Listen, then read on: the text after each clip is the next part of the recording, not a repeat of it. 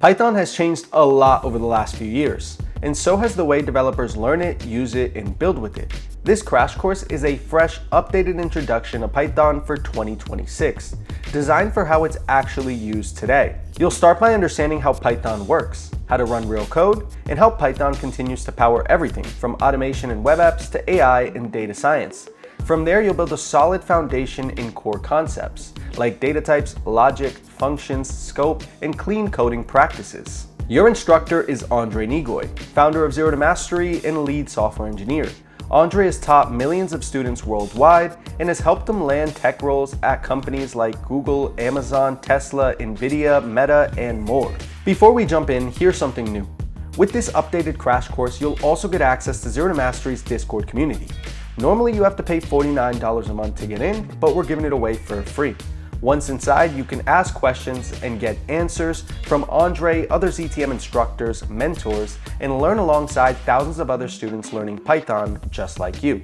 The invite link is in the description down below. All right, that's it from me. Let me hand it over to Andrei so you can start learning. Enjoy.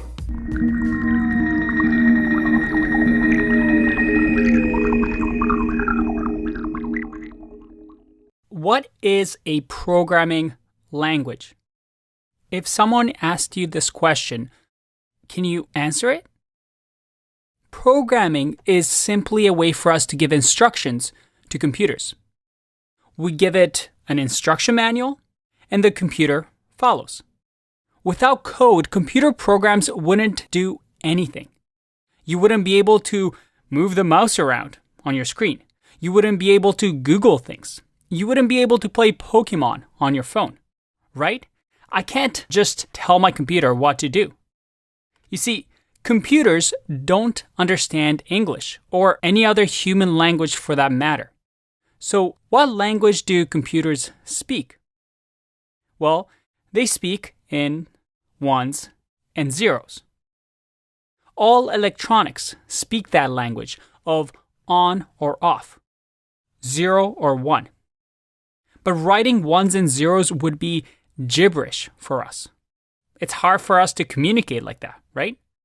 So humans have developed programming languages that are in between human language and machine language. That is, zeros and one. Some programming languages are lower level than others. That is, they're closer to machine language. And other programming languages are higher level than others. That is, they're closer to English or a human language. And there are lots of programming languages. You have languages like assembly that is really, really close to machine code. You have languages like Python and JavaScript that are really, really close to English. Okay, that's great. We have these pieces, but what are we missing here? I mean, if I want to find flights to Hawaii, how do we go from here to, well, having, let's say, a website show us a display of all our flights, telling the computer to show those flight information on our screen? What are we missing here? Well, we have these programming languages that we usually write on a file, such as Python, JavaScript, maybe even Java. And then we somehow need to get these files that we write into ones and zero so that our machines can understand. Well, we need a translator, right? We take our code that we write, what we call a source code, written in a programming languages, and we give that to a translator that can understand that language, but also understands machine language. And this translator just translates these files for us. So what is this translator? It's not really a person, right? I'm not giving my code to somebody and somebody's going to just start shouting at the computer. That would be quite silly. What is this translator? Ready to have your mind blown? Well, it's another program written by a human. It can either be an interpreter or a compiler. Now, Python usually uses an interpreter. Usually. And an interpreter, just like a translator, goes line by line through our code and executes our code on our machine. Compilers are a little bit different. They take your code all at once, reads the entire file all at once, and then translates that to machine code. So again, interpreter goes line by line, and each line executes an instruction. A compiler takes the entire file and turns it into machine code. Now, the differences between these two are a little complicated and beyond the scope of the course. And don't worry, we're going to come back to this topic. But I want you to just have this general picture that when we write code, whether it's Python, JavaScript, Java, C or C++, what we're doing is we're typing it in a language that is human readable. We're giving it to one of these translators, like an interpreter or a compiler, and these spit out code that are able to run on our machines. So to review, interpreters translate line by line and execute the line before going to the next line. Compilers translate all lines of a program to a file, usually called a binary, and execute the whole file at once. Now, in the next video, we're going to talk about this process a little bit more in detail, especially on how it works with Python. But why did I start with this? I mean, this is a complex topic. Most developers, especially if they're starting out, don't even know of this process. They just know that they write code and then it runs. So why did I teach this here? Because in order for us to be able to write Python code, well, I can't just write it anywhere, right? If you went right now to your computer, and let's say you opened up a text file like this one, and you started typing Python code, but for now we don't know Python. So let's just say I want to go search for Pokemon. Well, this might be code. We don't know if it is, but I can't just use this, right? I mean, this isn't really Python code, but how would my computer know what I'm talking about? In order for us to start writing Python, we need to download this translation service. And in the next video, I'm going to show you how to do that. I'll see you in that one. Bye-bye.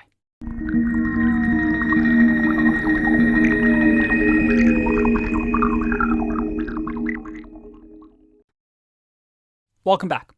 We just learned what a programming language is.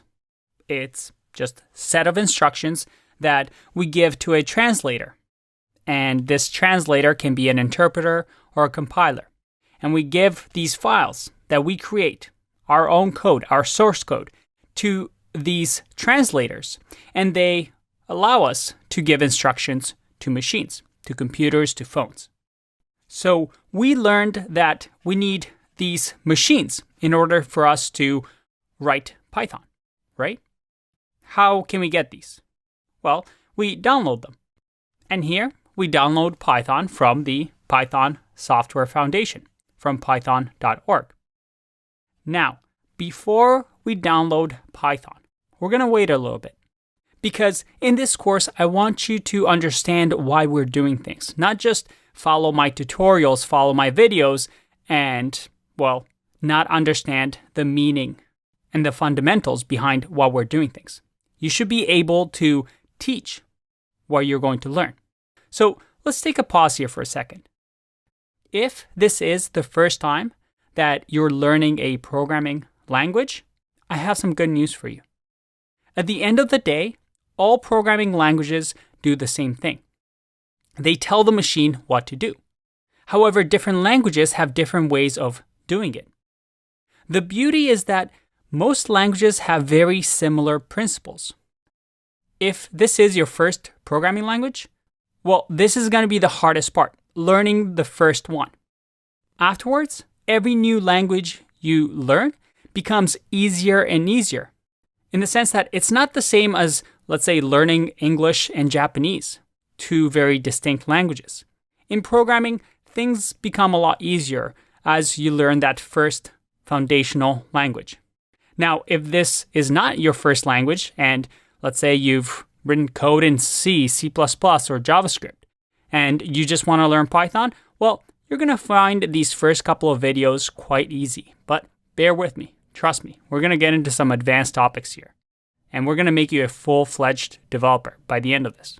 But let's go back to this topic at hand, this idea of downloading this translator. The thing is, when people refer to Python, the language, they're most likely talking about the implementation. That is, they're talking not about the language itself, because Python, the language, is just a specification. You can think of it as a document that somebody wrote that says, hey, when I write the words DEF, that means something in Python. And when I write something like print, that means something in Python. But the translation machines, well, we can have tons of them. Different interpreters, different compilers. For example, python.org, when you click download here, you're actually downloading this, the C Python, because it's written in the C programming language. This is what you're downloading. It's a program written in C to read your Python file and, well, run it on a machine.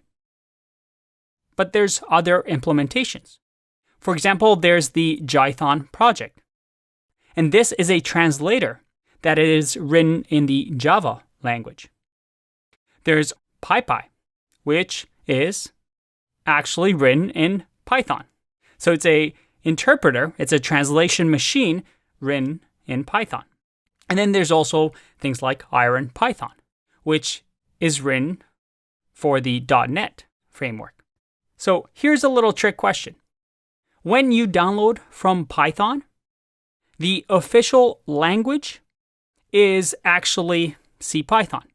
You're downloading this interpreter that follows the Python specification. But at the end of the day, it's a machine built by somebody. But these machines can, well, come in many forms.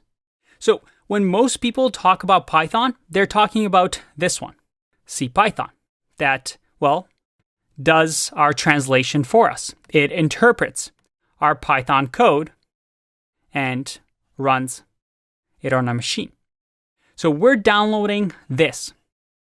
And if you want to really get into details as to what we're downloading, well, we're downloading a machine that takes our Python code, which, don't worry, we're going to write, and it goes through the interpreter, which we download using CPython. And this CPython is going to create something called a bytecode. For example, this bytecode prints hello world on our screen. Now, this might look like gibberish to you. And even for me, I don't know bytecode. This looks pretty, well, confusing, just for printing hello world to the screen. Well, the interpreter does that automatically for us. We don't see it. It's behind the scene. Now, once it creates a bytecode that is closer to machine code, it then uses the CPython virtual machine. Again, just something that runs this code, and then this code gets run on our machine. Now, you're never ever going to be asked this question in an interview. I mean, maybe. And most developers don't know this. But I want you to use this as a reference. That when we write Python code throughout the rest of this course, this is what's happening. We're writing Python. It gets interpreted line by line and formed into what we call bytecode. And this bytecode gets run on the CPython virtual machine, which runs on our computers, our phones, our laptops. And when we're downloading from python.org, we're downloading these two pieces so that once we have them downloaded, we can run Python. All right, that was a tough one. And I mean, we just got started. I hope your brain isn't exploding. Again, this is something for you to use as a reference. But you know what? I think it's time for us to learn how to actually run Python code. And don't worry, we are getting there. We are going to write our first Python program very soon. I'll see you in the next one. Bye-bye.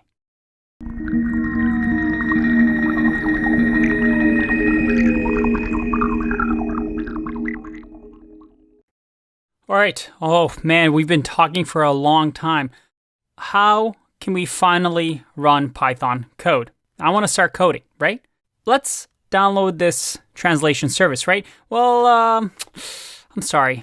Actually, this is something we're going to do later on in the course. And I know what you're thinking. WTF, Andrei. But what is this? Kindergarten?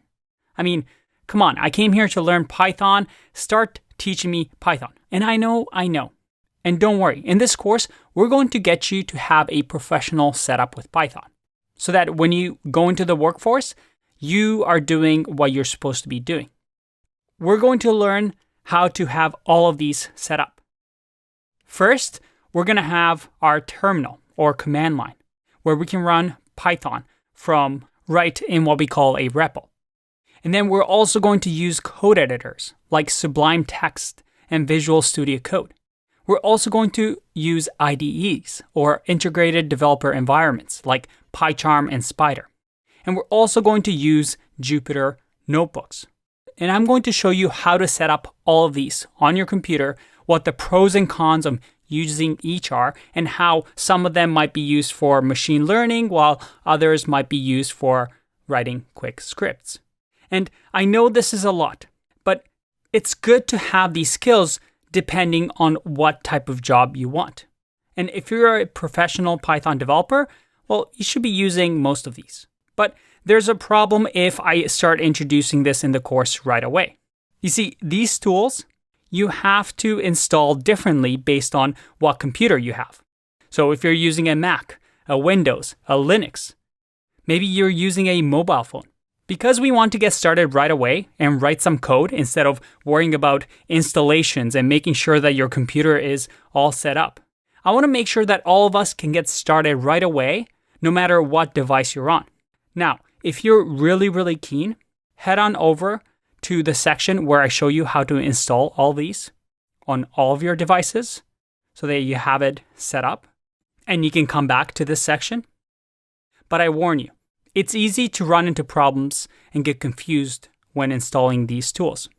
So I recommend sticking with what I'm about to show you, and I promise we will get you this professional setup. No other course is going to teach you all these things. But before I dive into these, we need to learn, well, we need to be able to just have fun and write some code.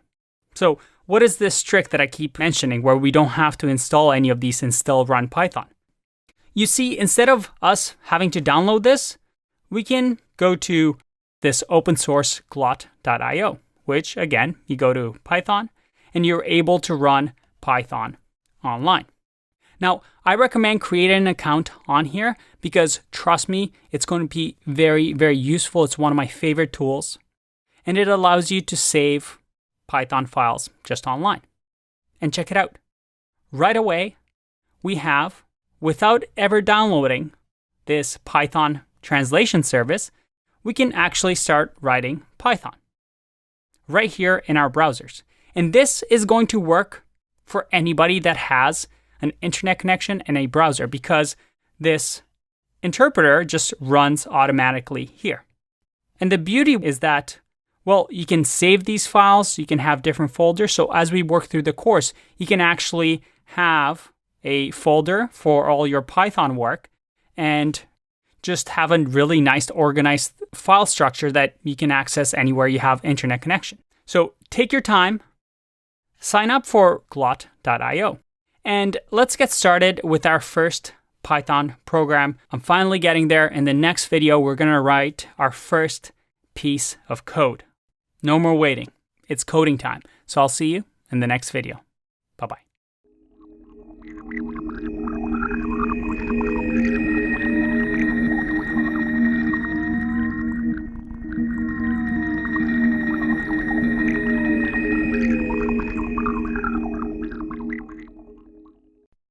Hey, you're still sticking around. That's good. I didn't bore you with all my talking, but yes, in this video, finally, we're going to write some Python code. Holy moly, thank God, I thought that was going to last forever. All right, so what is our first program going to do? Well, let's create a very simple function. And probably the first thing any programmer learns to do, to print our own name. So in here, once you have your REPL.it set up, or remember, you can also use glot.io, we're simply going to write print. And then you see over here that it gives us some information, but all we want to do is write brackets, a quote. So you can do double quotes here or a single quote, and just type your name. And if we click run, on the right side, we've just written our very first Python program. Very exciting. But what's happening here? Well, let's look at everything. First of all, we see that we have a main.py, which is the Python extension. Any file that has a .py or py is a Python file. So what we've just written here on line 1 is a program that prints, in this case, Andrei Neagoie, or in your case, your own name, and we've written it to this file. Now, REPL.it takes this file, already has this interpreter for us. It runs this piece of code, gives this source code of main.py to the interpreter, and runs it right here on our right side. If you look over here, we're using Python version 3.6.1. And down below, we see that, we have Andrei Neagoie printed. That's awesome. So this is our code running. Remember this diagram. All we've done is we have our main.py, where we wrote print Andrei Neagoie. We gave it to the interpreter that the REPL already provides for us. That interpreter takes our code, converts it into bytecode, and here it'll say Andrei Neagoie, and then it runs it in the CPython VM, which was on the right side that we saw. And it finally prints our name because it tells the machine, hey, we want that text printed. So that's what we're seeing here. This is the CPython virtual machine essentially running this code and telling this machine, hey, I want you to print this. All right, but this isn't very exciting. I mean, let's make this program a little bit more dynamic. For our first program, we want to do something more impressive than just print name. So I'm going to teach you another thing we can do in Python, and it's called input. Now in here, I can say input, and you see that REPL actually gives me some information saying that, I have this. You can just click here. And this input over here, well, what can we do? This input is going to prompt a user, and if I hover over it, you can see how it's giving me some information. But input simply gives us a way to capture information. So let's say, what is your name? And if I run this code, we see that we have our Python code running, and it's asking me, what is my name with this cursor here? So I can actually type something here. I can say, Andrei. And if I hit enter, well, there you go. I've just typed in my own name. Nothing that exciting, right? But this is where code becomes interesting, because we can store this information on our computer. So again, these are things that we're going to go over in detail in our basics Python section. But just to write our first code, let's assign this to memory. That is, let's say that name equals whatever is the input of what is your name. And then finally, we can just print the name. So remember, the interpreter is going to take this first line. It's going to ask, what is your name? I'm going to type something. That typed information is going to get assigned to name. And then finally, we print name. Remember, an interpreter takes line by line, converts code to bytecode, and then finally runs it. So let's give this a try. I'm going to click run. All right, what's your name? My name is Andrei. Did you see that? I typed in my name, hit enter, and then it printed out Andrei.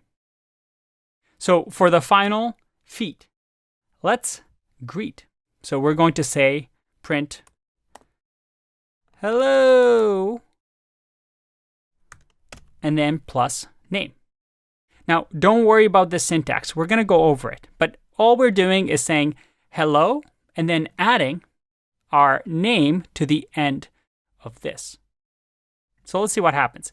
If I run this and say, what is your name? My name is Andrei. And I hit enter. I get hello, Andrei, but no spaces. So let's add a little space. Hit run again. For the fourth time, my name's Andrei. And it says, hello, Andrei. There it is, our first Python program.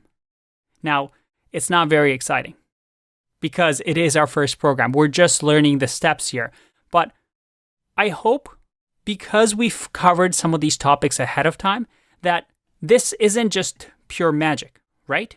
You understand that this is source code. This is main.py that we give to an interpreter that runs our code line by line and then executes our program. In this case, our what is your name program. How cool is that? This is just the beginning. We're going to get more and more advanced here. See if you can play around with this. We don't know that much about Python yet, but I hope this gets you excited because, well, there's a lot more coding coming along. I'll see you in the next one. Bye-bye.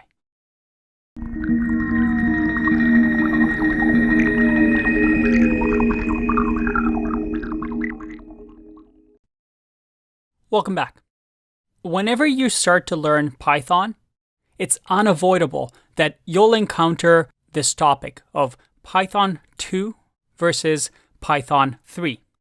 So, what is this all about? And it's a very important topic. Now, first of all, Python is created by a human, right? As a matter of fact, it was created by this person right here. His name is Guido. Now, a programming language is always evolving. It's not like somebody creates a programming language, it's perfect, and that's it. No, all programming languages are constantly being updated.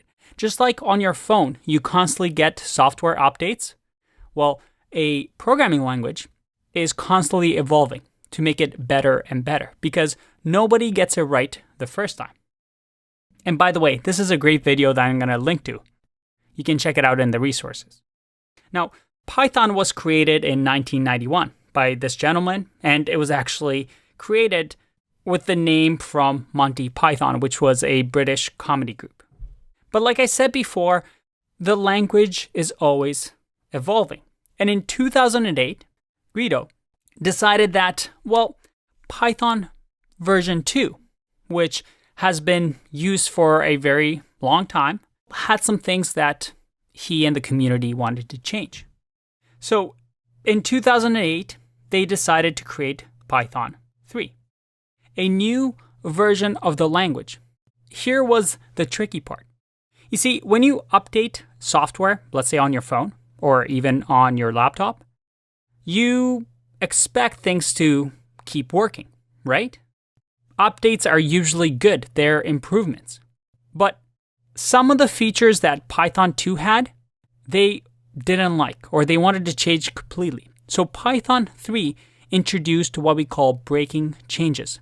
That is, if you updated to Python 3, remember the Python interpreter, the C Python translator that we've been talking about? Well, as soon as you updated that, your Python 2 code wasn't really going to work. It's like updating your phone and then all of a sudden all your apps stop working. That doesn't sound very good, does it? That's pretty much what happened in 2008. Most companies that wrote their code in Python version 2 just kept Python version 2 because, well, for them to upgrade meant that they had to go through their code line by line and make some changes. Now, these changes weren't that significant. For example, I'll link to some resources, but don't worry, these are topics that we're going to cover throughout the course. But different things wouldn't work. For example, the print function, which we've learned about, in Python 2, it didn't have the brackets. It looked like this. And Python 3 used the brackets. So all the code that had print like this would break. Now, the differences themselves aren't that big. I mean, you can read through them and we'll talk about this in the course, but overall, you can learn them in a day. That's why when we learn Python, most of the time we're learning Python 3, but you can use the same knowledge with the older version of Python. Now, you may see some Python version 2 code out there for companies that haven't upgraded, but it's now what we call legacy. That is, come 2020, it's going to stop receiving security updates. So the community, Python community as a whole, is saying, hey, everybody start using Python 3 because we're going to stop maintaining Python 2. So we're going to learn the most up-to-date version 3 in this course, but we're also going to touch on some older topics that Python 2 covers, just in case you encounter them when you work for a company that perhaps still supports legacy code. But as I mentioned, the whole community as a whole is moving towards Python 3. This website, for example, shows you how many big packages, popular Python packages, which we'll talk about, support Python 3. In our case, there's only 4 popular packages that don't support Python 3. So what I'm saying is Python 3 is the way to go. It's the way of the future. That's what we're going to learn in the course, but I want you to be aware of the historical context. And one thing to be careful of when in this course you're searching for answers, or maybe I have some exercises that require you to Google things. For example, if we go to the Python documentation, which is the reference of what the programming language does, you'll see that you can choose the versions here. And you always want to go with the latest, but you might find some answers online that still use Python version 2. So you want to make sure that when you're searching for answers, that you don't encounter any legacy code. Like I said, 95% of the time, it's mostly the same, but you usually want to keep current with the language. It has the most community support, most up-to-date, most secure language. So, just a quick note about Python 3 versus Python 2. When you hear the word Python, people are generally just talking about both Python 3 and Python 2. And if you remember, in our REPL, when we created our first program, you see that you're using Python version 3.6. This is the default standard version that REPL comes with. So right away, we know that we're using Python 3. Awesome. It's up to date. It's new. The whole community is behind it. Well, most of the community is behind it. So we're all good to go. I'll see you in the next video. Bye-bye.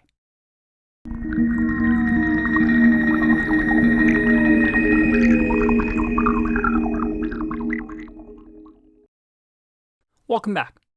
I wanted to answer this question that I get a lot of, even from professional developers that have been in the field for years. So I want to tackle this question really quickly right now. Why are there so many programming languages? Why can't we just have one language that does everything and everybody's happy and we don't have to worry about learning so many programming languages? And here's the thing. In your career, you don't need to know 5, 10, 8 languages. No, you can be a really successful developer, programmer, with just one language, just finding that speciality of yours. And programming languages like Python, Java, and JavaScript offer a lot of opportunities where you don't need to learn another language. But why are there so many languages? If we go to Wikipedia, these are the list of programming languages. And if you're looking through here, you should be intimidated because there's no way in your lifetime you're going to learn all of these. And, well, you won't. Most likely, you're going to learn 1, 2, maybe 3 languages in your entire lifespan or career as a programmer. And different programming languages are good for different things. Just like we have different tools to, let's say, build a house. You can't just build a house with a hammer. You need different tools that are good at different things to assemble what you want. So it's impossible to build one ultimate language when we have so many applications, so many mobile phones, so many computers, so many devices like cameras. So you have low-level languages that we've talked about, like assembly code or C. And then we have higher-level languages like Python and JavaScript. Now, here's the thing. Python is usually slower than languages like C++ or C# or even Java. And we don't need to get into technical details here, but I do want to tell you about a trade-off.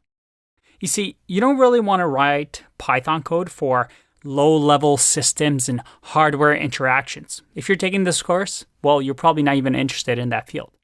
You see, Python, although slower than some languages, is good at one thing and does this really, really well. That is developer productivity. Because Python is so easy to learn, or at least is very similar to the English language, it's become really, really popular for developers to be productive and write code really, really fast and less lines than something like C. So a print hello world, for example, in Python would take, well, just one line. But all languages have their different strength. For example, if you want to build an app on Android or an iOS device, well, you're not really going to use Python. But if you want to do machine learning, maybe you want to build a web server, maybe you want to do data visualizations, build scripts that process thousands of Excel files. Well, in that case, you're going to use Python. And we're going to cover what different things you can do with Python and what Python is really, really good at in this course as we explore different projects later on. But keep that in mind. The reason there's so many programming languages is that every programming language excels at some things and, well, doesn't do so well at others. It's all about trade-off. There is no ultimate language. And if a programmer tells you, hey, my language is the best language, they're probably junior developers that don't know what they're talking about. Everything is a pro and con. Everything has a trade-off. And as programmers, what really good senior programmers do is being able to detect what these pros and cons are and what tool to use for a specific problem. Something that throughout this course, I'm going to try and teach. I'll see you in the next one. Bye-bye.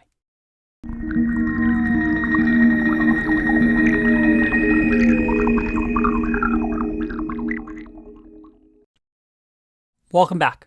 Let's do our first exercise. And this exercise is going to be really easy for you to skip, but I do recommend that you actually do it. I know it's not coding, but it's important because you'll learn that teaching somebody a topic actually helps you learn. So this is the exercise.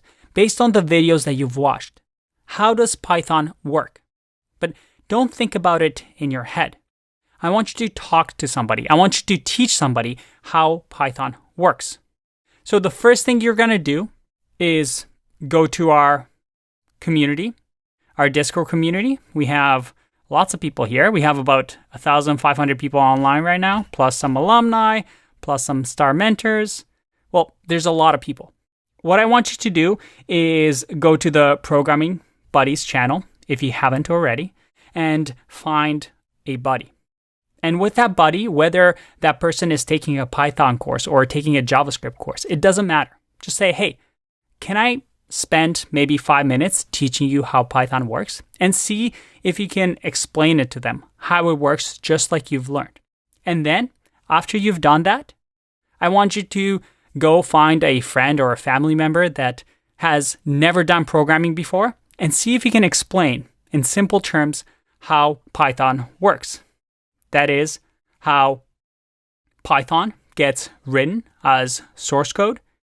We use this translation service called an interpreter to run this code and then, well, spit out some instruction for our machines. I kind of gave away the answer, but you know what I mean. I want you to practice teaching somebody this, because by understanding these fundamentals, it's going to help you learn more and more and understand how things work underneath the hood as we get more and more advanced. All right. First little exercise. It shouldn't be too hard. I'll see you in the next video. Bye-bye.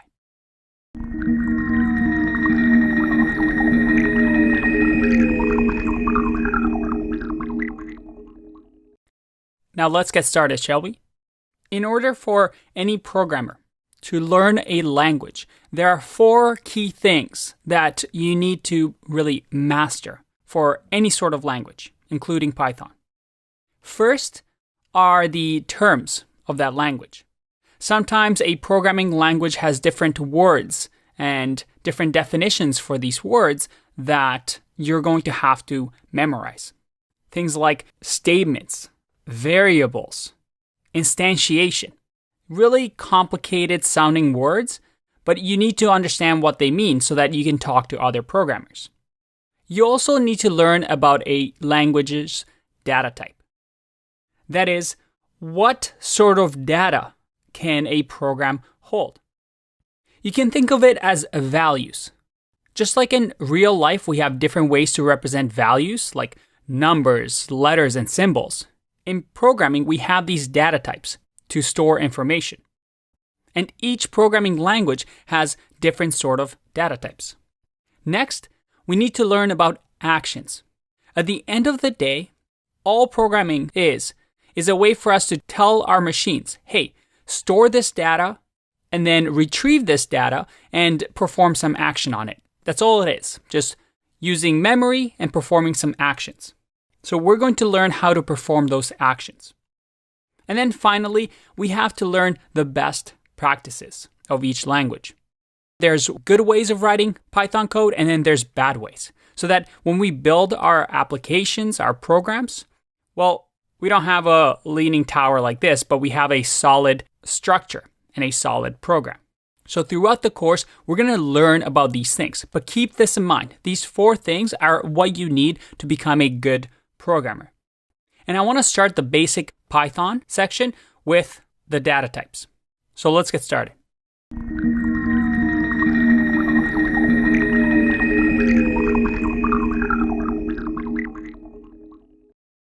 Let's learn about the Python data types, all the options we have in Python. Now we're back to our REPL.it, so we can write some Python code. We see over here that we're using Python version 3.6. That's great. Let's minimize this and start writing our first Python code. Now, we're going to talk about data types. And Python has several available to us. Now, I'm going to list them out for you, and then we're going to talk about each one individually. First, we have something called int. And you see right away when I type, I have the REPL already give me hint, and it's highlighting it. If I hover over it, it shows me that int stands for integer. We also have something called float. We have bool, which stands for boolean. We have str, which stands for string. List, tuple, set, and dict. Now, what are these? These are data types, right? A data type is a value in Python. So you can think of it as exactly that, values. So int would represent all numbers, for example. String will represent all letters, for example. And a program is simply instructions that tell a computer what to do. And what does that mean? It's all about storing information, or a data type, and modifying that information. We're taking actions on these data types. So the 2 crucial steps when learning a programming language is that, well, we have these data types that we need to understand that exist in a language, and then we need to learn how we can manipulate the data, create, store, read, change, remove this data from the machine. Now, these data types are called the fundamental data types in Python. They are the core to the language. Now, after the fundamental data types, we also have something called classes. So beyond these data types, we can actually create our own using something called classes. So these will be custom types. Again, something that we'll learn about. So I can create a class that I can name whatever I want. For example, supercar.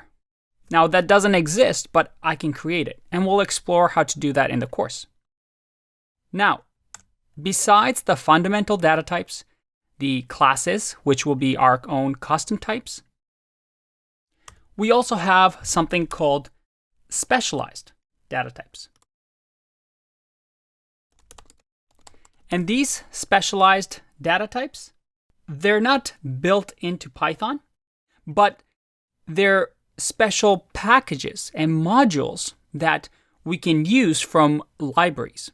Now, again, this is a topic that we'll cover later, but these are, you can think of it as extra boosts. Whenever we don't have a data type that we want in the standard Python package, and maybe we don't want to create our own custom types, there are specialized data types that we can use from what we call modules. So you can think of it as extensions that we can add to the language. Again, something that we'll talk about later on in the course. And then finally, there's another type that is a little special called none. And none, as you can see, it's being highlighted, which means it means something in the language.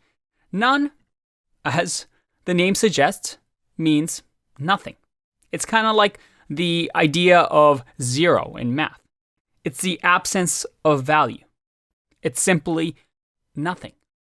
And you'll see why this is important in programming later on.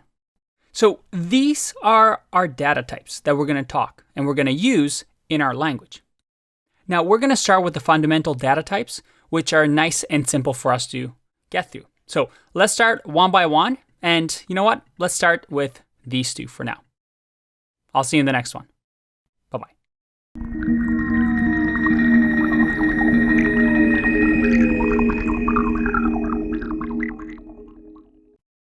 Welcome back. Let's talk about our first data type. And you know what? Let's do two at the same time. We have int and floats. Int stands for integer, as you can see here, and float stands for a floating point number. Let's explore that. First, let's start off with integer. An integer is, well, a number. 3 or 4 or 5, these are all integers. In a programming language, you can use integers to do mathematical operations. For example, 2 plus 4. If I run this, well, nothing gets printed because, again, we have to perform some action on these data types. And one action that we've learned so far is this idea of printing. And we print something by calling the print keyword with the brackets. So the brackets is almost like saying, hey, perform this action on these data types. And if we run this, we get 6 right here. Awesome. So not only are we using print, but we're also using the plus sign to perform an action to add the two data types together. And as you can imagine, we can do most mathematical operations, the basic ones. We can do negative. We can do, let's say, 2 times 4. And then we can also do 2 divided by 4. And if I click run here, all right, it looks like everything is working. We've added, we've subtracted, we've multiplied, and then we've also divided. Now here's the interesting part. Up until now, we've used what we call integers. That is, these are whole numbers. There's no decimal places, they're just, well, integers. And a neat trick that I can do here is I can actually say, hey, what's the type of 2 plus 4? If I click run here, all right, let's decipher what just happened. I've taught you another action that we can perform, which is something called type, which tells us, hey, what data type is this? And just like in math, we go bracket by bracket. So the first part, Python says, hey, what's 2 plus 4? Well, that's going to be 6. And it's going to say, hey, what's the type of 6? Well, the type of 6, that's an integer. So it's going to say class int. We don't have to worry about the class keyword for now. That's something that we'll talk about later. But we see here that we're using int for integer. And then finally, after this gets evaluated by Python, we print out whatever this does, which is class int. Now, check this out. Let's do the same for all these ones as well. So we're going to say type here, and then type here. And if this syntax is intimidating, don't worry. This is something that you get used to. If this is your first programming language, it is not going to be easy because, well, if it was easy, then everybody would be doing it. So hang in there. Trust me, as you practice more, this is going to start making more and more sense. Now, before I click run, what do you think the output of each one of these lines are? Ready? Give it a guess, and let's click run. All right, we got int for 6. We have -2 here, which is also an integer. We have 8 here, which again is also an integer. But then we have float, because 2 divided by 4 is 0.5. What is that? Well, remember, we are talking about 2 data types here. We're talking about int and float. And float is what we call a floating point number. A floating point number is simply a number with a decimal point. In our case, this is 0.5. So it's a floating point number. So if we write a number, let's say we'll do print type, and then I'll say 0.00001. What do you think we'll get? Well, we would get a float. If I do 5.0001, again, we'll get a float. What about the number 0? If I click run, I get an int because, well, there's no decimal points. Why do we need to make this distinction in programming, and specifically in Python? Well, it's because a float takes up actually a lot more space in memory than an integer, right? Because remember, this number, the number 6, this needs to get stored in memory on our machine. And remember that machines don't really understand this. They understand zeros and 1. And they store this number in something called a binary, or binary numbers, which is zeros and 1s. Now, the problem is when you have decimal places like 0. Or let's do 10.56, it's hard to represent that in a binary number, zeros and 1s, because of this point. So a floating point number essentially stores these numbers in 2 different locations, one for the 10 and one for 56. Now, we don't need to get technical here, but that's the idea. The idea is that we need more memory to store a number like this than a number like this.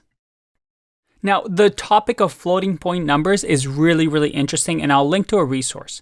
But the best way to learn more about floating points, again, it's not super important that you know the technical details. But if you go to floating point number Python, again, you want to make sure that you go to the documentation for version 3. and you can actually learn about floating point arithmetic. And these official documentation by Python are always a good tool for you to use whenever you get confused about something or you want to get a little bit more extra detail.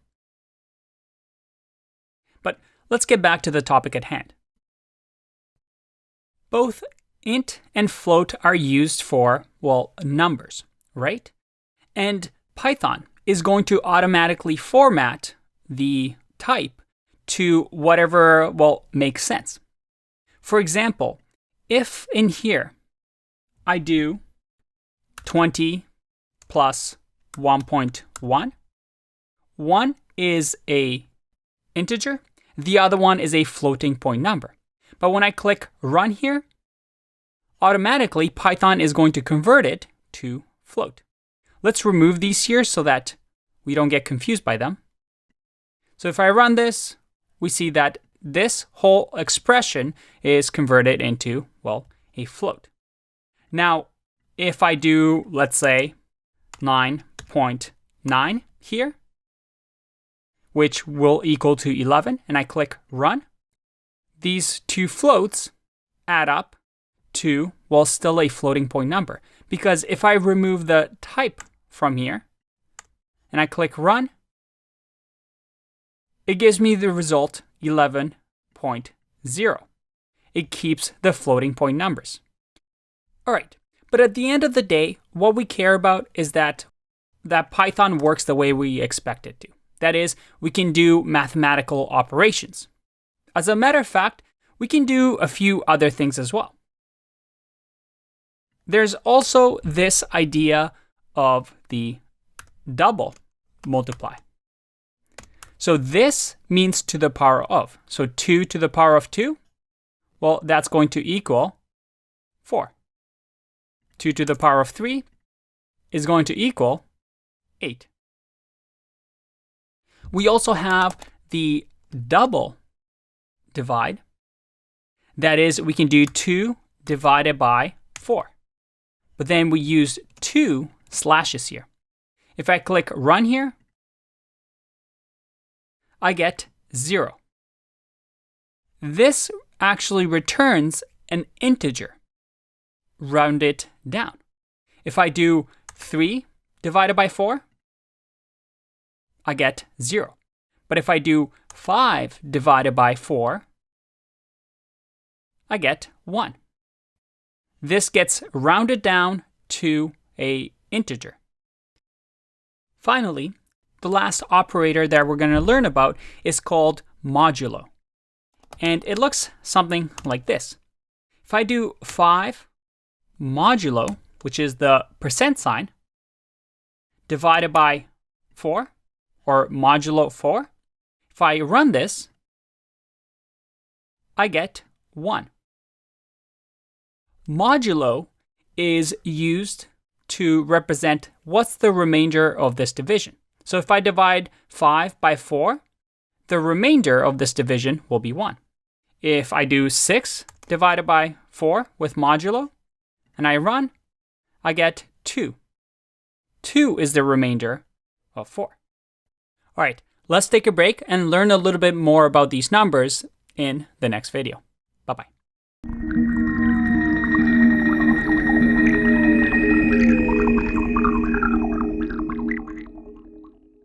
Welcome back. Let's continue our understanding of int and float. We talked about the idea of these two data types and how we can use operations on them that we're familiar with from math class, plus a few ones that maybe we haven't seen before, such as modulo or the double slash, or the double multiply for the power of. Now, this is really cool because we can get our computers to do, well, math for us, like a calculator, right? But a programming language also provides for us different actions that we can perform. Now, besides these ones, we also learned that there's a type action that we can take, there's a print action that we can take, but there's also specific math type functions that int and float are able to use that are built into Python. Now, these are called, well, math functions. And functions, something we'll talk about later on, are these actions that we've been talking about. Remember our diagram here? We're starting to learn about the data types and the actions that we can perform on them. Now, in most programming languages, these actions are called functions. And we have a whole section on them. But for now, there's some functions that we can use. So this is a print function, this is a type function. But there's specific math functions, such as round. And you see right away when I type, REPL is a tool like an IDE that hints and tells us what we can add. So it says round and give me a number and maybe an digit. But let's just worry about the first one for now. So round, if I do 3.1 and I round here, I get 2. Well, that's not right? That's actually the result from up here, because we need to also tell it to perform with a function of print, hey, print to the screen whatever the result of this is. And just to make things easier to see, I'm going to comment this out. So I'm just selecting everything and then pressing Command/, or if you're on Windows, Control/. If I click Run, I get 3 because I'm rounding down the number. So let's say if it was 3.9, I click and I get 4. Again, I'm rounding the number. Another math function that's built into Python is something called ABS. And you see right away that I get ABS here. And ABS returns the absolute value of the argument. And again, for those that aren't too familiar with math, an absolute value simply means, well, no negative numbers. So an absolute value of -20 is 20. And now, because we know about math functions, I can start Googling, right? I can say, hey, I'm a Python programmer and I want to learn about math functions. Well, I can go Python 3 math functions. And look at that. Right away, Google tells me that there's a ton that we can use. You don't have to memorize all of these. As a matter of fact, some of these I've never ever used in my programming career. But it's good to know that they have these tools available to you. And as a programmer, this is something that you'll have to get used to. The idea that you won't actually memorize every single action that we can take for each data type. Because some of these are very rarely used. Some of them you'll never use in your career. The key is to understand how to Google them and how to find them. And throughout this course, I will show you the important ones that you're going to see over and over and over. But as a way for you to develop as a programmer, at least you know that this is how you look for answers and find out that, hey, there's different math functions that we can use with numbers. All right, let's take a break and continue in the next video. Bye-bye.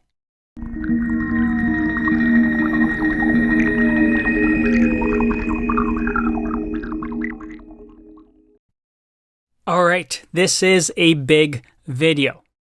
Now, these videos are going to be sprinkled throughout the course. They're developer fundamentals video. These are the topics that are going to be super short, but important, because as a beginner, it's hard to learn these things because you don't know what you don't know. So what I'm going to try and do in these developer fundamentals is tell you, well, how to avoid the mistakes that I made when I got started. And what a lot of people do when they get started. That is, they don't have a clear path and don't understand what the most efficient way to do things is.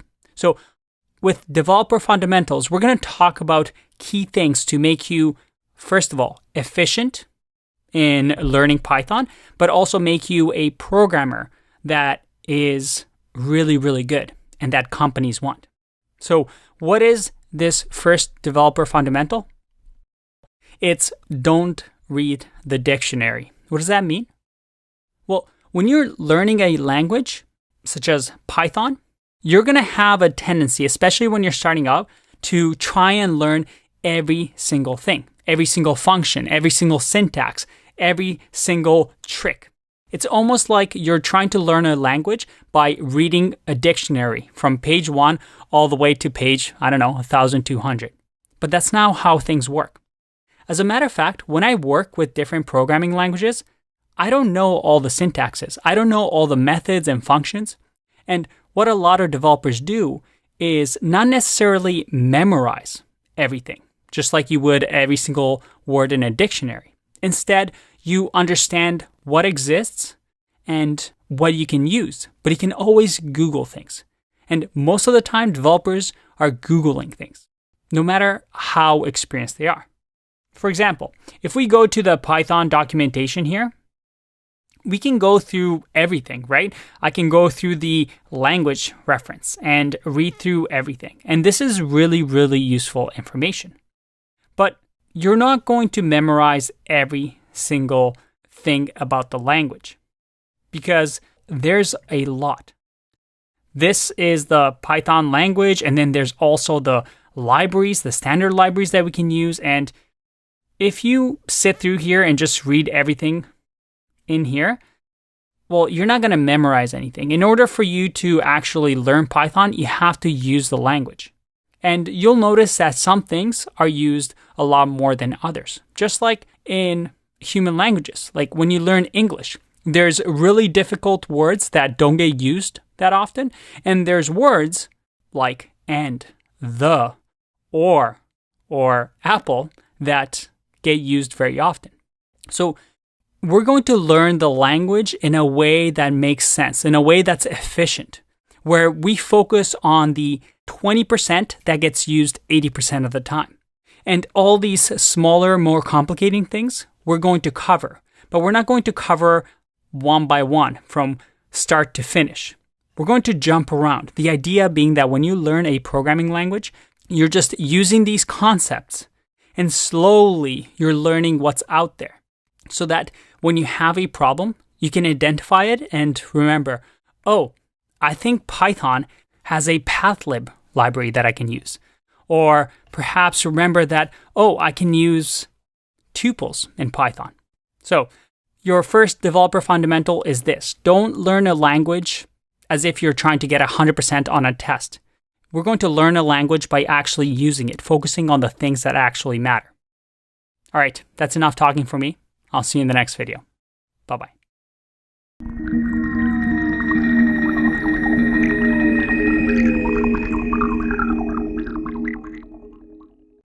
Welcome back.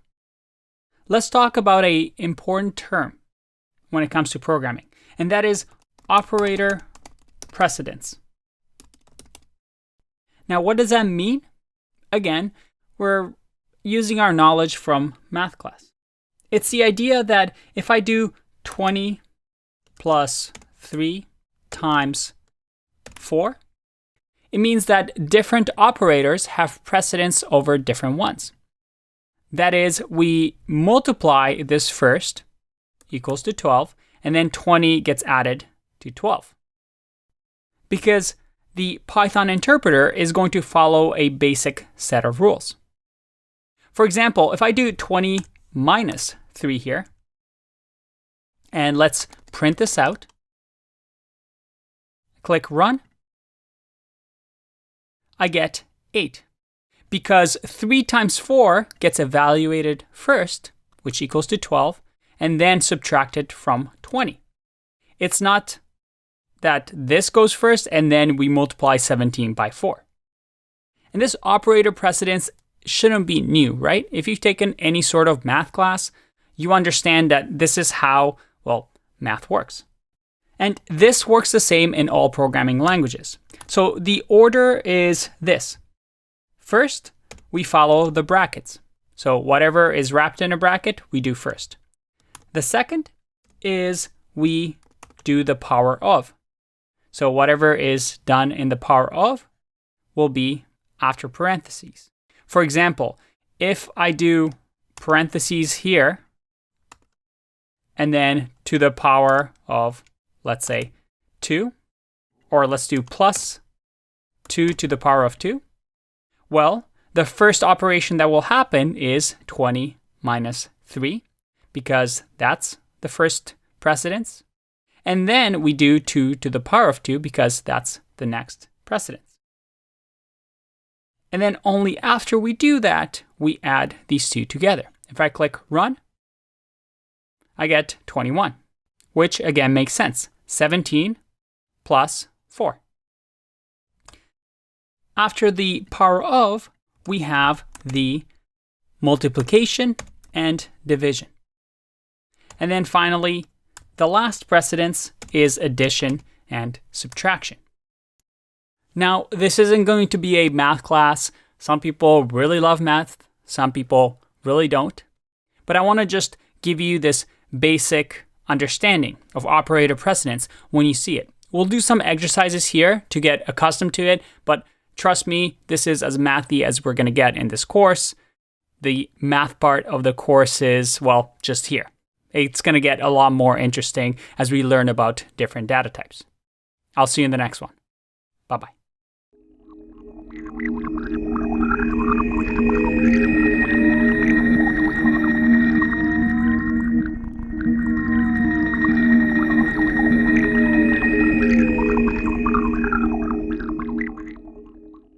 Welcome back.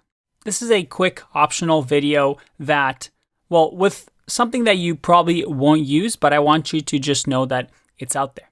And that is, there's actually an extra data type that I didn't talk about, and it's called complex. And as the name suggests, it's pretty complex. However, a complex number, again, is a number that is a third type. Instead of int and float, we also have this type for numbers. Now, the reason I'm not really teaching complex is that you only use this if you're doing something really, really complex math. Most of the time, you'll never use it. I personally have never used it, but it is good to know that it exists. It's the equivalent to a real number, and you can read about complex numbers if you want. But again, that's something that you don't need to worry 99.9% of the time. Another thing I want to talk to you about is this idea that these integers and floats get stored, such as 5, in memory as binary. That is, as binary numbers, ones and zeros. And there's actually an action or function that we can use in Python called bin for binary. And you can see that a bin returns the binary representation of an integer. So it's going to return whatever the binary version of 5 is. If I click run here, well, I have to print, remember. So let's print and click run, and I get the binary representation. Now, instead of all zeros and ones, there's also this idea of b. And that is what Python uses underneath the hood to say, hey, when I see this number with 0b, that's a binary number. But if I Google binary number 5, I see that the binary number for 5 is 101, which, again, that's what we see here. So that's really cool, really interesting just to know that it exists. By the way, just for fun, let's say that we want to return this into a decimal. Let's say we're the computer and we just retrieve this binary number. I can do int and then wrap this like this in single or double quotes. And then with the int, I can also say, hey, I want this return to a number that is base 10, which is what us humans use. So if I actually do print here and click run, well, actually we have to do base 2 here, right? Because what we're saying is, hey, this number is base 2 and convert it to integer. And base 2 number is, well, zeros and 1. It's a binary number. So if I click run here, look at that. I get 5. So in your head, you can think of it this way. When we store a number like 5, an integer like 5, when a computer retrieves that number, let's say we're doing some addition, well, it's going to grab this from memory. It's going to say, well, this is a binary number, and I'm going to convert it into integer. Very, very cool. Now, The reason I taught this here, you won't see this a lot in beginner courses, and especially so early in the course, but I think it's an important principle, although you might not get tested on this ever. For you to just understand how things are working underneath the hood, I believe is an important thing for you to do in order to become a great developer. So hopefully this doesn't confuse you too much. I'll see you in the next video. Bye-bye.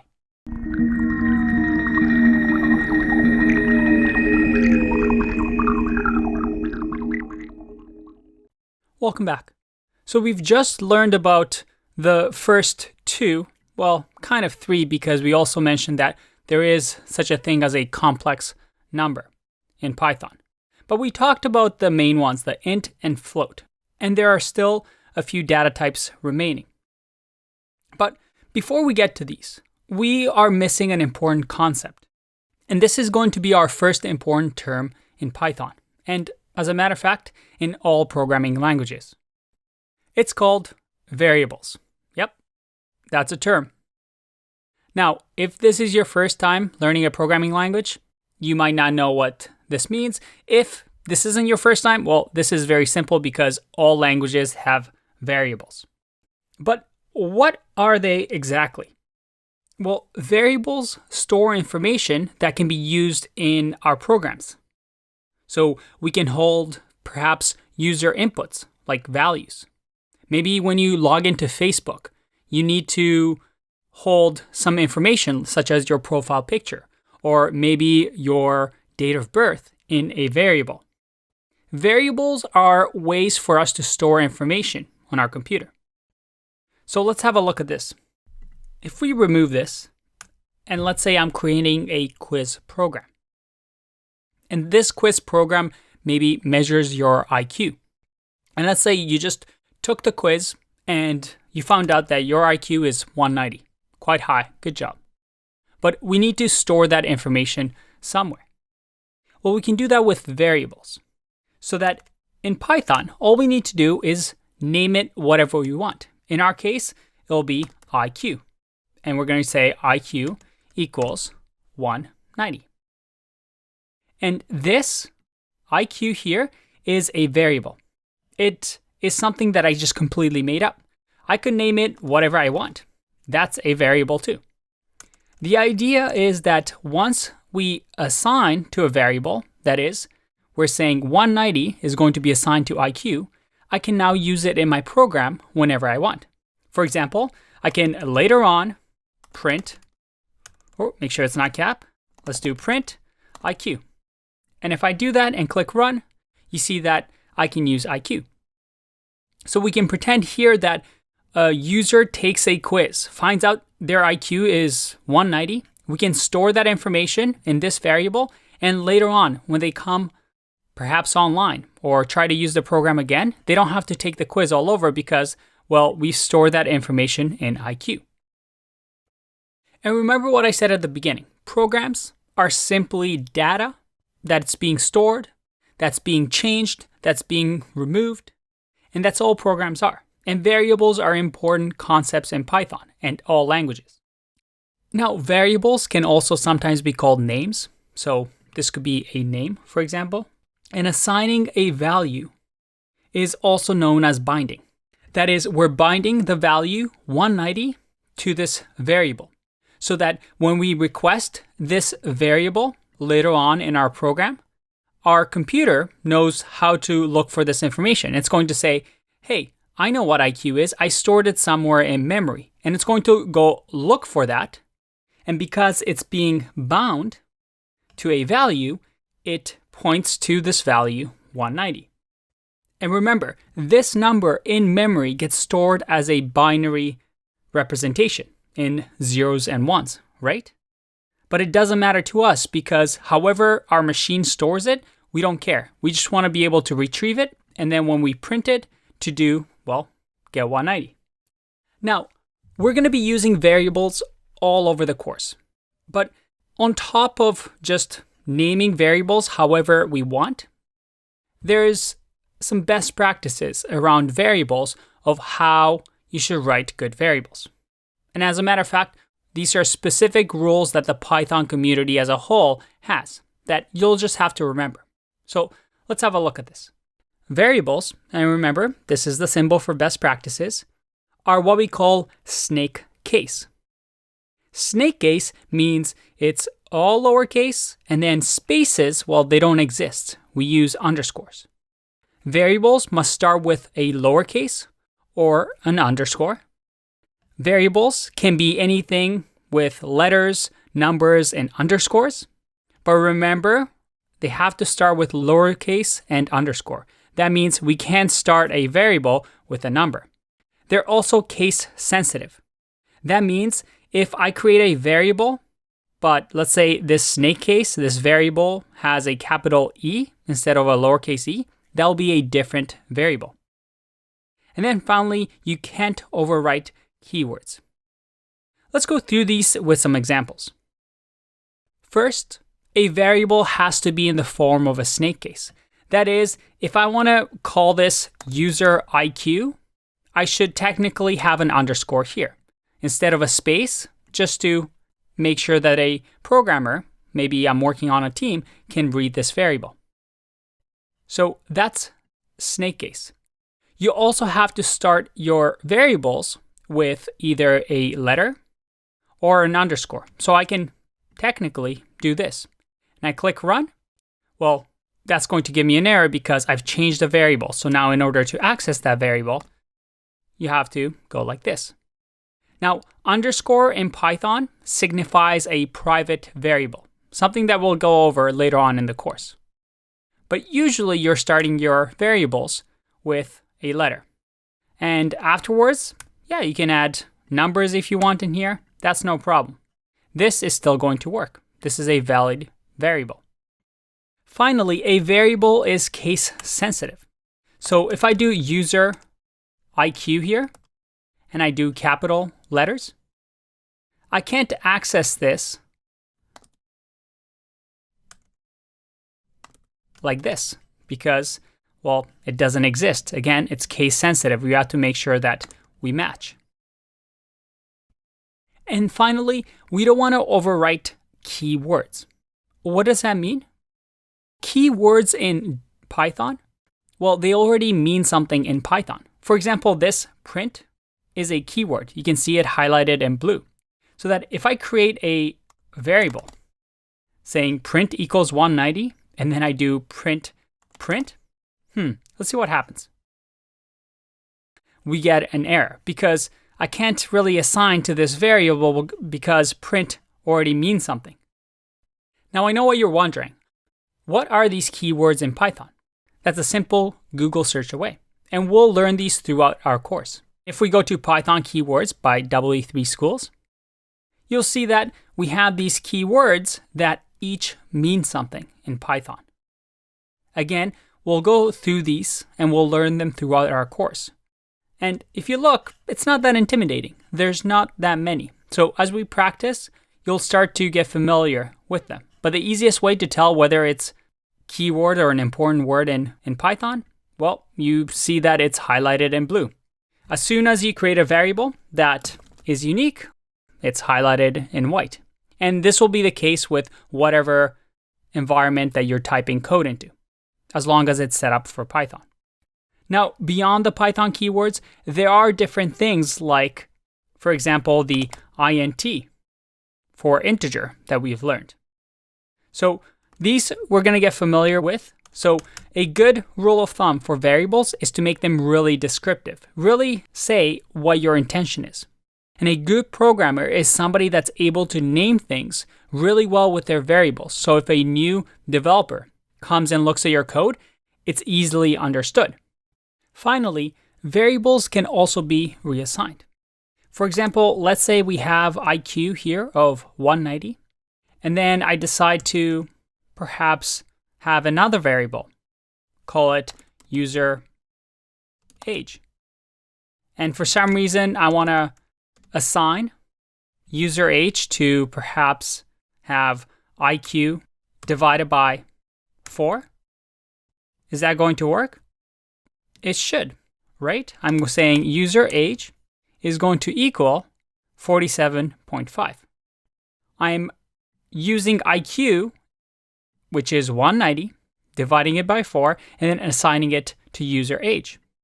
I can maybe assign this to another variable called user age or called A. And once again, I run this and it's printing the same thing. So you can use variables to store that information and use it whenever you want. You can use it in operations, you can use it to reassign it, whatever your program needs. Now, later on in the course, we're going to learn about classes, and classes actually have a different convention than this, but we'll get to that later on. For now though, I want to mention two small gotchas with variables that you should be careful with. For example, there's an idea of constants. And constants are those things that never change in a program. For example, if we wanted to create a constant, such as the value of pi, let's say for now it's 3.14, we can have it all in capitals. And that's going to tell other programmers that, hey, this is a constant. This number is not meant to change. I mean, we could change it if we want. There you go. I just made pi equal to 0. So it was stored as 3.14 in memory, but then we overrode it and reassigned it the value of 0. You can still do that, but a good convention is that if you see this, that means this number or this value should never be changed. Another type of variable that you're going to see, and this is something we'll see later on in the course, are it doesn't look like I just did double underscores here, but it's 2 underscores. And we call these dunder. And as you can see here, we have some dunder variables that Python has. Now, we'll learn more about these later on, but the idea here is that these are meant to be left alone. You should not touch them. You shouldn't create a variable with 2 underscores like this and call it hi and assign it a value. I mean, you still can, however, this is generally not good practice. So you want to be careful with that. But the one thing that I really want you to take away from this is that variables are really important concepts in programming. Naming variables is one of the most important skills you have as a programmer. I know it sounds silly, but there's so many times that I read code that is so hard to understand simply because a programmer is not descriptive enough. So throughout the course, we're going to learn how to name things well so that our code reads like English. And that's the whole point of writing good code. The point of writing good code is that it's readable and understandable by other programmers. By the way, to finish off, I just want to show you one quick trick. There's also a way that you might see in some code bases that uses something like this. Equals 1, 2, 3. And this simply is a way for us to rapidly assign values to variables multiple times. So for example, if I do print A, then print B, then print C, and I run this, you see that I get 1, 2, 3. We assign value of 1 to A, value of 2 to B, and value of 3 to C. Just a quick shorthand way that you might encounter. All right, let's take a break, and I'll see you in the next one.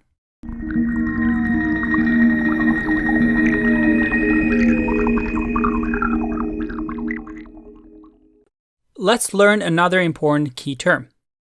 Well, 2 for that matter. One is expressions, and the other one is statements.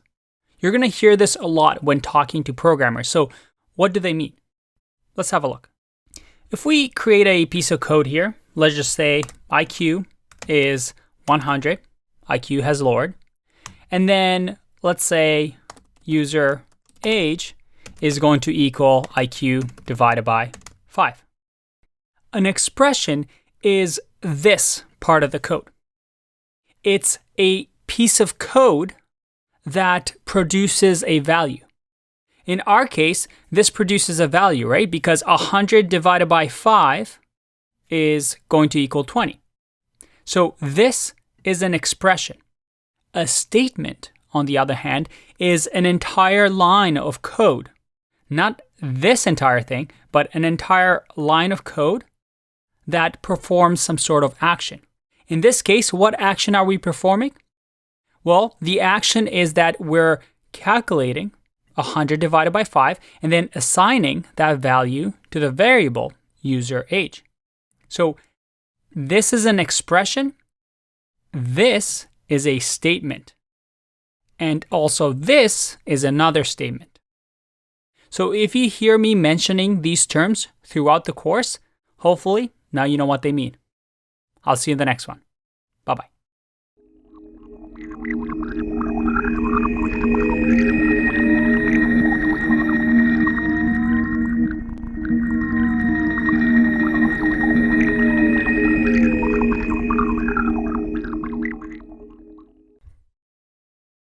Welcome back. I want to quickly talk about something called Augmented Assignment Operator.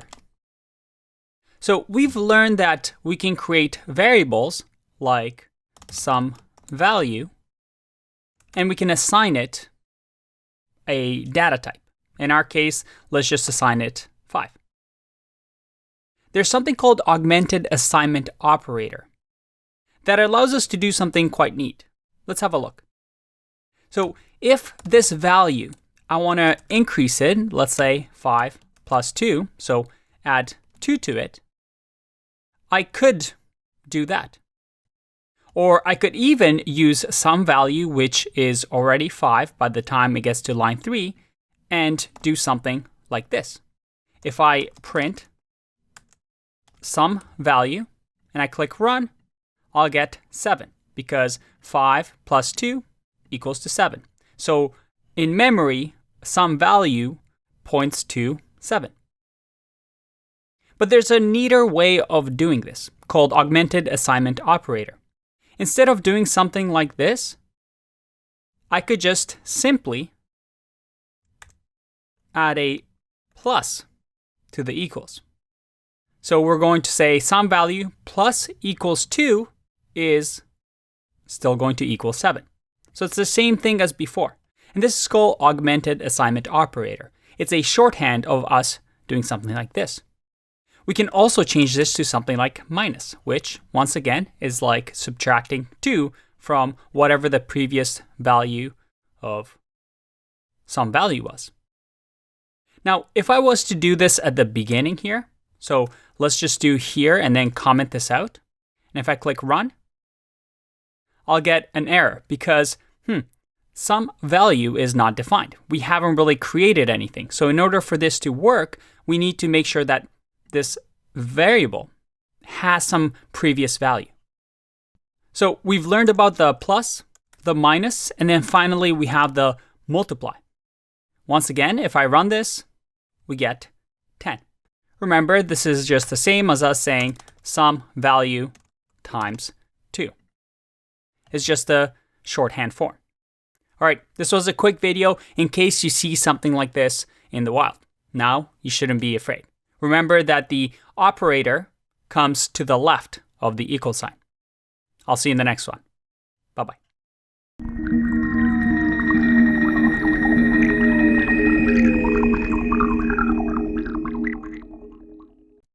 All right, we're almost kind of flying through this. I know we're going slow here, but trust me, once you get these data types, things become a lot easier. So we're just climbing that mountain so that we can start looking at a higher level at the language of Python. To keep going, let's talk about this data type, str, which stands for strings. Let's see what they are. A string is simply, well, a piece of text. For example, a string can be written with quotation marks. And I can say, hi, hello there. And that is a string. You see that the color changed here in my editor. I can also make strings with double quotes. So once again, this is also a valid string. And I can put anything I want in here. I can do numbers if I wanted to, exclamation marks. It's just a piece of text. You can think of it as a sentence for now. And if I do the type function here, remember, these brackets denote that we want to perform some sort of action, which is we're using the type action that Python gives us. And if I click run, you see that, oh, and remember we have to print it out as well. So let's do print so that we can see the display. And I click run, you see that it's str. It's a type of string. Now we can use this in important ways. For example, imagine you're creating a login form and we want to collect somebody's username and password. Well, we can have username variable that we assign, let's say, some sort of username. Let's call it supercoder. And then password can be super secret. And now we have these variables, usernames and passwords that we can use throughout our program, such as to check if a password exists. And remember, I can use single quotes or double quotes. But there's a third way that we can write strings in Python. And this, well, is used for long strings. So let's just create a variable long string. And what we can do here is 3 single quotes in a row, like this. And then here, I can just say, wow, maybe a pair of eyes of somebody that's really impressed, and let's go with a mouth. That actually kind of looks like hair. All right, and then I finish it off with 3 single quotes again. So now if I print the long string and I click run, look at that. My little weird emoji face is printed. So the 3 single quotes is for long strings that I can keep going on multiple lines. For example, I can't do this with the single quote. You see that the orange color is now gone because Python is going to say this is a new line and this is another line.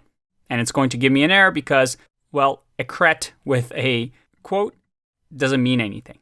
But if we use 3 single quotes, you can see that we can do multi-line strings. And this is really useful if you want to have maybe long sentences and paragraphs. Now, with a string, we can do some cool things that we saw in the numbers videos. What if I had something like this? Let's say I wanted to grab the first name of a user. Just give my own name here, and then last name. And again, my super hard to pronounce last name. Could we do something like this, where we have full name equals to first name plus last name? And then if we print here the full name like this, should this work? Well, let's have a look.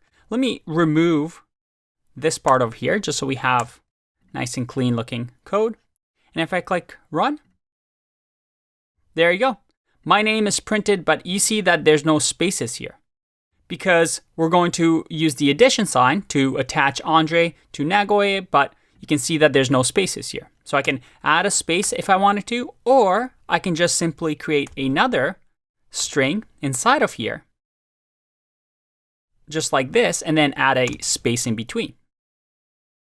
So we're just using the plus sign, which we've seen in the numbers videos, but instead to add strings together. And now if I click run, you see that I got the space because I'm adding a space in here, in between the names. Very, very cool. But there's a few more neat things that we can do with strings. So let's take a break, and I'll see you in the next video.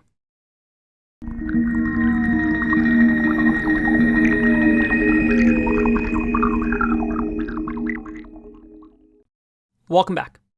I want to quickly touch on the subject of what we call string concatenation. Yes, programmers love creating really complex names when concepts may not be as complex. So what does string concatenation mean? Well, it simply means adding strings together. So I can do hello plus Andrei, and I've concatenated the string. I've added 2 strings together. So if I print this, I get hello, Andrei. So if you ever hear people talk about string concatenation, that's what they mean. We're concatenating strings. By the way, what do you think will happen if I do hello plus 5? If I click run, that's not good, is it? I get type error. Must be string, not int. So it looks like string concatenation only works with strings. We'll explore that a little bit more in the next video.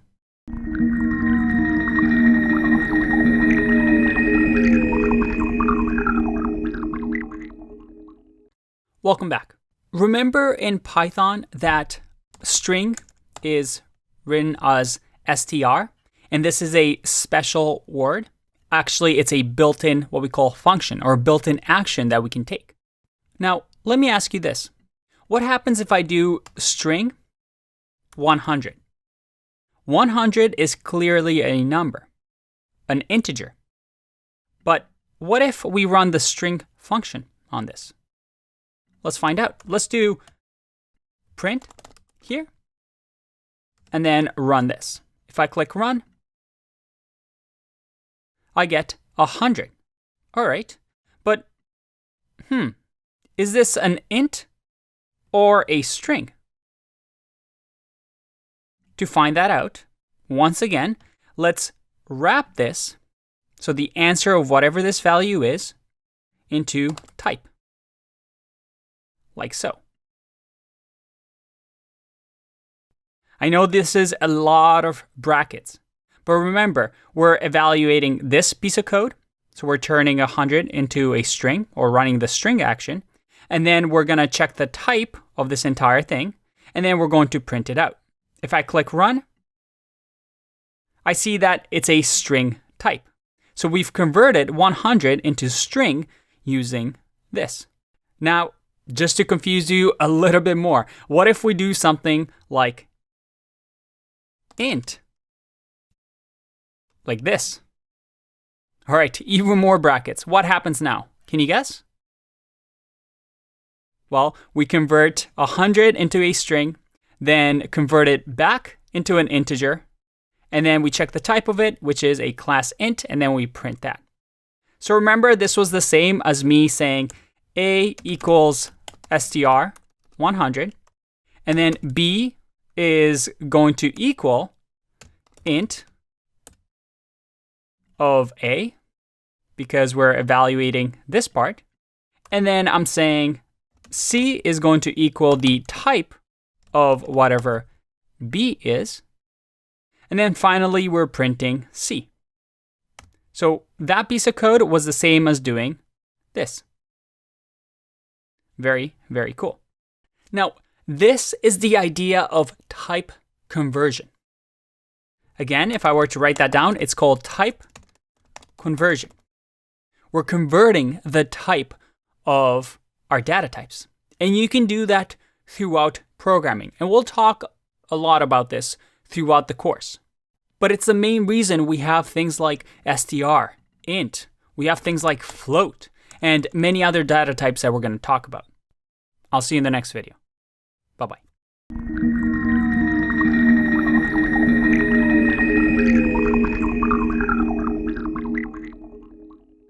Welcome back. Let's talk about something called escape sequence in Python. Let's comment this out. And let me ask you a question. What if we wanted to have a string that tells me, let's say, the weather? And here we want to write, it's sunny. You see how the highlighting changed here? Because I want to say it's with an apostrophe s. But Python is reading this and saying, okay, this is the start of the string and this is the end of the string. And then I have no idea what this is, and then we're starting a string again. How can we fix this? Well, we can add a double quote string instead, and this now works. But what if for some reason we also wanted to add it's kind of sunny in quotation marks? Well, now we have another issue. So how can we solve this? Because in human language, we have double quotes and apostrophes. Well, we can use escape sequences here. And this is a little hard to understand at first, but it's simply adding a slash like this. So the one right above your enter on the keyboard. So this slash, when Python goes through it, is going to say, all right, whatever comes after this, I recognize this symbol. Whatever comes after this, I'm going to assume it's a string. So now if I do backslash here, and then backslash here, it's going to say, hey, Python, I'm letting you know whatever comes after this is a string. I'm letting you know whatever comes after this is a string. And then I'm letting you know what comes after this is a string. So that when we print the weather, everything is printed nicely. Awesome. Now, this escape sequence can be used in multiple ways. For example, if I want to have an actual backslash, well, I can go like this. And because it's saying whatever comes after this is a string, it's going to assume that this is a string now. So if I run this, you see that we get this backslash. And there's a few other neat tricks that you can do with it. For example, one of it is the backslash T. What does that mean? Well, let's remove this for now. There you go. The backslash T, remember, well, let's add a space in here so we can distinguish it, is going to say, hey, whatever comes after this, I want you to add a tab. This is a special meaning here. So if I click on run, you see that it's added a tab spacing to my string. Another one is using n, or a new line. So let's leave T here and then add a backslash n and then say, hope you have a good day. What do you think will happen here?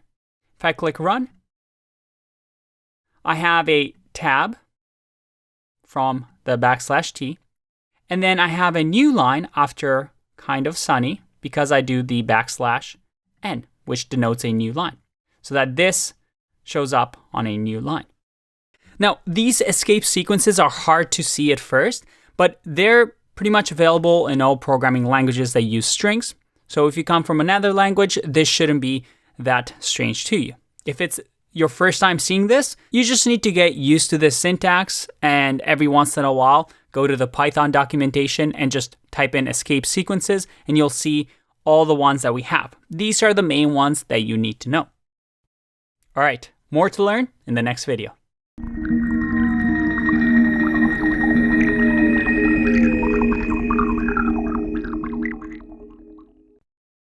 Welcome back. Let's talk about the topic of formatted strings. Up until now, we've just written simple strings. But we want a program that's dynamic, that's static. Let's say we have a Amazon page, and we're working at Amazon actually. And when a user logs into their profile, well, we want to display their name or what they have in the cart. In that case, we don't want to just hard code and write every single user's name, like Andrei, or another user, Joe, and write every single name in the world. No, ideally, what we can do is have something dynamic, where let's say it's a profile page and we simply use the name variable and we display that on the page. Now, this name variable should equal whatever the user's name is. And this is something that we can grab from the database, again, something that we'll talk later on in the course. But let's assume that in here, when we do equals, we're going to grab some user information, which will be the name. And this name, for now, will be John, or let's go Johnny. And this Johnny, we want to display on the profile page. And we can do that with formatted strings. we can simply do something like print and then say name.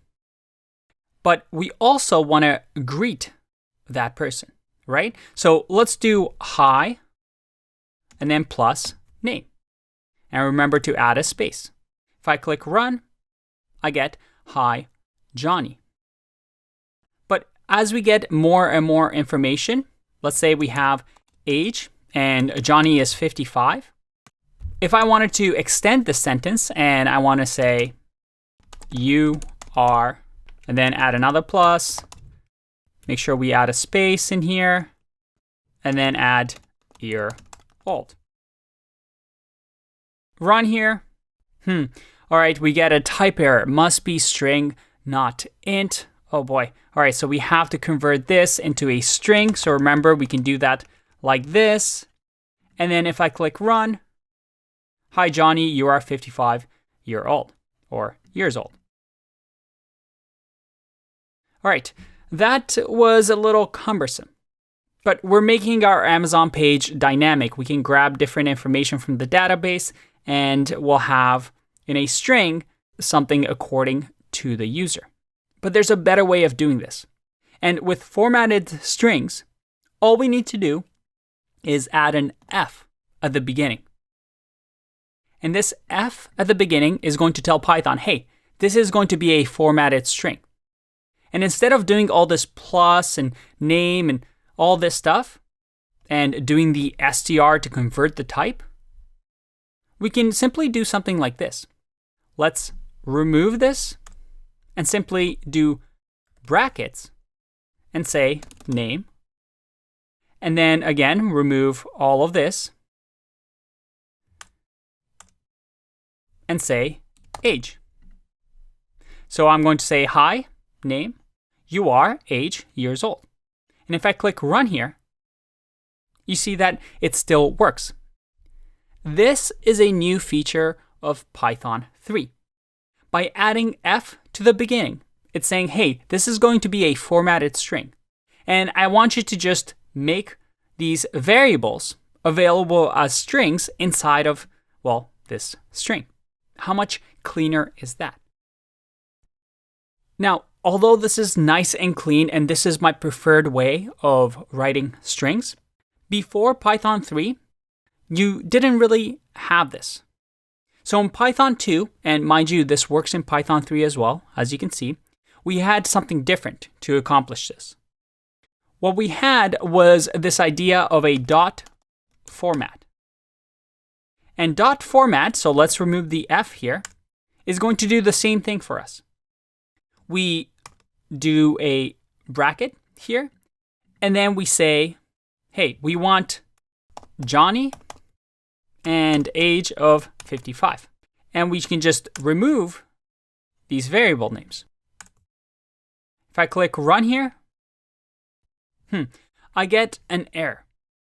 And you have to be careful here. Dot format works on strings, but you can see over here that we did it outside of the brackets. And what it's doing is saying, hey, run the format action on this print. But print is not really a string, right? So you have to make sure that we move the brackets to the outside so that we evaluate this piece of code first. So the string is going to get formatted, and then we're going to print. If I run this, hi Johnny, you are 55 years old. So that works the same way. But what if we wanted to use variables? Because right now we're just doing this by order. So whatever comes first gets filled in first in the brackets. Well, we can do something like name and age. Let's see, can we do that? Let's run. There you go. That works the same way. What if we had a specific order? Maybe we want this to be age and here to be name. Well, we can mix those around. We can say 1 here and 0 here. Because in computer science, we always start counting from 0. So this is 0 and this is 1. If we had something else in here, let's say a third variable, then this will be 2. So if I click run here, all right, everything is upside down. Finally, I can just create my own variables if I wanted to. So let's say hi, let's say new name equals Sally. And then age of Sally is going to equal, let's say 100. Sally is very old. Now, if I do 0, let's say I'm 1 here, if I click run. So now we'll actually get an error. Tuple index out of range. Now, we haven't really learned about tuples and ranges, and this is a little confusing, but a bit of a trick here. We want to make sure that we add now, because we've given the actual variable a value, we need to actually say new name here. And here will be age. So that if I click run, there you go. Hi, Sally. You are 100 years old. As you can see, with dot format, things are a little bit more complicated. You'll still see this, and all Python 2 code still uses the dot format. And you'll see a lot of Python 3 code bases that still use dot format because some people prefer it. But I would argue that the F at the beginning of a formatted string is the way to go because, well, it just makes things so much easier, right? Nice and clean, nice and easy. So I do recommend that you use the formatted string with the F in front. And for short, we usually call this an F string. All right, I'll see you in the next one. Bye-bye.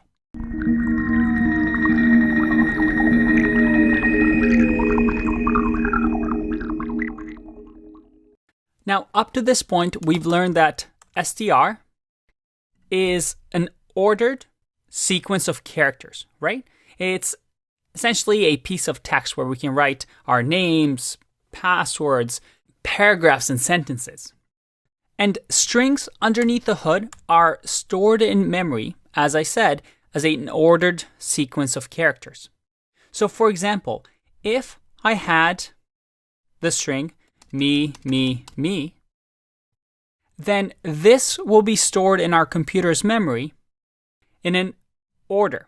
So M will be stored in a place in memory, and after that place in memory, E will be stored, then the space will be stored, and then M, then E, then space, then M, then E. So if you think of a bookshelf, each one of these is ordered in a different part of the bookshelf, but one after another. And the way we can think about this is like this.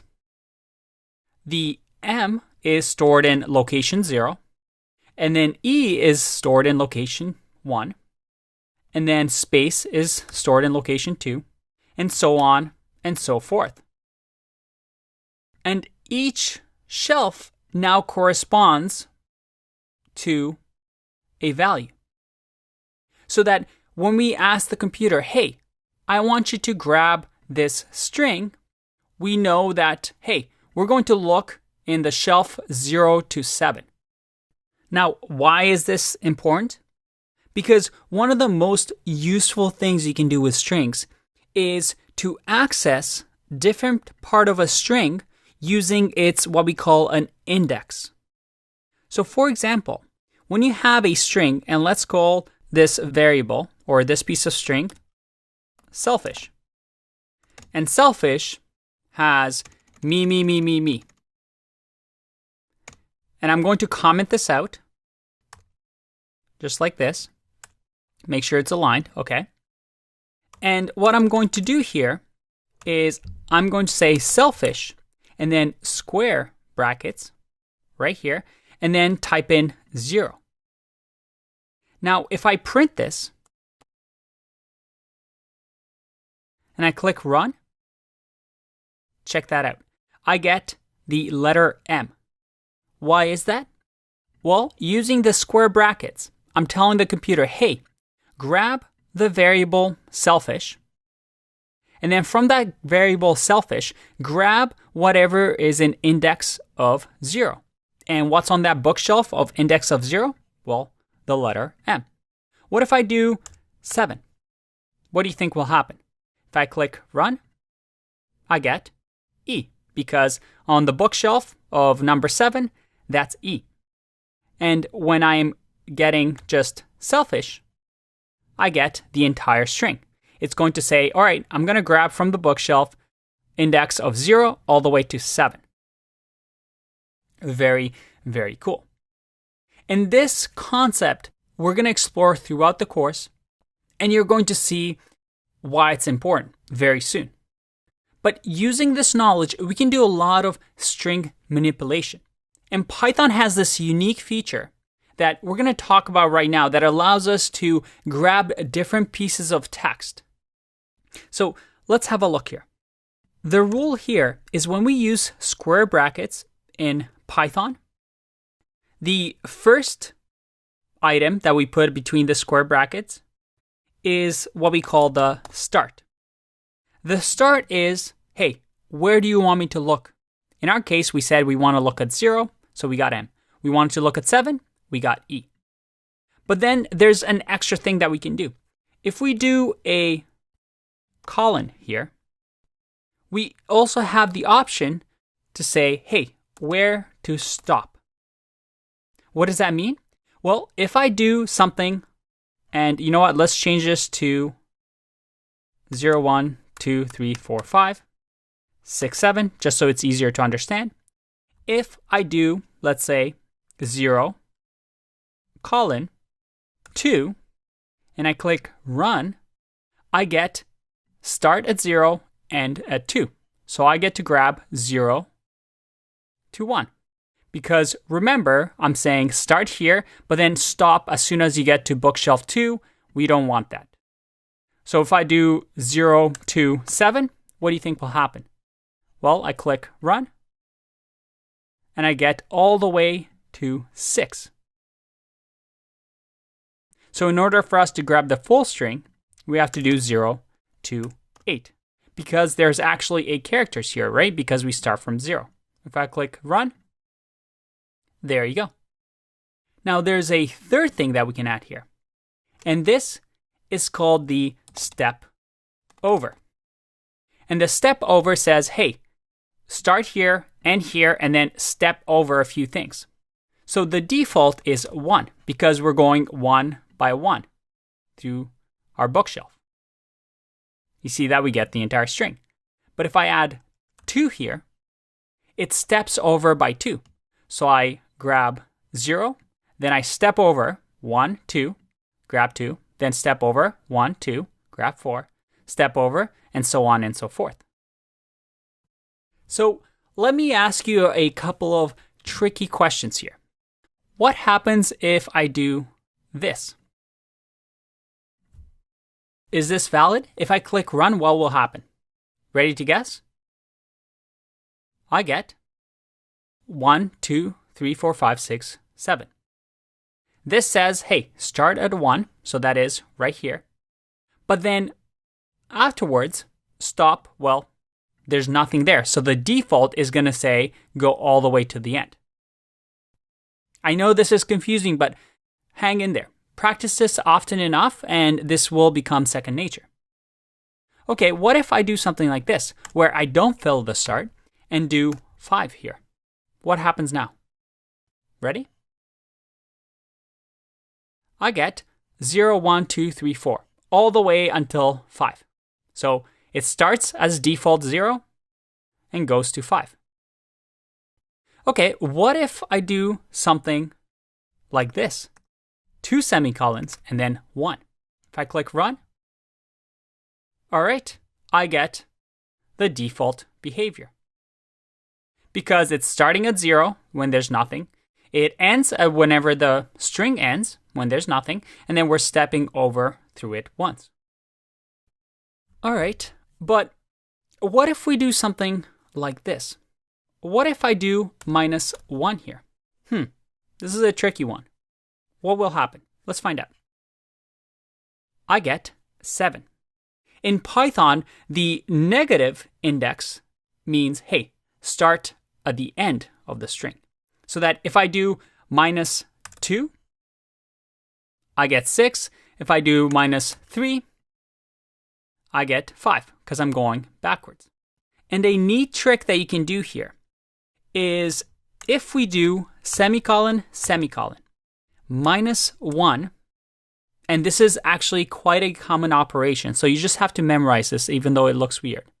It means start, stop, there's no limit here, but I want to step over from the back. So what do you think will happen here? If I click run, do you see that? We get the reverse of the string. So this is a very useful notation if you want to, let's say, reverse an order. And if we want to, let's say, skip by 2, I click run, and you see that we're skipping by 2 now. Now, hopefully your head doesn't hurt with all this notation. You just have to get used to it. It's something quite unique to Python, but it's very, very useful.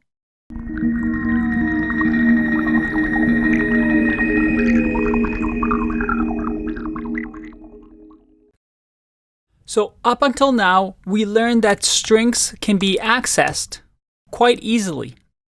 And using the square brackets, we can access different parts of the string. And this idea of a start, a stop, and a step over is what we call slicing or string slicing, because we can slice the string however we like. But we also need to learn another important term that's going to come up again and again throughout this course. And as a matter of fact, it's an important concept that as you get more advanced into programming, you really need to understand. What is this concept? Well, it's this idea of immutability. It's an important term in programming. What does immutability mean? Well, strings in Python are immutable. That means they cannot be changed. What do I mean by that? Now that we've assigned selfish this value, this string, well, I can reassign it, right? I can say selfish is 100 now. And if I print selfish and I click run, that works. But if I instead do something like the first index of selfish is going to equal 8, and I click run, I get an error. I get a type error saying string object does not support item assignment. Why is that? Because strings are immutable. That is, I cannot change the value of this once it's created. I can't just immediately change it to 8, 1, 2, 3, 4, 5, 6, 7. No, it has to stay the same. The only way that I can remove this or change this is to completely reassign the value. So that in memory, Python removes all of this from our bookshelf of memory and instead just assigns 8 into the 0 bookshelf and removes everything else because we don't use it anymore. Now, this idea of immutability is something we'll explore more and more, especially when we start talking about lists. But for now, just remember that you can't reassign part of a string. Once created, it exists like that in that form. The only way we can change it is to create something new.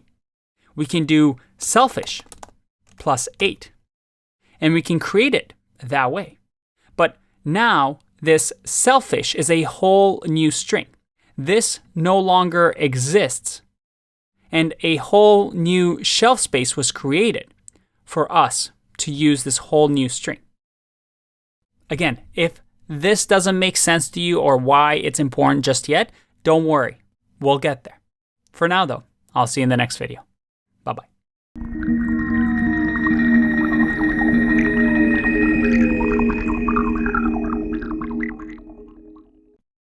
Welcome back. So far, we've learned a few built-in functions that Python has. Few built-in actions, right? Actions that we can take on data. And we learned about str, we learned about int, we learned about float, and the type conversion that we can do. We also learned about type, we also learned about print. And these built-in functions, in Python?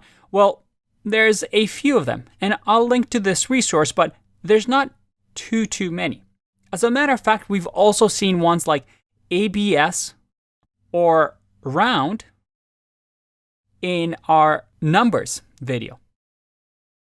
So numbers had some functions that we can use, some built-in functions. Well, strings also has a very useful one called len, which stands for length.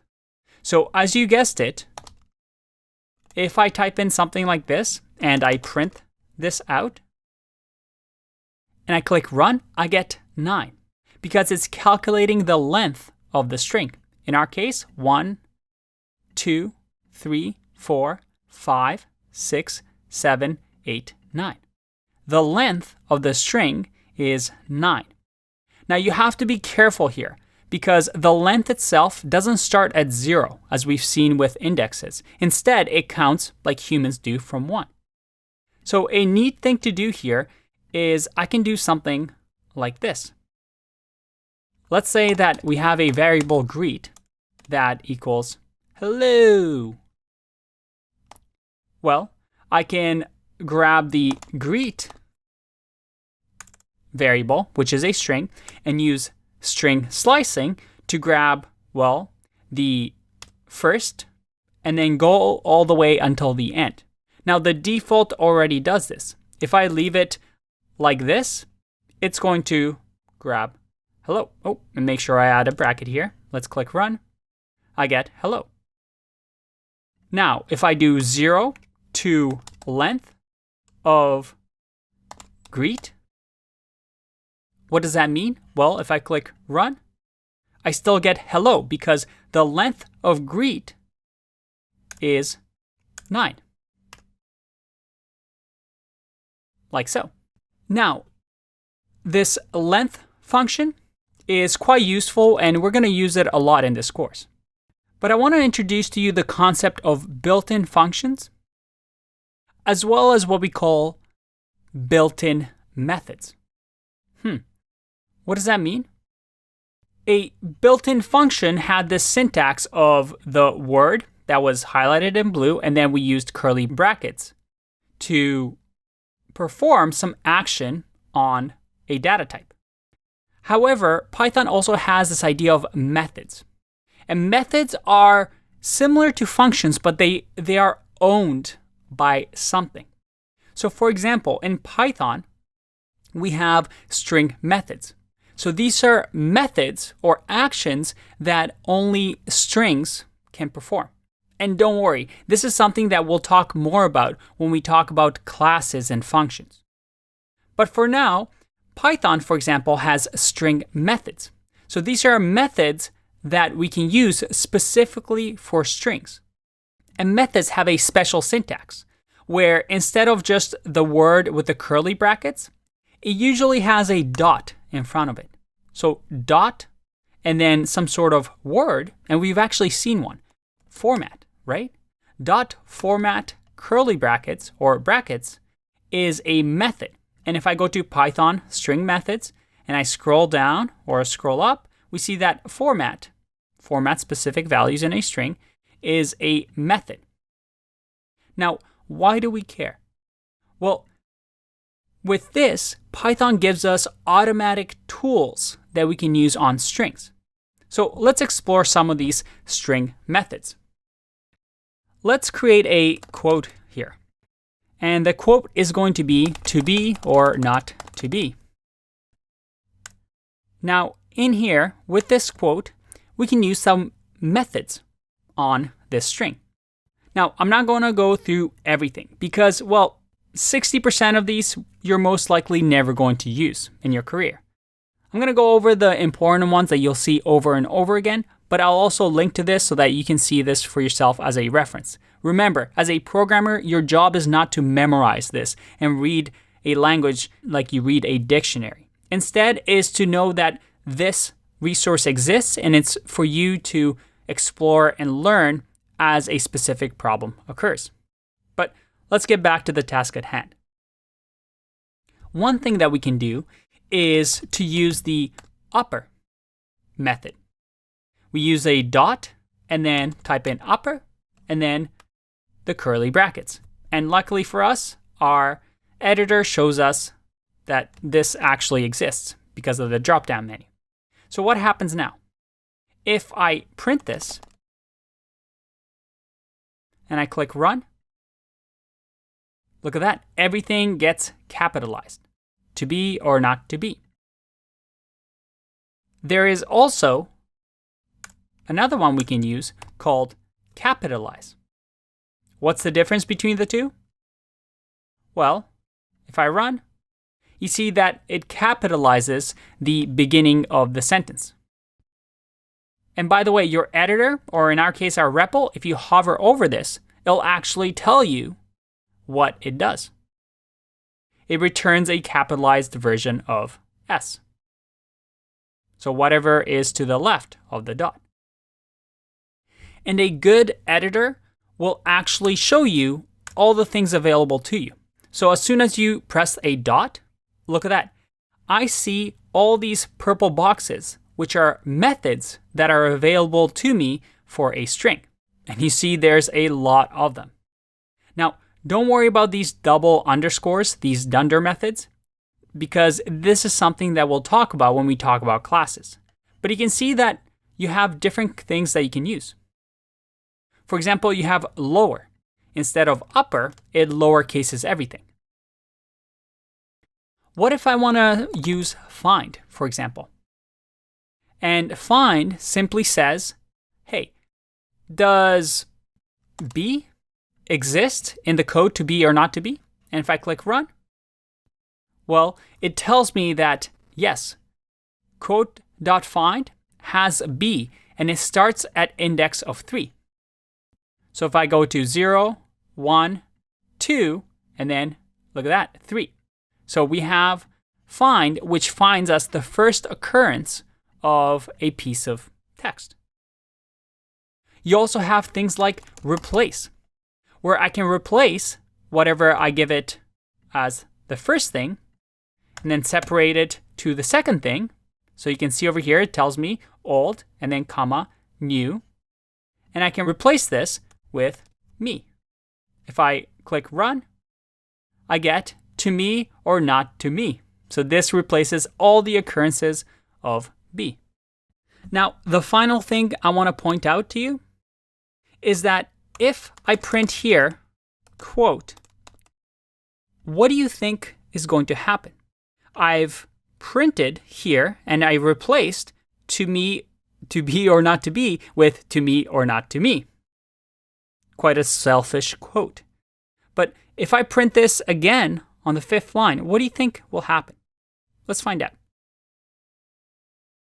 Whoa. Is this what you expected? Think about why this might happen based on what we've learned. Here's the thing. Remember, strings are immutable. That is, they cannot be changed. We can overwrite them if we want, but we don't change them. We either create them or destroy them. In our case, when we do quote.replace, to me or not to me, it's creating a new string. Now, we're not assigning this string to anything. So eventually after we print it, we remove it from memory. But if I do something like this, where I have quote 2 equals quote.replace, and I print quote 2, well, in our case, we're creating a whole new string. We're creating a string, but we never modify the original string because it's immutable. So that quote always stays the way it is. Until we destroy it, until we remove it, our program ends, this is going to exist. All right. Hope you're having fun. Hang in there. More to learn in the next video.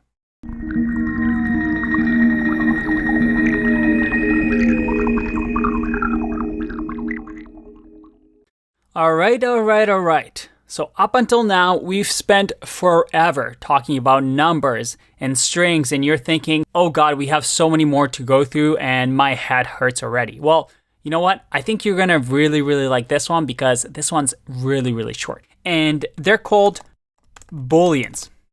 And booleans in Python is bool. And bool, well, there's only two options. A bool can either be true or false. That's it. How awesome is that? You just learned booleans. So a boolean I can assign to, let's say, my Facebook profile. I can say Andrei, or I can say name equals Andrei. And make sure that we form this into a string. And then I can say, well, let's say we're creating an even better social network than Facebook. We're creating our own.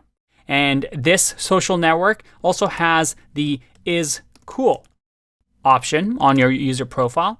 And let's say for now it's false. You see over here that's being highlighted. Now is cool is set to false. But all of a sudden I'm thinking, my profile doesn't look good if is cool is set to false. So I'm going to change that. I'm going to say is cool is now equal to true. Now my profile has been changed to is cool is true. Hooray! And that's it. Booleans represent this idea of true and false, which in programming is kind of like saying 0 and 1. They're logical values, right? There's some logic that we can use, and we'll see when we talk about conditionals in upcoming videos, where Booleans become really, really useful, because we can use Booleans to control the flow of our program, to do something if something is true, to do another thing if something is false. It's a cornerstone of computer science. And by the way, a topic we're going to explore more and more is this idea of using Booleans to denote logic. So for example, what do you think a bool of 1, converting 1 to Boolean would do? If I print this and I click run, I get true. In Boolean, 1 means true. A 0, well, that equals false. And remember, we're just simply converting this integer into a Boolean value. And a Boolean, well, is just either false or true. Nothing else. That's it. And I can also convert a string that says true into a Boolean true. Again, this is something we're going to explore a little bit more when we talk about conditional logic. But I wanted to make this video nice and short to let you know that, hey, not all these data types are as complex as, well, numbers and strings. All right, nice and short. I'll see you in the next one. Bye-bye.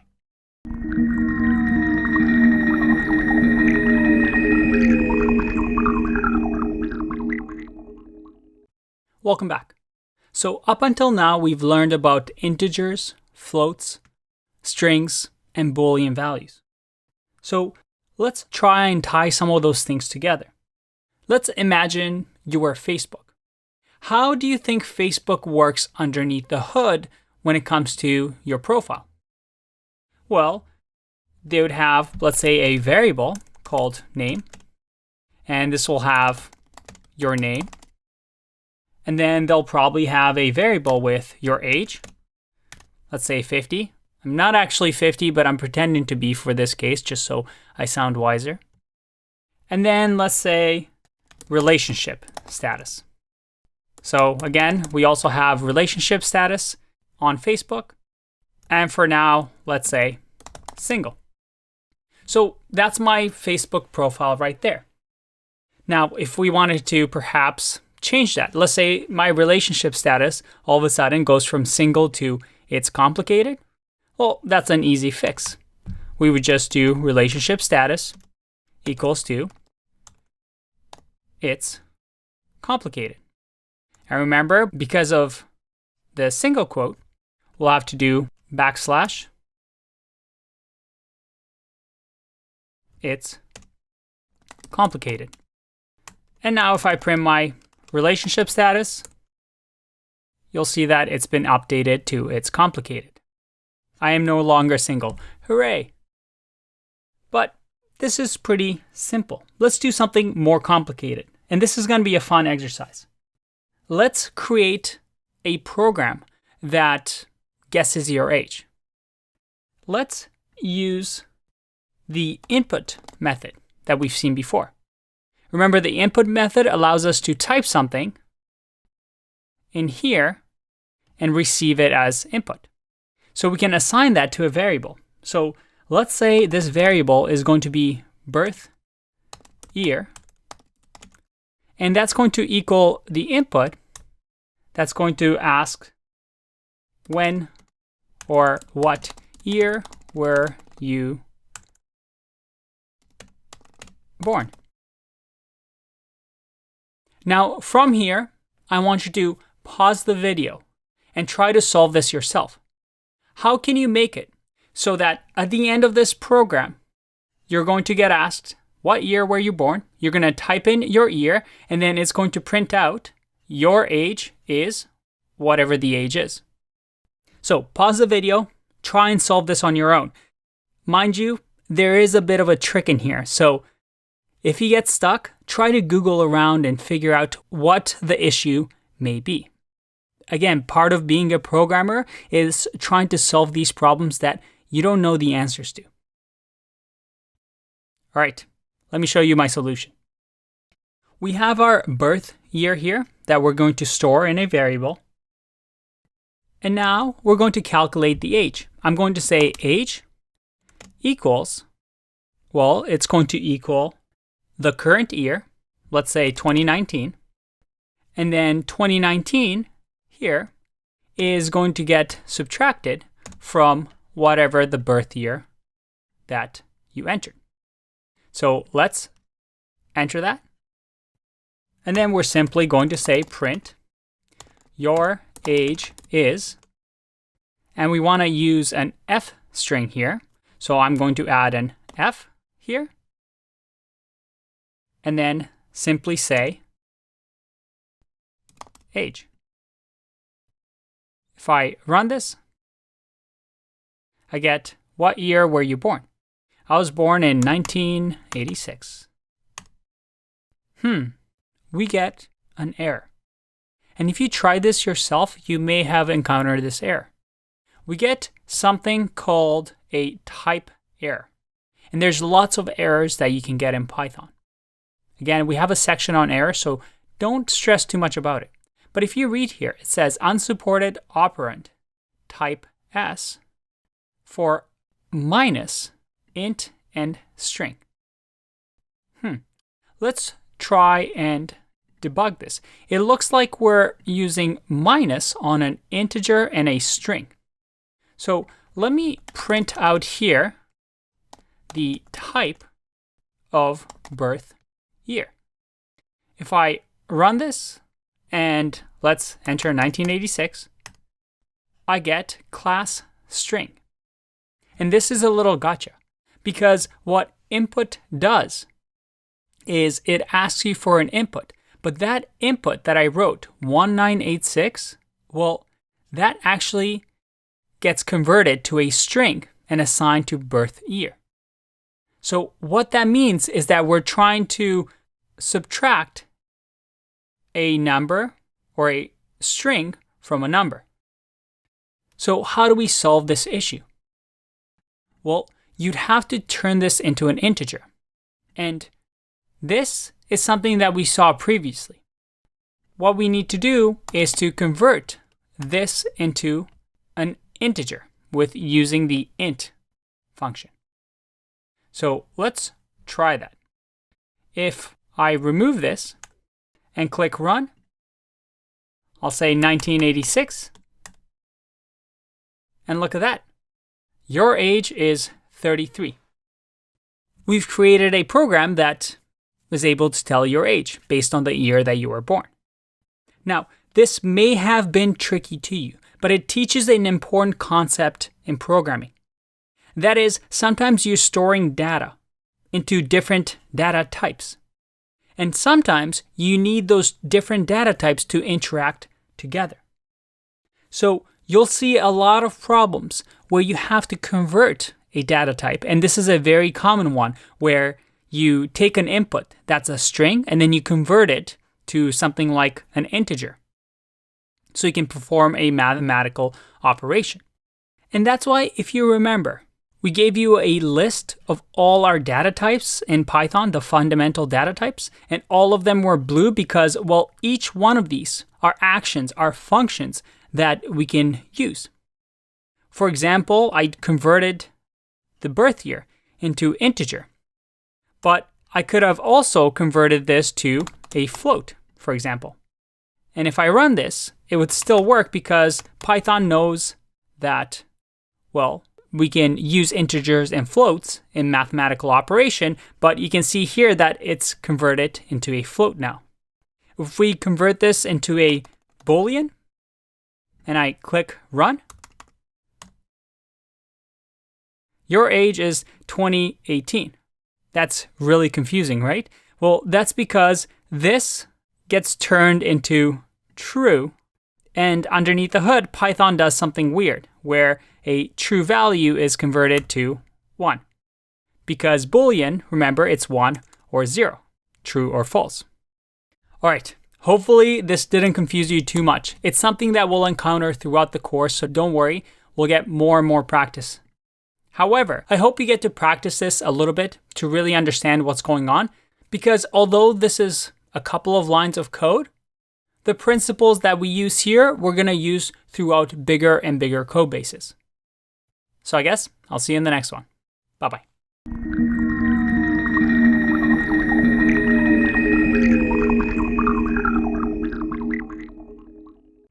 Let's talk about another developer fundamental. And this one is commenting your code. Up until now, you may have seen me add comments to our scripts. For example, right here, I added a comment of Booleans. And this tells the Python interpreter, hey, this is a comment, don't run this, it's just for me, you can just ignore it and skip over to line 2. And you saw that I simply did that in Python with the pound sign. As soon as Python sees a pound sign, it adds a comment. And you can do that after a line as well. I can say, this assigns to a variable. And although this may look like 2 lines, it's actually just the word wrapping that's happening. And you can see that the interpreter just completely ignores these comments. Now, commenting sounds very, very simple, but it's an important concept. And if you want to be a good programmer, in all languages, we have commenting. But there's good ways and bad ways of commenting. And this is something that comes with practice. But here are some key guidelines. When you're commenting your code, the idea is that you're adding valuable comments. That is, if I add a comment here that says, hey, this is assign name variable a value of Andrei string. A comment like this is not really good. Why is that? Well, because your code should be self-explanatory, right? The idea is for us to write code that is easy to read, easy to understand. It's not trying to be clever. Instead, it should read like English. And any Python programmer would know that here we're just simply adding Andrei as a value of name. We're assigning a variable. And adding a comment like this that's self-explanatory just adds clutter to your code. So there's a trade-off here. It's good to comment your code for, let's say, if you're working on teams and other developers come and they want to understand your code. But you have to remember this principle of code being easy to read. The only time you want to add comments to your code is, well, when something really, really important is happening, where it might be a little complex. You first decide, hey, is this code written in a way that makes sense? For example, if this was variable A and this was variable B, well, this might be really hard for somebody to understand. So you might say that this is cool flag, But before you add that comment, you want to say to yourself, maybe my code is hard to read. Maybe I should just change the variable to is cool to make it more understandable. Now, this is something that you improve upon more and more. And you do want to use comments as an extra tool to make your code understandable. Maybe you write code that 6 months from now, you want to go back to understand what you did. But remember, more comments doesn't necessarily mean better code. You want to be concise and keeping things simple, while adding comments only when necessary to help others understand your code, not trying to make your unreadable code more readable. We'll explore this topic and give you advice on it throughout the course. But remember this key developer fundamental, because you're going to need it throughout your career. By the way, this article over here has some really important points that I think you'll really benefit from, especially in the commenting best practices. You can read some of the do's and don'ts and what some of the top programmers do when commenting. I know it sounds silly, but it is an important concept that most courses overlook. So I highly recommend you read over this. I'll link to it in the resources, and I'll see you in the next video.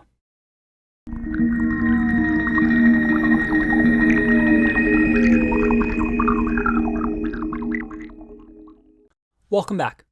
Let's try and do an exercise to tie everything that we've learned up until now together. We're going to create a password checker. Now, what we want to do is to create some sort of an input that we're going to ask. So we're going to use the input function. And here we're going to ask for a username. Then we're going to ask for another input. It's going to be the password. And then at the end, with the input, we want to print something the lines of password, and then we'll have maybe the actual password in here, and it will say is another variable here, long. So what we want to do is the password, and then maybe the password length, so that let's say we printed our username, JJ, and then we give it a password of secret. Well, we should print the password secret is 1, 2, 3, 4, 5, 6 letters long. Now, obviously, we don't want to show or display the password, maybe for security reasons. So we want to convert this secret to 1, 2, 3, 4, 5, 6, 2 stars. So your task is to convert these two inputs. And you know what? Let's also do a greeting where we say the username here. So we're going to say, hey, JJ, your password, which will be marked in a star, is 6 letters long. Now, one neat trick here that you haven't learned yet and you might want to use here is this that you can do with strings. I can go star times,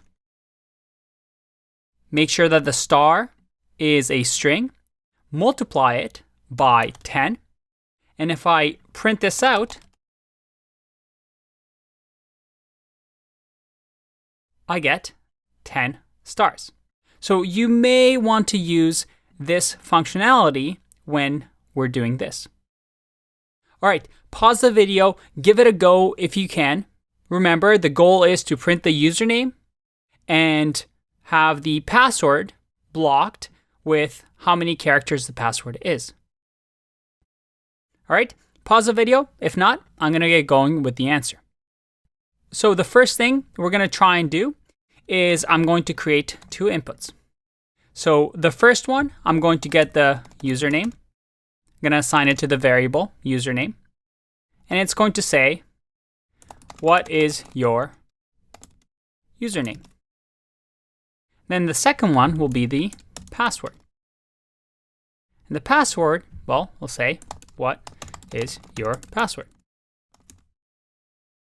And although this is a simple example, this is something that you will see with other big websites like Instagram or maybe Netflix when you're logging in. So now that I've stored this information into a variable, I can use it, right? I can print, and we'll do an F string to make our lives easier. So I've added the F here. And what we'll do is this. We'll say username, your password, and we'll add the password here is, and then we'll add another variable here, which is the password length. So how are we going to calculate that? Well, let's try something here. Let's see if I can use the length function and in here do password. Let's see what happens here. What is my username? Let's go with Andrei. What is my password? Let's just type in secret here. And I get, Andrei, your password? Well, I can't speak English properly. My password, secret, is six what? Let's write 6 letters long. Awesome. So this is working because with an F string, I can create or add a Python expression in here using the length password. But there's an issue here, right? We don't want to actually print out secret. We want to print it out in the star form. And this is a good discussion topic on readability of your code. Now, this is a simple example, but we can make this code a little bit cleaner. For example, we can break things down so that we'll have password length will be length password. So we're calculating the length. So this is going to store 6 or whatever the input of our password is. And it's nice and descriptive. It's easy for other developers to understand. And then in here, I can also have hidden password.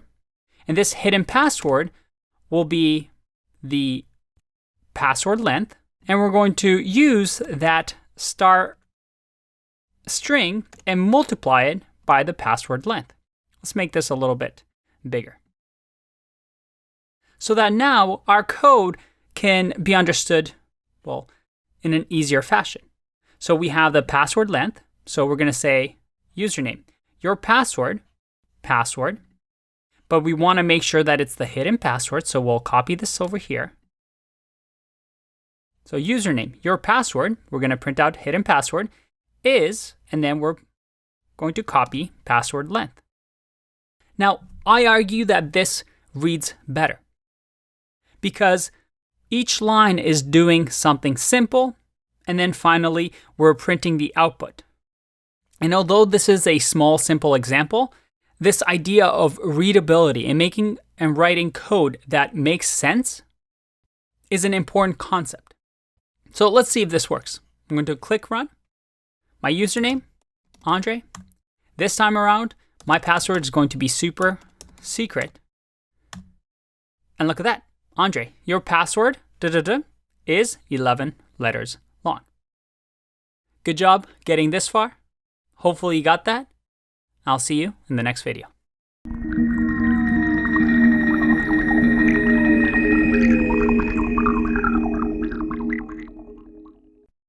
Welcome back.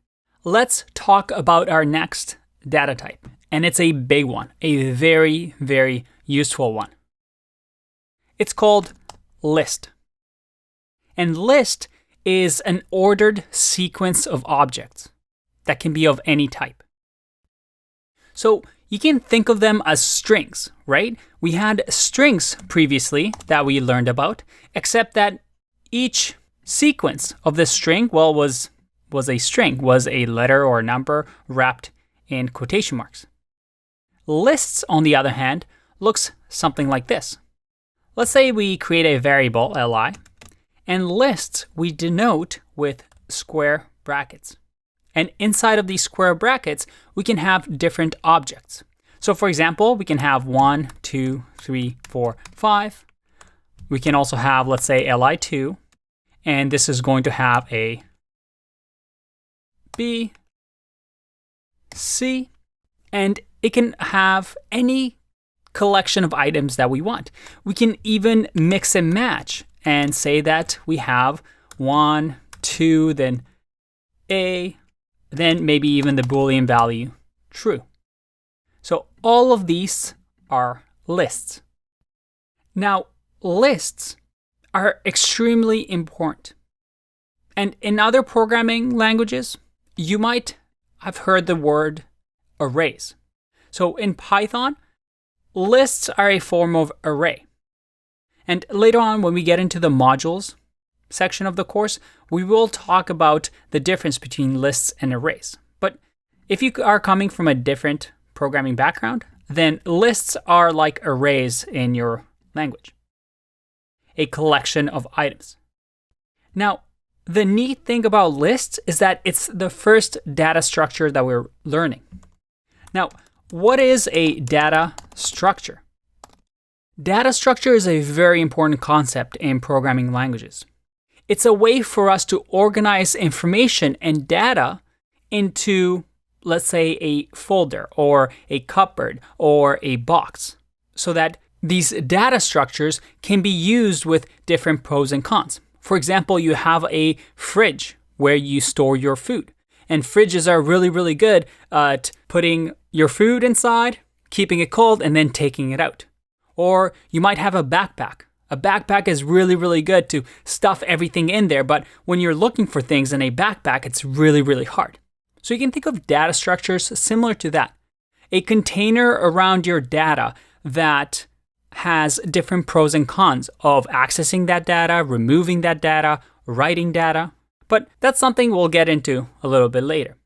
The key here is that these square brackets allow us to contain information and data like strings, integers, floats if we want to, booleans, into a contained fashion. So let's think of a good example here. What if we had a shopping cart? Let's say we're Amazon here. And then Amazon has the Amazon shopping cart. And in here, we can collect different things that we want. Maybe we collect some, I don't know, notebooks. And you know what? Let's get some gadgets. Let's get some, maybe some sunglasses. We can add different items here, different strings, different data into this cart. And now, just like we saw in strings, we can access the Amazon cart in different ways. For example, I can access it, again, with square brackets, and simply say I want item 0. So if I print here and do Amazon cart, look at that, I get notebooks. The second item, I get sunglasses. What about the third item? Nope, list index out of range. But this should make sense now. This is a list where we're accessing the index of, but it only contains 2 items. So if we're going 0, 1, 2, the third item, nothing exists. So our program says, that doesn't work. You're doing something wrong. And just like strings, these list items are in memory, in their separate bookshelf, right? But one right next to each other. So we can go 0, 1, 2, 3, 4, 5, so on and so forth until the list ends. All right, let's learn about lists a lot more in the next video. Bye-bye.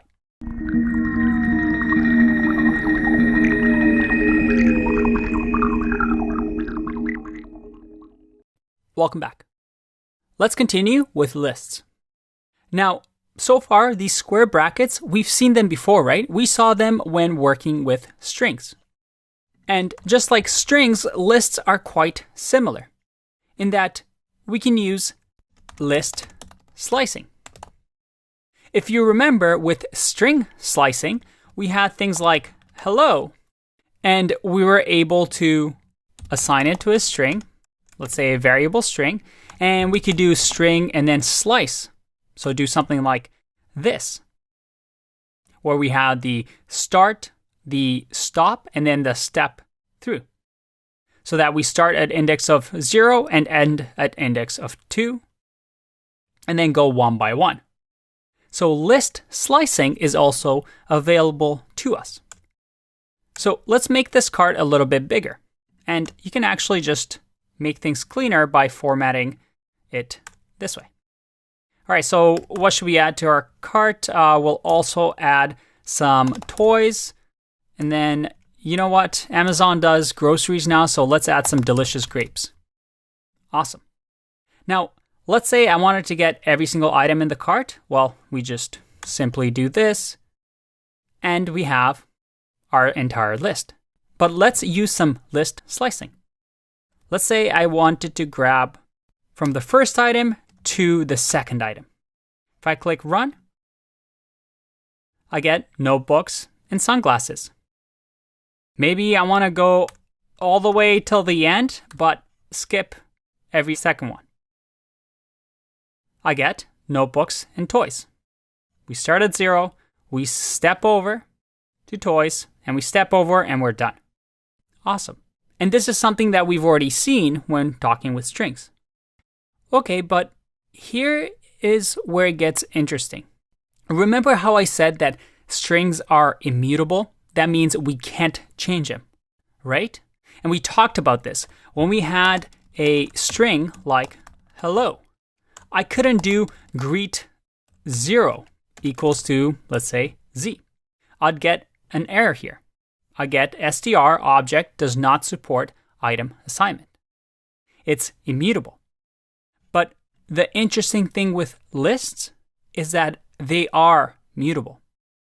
So that if I change my Amazon cart and say that, you know what, I don't really want notebooks. So I'm going to grab the first item, which is notebooks.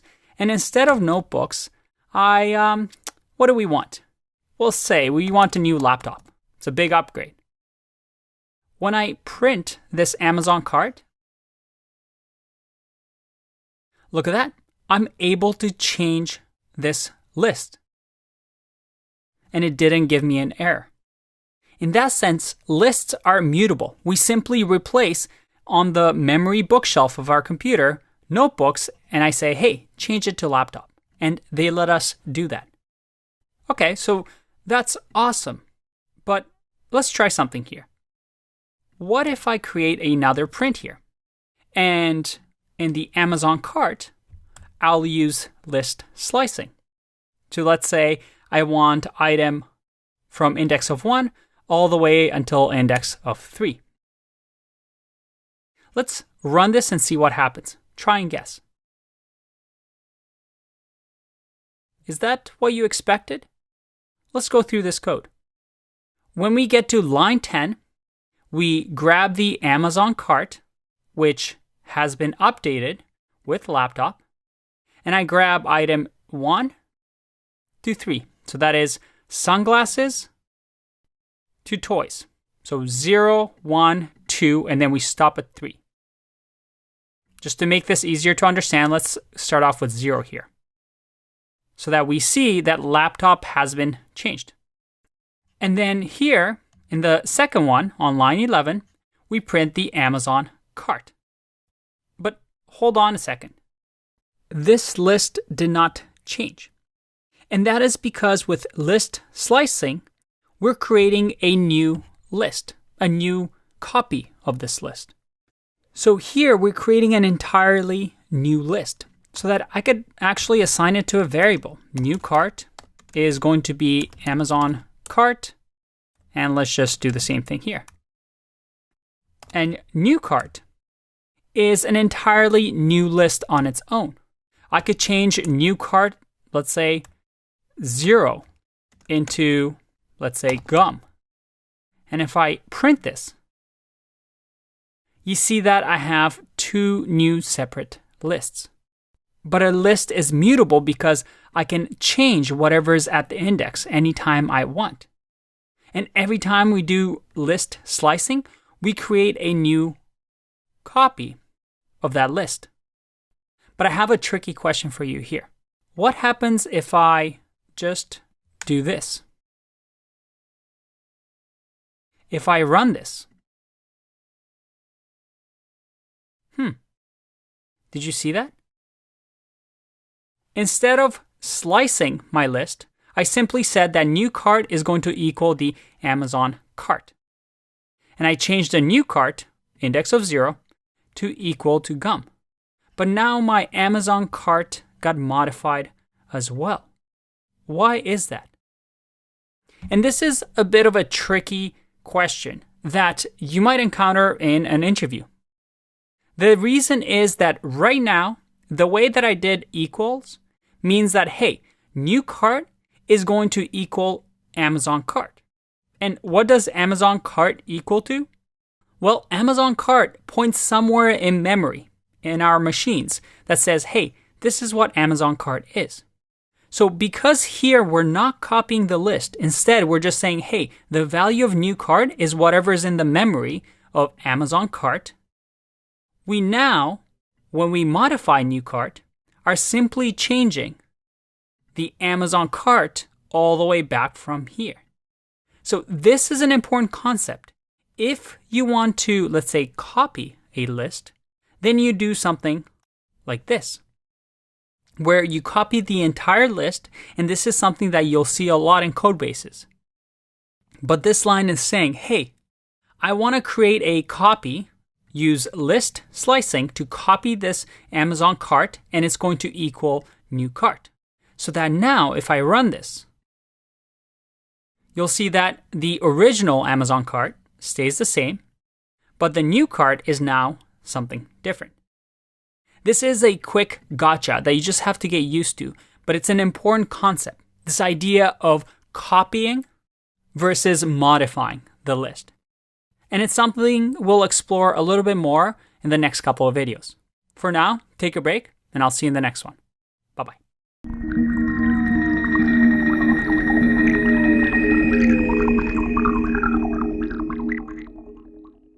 Welcome back. I want to talk to you quickly about something called matrix. And a matrix is a way to describe 2D lists or multi-dimensional lists. What do I mean? Well, I can create a matrix, and this is a name that I just made, so I can call it whatever I want. But usually these are called matrix in programming. And it looks something like this. It's an array with another array inside of it. So let's say, for example, I have 1, 2, 3 here, and then another array, 1, or let's do 2, 4, 6, and then another array, 7, 8, 9. What's happening here? Well, it's a two-dimensional array. We have the main array, and then we have sub-arrays. 3 arrays to be exact. Now, why is this useful? And by the way, this is two-dimensional, but we can have multiple ones. For example, we can have another array inside of this array. But why is this important? These type of matrices come up a lot in topics like machine learning or image processing. For example, a computer doesn't really know what a photo of a dog is. The only thing it understands is zeros and ones. So a lot of photos, for example, let's say we had a very simple photograph of a giant X, maybe this letter X. Well, a computer can understand an image based on pixels on the screen. So maybe we can have 0, 1, 0, 1, 0, 0, or sorry, 1 here, 0 here, and then 1. And right now, a computer can look at this. And if this represented, let's say, a tiny little pixel here, or maybe a pixel here on my screen, the computer is going to say, oh, there's a 1 here, so that means I should make this green in this corner, then dark here, then green, then dark, green, dark, green, dark, green. And a computer is able to draw, let's say, an X. And this is a simple example. And using matrices, we can do a lot of these heavy calculations. And that's how computers work underneath the hood when, let's say, for example, it's trying to display something.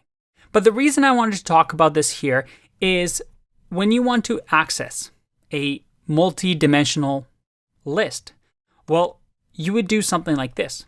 Let's say matrix access the first item in the matrix, which in this case will be this first array because it's the first item. And then let's say we want to access the 0 in here, or let's change this to 5. Well, I'll do square brackets again and just do 0, 1. So if I go 1 here, and let's print that out.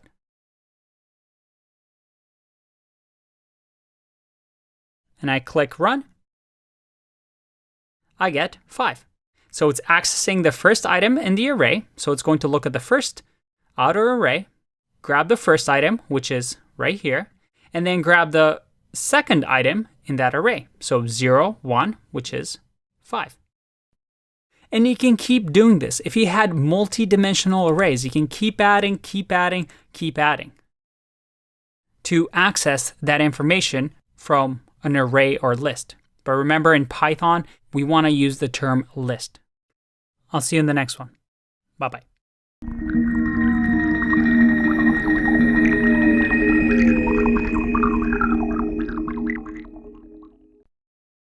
All right, let's learn about some actions that we can take on lists. And this is very exciting because you can perform a lot of actions on lists. Now, we've learned about built-in functions, right? Functions that come with Python. And we've actually seen this one before when we talked about strings, which is the length function. And here we can have it calculate the length of a list. So for example, if we had a basket here that had 1, 2, 3, 4, 5. Well, this basket, if I calculate the length of the basket, let's do print here so we can see the result. And I click run, I get 5. The length of the basket is 5 because, well, there's 5 items. Remember, a length is the actual length. It doesn't start counting from 0. It's going to do human length, which is 5. But lists get really powerful when it comes to methods. So instead of a built-in function, remember, a method is an action that's owned by something. And it's specific, let's say, to a data type. So if we go to list methods, you'll see that Python has a few list methods that we can use. And the way we use these methods is, remember, we just add a dot after a list. So let's have a look at some of them.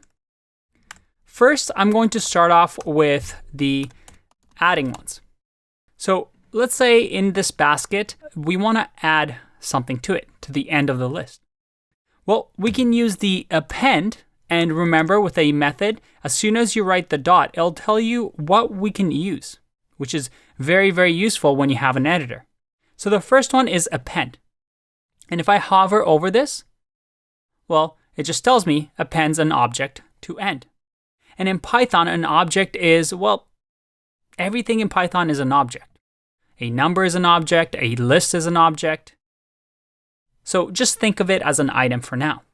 So if I want to append, let's say 100 to the end of the list, and you know what? Let's add a new list here, and this new list will do the append for us.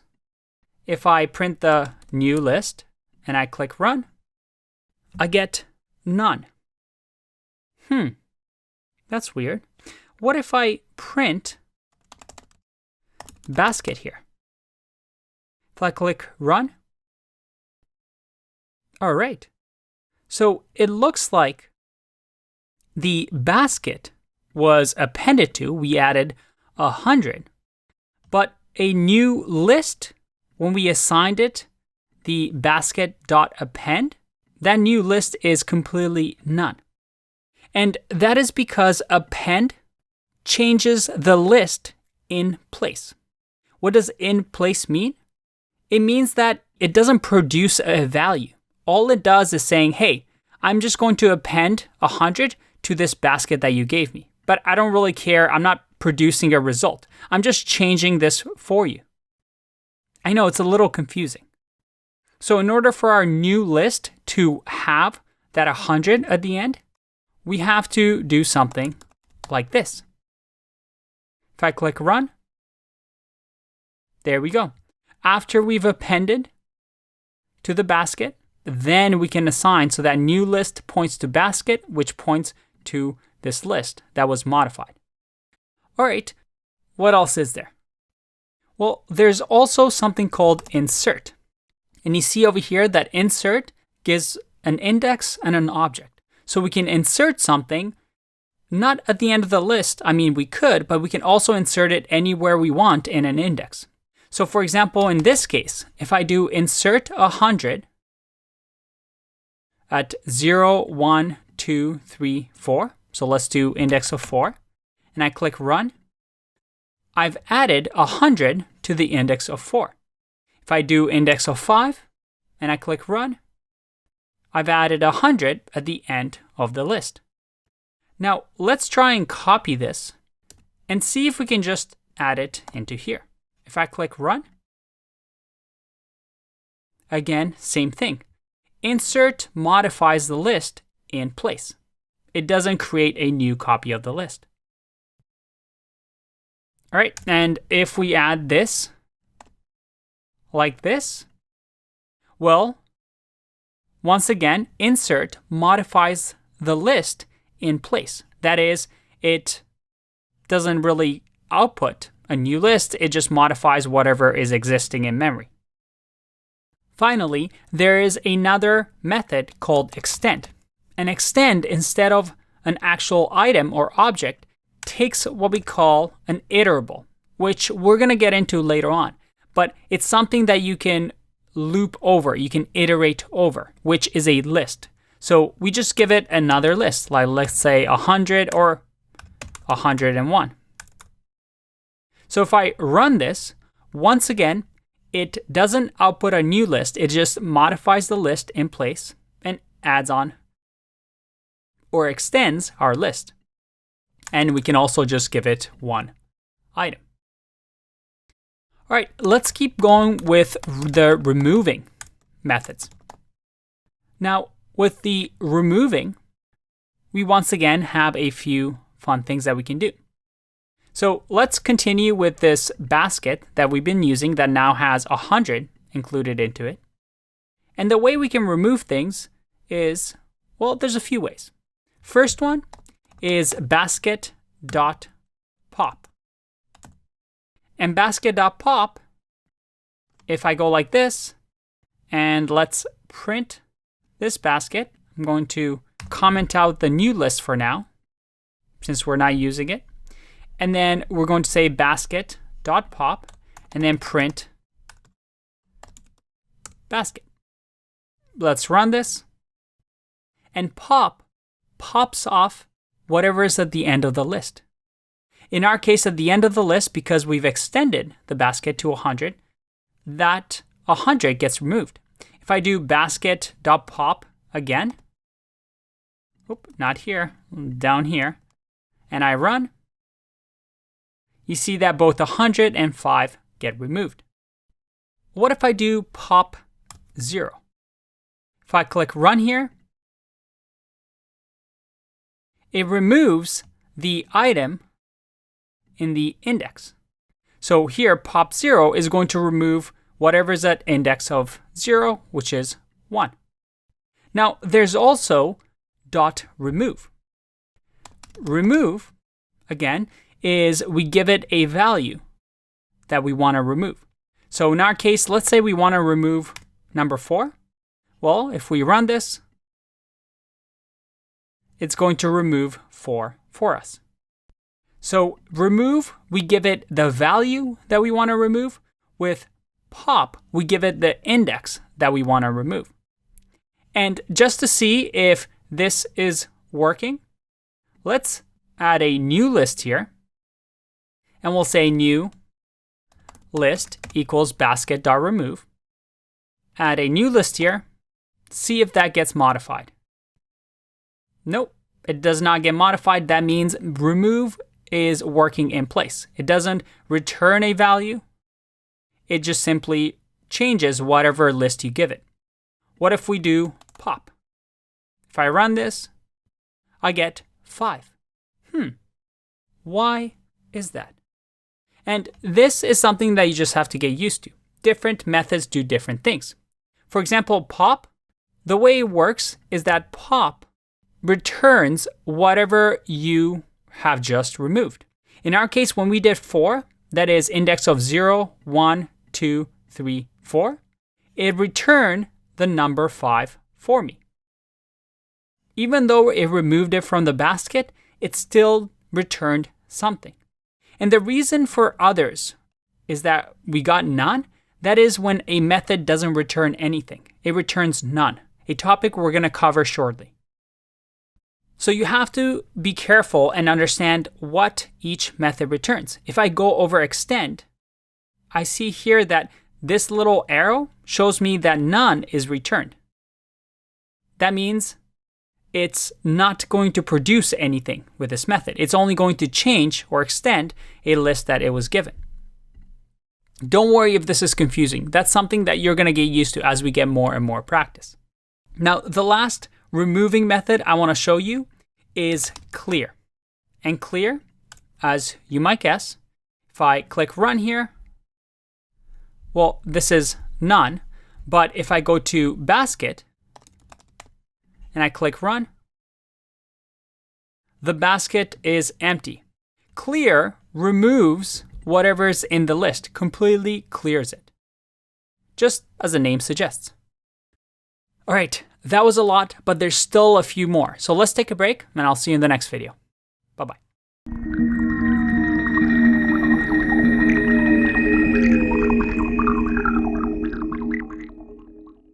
Welcome back. Let's keep going with some more string methods. Now we've learned about adding and removing ones. We learned about append, insert, and extend. And then in removing, we learned about pop, remove, and clear. There's a few other important ones. Let's go with the index. So instead of clearing here, let's clean this up. And we'll do basket.index. An index, as you can see, we give it a value, a start, and a stop. What does that mean? Well, we want to say, hey, what index is number 2? If we do index of 2 and I click run, it's going to give me 1. I know this is a little confusing, but it's asking for the index. Where is number 2? Number 2 is at index of 1. Let's change these into letters just so it's more clear. So we have A, B, C, D, and then finally E. And again, if I do D here and I click run, I get an index of 3 because 0, 1, 2, 3. It's on shelf 3 in our memory. And you can also do an optional parameter here, which is where should we start looking? So I want you to start looking at index of 0 and then finish looking at index of 2. If I do run here, I get an error. It says, hey, D is not in list because, well, we started at index of 0 and stopped at index of 2. If I do 3 and I click run, no, it stops right before 3. So if I do 4 and I click run, there you go. I get 3. Now, errors are not good in our programs. Ideally, we don't want to get errors. So how can we avoid this? What if we're looking for something and we're not sure if it's in the list or not? There's another nifty way of looking for things in a list. And this involves what we call a Python keyword. A keyword is something that you use in Python that, well, already has some meaning. For example, a keyword here, if I go to Python keywords, are all these words that already mean something. Now, we're going to go through them, and we haven't seen a lot of them yet. But we might have seen true, right? In Boolean values, true means something. So in Python, we can't really use the word true because, well, it already means something. There's a word called in that, as you can see, as soon as we type, means something, is a keyword in Python. And this is quite nice. We can say, hey, is D in basket? And if I run this, I get true. Okay, is X in basket? I get false. Because, well, it doesn't exist. And this is actually quite useful, and we can even do it for strings. For example, if I'm looking for, let's say, the letter I in a word, and let's say it's I in hi, my name is Ian. If I click run, I get true because the letter I does exist in this string. All right, let's learn another one. Another one is basket.count. And we can count how many times an item occurs. So for example, if I do D and I click run, I get 1 because D only exists once in the list. But if I add another D in here and I click run, we get 2. It counts how many times this value occurs in our list. Very, very useful. All right, a few more still to go. Let's do some exercises and I'll see you in the next one.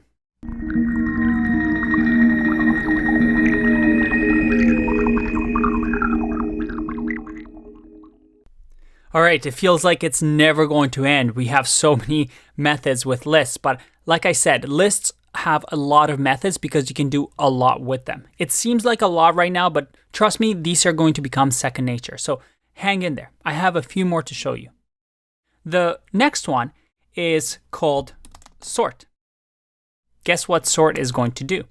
If I click run, I get none. But remember, sort sorts the list, as you can imagine, in place. That means it modifies the list. So if I remove this up to here and then do sort or do basket, and I click run, look at that. I get a sorted list where D was moved in front of E. If I add, let's say, X at the beginning here, and I click run, it's going to move the X all the way to the end. It's going to sort the list in place for me. Again, if I hover over, it sees that it's going to not return anything, which is why our print initially didn't work. We had to print our basket, not whatever this produces, which it doesn't produce anything. But what about this one? If we go to built-in functions, I have something called sorted. And if I do sorted, and because it's a function, not a method, I can do sorted dot or basket. So around the brackets, just like print. If I run this, all right, nothing has changed. But what if I remove this and put it in here? If I click run, I get A, B, C, D, D, E, X. What if I comment this out?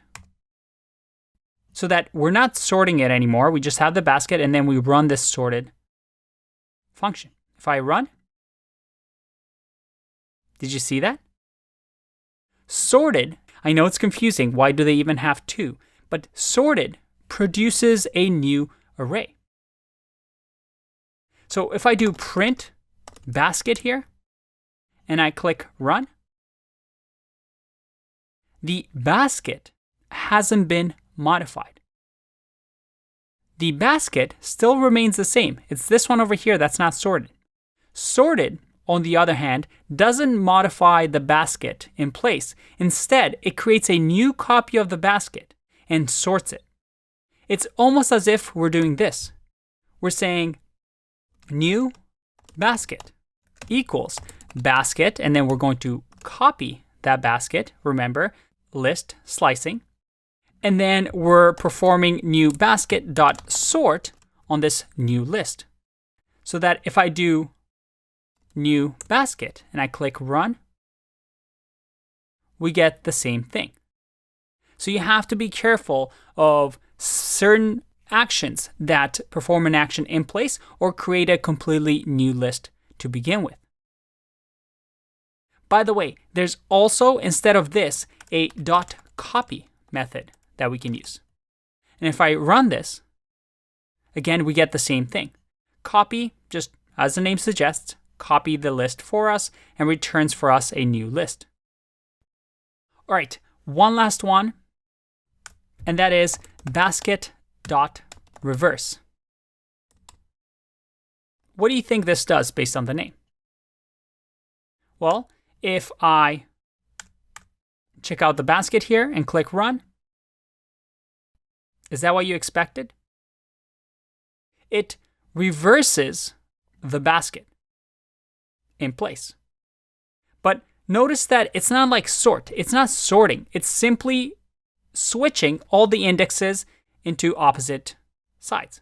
So D is now index of 0, E is now index of 1, index of 2, 3, so on and so forth. So you can see here that it doesn't actually sort it.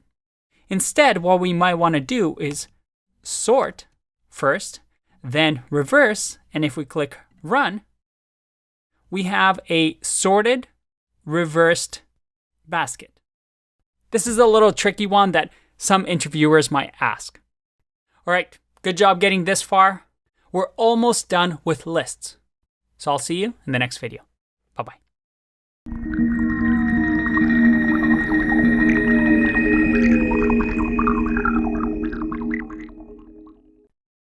Welcome back. Let's talk about some useful tricks with lists that you'll see a lot in Python code. Well, one we have already seen. It's this idea of length. You're going to be using this a lot. That is to figure out the length of a list, which in our case is now 7. Another really useful trick is to reverse a list. Now, I've already showed you how to reverse a list, but sometimes you can do that with list slicing. Again, something that we've seen in string slicing. So I can actually do basket and then semicolon, semicolon, -1. If I click run here, is that what you expected? Let's go through this line by line. I've sorted the basket so that it's from A all the way to Z.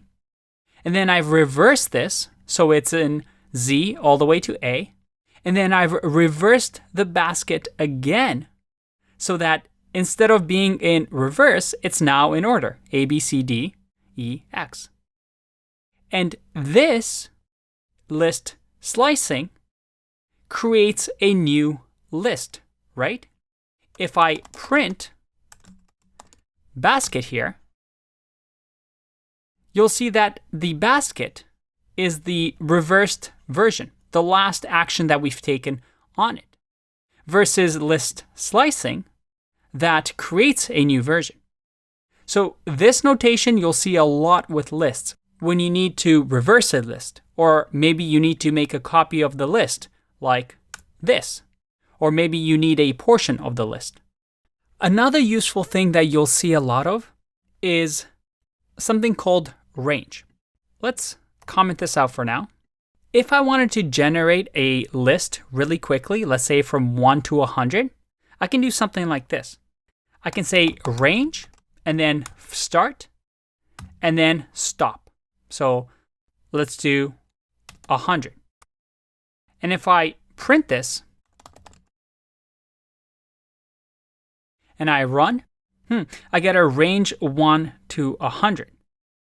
But if I wrap this in a list, which is going to create a new list for us, and I click run, look at that. I get a range from 1 all the way to 99. Remember, it's the start and then whatever to stop at. So before it hits 100, it's going to stop.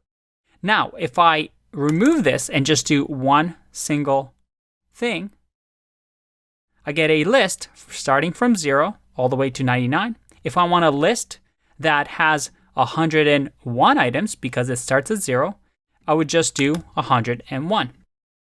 And range is something we'll talk about a lot more, especially when we talk about loops in programming. But this is a great way of you to generate a list really, really quickly, especially a numbered list. Finally, the last common thing that you'll see a lot is this idea of .join. What is .join? Join is actually something that works on strings. It's a string method. But it's often used this way. We have an empty string, and this empty string, let's say sentence. And then we can do sentence dot join. And join takes what we call an iterable, which is a list for now. And in here, we can have a sentence like, hi, my name is Jojo. And now if I print sentence and I click run here, I don't get anything. Let's figure out why. What if I type in an exclamation mark here and I click run? All right, it's printing out sentence, but it looks like .join creates a new item for us. So let's just assign that to new sentence. Now, if I do new sentence and print that out, we see that I get, hi, my name is Jojo.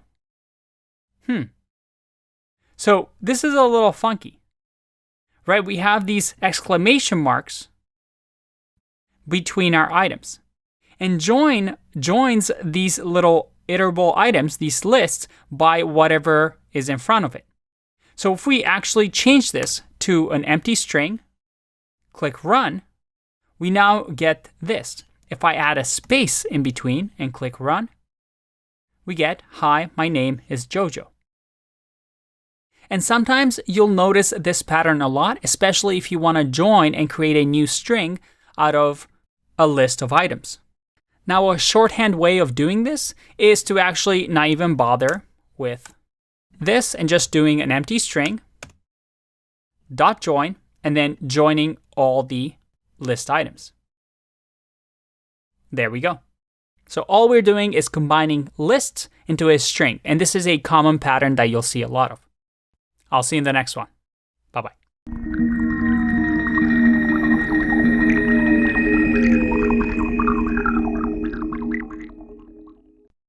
I want to teach you one last thing when it comes to lists, and it's called list unpacking. And it's a really, really nice feature. I really like it. With list unpacking, we can do something like this. Let's say I have a list that is, well, very simple, 1, 2, and 3. And I want to assign a variable to this list. Let's call it basket equals 1, 2, 3. But what if I wanted to assign a variable to each item? Well, I can actually do something like this, A, B, C. So that when I print A, and then let's print B, and then print C, and I click run, I get 1, 2, 3. And this is something that we've seen when we talked about variables, where even if it wasn't a list, as long as we gave it by comma, separated by comma, different values, we're able to print 1, 2, 3. But this is where list unpacking gets really, really useful. We can actually, let's say, extend our list to include all the way till 9. What if we wanted to unpack 1, 2, and 3, but keep everything else still in a list? Could we still do that? Well, with list unpacking, we can. All we need to do is say comma, and then add a star, and give it a variable name, whatever we like. Let's say other. So now if I print other, and I click run, look at that. I'm able to unpack my list however way I want. What if I add a comma here and add D? Well, if I run this, I get a list all the way until 8 But now D is, well, actually, the very last item. So that's very, very neat. Maybe the use case right now is not absolutely clear to you, but this is something that might help you, another tool in your toolbox, to unpack a list and change a list in different ways. We'll explore this more later on in this course. But for now, list unpacking. When you hear that word, now you know what it means. I'll see you in the next one. Bye-bye.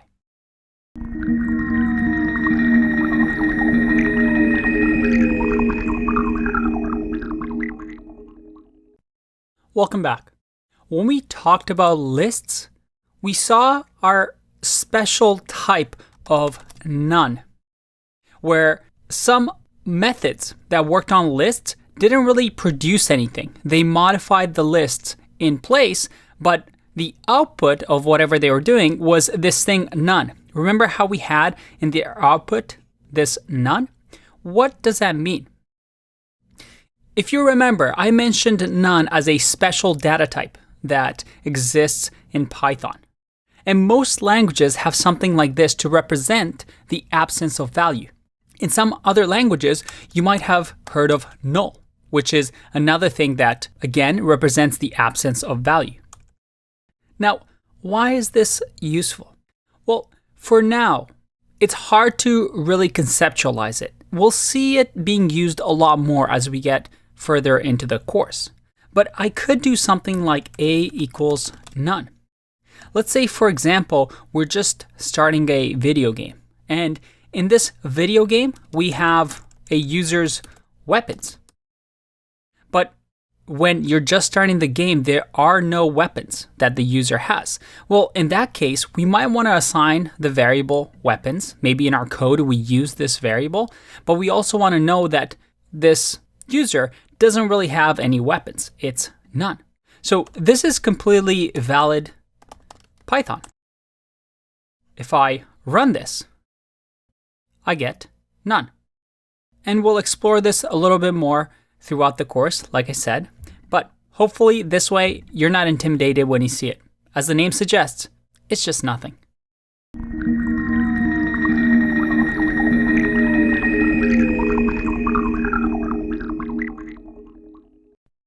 Let's talk about our next data structure. And this one is called a dictionary. In other languages, it might be called a hash table, maybe map or objects. In Python, we have this idea of dictionary, or as Python likes to call it, Dict. I have to make sure I pronounce that properly. That's a really hard word to say when you're recording and you're repeating it over and over. Anyway, dictionary. What is it?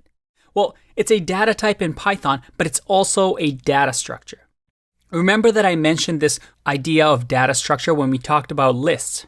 They were the first data structure in Python that we learned. It's a way for us to organize our data in a form that has some different pros and cons on how we access it. For example, with lists, we saw that they're easily ordered. We can access them through indexes like 0, 1. We can reverse them. We can insert into them. It was really, really nice. What about dictionaries? Well, let's see what a dictionary looks like. A dictionary will look something like this. We'll have a key and a value. And then another comma, and then another key and another value. Let's decipher this. So I'm using curly brackets here, which denotes a dictionary.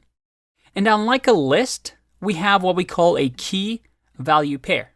A key is a string for us to grab the value.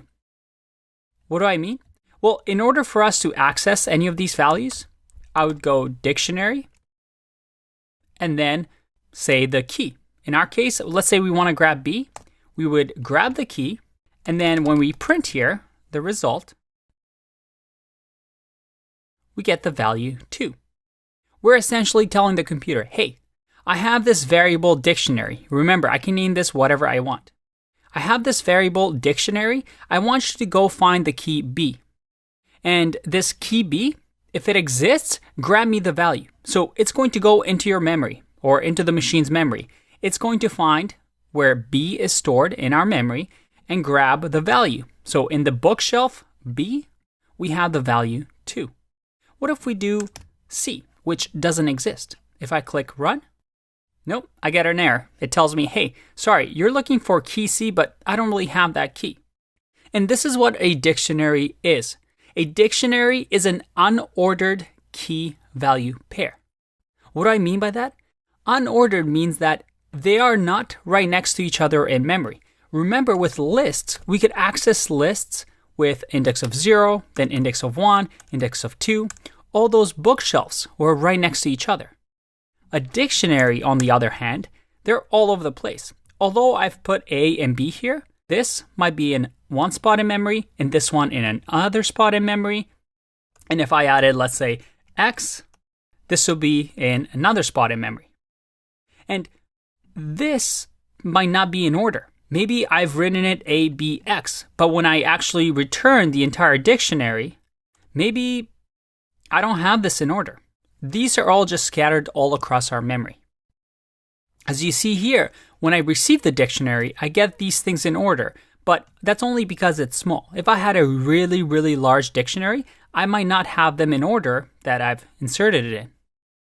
So a dictionary is an unordered key value pair. And as long as we know the key, that is, whatever the key that we're looking for, then we just give that. And our computer is going to know, hey, where in memory to look to grab the values. Now, here's the cool thing about data structures, like dictionaries and lists.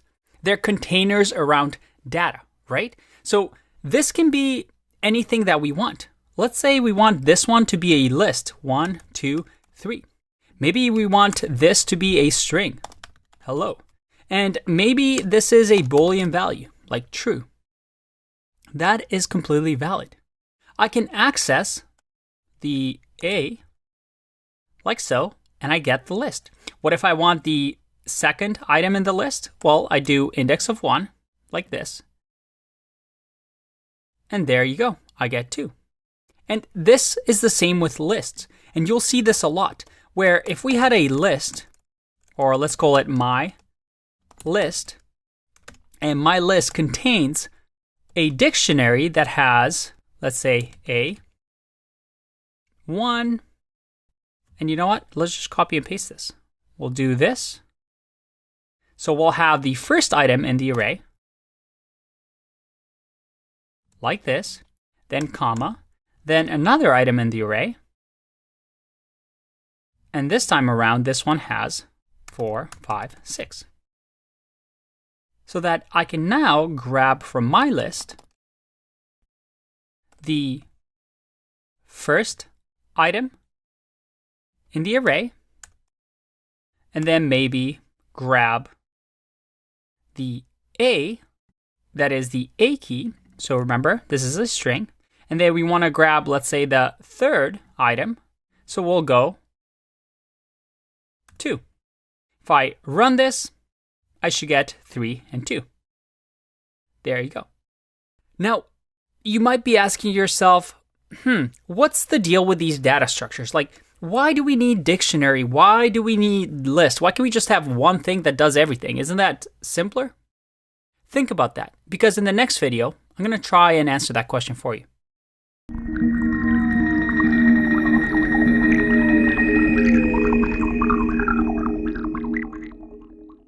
Let's talk about our next developer fundamentals. And this one is understanding data structures. A really good programmer is a programmer that is able to decide what data structure to use when. Up until now, we've learned about dictionaries and lists, and we'll learn about a couple more throughout the course. But a really good programmer, a programmer who's experienced, is able to understand what the trade-offs are, when to use what. And although I can give you a list of this is when you should do this, and this is when you should use maybe dictionaries, the thing is, this takes practice and experience. So throughout our course and then the exercises that we're going to do, the projects we're going to build at the end, I hope that this idea of understanding when to use what data structure makes sense to you. But let's go back to our example.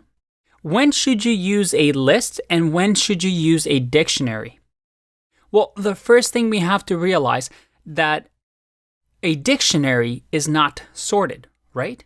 A list has order. It has 0, 1, indexes, so on and so forth. A dictionary has no order.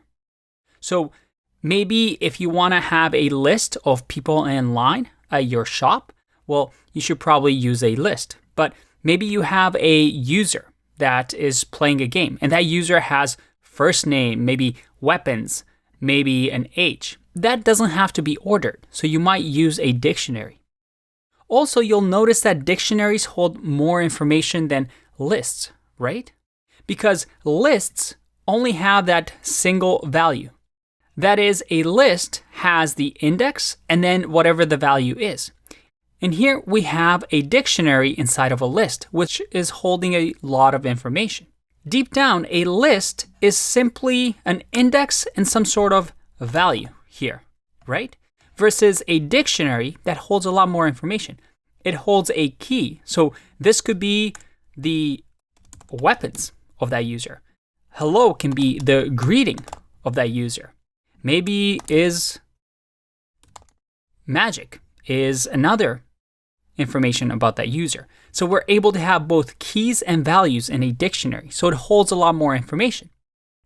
And as we learn different data structures, you'll have these different pros and cons. You'll start to understand as to when to use what. All right, there's another Developer Fundamentals. I'll see you in the next one. Bye-bye.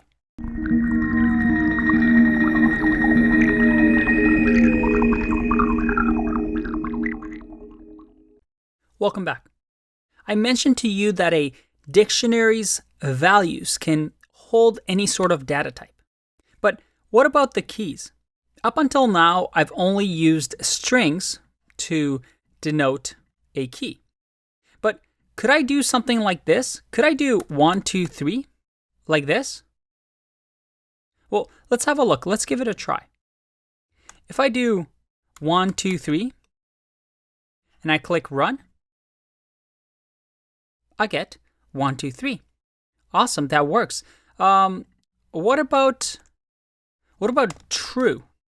If I have a key true and I click run, will that work? Yep, it looks like it works. What about a list? What if I have a list of, let's say, just 100? Would that work? If I click run, nope, it doesn't work. It says unhashable type list. What does that mean? Dictionary keys need to have a special property. A key needs to be immutable. That is, a key cannot change. And numbers, booleans, this is a value that cannot change. A string, if you remember, is a value that cannot change. It's immutable. But a list, if you remember, can be changed, right? On a list, I can reassign, let's say, the index of 0 to something else, right? So because of that, a dictionary says, hey, my keys, because I'm storing them in memory and I don't want to lose them, it has to be something that isn't going to change on me. Maybe a programmer comes in and by mistake changes this array of 100 to have an index of something else. Well, dictionary doesn't really want that because it doesn't want to lose this value. So a dictionary key always has to be immutable. And as we learn a few other things like a tuple that we'll see in upcoming videos, you can use those as keys as well. However, most of the time, 99% of the time, a key for a dictionary is usually something descriptive like a string. Okay, but what about this? What if we have another string, 1, 2, 3? And let's just remove this for now. What happens when I search for 1, 2, 3, the string? If I click run, I get hello.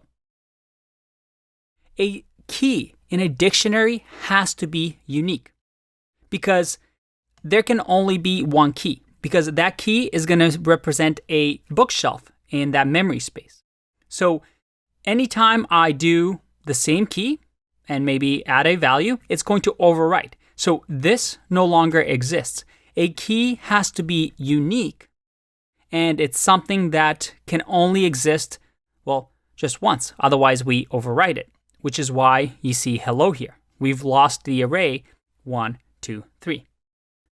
Let's explore this idea a little bit more in the next video.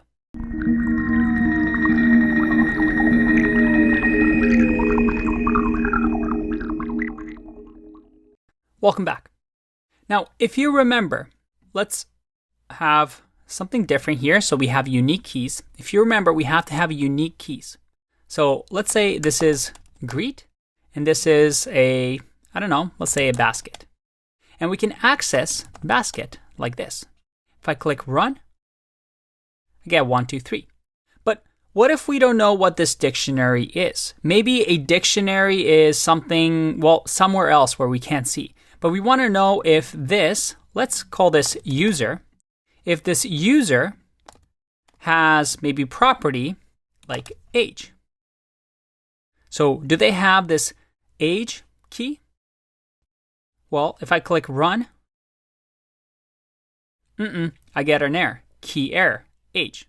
Age doesn't exist. But remember, errors in our programs, and this is something we'll cover later on, are not good. They're going to stop the program as soon as the Python interpreters enters an error. It's going to kick out of the program and say, hey, you have an error, and it's going to completely ignore what's underneath it. Here we don't have anything, but in a real life program, we want to avoid these errors because it stops execution.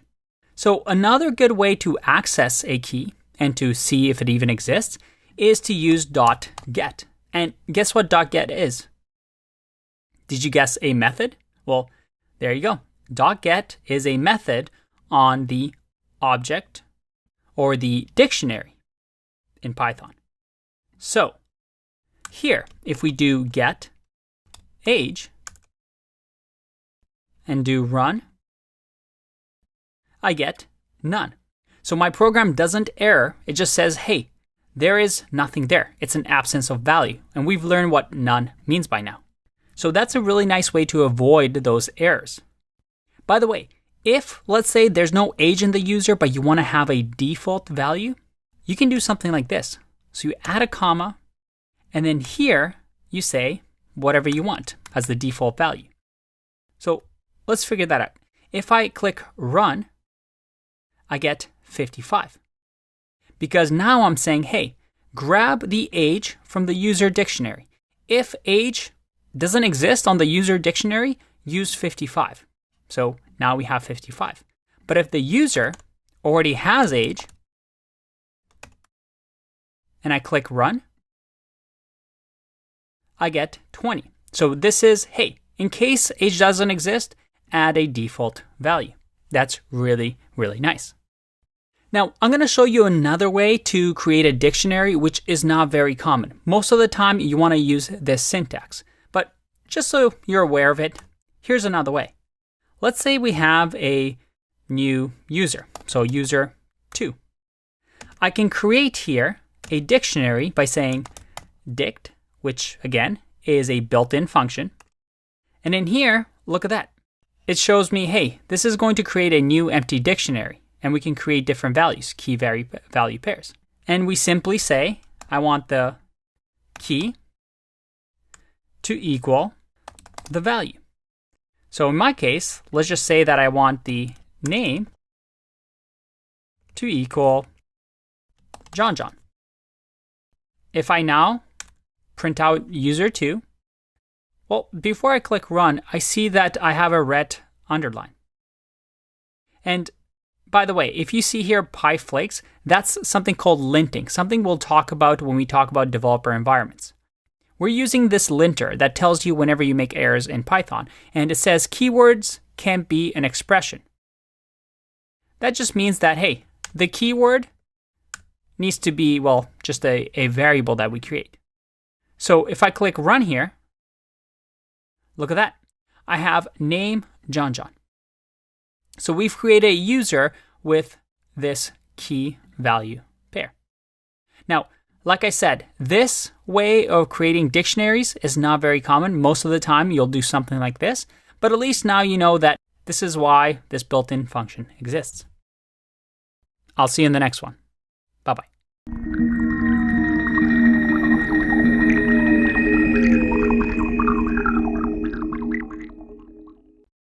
By the way, there is actually one more way that we've actually seen in lists how to look for an item in a dictionary.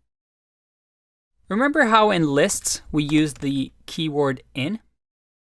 We said something along the lines of, hey, is I in a list that contains I? Or we even used a string like hi.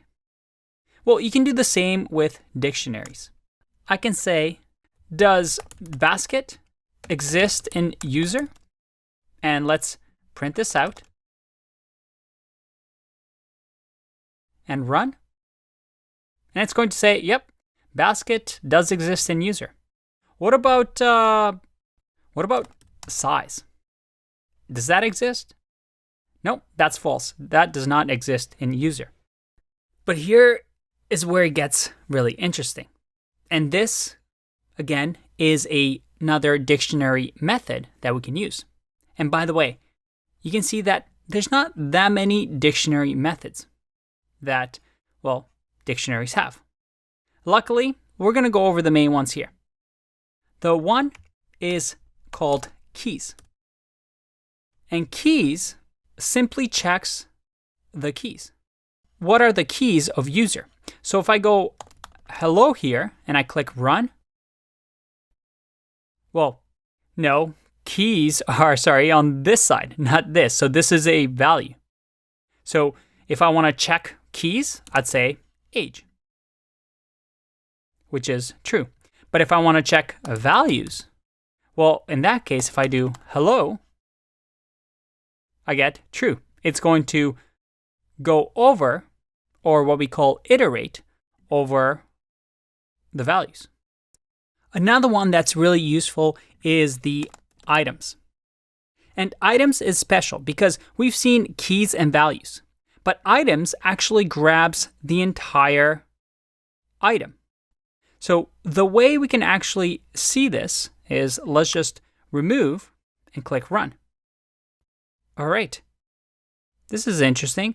I have Dict items here, and I grab, looks like a list, and in here we have a bracket, basket, 1, 2, 3, greet, hello, and age 20. But there's some weird syntax here that we haven't seen before.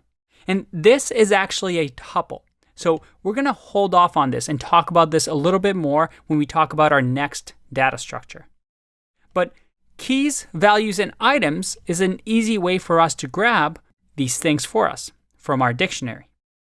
Let's continue on with other dictionary methods that we might use. One is a very nice one. It's called clear. And if I run this, you see that I get an empty dictionary. What if I just run users.clear here and run user? Well, it's still an empty object or an empty dictionary. So you can see here that clear doesn't actually return anything. It doesn't, well, it's just in place, removes whatever the dictionary has. So it just creates an empty dictionary. What about copy?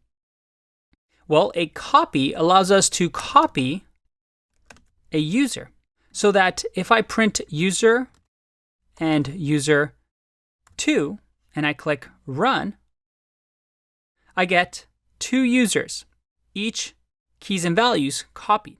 But if I now, let's say, clear the first user and I click run, the first user is empty, but because I've copied the second user has the old information. And this is a concept that we've talked about before. Another useful command, and let's just go back to having user, is user.pop, which removes a key and a value from the dictionary. So in our case, let's just say we want to remove the key that is age. So I'm going to say age. And if I run this, I get 20 because pop returns the value of whatever got removed. But if I do print user now, you'll see that age does not exist anymore because we've popped it off. But pop, as you can see, removes the actual value or returns the actual value 20. Here's another really fun one, pop item. And honestly, this I haven't used much, but I just think it's a fun one. Pop item, if you guessed, well, you're not going to guess. Oh, and that's because I have to make sure I write it properly with lowercase. If I run this, what just happened? It randomly pops off something. One of the keys and the values. In this case, age 20 is removed. So the last item on the dictionary gets removed, but remember, a dictionary is unordered. So if this was a massive, massive dictionary that, well, doesn't have any order to it, sometimes it removes some pair, as you can see, not the last one, but some pair of key value.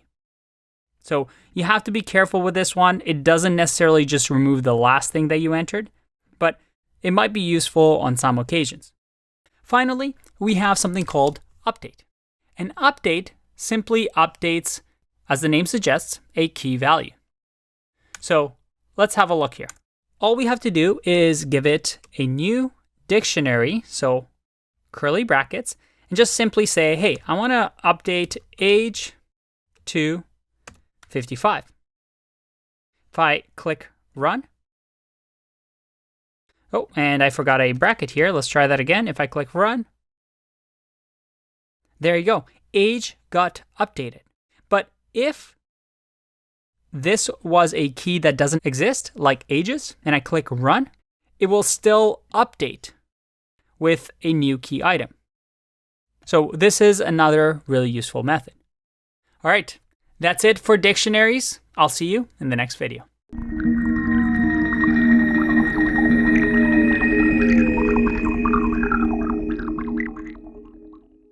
Hooray, it's time for our third data structure as we continue down to our different data types in Python.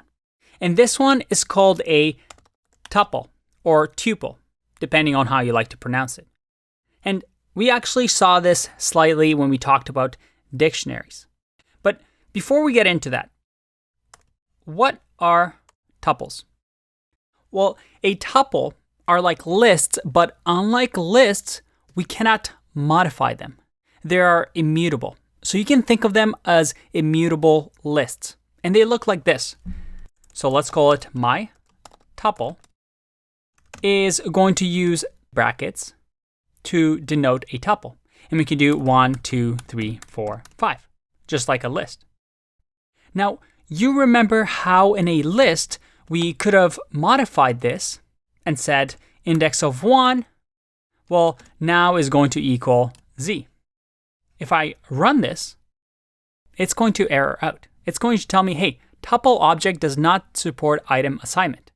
A tuple is immutable. Once you create it, it's the way it is. You can't sort it or reverse it like we saw with lists. It's just there. What about this? Can I just print a tuple and just grab the second item on that tuple? Well, yes, you can. Just like a list, you can access it through an index.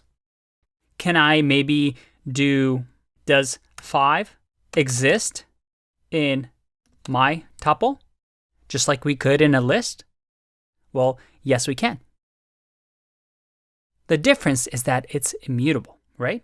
Now, why do we need this? I mean, we already have lists, so why do I have to learn tuple if, it's pretty much the same as list? It's the only thing is I can't change it. There's a few benefits to this. For example, if you don't need to change the list, that makes things easier because it tells other programmers looking at your code, hey, this shouldn't be changed. Unlike a list, I want this to stay the way it is. Keep this order. So it makes things easier and more efficient. It makes your code safer because people can modify it, right? It makes code more predictable. However, it makes code more predictable, but it's less flexible than a list. I can't really sort a tuple. I can't run reverse on tuple. Now, because of this, because they are less flexible, the other good thing about them is that they're slightly more performant than lists. So they're usually faster than lists. And if you don't need a list to change, well, use a tuple. So a good use of a tuple, for example, if you work at Uber, is geographic location and coordinates, right? You can have latitude and longitude here. And because, let's say, this won't change, or maybe a user's location or pickup point doesn't often change, we can just use a tuple. However, maybe when you're in a car as a driver and you're an Uber driver, well, you probably need your coordinates, your latitude, longitude in a list because your car is moving. That's constantly changing. And we saw tuple when we talked about dictionaries, right? Remember when we did user, or we did user.items? And then I said, hey, just print user.items. And we saw here that we got a dictionary items. And inside of this dictionary, we see that basket 123, greet, hello, and age 20 are a tuple. So this actually returns our key and value as a tuple. And as I mentioned before, a dictionary can have keys that are immutable. So a tuple is a completely valid key in Python. So I can do 1, 2 here, and that is a valid key in a dictionary. And the way I would access this would be like user, curly bracket, 1, 2. So that if I click run here, oh, I have an extra bracket. Let's fix that. Let's click run again. And there you go. I'm able to grab user, tuple 1, 2, and grab 1, 2, 3 list. You see here how I'm trying to use different data structures, combining them together. Let's take a break and finish off our understanding of tuple in the next video.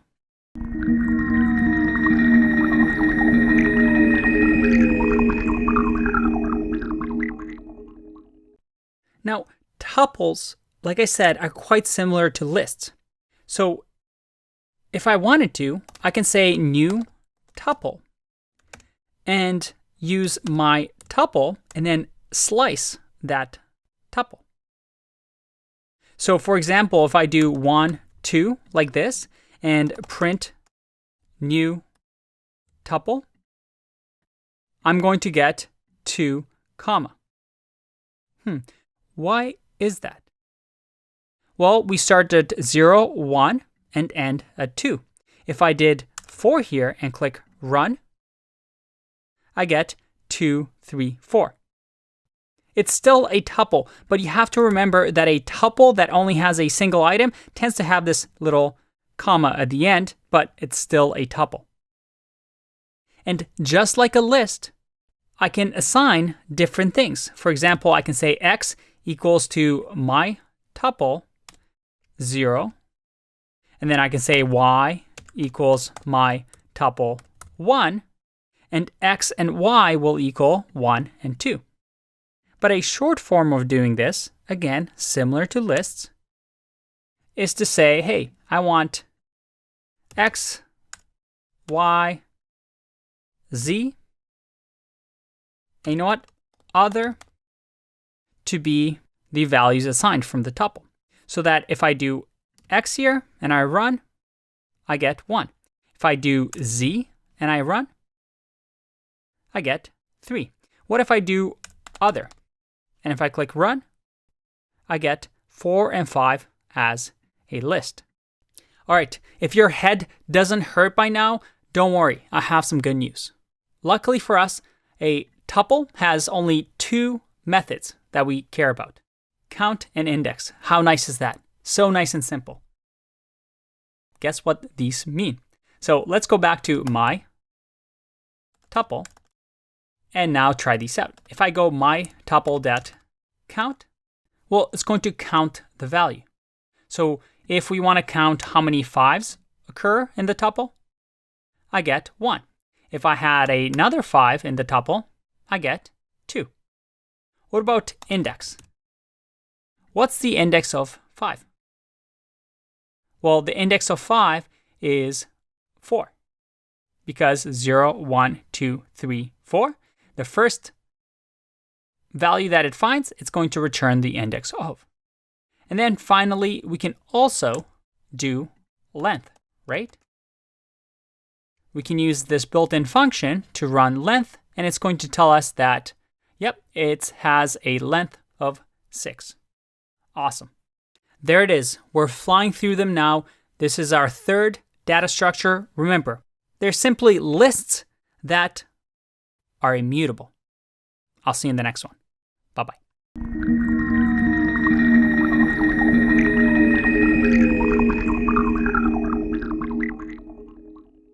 Can you believe it? I hope I didn't put you to sleep, but we're almost there.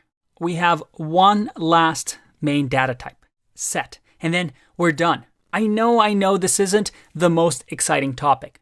Trust me, this is the hardest part. When you're starting out and you're just learning these things without understanding, why do I need this? How am I going to build the next game? How am I going to build the next Netflix? How am I going to build the next coolest Apple app? You're looking at this and thinking, I just learned a bunch of theory. I feel like I'm in math class all over again. I know, trust me, I went through this. I was a self-taught programmer as well. These are the Lego blocks that builds our foundation. Once we learn these, we can move on to new things, and you'll see that once you climb this little mountain, things become so much easier. And you'll realize the power when we start building these projects toward the end of the class, where you're going to say, oh, all these blocks that we learned, all this frankly boring part is all going to make sense. So hang in there. It's supposed to be hard. It's supposed to be tough, but you'll see very soon why this is so powerful and why what we've just learned is going to allow us to build some really awesome things and create some really awesome programs. So let's finish off with the last one. The last data type, the last data structure that we'll see in Python, at least from the main ones. And it's called set. And sets are simply unordered collections of unique objects. Let's have a look. Let's create a my set. And my set we create with curly brackets like a dictionary, but instead of a dictionary, we don't have key value pairs. Instead, we just have values like 1, 2, 3, 4, 5. That's it. That's a set. We just created a set. But remember the definition I gave you. Set is an unordered collection of unique objects. What does that mean? Well, if I print this and say my set, and I click run, I get a set. But if I had, let's say, another 5 in here, and I click run, it only returns the unique sets or unique items. You see, in a set, there's no duplicates. Everything has to be unique. So this 5 just never gets added to a set. For example, you can add things to a set like my set, and then I can say .add and give it a value like 100. And then let's say I do my set.add and then give it 2. If I click run here, I see that I was able to add 100, but 2 wasn't really added because my set already contained that data. It's unordered. I mean, we've created 1, 2, 3, 4, 5 here, but there's no real order to it. There's no bookshelf in our memory space that is right next to each other. These are all over the place in memory, but a set is able to find them because they're all unique. So they're all in just one location in memory. So let me ask you this, and this is going to be a fun little exercise. If I gave you an array, and let's say this array contained, this right here. And I want you to return an array with no duplicates. So I want everything in, let's call it my list. And a programmer has already created this. okay? And then your task is to create or return a list or a collection that has only unique items. How would you go about converting this into a set? Well, we've seen this before. We have a set function, and we simply wrap my list in that set. And let's print it out. I click run. Check it out. We have formed a new set from a list. And I've removed all duplicate values. When would this be useful? Imagine if we had usernames, right? Or email addresses. We're collecting email addresses on our startup page, but we don't want to have duplicate emails. We might want to convert this, a list of emails, to a set and remove any duplicates so we're not sending emails over and over. So that's really cool. What about this? Let's change this into a set. So let's call it my set. Going to change this into a set. There you go. And then what if I wanted to access my set at index of 0? Set object does not support indexing. Well, again, you can think of it more as a dictionary. In order to access a set, we have to grab by the item that's in it. That's the key to getting the information from memory. The way we would check if something exists is we simply say, hey, is 1 in my set? And we run this, and we get true. We can also do length of my set, and we get 5. Again, nothing too crazy, but 1, 2, 3, 4, 5. Remember, it only counts the unique things because this will never get entered. It's a set. And alternatively, we can also convert this into a list. If I click run here, you'll see that I now have my set as a list. And then we can also do, let's say, my set.copy, and actually copy my set into something, let's say, new or new set. And then this will be completely different or a new copy than this original one. So let's test this out. This new set, if I use a method that we may have seen before, which is my set.clear, which as you can imagine, clears the set, and I click run, I have that new set, but when I try and print our old set, which was my set, it's going to be empty, an empty set. But the true power of sets comes in the next couple of methods that I'm going to show you. And sets have quite a few methods, but don't worry, most of them are quite similar. So let's explore that in the next video.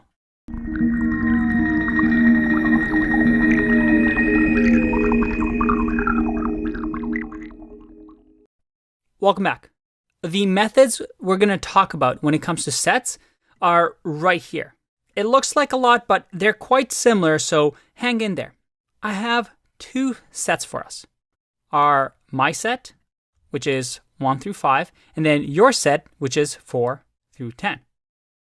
Now, let's go one by one and see what these methods do.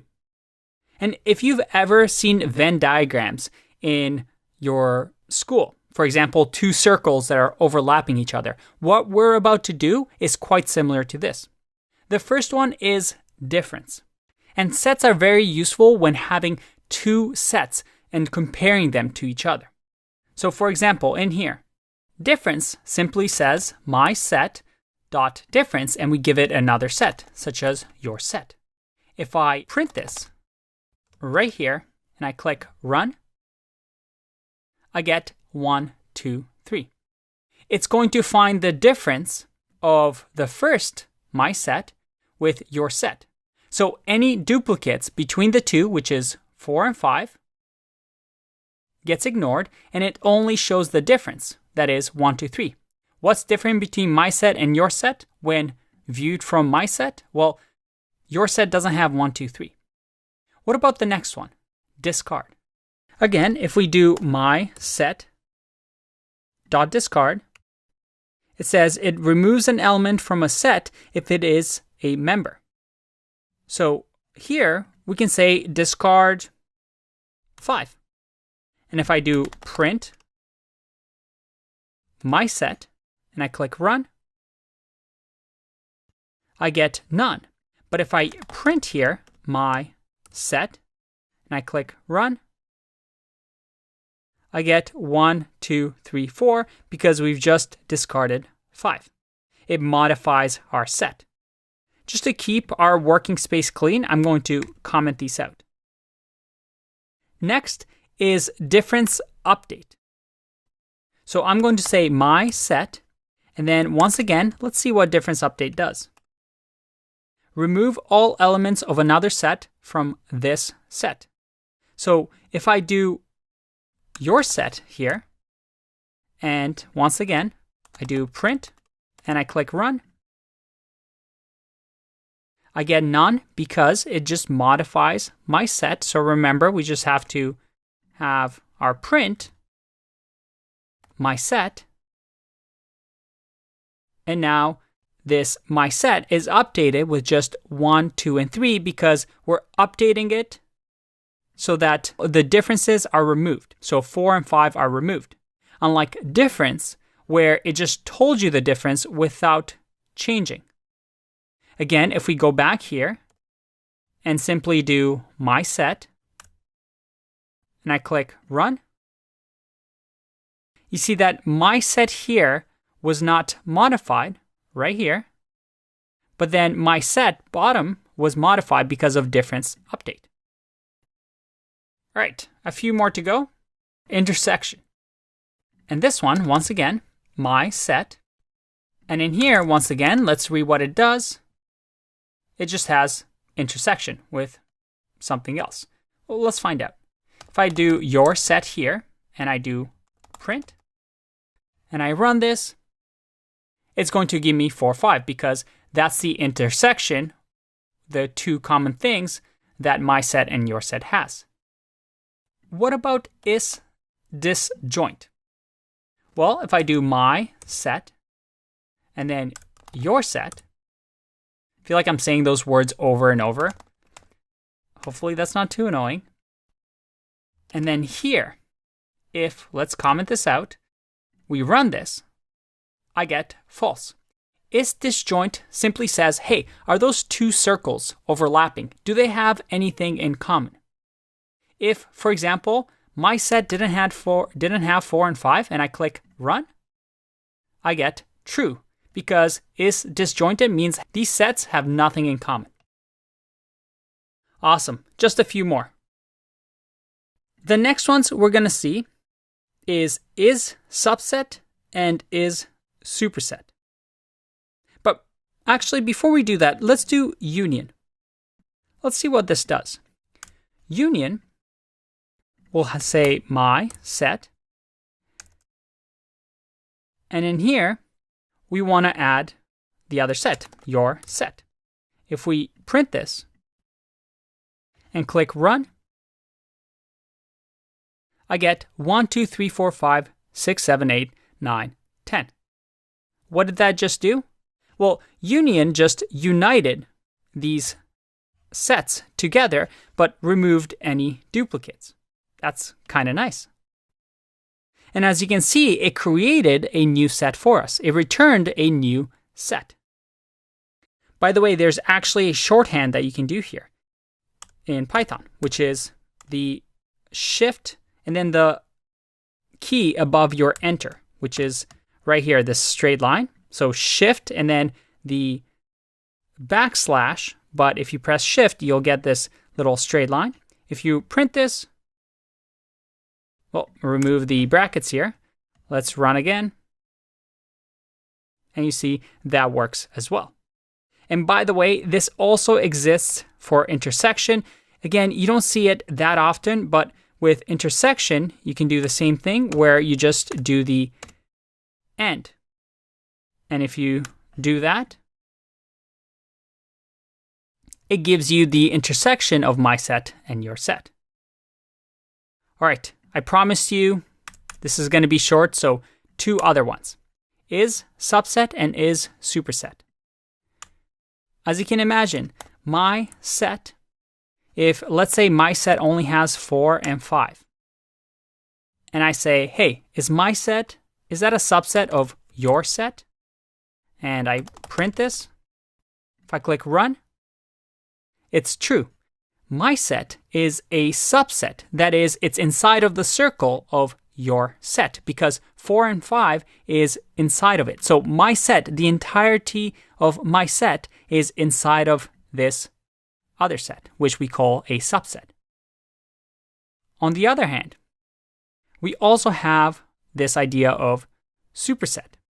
So if I do, instead of is subset, is superset, I'll get false because, well, my set is not a superset. It doesn't encompass your set. It's the other way around. Your set is a superset of my set. Because your set encompasses everything that my set has, which is 4 and 5. Oh boy, that was a lot. And you're asking yourself, there is no way I'm going to memorize any of that. Well, good. I don't memorize any of this either. As a matter of fact, I usually go to the Python documentation or just Google around. And because I know sets exist, if I ever want to compare, let's say, 2 sets, I know to just go here and find the tool that I want. That's the key of a programmer that I keep mentioning over and over. It's not memorization. It's the ability to know that there's tools that you can use and being able to Google for them. I know it doesn't sound exciting because in movies you see everybody typing super fast and coding everything, but that's just not real life. In real life, you just Google around, find solutions because by now you know what sets are, you know what sets can do, so that you can Google for methods that are appropriate to your problem. I'll see you in the next one. Bye-bye.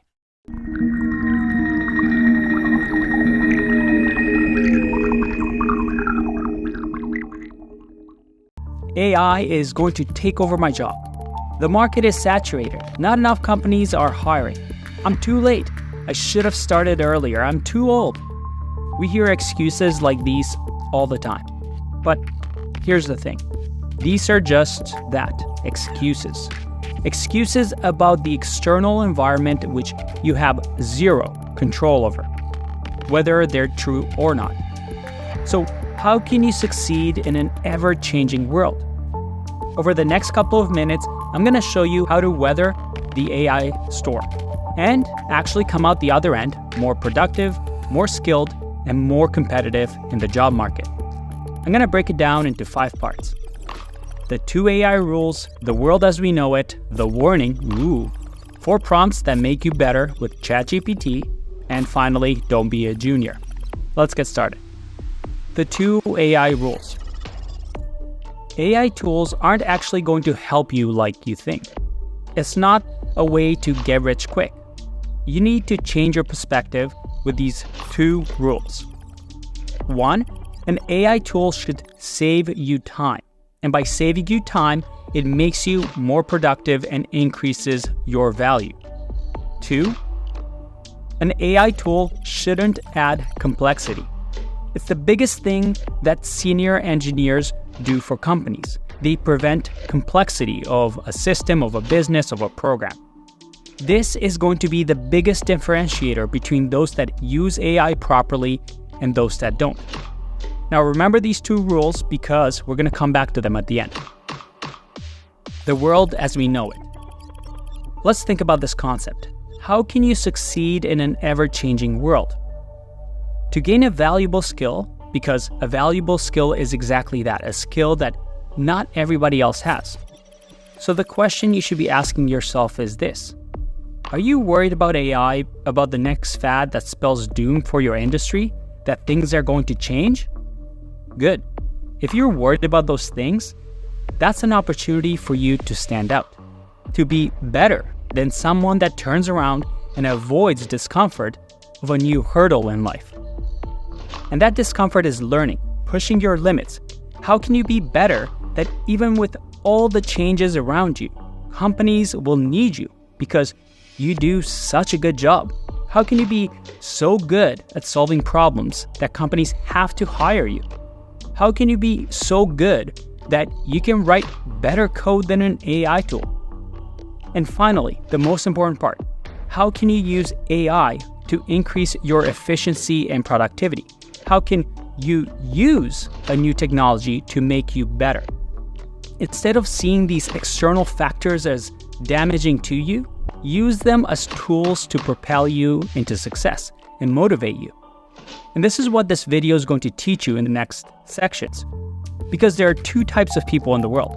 Those that think life is out of control, external factors affect their life, and they have no impact over these things. They always use words like unlucky, it's not my fault, it's not the same as it used to be. Then there's the other type of person. The person that says, although I cannot control the world around me, I can control myself and my thoughts, and how I react to the ever-changing landscape of the world. Be the second person, and you'll find success. All those people who could have started today are not going to because of those excuses. This is an opportunity now for you to overcome this hurdle, to be better than somebody else that just gave up because it seemed too hard. Okay, enough life philosophy, Andrei. Just tell me how to use these tools like ChatGPT to make me the best. Okay. I know that's why you're here, so should you be using AI tools to learn? The answer is, well, yes and no. It's complicated. I'm going to teach you how to think about these tools, like ChatGPT, and how to use them. I'll actually give you some examples. But I also want you to avoid the negative impacts that they can have on learning. The warning: don't use these tools to learn to code. As a matter of fact, don't use them to learn highly technical skills, because it sometimes generates incorrect or biased information, and you'll have no way of knowing if it's right or wrong, because you're still learning. Now, code may be functional, but it may have unintended consequences, and it may not be the optimal solution. If you use ChatGPT to learn, you'll never be able to learn right from wrong, because ChatGPT doesn't develop your intuition and judgment, something that you need to be considered a senior engineer in a tech field, a senior thinker. Spoiler alert, these are the type of people that will never be replaced by AI. Now, we're still in the early days. There are a lot of misunderstandings about AI, but you need to know how these tools work to properly work with them. You need the coding part, because that's how these tools are built. Do you want to know how to use these tools? Well, learn how they work, and, well, they're built with code. Foundational courses at ZTM, like Complete Web Developer, Complete Python Developer, the Machine Learning and AI course, teach you how to code from scratch, and then using things like Git and GitHub, how to work with APIs, how to create deep learning models. Fundamental skills that engineers need to really dive deep into different fields and different topics. Do you really want to learn the technical side of things? Because that's the hard road. That's the road that not everybody can do. That's the skill that's valuable. Once you learn how these work, then you can specialize. Do the hard things that make you rare. Because everybody can use ChatGPT or the next AI tool, but can you also develop games, applications, machine learning models, operate servers? If you know how to do these things already, if you learn how to do these things, plus use AI tools properly, you're irreplaceable to companies. Luckily, our career paths are set up to build those foundational skills for you. So you just gotta follow along and trust the process. Ooh, pretty.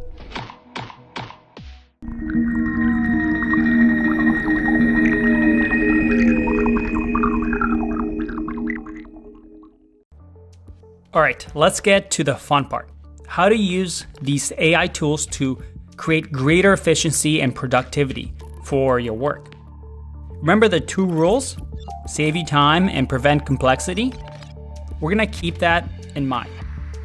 Now, you can either adopt tools like ChatGPT or you can get left behind. So I recommend adapting and learning these tools. But there's also a lot of noise. So I've developed this 4-question system where I think AI tools work best for people in the tech field. The 4 questions, or the type of questions that really work well, are the explain this piece of code, explain this error, the improve this code, or make this more efficient type questions. Then there's create something using X questions, and then finally convert this piece to X. Let's go through them. Let's say you're working with Python. Well, this is a great type of question to use using ChatGPT. I can say, explain this Python code. And then I'll just enter this piece of code. There you go. You get a detailed explanation of how this code works and some of the lines and what they each do. So this is actually pretty nice. If you have a small piece of code, and that's key, small piece of code, and you need something explained to you, it'll give pretty good instructions or pretty good explanations. Another example, let's say you're learning Linux and you come across a command like this, and you have no idea what it means. Well, again, I can say, explain what this Linux command means.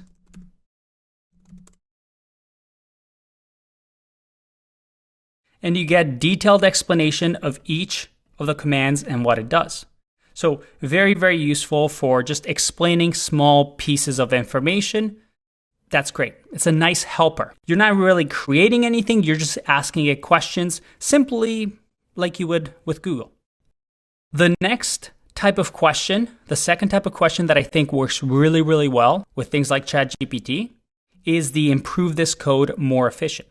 So let's say I have this function, this JavaScript function, and I ask it to, can you make it better? Or let's say, make it more efficient. And you can see over here, again, you don't need to know about coding, but you see here that there's some nested for loops, and it does a pretty good job. I can even say it, make it cleaner. And again, it gives you ideas of what you can do with the code. So over here, it changed it into a 1-line reduce function. So is this cleaner? It's hard to say because you need that experience to decide whether this is actually cleaner than this piece of code. But it allows you to bounce off ideas and think about code a lot faster because it gives you options. The next type of question is the create something using X. So this is really important. You can't just create big things, but it's really good at creating small things. So for example, let's say I'm learning about Git and Git commands, and I can't remember something. So I'm going to say, hey, what's the Git command to see which files have changed? Well, it's going to give me some information about Git status. Maybe I have another question. Maybe what's the Git command to remove a certain file from being added?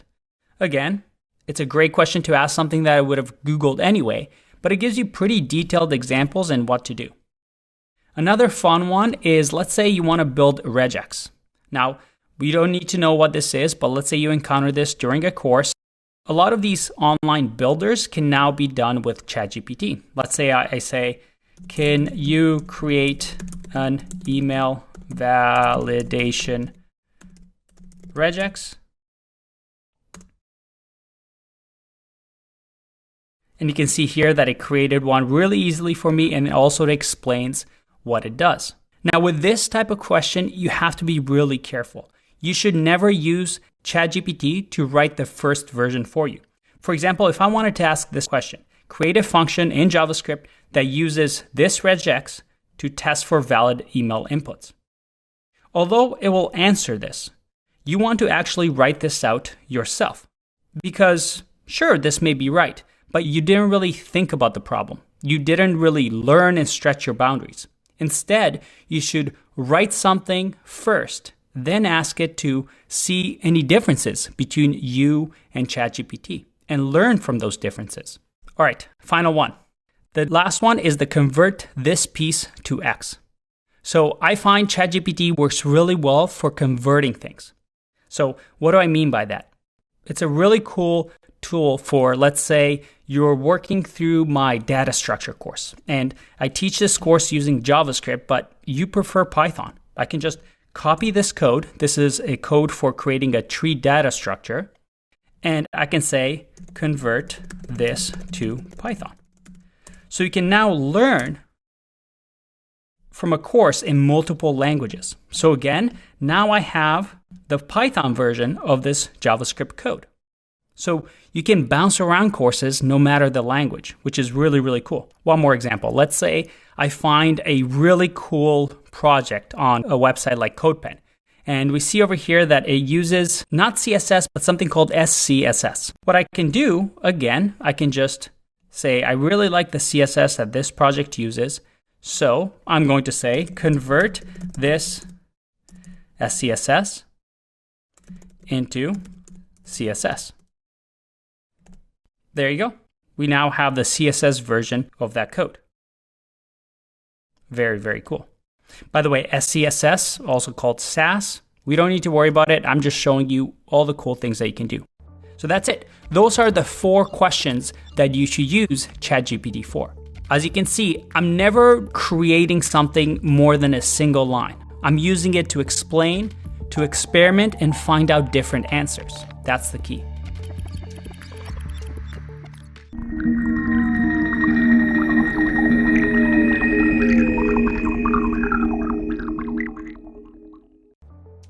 All right, let's get to the fun part. How to use these AI tools to create greater efficiency and productivity for your work. Remember the 2 rules? Save you time and prevent complexity? We're gonna keep that in mind. Now you can either adopt tools like ChatGPT or you can get left behind. So I recommend adapting and learning these tools. But there's also a lot of noise. So I've developed this 4-question system where I think AI tools work best for people in the tech field. The 4 questions, or the type of questions that really work well, are the explain this piece of code, explain this error, the improve this code, or make this more efficient type questions. Then there's create something using X questions, and then finally convert this piece to X. Let's go through them. Let's say you're working with Python. Well, this is a great type of question to use using ChatGPT. I can say, explain this Python code. And then I'll just enter this piece of code. There you go. You get a detailed explanation of how this code works and some of the lines and what they each do. So this is actually pretty nice. If you have a small piece of code, and that's key, small piece of code, and you need something explained to you, it'll give pretty good instructions or pretty good explanations. Another example, let's say you're learning Linux and you come across a command like this, and you have no idea what it means. Well, again, I can say explain what this Linux command means.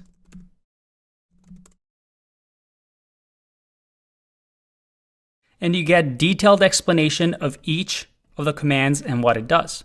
So very, very useful for just explaining small pieces of information.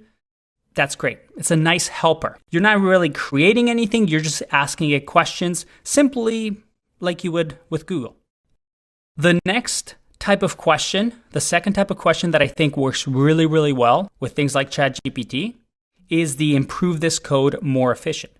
So let's say I have this function, this JavaScript function, and I ask it to, can you make it better? Or let's say, make it more efficient. And you can see over here, again, you don't need to know about coding, but you see here that there's some nested for loops, and it does a pretty good job. I can even say it, make it cleaner. And again, it gives you ideas of what you can do with the code. So over here, it changed it into a 1-line reduce function. So is this cleaner? It's hard to say because you need that experience to decide whether this is actually cleaner than this piece of code. But it allows you to bounce off ideas and think about code a lot faster because it gives you options. The next type of question is the create something using X. So this is really important. You can't just create big things, but it's really good at creating small things. So for example, let's say I'm learning about Git and Git commands, and I can't remember something. So I'm going to say, hey, what's the Git command to see which files have changed? Well, it's going to give me some information about Git status. Maybe I have another question. Maybe what's the Git command to remove a certain file from being added? Again, it's a great question to ask something that I would have Googled anyway, but it gives you pretty detailed examples and what to do. Another fun one is, let's say you want to build regex. Now, we don't need to know what this is, but let's say you encounter this during a course. A lot of these online builders can now be done with ChatGPT. Let's say I say, can you create an email validation regex? And you can see here that it created one really easily for me, and also it explains what it does. Now, with this type of question, you have to be really careful. You should never use ChatGPT to write the first version for you. For example, if I wanted to ask this question, create a function in JavaScript that uses this regex to test for valid email inputs. Although it will answer this, you want to actually write this out yourself. Because sure, this may be right, but you didn't really think about the problem. You didn't really learn and stretch your boundaries. Instead, you should write something first, then ask it to see any differences between you and ChatGPT and learn from those differences. All right, final one. The last one is the convert this piece to X. So I find ChatGPT works really well for converting things. So what do I mean by that? It's a really cool tool for, let's say, you're working through my data structure course, and I teach this course using JavaScript, but you prefer Python. I can just copy this code. This is a code for creating a tree data structure, and I can say, convert this to Python. So you can now learn from a course in multiple languages. So again, now I have the Python version of this JavaScript code. So you can bounce around courses no matter the language, which is really, really cool. One more example. Let's say I find a really cool project on a website like CodePen. And we see over here that it uses not CSS, but something called SCSS. What I can do, again, I can just say, I really like the CSS that this project uses. So I'm going to say, convert this SCSS into CSS. There you go. We now have the CSS version of that code. Very, very cool. By the way, SCSS, also called Sass, we don't need to worry about it. I'm just showing you all the cool things that you can do. So that's it. Those are the 4 questions that you should use ChatGPT for. As you can see, I'm never creating something more than a single line. I'm using it to explain, to experiment, and find out different answers. That's the key.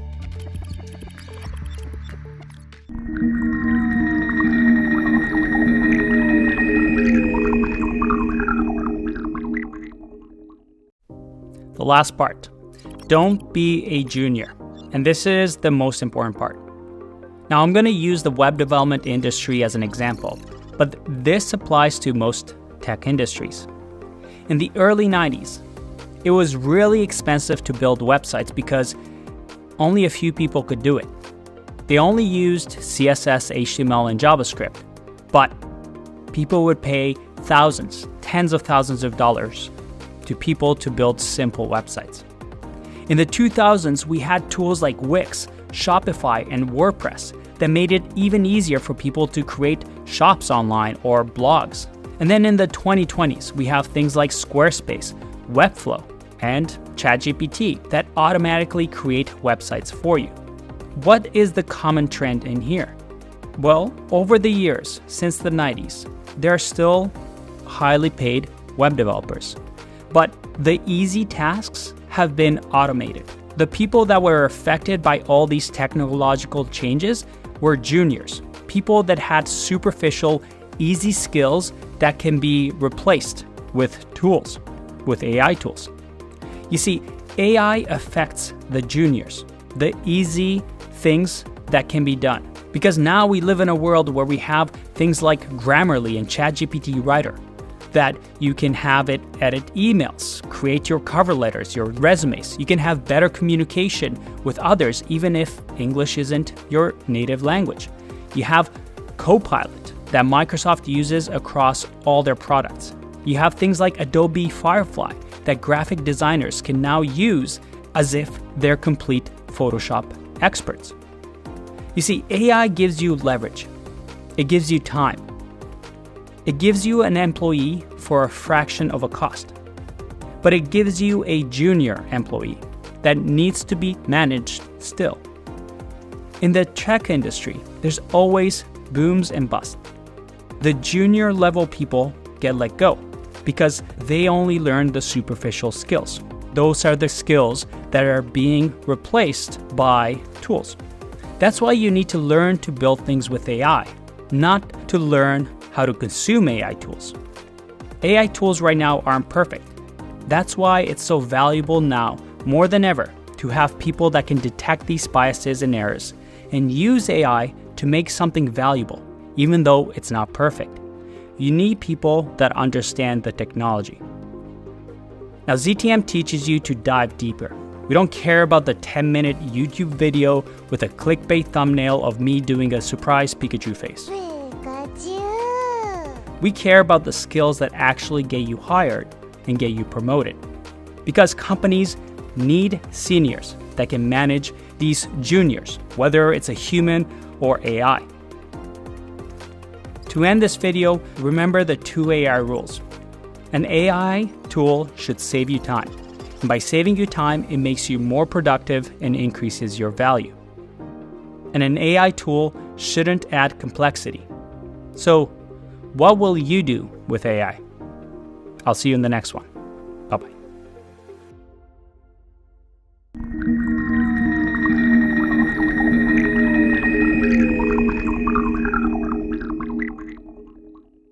Welcome back. We learned about our basic Python data types.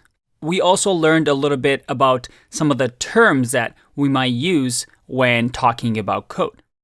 We learned a few best practices, but most importantly, we learned how to perform actions on these data types. We saw that there's built-in functions that we can run on any data type, such as the print function. But we also learned that most of these data types have their own methods. That is, that dot some sort of a name and then the brackets to perform some actions on them. Now, we're still scratching the surface here, but we now go into an area that gets really, really exciting. Because up until now, what we've been doing is this. Every time we write code, we do something here, and then we go to the second line and do something else, and then finally go to the third line and do something else, and so on and so forth. Our Python interpreter just went line by line, one all the way to whatever line number we have on our .py file, and just ran the code. And it ran it really fast because machines are good at that. They run code really fast.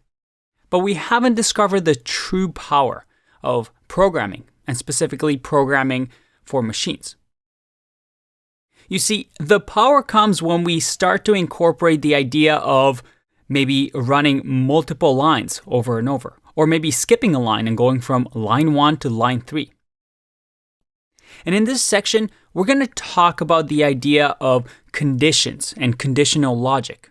We're going to talk about looping and loops, where we can perform actions hundreds, thousands, millions of times over and over, something that machines are really, really good at. And that's when programming becomes really powerful, because machines can do certain tasks a lot better and a lot faster than humans. So we're now going to break into a new world where instead of going from 1, 2, 3, everything in order, we're going to start to break some of that apart so that we have more control over our programs than just going line by line. Let's find out how to do that in the next video.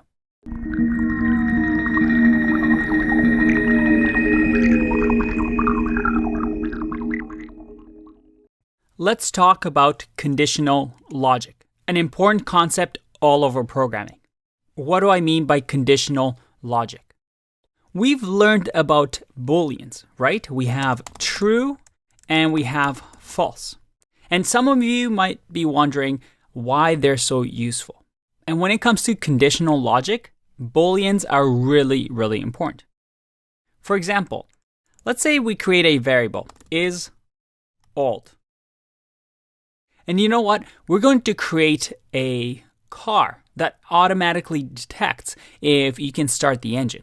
Maybe if you're not old enough, the engine won't start and it won't let you drive. So that they make sure that this car is super safe and only people that are perhaps over 18 can drive it.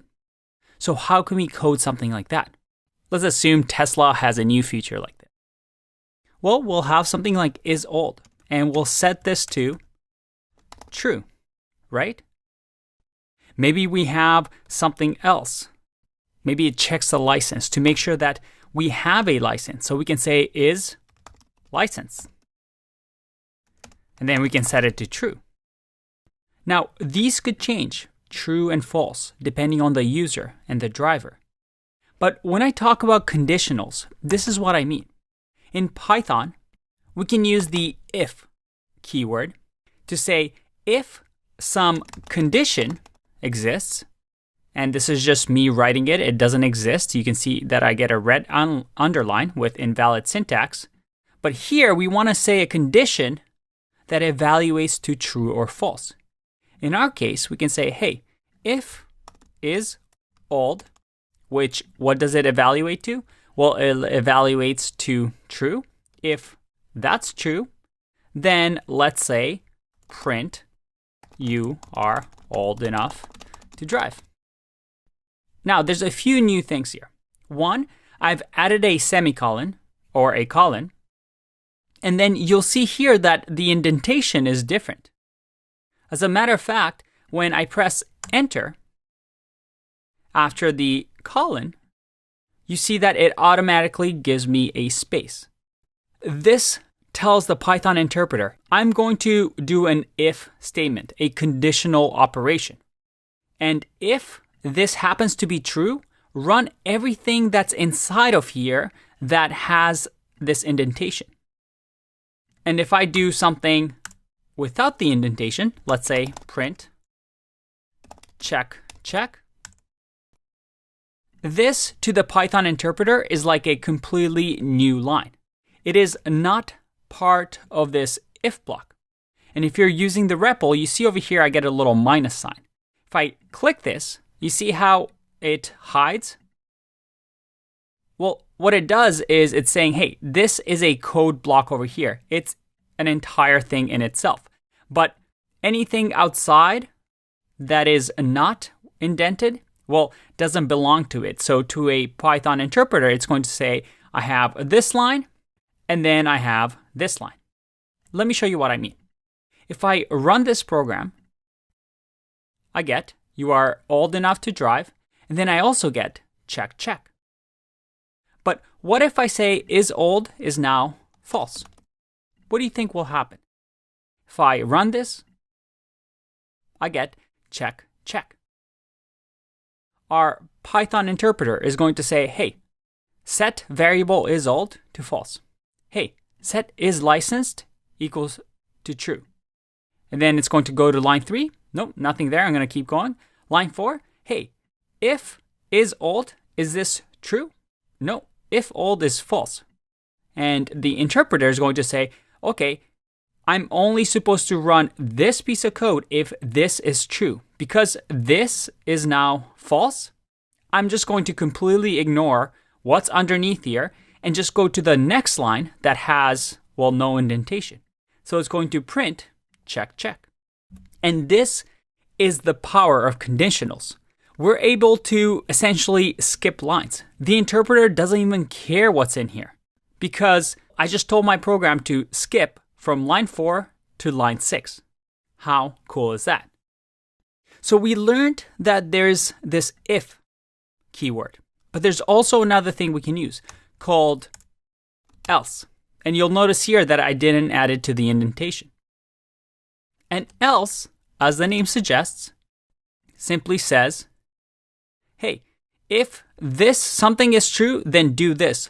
Otherwise, also else, do this. And again, you see that I've added the indentation. So try to guess what's about to happen in this program.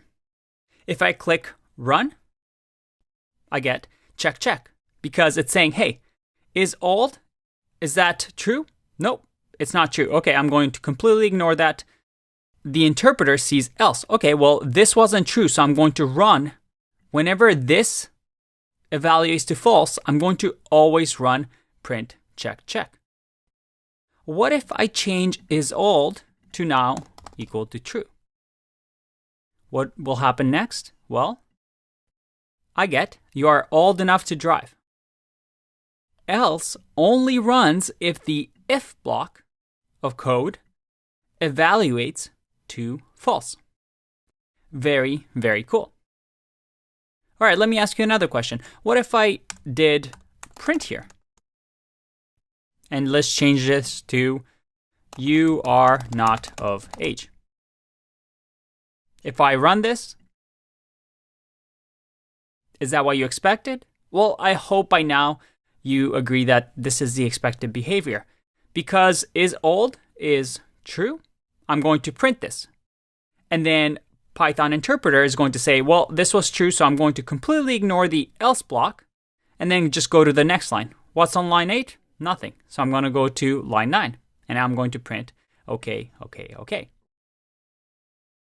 As you can see, we're now controlling the flow of our programs, where instead of going from 1 to 9, just line by line, we're now saying at line 4, do some sort of check, and based on that, skip a few lines. Very, very cool. All right, there's one other thing I want to show you, and it's the if. And I know this kind of looks weird. You would think that it'll be else if, but no. It's if. And what do you think this does? Well, you use it in combination with if. You say if something, if otherwise, else, if another condition, so let's say is licensed, then do another condition. So let's say print you can drive now. So let's go through this again. I'm going to say, is this person old enough? If that person is old enough and this evaluates to true, well then I want you to run this. Otherwise, I want you to run this condition. Hey, is this true? No. If it's not true, then jump to else. So what will happen here? If I click run, we get true for the first conditional block right over here. So automatically Python interpreter is going to say, well, we just got true here, so I'm going to ignore this and then print okay, okay. But let's say that is old is now false. What will happen next? If I click run, this is false, so Python interpreter is going to say, nope, not going to care about this block.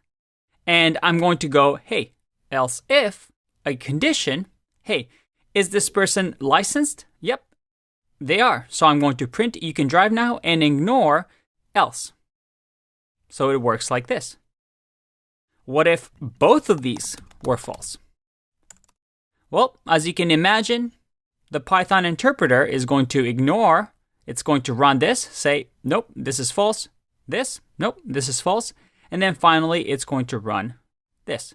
You see that else is a catch-all. That is, if none of these conditions are true, then we're just going to run this. So it's a backup in a sense. Hey, if all things fail, then just do this. very, very cool.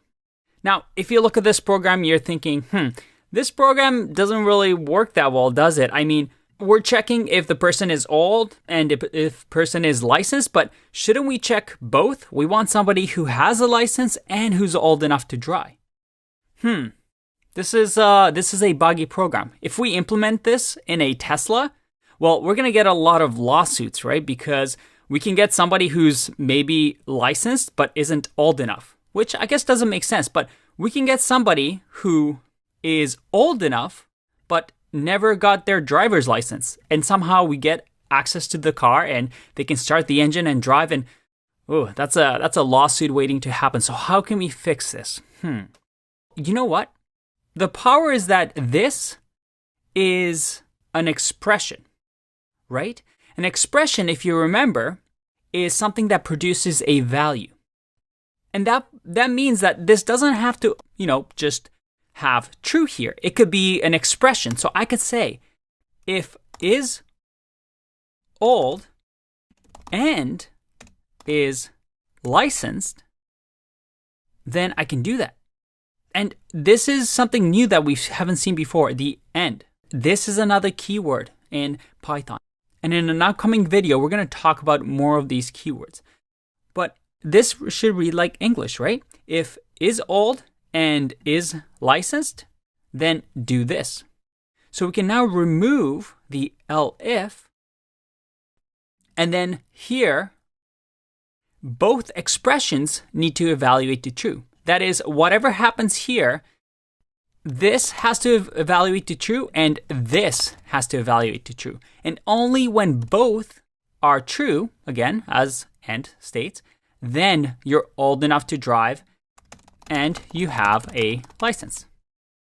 So that if I run this, well, I get an error, right?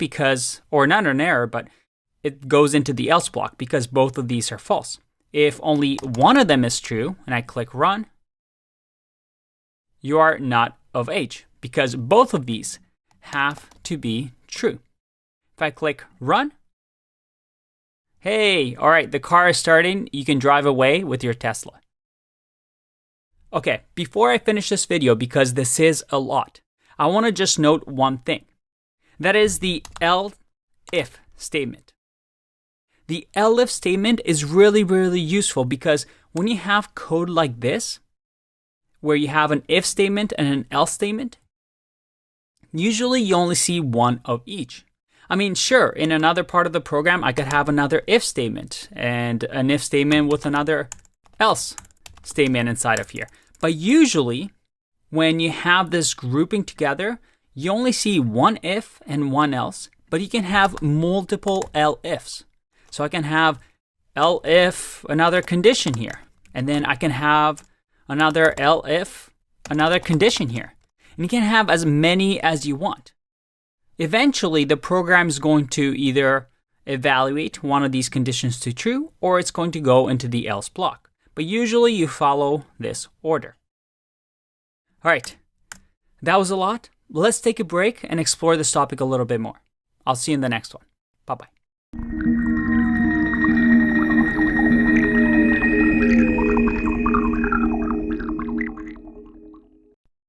I want to add a quick note about this spacing that we see in this code.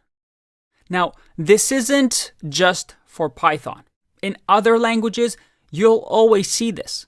You're not going to see that every single line of code always starts as, well, in the first space. Different languages will use this differently, but in order to organize code, usually you'll see some indentation like this.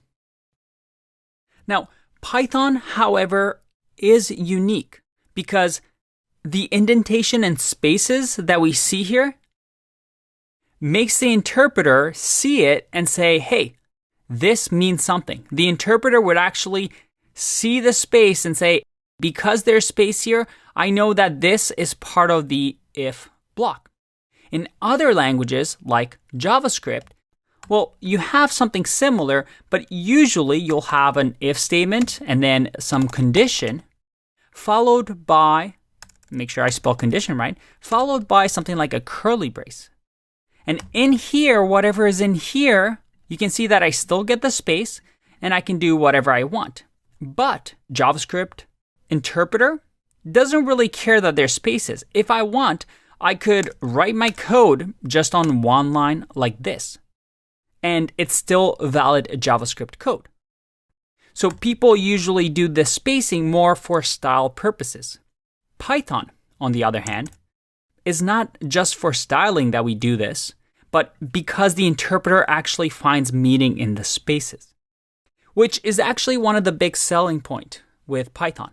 It's very clean. There's no extra stuff here that makes it difficult. I mean, it's just English, right? If is old and if is licensed, then print this. It's just really nice to read and really clean. Now, if you notice here, my editor, and we're going to talk about editors and IDEs in an upcoming section, but if you are using the proper tools, this automatically is created for you. Now, in the programming world, there's this debate about tabs and spaces, and we're not going to get into it. It's frankly a little bit silly. That is, some people prefer to here, if they want to create a space, they might use spaces or they might use tabs. At the end of the day, with Python, the rule is you can use spaces, you can use the tab, but the idea that if you use spaces, you usually use 4 spaces. It's just a standard.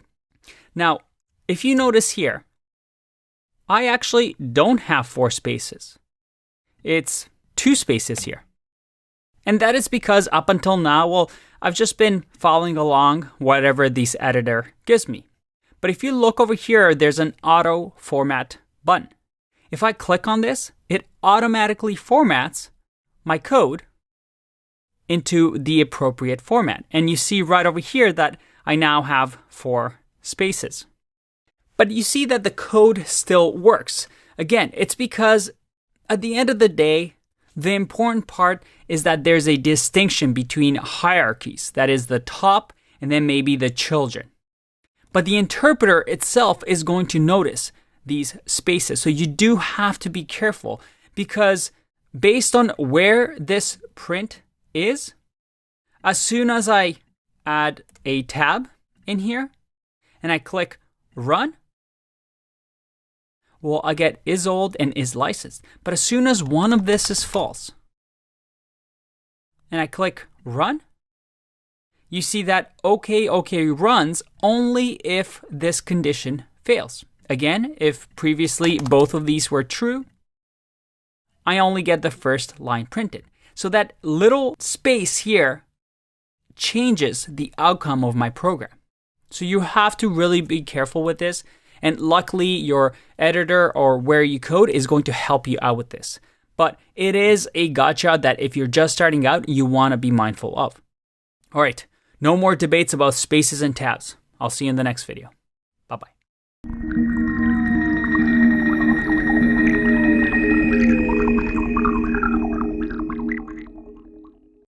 Welcome back. In this video, I want to talk about the idea of truthy and falsy. What do they mean? And you'll hear this a lot in Python programming. You see, up until now, you've used booleans here as values. So it was really easy. If true and true, then run this code. But Python can do other things as well. For example, if this was 5 and this was, let's say, hello, what do you think will happen here in our program? Well, if I click run, you are old enough to drive and you have a license. Is that what you expected? And this is because what Python does underneath the hood is actually convert these to booleans for you. So it's almost as if it is doing this. Remember type conversion. We're converting the type to boolean as soon as we get to this if statement because Python is saying, hey, I want true or false. I don't care what is old is. I don't care what is licensed is. Just give me true or false so I know whether to do this or to go to the else block.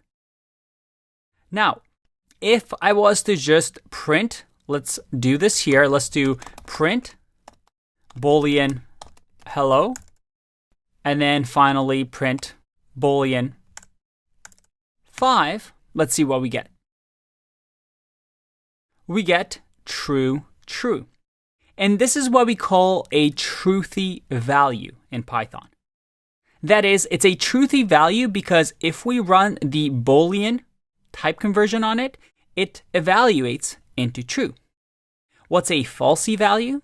Well, if I do 0, and if I do, let's say, an empty string, and I click run, those are falsy.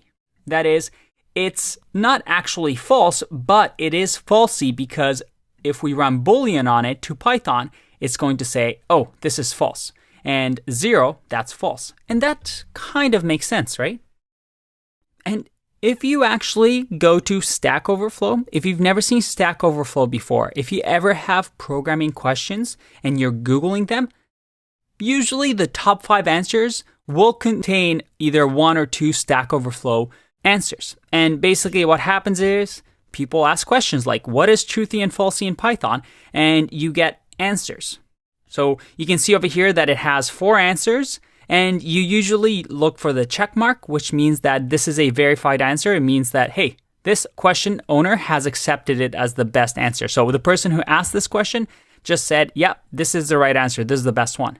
But you also have other people voting. So you can see that this answer received 46 marks. And although it was marked as the correct answer by the user, maybe somebody else came along later on and gave an even better answer. So now we have 123 upvotes. And you see that this answer is a lot better. All values are considered truthy except for the following.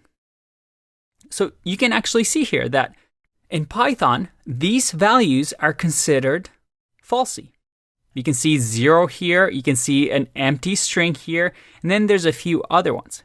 Empty set, you have an empty dictionary, empty list, empty tuple. You have decimals. You have things like fractions. You have 0.0. False is that. And also none is falsy. So that if I type in none here, that's false too. Now you don't need to memorize these because most of the time it makes sense, right? But it helps us do conditional logic very nicely. For example, let's remove this. And let's say that we have a user. And this user has to have a password and a username. If, let's say, the username is Johnny and the password is 123, well, instead of me saying, hey, if this user has password and username, and we're not checking if the username exists or password exists, we just want to make sure, hey, did this person fill out the form and did they try to submit a username and password? I can just simply say password and username. And I don't have to worry about converting this to a Boolean or anything like that, because if password and username exist, then try to log them in. And you see that it reads a lot nicer, because each one of these get evaluated into a truthy and falsy value.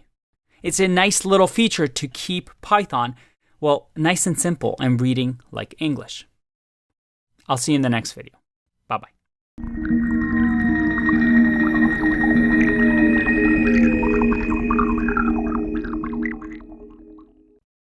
I want to talk to you about another way to do conditional logic. We saw the if, elif, and then the else statement.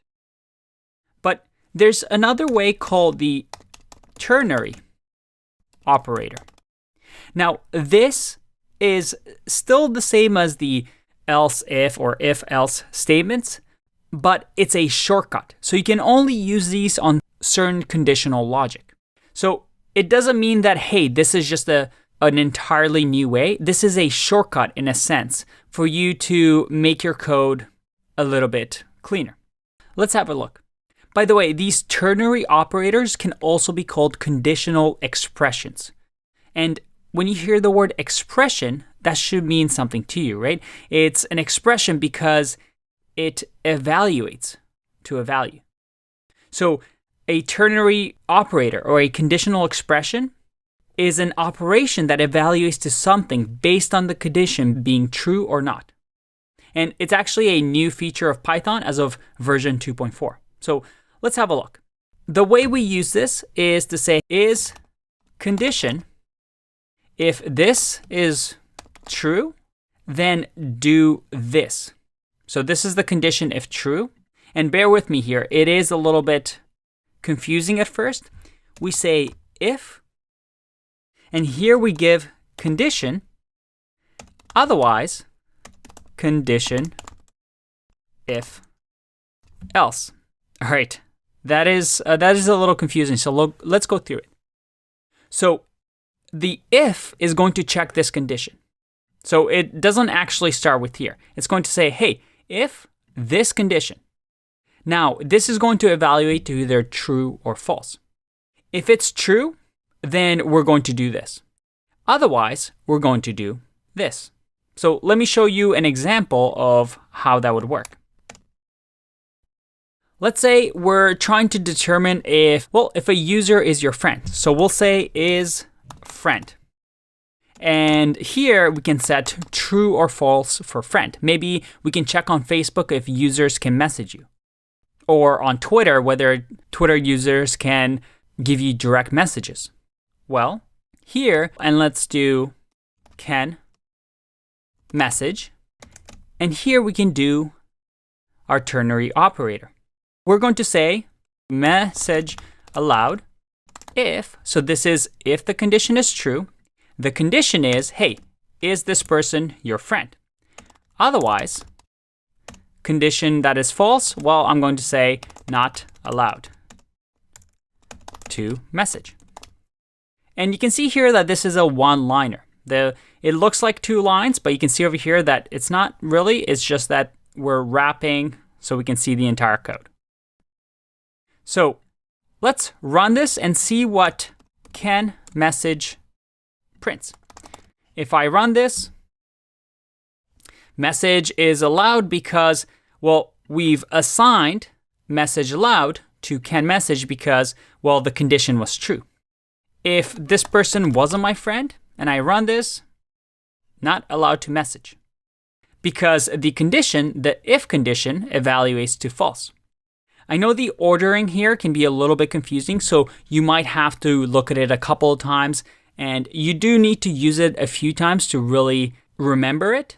But this is the general rule. Condition if true, if condition, else condition if. Not if else, if false. Can't spell. All right, a nice shorthand way to do something when a condition is either true or false, or evaluates to true or false. All right, I'll see you in the next video. Bye-bye.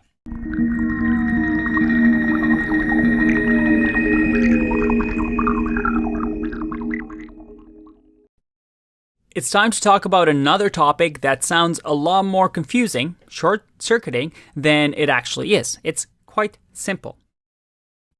Short-circuiting looks something like this. Remember when I taught you the word and? So we can use, let's say, for example, is friend equals to true, and let's say is user is equal to true.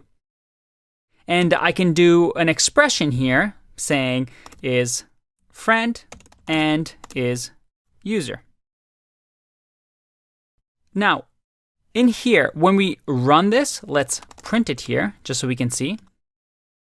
If I run this, I get true because both of these evaluate to true. So that if I had this as an if block, let's say if it was if is friend and is user, print best friends forever. Now, short circuiting can be done when we use something like or, which we haven't seen before. But again, you can see here that it's highlighted in blue, so it is a keyword, a Python keyword. Now, or says if either one of these conditions are true, then run this piece of code. So if I run this, I get best friends forever. Now let me ask you this. Which operation do you think is more performant? The or the and? Is there a difference? As a matter of fact, there is because of short circuiting.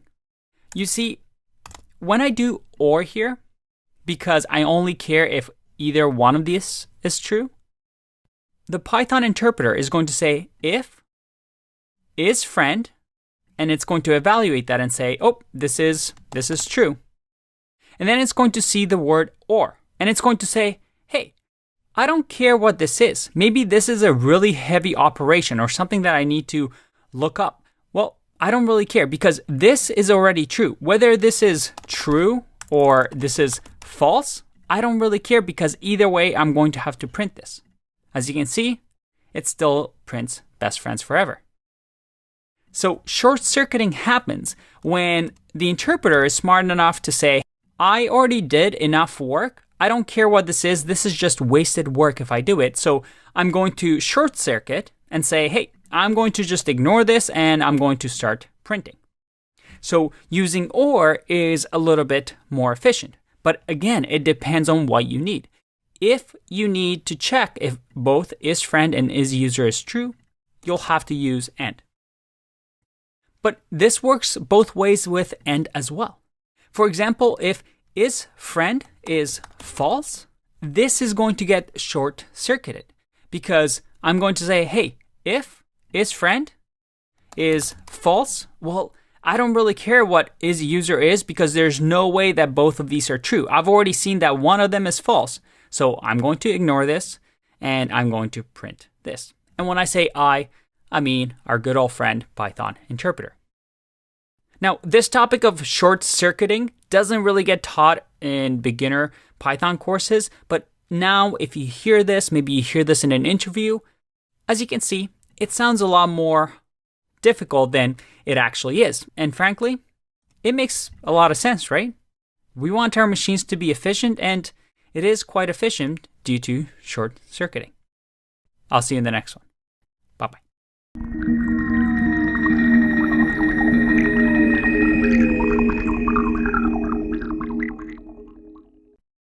Welcome back, and let's talk another term, logical operators. And they're very, very useful when it comes to conditional logic. Let's have a look. Logical operators are, well, as a matter of fact, you've actually seen them before. AND is a logical operator. OR is a logical operator. It allows us to perform logic between two things. What else is a logical operator? Well, let me list it out for you. We have greater than, less than, equal to. Let's actually use them in an example. Is 4 greater than 5? Well, if I print this, what do you think will happen? Shouldn't be a surprise. That's false. 4 is not greater than 5. This is a logical operator that you may have seen in math class. If I do the opposite, is 4 less than 5? That makes sense. That's true. What about is 4 equal to 5? If I run this, I get false. Now, why did I use two equals here? Why not just do this? Well, if I run here, I get an error, syntax error. Keyword can't be an expression. It's because, remember, equal is what we use to assign to a variable, right? And if you remember, I told you that a variable in Python can't start with a number. It has to be a letter or underscore. So when I do this, it's going to error because the interpreter is going to say, hey, I'm trying to assign variable 4 the value of 5. And, well, that's not really allowed. So we use double equals to tell the interpreter, hey, I'm not assigning a variable here. I want to compare things. And we can compare different things. I can do hello equals to hello equal to true.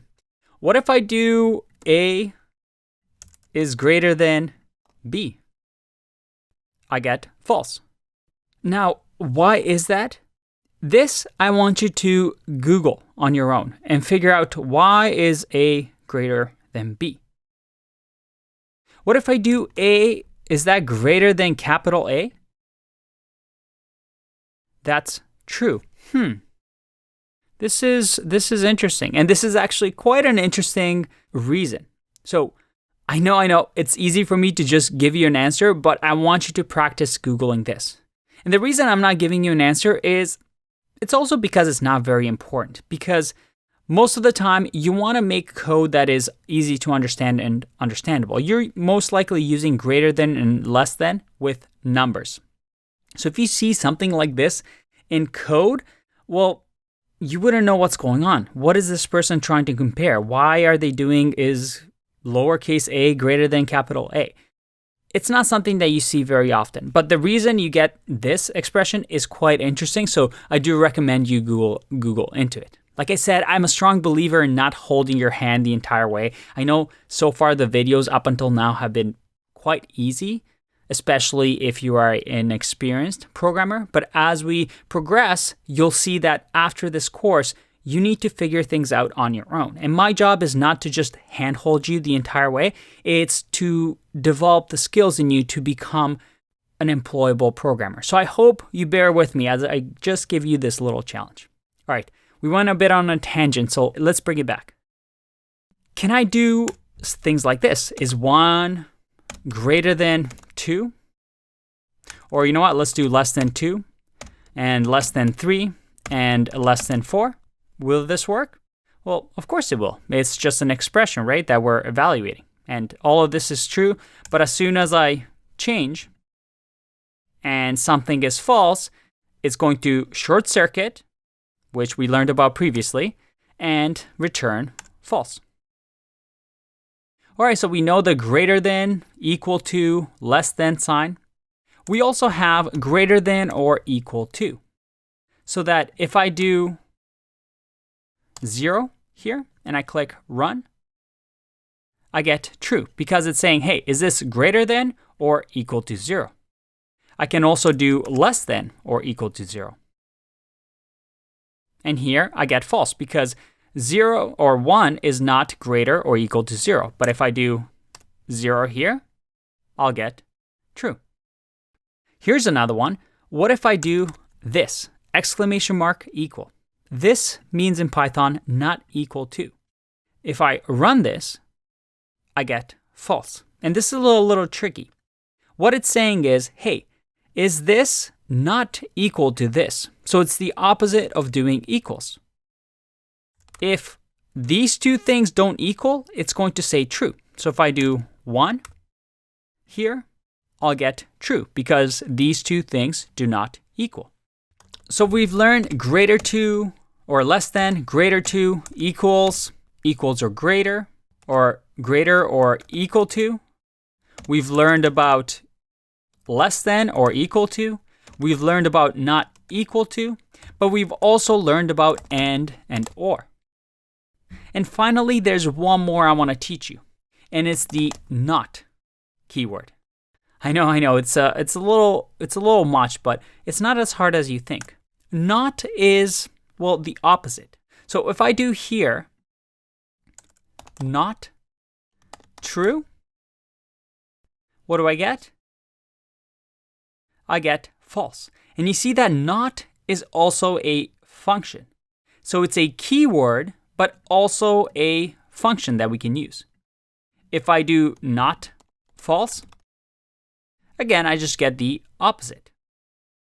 What if I do this? What if I do not 1 equals to 1? What will I get here? I get false because this expression evaluates to true, and then not just does the opposite.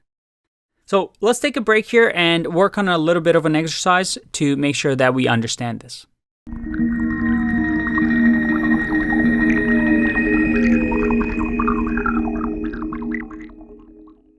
Welcome back. Let's do a fun little exercise. We just got hired by a gaming company, and we're creating this wizard game. And this wizard game has the is magician in the user's profile. And for now, we'll just set it to false. We also have is expert. And whether this user is an expert at this game, we'll leave it at true for now. And then, let's do this here. I want you to check if both, or check if magician and expert. And if that's the case, if true, then I want you to print you are a master magician. And also, I want you to check if magician, but not expert. If that's the case, I want to just print at least you're getting there. And then finally, let's do a check that says if you're not a magician, I want you to say, well, you need magic powers. Now, I want you to use what you've learned about logical operators to create this conditional logic. You can pause the video if you want and try it yourself in a REPL. Otherwise, I'm going to keep going with an answer. But you should be able to solve this fairly easily if you've been following the videos and exercises so far. So let's start with the first one, where we say you are a master magician. So I'm going to say if is expert and is magician, I'm going to print you are a master magician. So I'm going to copy that and say print you are a master magician. Nothing too crazy here. And then next one, I'm going to say if, or I could even say elif if I want. And again, this is something that you can decide what you prefer. I usually like using elif if it's part of the same concept as the first one. In this case, yeah, we're still trying to figure out what type of user it is. So we'll use elif and we'll say elif. We want to check if it's a magician. So that is magician. So we're going to check if that's true. But we also want to check if, well, not an expert. Now, how do we do this? I mean, we could say use short circuiting and say is expert. And even if this is false, we can get true here because is magician, short circuit, and print this part. At least you're getting there. Because the interesting here is that this code block is never going to run if both of these are true, because in the first if block, we're checking that. So that as soon as this is true, we're going to completely ignore the elif. So we could do that, but this is a little bit hard to read because I really have to think about it. If I come back to the code or somebody else looks at my code, it's not clear that unless I comment that I'm checking if it's magician but not expert. Because this will never run if is magician is false, then that's what they're checking for. I know it's kind of confusing even saying it. So I prefer using something like this, using and not. And that reads a lot better, right? It makes a lot more sense. Hey, if this person is an expert and magician, do this. Otherwise, if this person is magician and not an expert, then print this. That reads pretty nicely. And yes, you can do this because remember, not is simply checking and inverting whatever the Boolean expression is. So this still evaluates to a Boolean that and can check. All right, let's finish the final one. If you're not a magician, you need magic powers. So how do we check here? Well, we can do another elif and say not is magician. And if I run it like this and say print, and we'll just copy here, you need magic powers. And let's remove the comments for now, just so we can see the blocks of code. And we're going to test our program. Hopefully we coded it properly. Hopefully there's no bugs, but let's have a look. If I run this, you need magic powers. Why is that? Well, if magician is false, none of these are going to work. What if I change this to true and I click run? All right, I am a master magician because I'm an expert as well as a magician.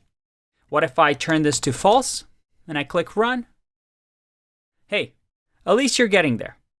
I'm a magician, but I'm not an expert yet. I still need to improve my gameplay. Now, you may have gotten a different answer than me. And there's many ways to do this, right? You could have used an else statement. You could have used or. Conditional logic is all about writing code that makes sense, not only to you, but for other people reading your code.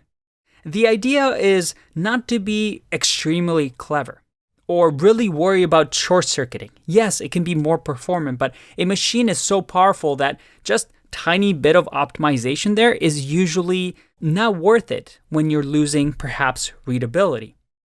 So you want to make sure that your code reads like English. And this is a topic that, frankly, a lot of beginner programmers have a hard time understanding, where they try to be as clever as possible, write as little code as possible in the shortest possible lines, when instead you want to focus on readability. Because a code that is easy to understand is a sign of a good developer. And I hope looking at this, you're thinking, yeah, this is pretty easy. I mean, this all makes sense. But this is not the only way. Maybe my version of what reads well is different than yours. The idea is to each of us try our best to make our code simple and nice. And in programming, there is no one right answer. There are many ways to solve a problem, but the key is to solve it in a simple manner that is readable. I hope you had fun, and I'll see you in the next one.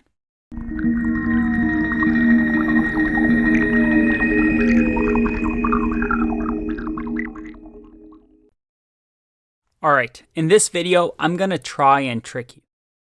I want you to look at these expressions where I'm checking for equality, right? I'm saying, hey, does true equal 1? Does empty string equal 1? Do two arrays that are empty equal, well, each other?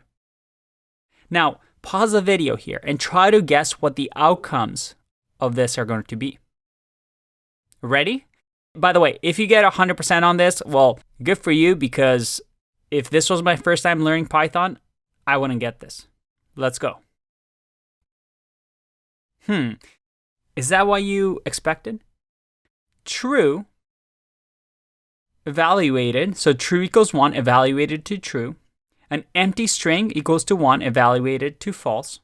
That makes sense because they definitely don't equal each other, right? An empty array doesn't equal to 1. And a 10 equals 10.0. And then both arrays that are empty equal to true. Now, the reason I'm showing you here is that the double equals checks for equality, or equality of value.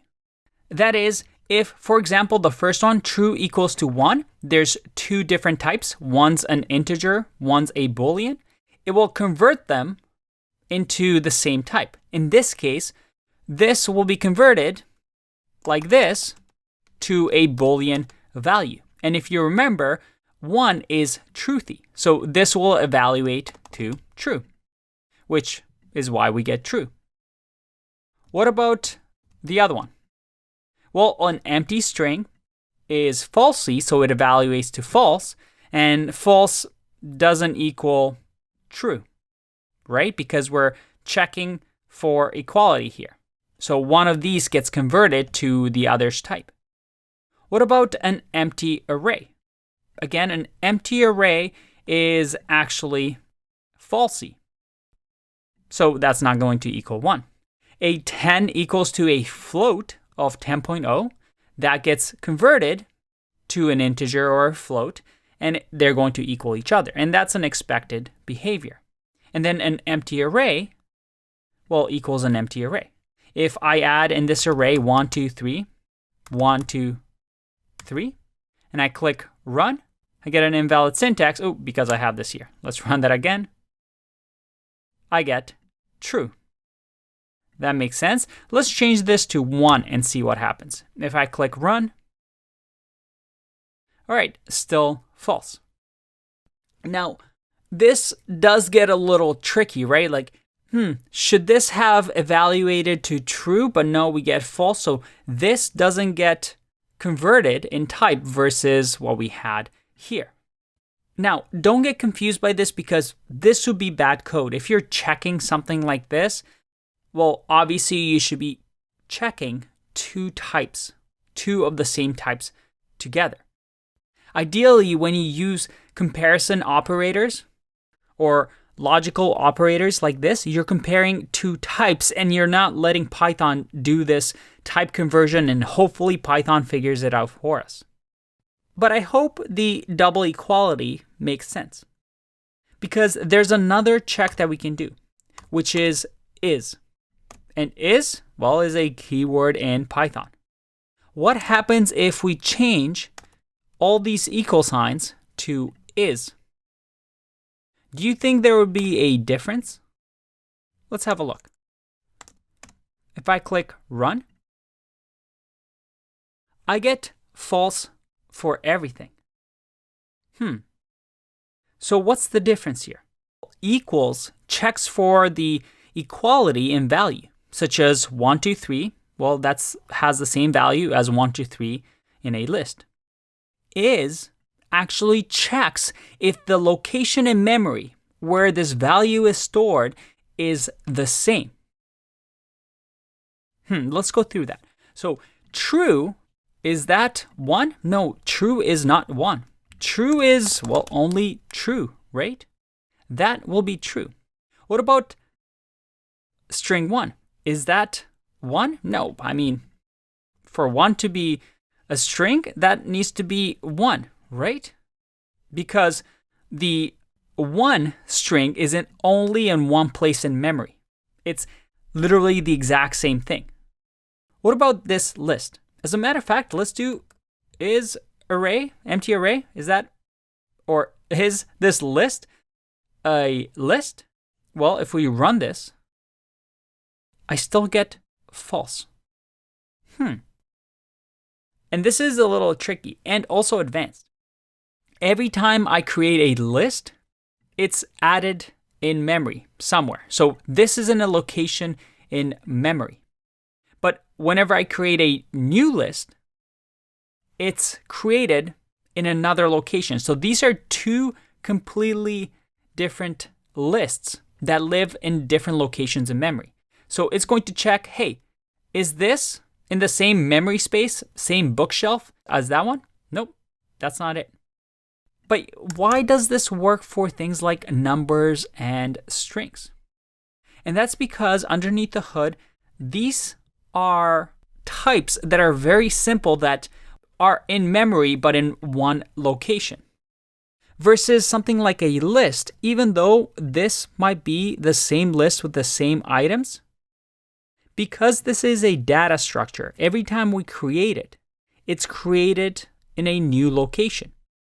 So that even if we have a variable A that contains this list, and by the way, this will be the same for all our data structures like dictionaries, sets, tuples. If I do B equals this, and I check A, is that B? Nope, they're created in a different memory space. So this, where A points, is in a different place than where B points. But if I do A equals to B, I get true because this double equality checks only the values. Now, this is a bit of a hard topic. So you might have to watch this video a couple of times. You might have to practice this a few times yourself. But just keep in mind the difference between is and double equals. Is tends to be a little stricter. You're checking for the exact thing that you're looking for versus equality, which checks the value. All right, that was a doozy. I'll see you in the next video. Bye-bye.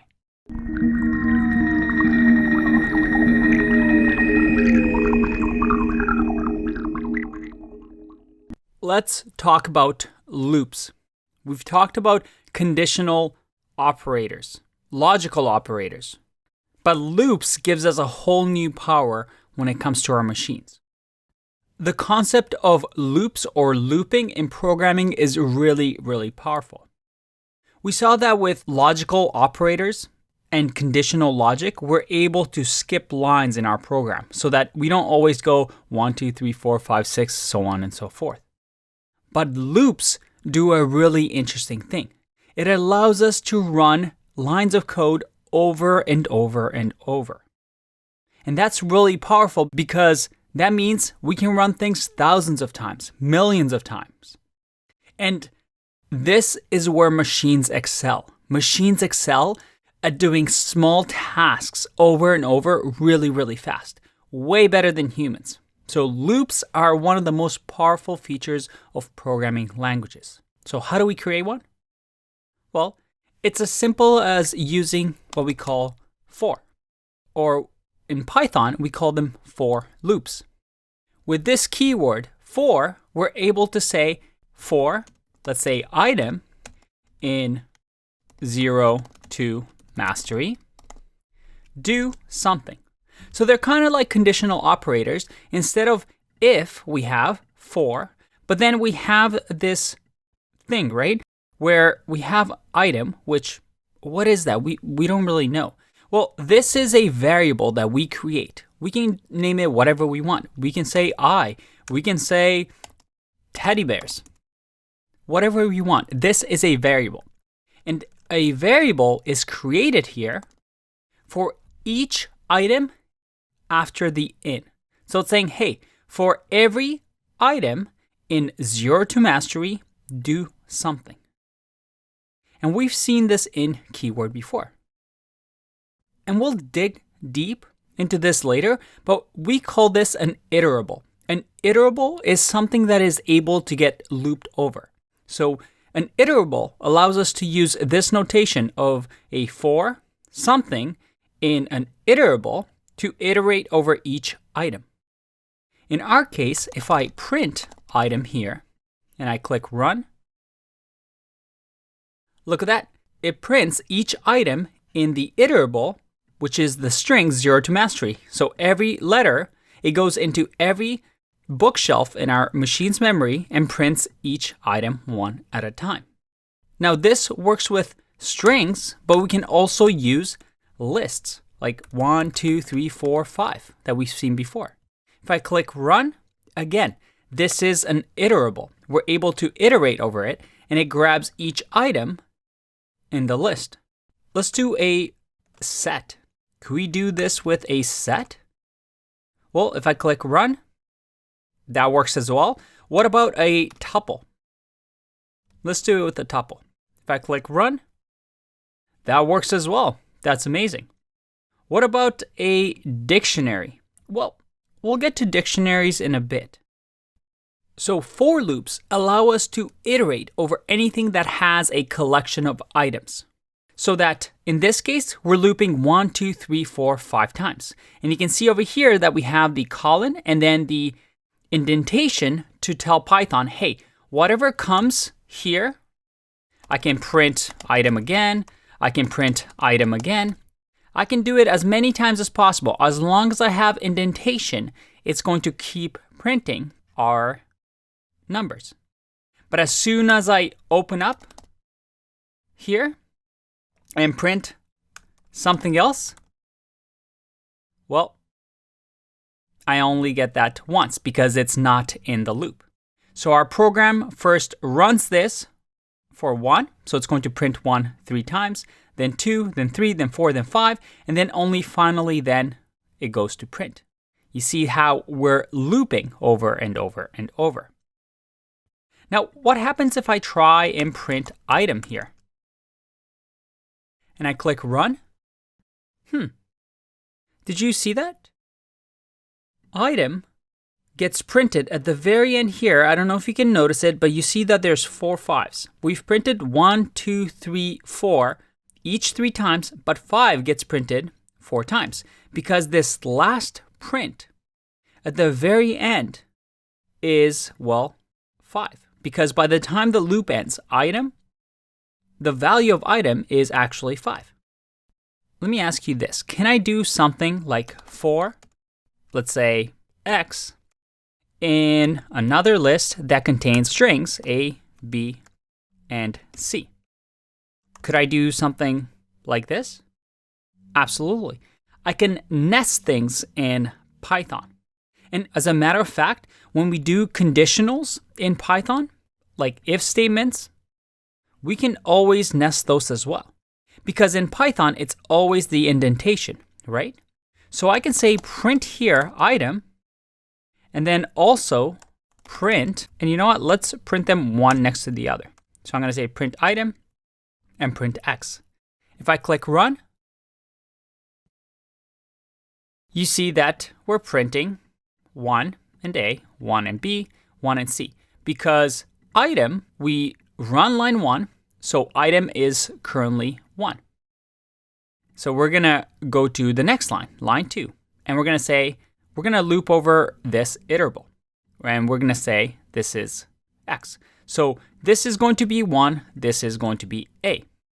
And then Python comes back to line 2 because we're still in this loop. And we're going to say, hey, what's X now? Well, we're done with A, so let's go to B. So it's going to run B.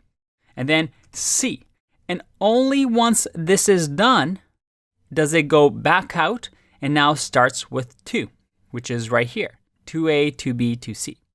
So you can have nested loops over and over and over as well. All right, so these are loops. And right now, maybe it's not completely obvious why these may be useful. But before we get into that, I want to talk about this idea of iterable in the next video.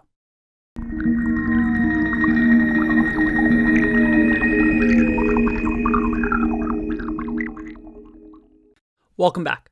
I kept mentioning this key term, iterable. But what does it really mean? Iterable, you're going to hear that over and over in Python programming and other programming languages as well. And as we discussed a little bit in the previous video, iterable simply means it is an object or a collection that can be iterated over. So again, an iterable can be a list, can be a dictionary, can be a tuple, can be a set. It's a collection of items. We also saw that a string could be iterable. Now, these things are iterable. Why? Because they can be iterated. That is, iterated means we can go one by one to check each item in the collection. And you're going to hear this over and over when talking to Python programmers. So you want to make sure that you have that vocabulary. You're iterating over something. You're looping over something.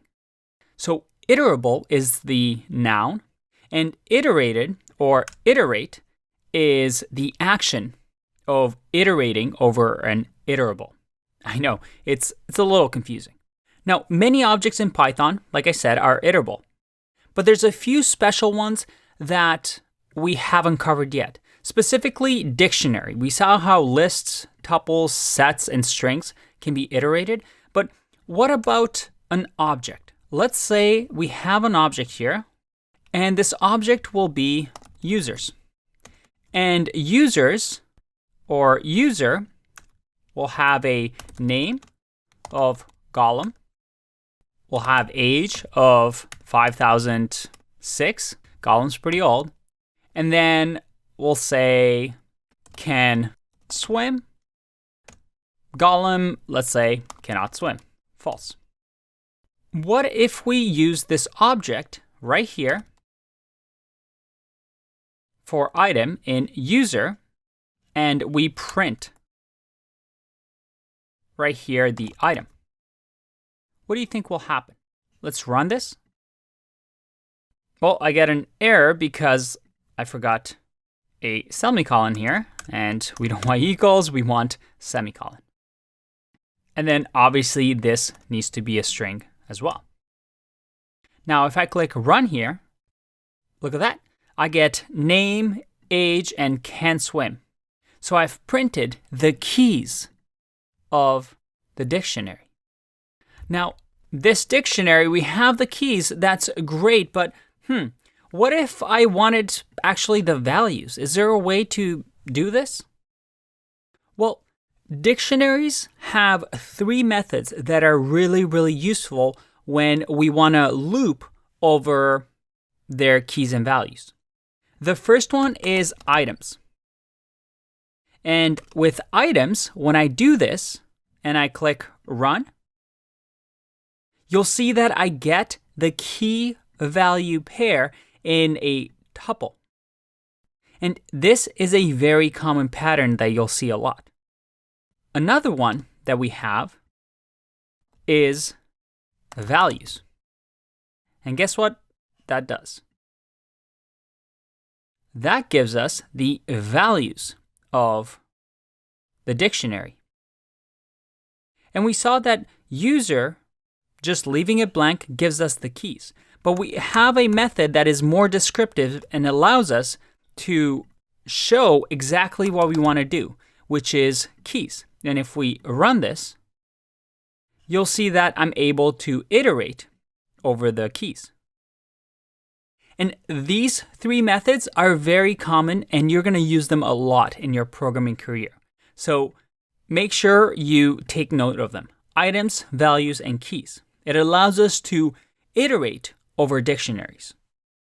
But another interesting thing that you can do, and another common pattern when iterating over dictionaries, is what if you want to print, for example, separately the items, name, and column. So right now we're returning a tuple. And we saw that we can do tuple unpacking, right? I can say key value equals item, and then just print key value. If I run this, you see that I'm able to print these. But there's actually a shorthand way of being able to do this. In here, in the for loop, I can say key value and just completely avoid this entire line. And if I run this, there you go. It still works. And this, again, is a very common pattern, where if you're collecting the items of a dictionary, you can separate them into key and value, or you might even see shorthand K and V. Again, these can be any variables that you want. You can name them whatever helps your code be more readable. By the way, just for fun, let's say in the last line here, I want to iterate over the number 50. What do you think will happen then if I click run? Sorry, name error. Name key. Oh, I get an error here because I haven't changed these, so let's change these back. That's not the error I was expecting. The error I was expecting was this. Type error. Int object is not iterable.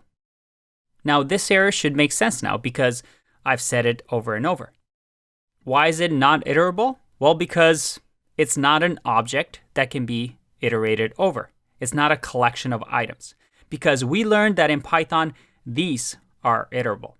I'll see you in the next video. Bye-bye.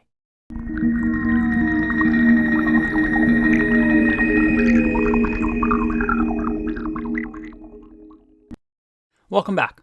Let's try a simple exercise. I want you to build a simple counter.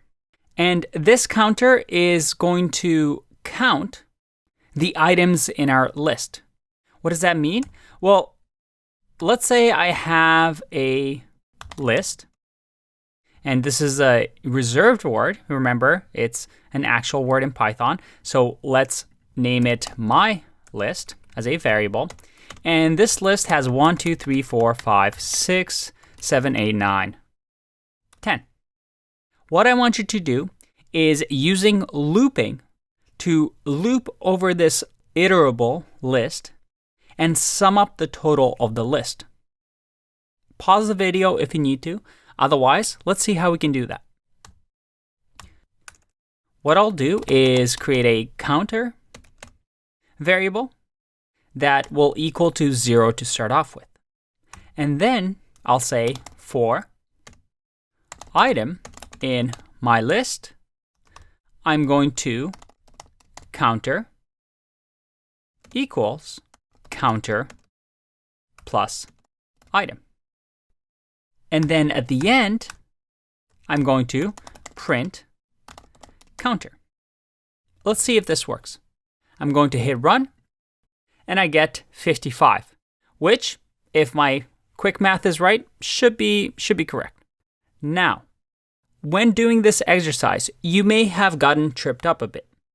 So let's think about this. Some of you may have made an error where you did the print here. But if you did the print here, you remember that it's going to get looped over. It's part of this code block because of the indentation, and it's going to print as many times as there are items. So you have to make sure that the indentation is like this so that you get the total. The other thing that you noticed is that in order for you to keep a counter or a total of all these items, you had to make sure that you had a variable outside of the loop, because the loop runs the code over and over. And you needed something on the outside that doesn't change. Because if you moved the counter to 0 here, well, every time the counter will be reset to 0. So that by the time we get to 10, counter would be 0. So you get 0 plus 10, which equals 10. And then you'd get, well, 10. So you have to be careful here that the indentation is an indication of us looping. And when you loop something and you want to keep a tally or total of something, that you have these issues of making sure that what you want to loop over is inside of this code block. But what you don't want to, if you want to have some sort of information that's outside of this loop, that you keep it like this. If you weren't tricked by this question, good job. If you were, don't worry, it's all part of learning. I'll see you in the next one. Bye-bye.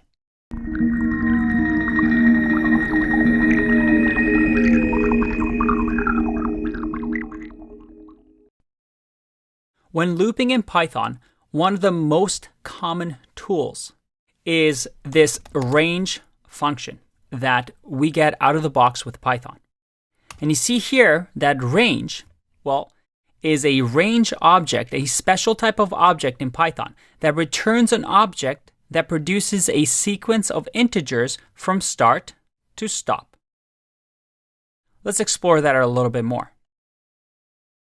If I print here a range, and I say range 100, and I click run, I get range of 0 to 100. So it looks like a tuple, but it's not. It's a range object. It's a special type of object.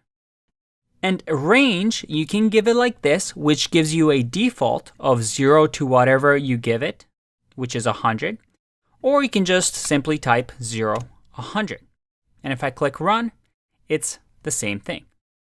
But where range becomes really useful, and you'll see this in 99% of cases in Python, is in for loops. You see, besides tuples and lists and sets and dictionaries and strings, you can iterate over a range. So for example, if I do for I in range, and let's just say item, or in our case, let's just do number in range, and in here I do print number. If I run this, you'll see that I'll get numbers 1 to 100. And why is this useful? Well, using range, I was able to loop 100 times. As you can see, all the way till 99, because our count starts at 0, And we're able to loop as many times as I want. So I can tell the loop, maybe we want to loop a certain number of times. Maybe you want to loop 10 times, where I can tell the loop how many times to run. It's extremely useful. Maybe here we're performing some action where it says, I don't know, email list. So we want to send 10 emails to an email list, for example. Well, again, I can just click run and I sent that email, well, a bunch of times, 10 times. Another neat trick is that, well, you might not even need number, right? We're not really using it in our code. And often what you'll find in Python programs is if a programmer doesn't need this variable, you just do an underscore. And this is just a variable. I mean, you could use it like this, and you'll still get these numbers, but it just indicates to other people that, hey, I don't really care what this variable is. I'm just trying to use range so that we can loop over things, let's say 10 times. Now, range also comes with a third parameter. And what that is the step over. So if I do 2, and by the way, default is 1 here. If I do 2, it jumps from 0 to 10 by 2, which is very, very handy. So what is range? Well, range creates a special kind of object that we can iterate over. Okay, what if I do right here. What if I do -1? Well, if I run this, that's not going to work because, well, let me show you why. If I change this to 0 and 10, and I do -1, it's going to go in the opposite direction. But if I did just 10 and 0, that's not going to work. If we want to do something in reverse, we just have to make sure that we add that -1. Or if we want to step back twice, then we click run. So you have a lot of options to play with the range. You can do ascending, descending. One final thing. Another place that you might see ranges, and like I said, most of the time they're in for loops, but you can also do something interesting like, let's say, a range of 10. And then if we wrap this in a list, remember a list function allows us to convert something to a list. If I run this, did you see that? Let's simplify this so that this range is going to just be 2. If I click run, you see that I loop 2 times. And in here, I'm going to print, first of all, I'm going to create a range, an iterable object that has 10 items. And then I'm going to convert that into a list. So you can see here, 0 to 9 into a list. So this is a quick way to create a list that, well, has integers. A neat trick that you'll definitely use along your programmer journey. I'll see you in the next one. Bye-bye.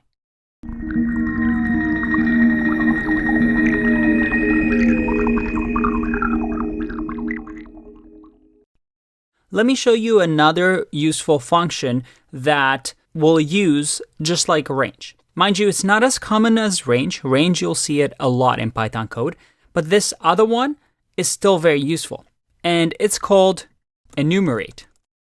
Now, what does it do? Let's have a look.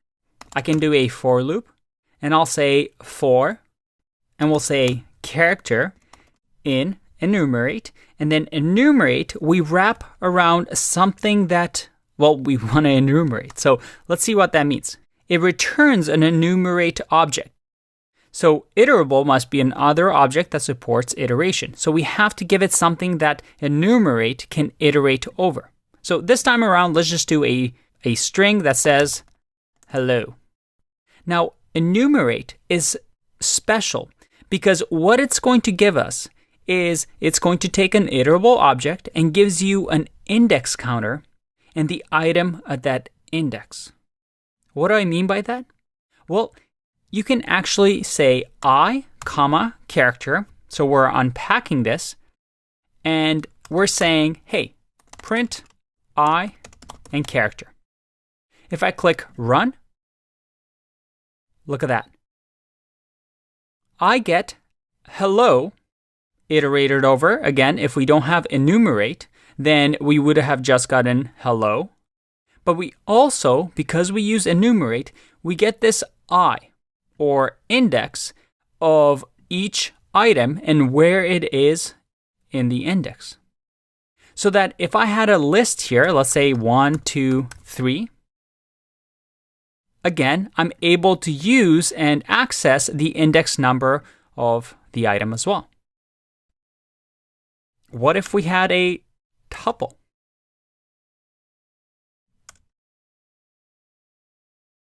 Again, we get the index number. So enumerate is very useful if you need the index counter of the item that you're looping through. So let's do a little exercise. Let's say that we want to create a script that enumerates a list of numbers 1 through 10. So we'll use range to create that. I'm going to say list, and then I'm going to say range. I know there's a lot of functions here. Range, that is 100 actually. Let's do that. And I want to be told what the index of the number 50 is. So pause the video if you need to do that. Now, here, I want it so that, let me make this a little bit bigger. I want it so that we only print the index of, let's say, the value 50. I want to know where 50 is in the list.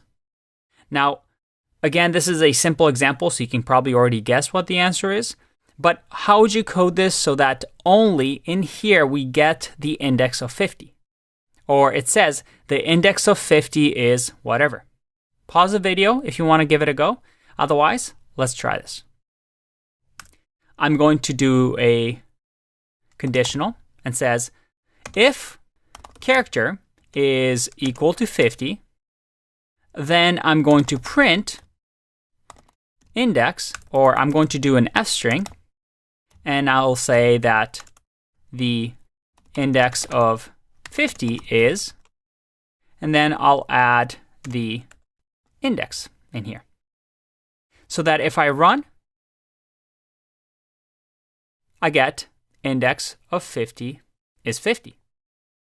And just to confirm, if, for example, I just print here, and let's say print I in character, I click run, we see that, yep, we have the indexes the same as the numbers. Again, not too difficult of a question, but you see here that we're able to extract this information. Again, not as useful as range, but you will see it occasionally in code. So I wanted to make sure that you're not surprised by it. As you can see, it's not that difficult.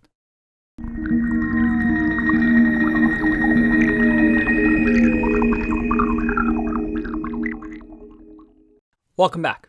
Up until now, we've learned that with looping, we can use for. But there's actually another way for us to loop. And it's called, instead of a for loop, a while loop. And while loop is a little different in that we say while a condition is happening, do something. So you can see that there's a bit of a difference here. For example, I can say that while 0 is less than 50, do something. Or I can say, for example, I equals to 0, and I'm going to say while I is less than 50, print I.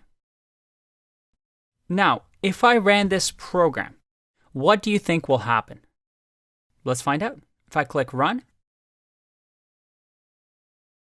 All right, do you see that? I don't know if you can tell, but I'm scrolling right now through all of this. It's looping, looping, looping, looping, looping. And you see that the programming's still running. As a matter of fact, I have to stop it because what it was doing is it was looping and looping and looping, because if we look at the code, Well, 0 is always going to be less than 50. So what happened was, while this was true, we printed I. And then the Python interpreter went back to line 2 and says, hey, is 0 still less than 50? Yep, okay, next line, print. Hey, is 0 still less than 50? Yep, okay, next line, print. And it kept going, kept going, kept going. Now, this is what we call an infinite loop. That is, the program doesn't know when to stop. I mean, we're telling it to just keep going forever, for eternity. And I have some safeguards in place here, but if you did this in code, you'd get this infinite loop until your program crashes. If you actually ran this code, well, it's going to keep running until the machine just doesn't have enough power anymore, enough resources to keep doing this over and over. Everything has limits, right? So with a while loop, we have to be really careful. This infinite loop can be very dangerous. So how can we solve this? We have this idea of a break statement. And break is, well, just another keyword in Python. And as you may have guessed, if I click run, look at that. It only runs once.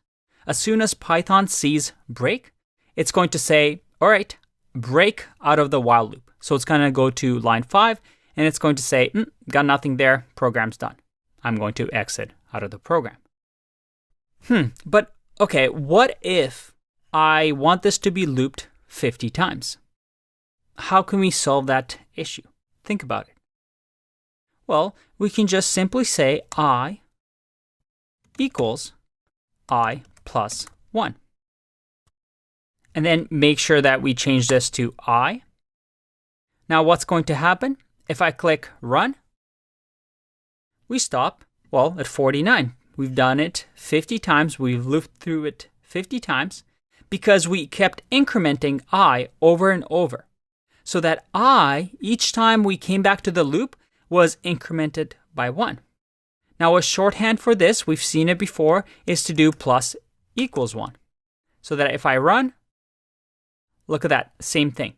So we're also able to break out of the while loop as long as we're able to turn a condition into false.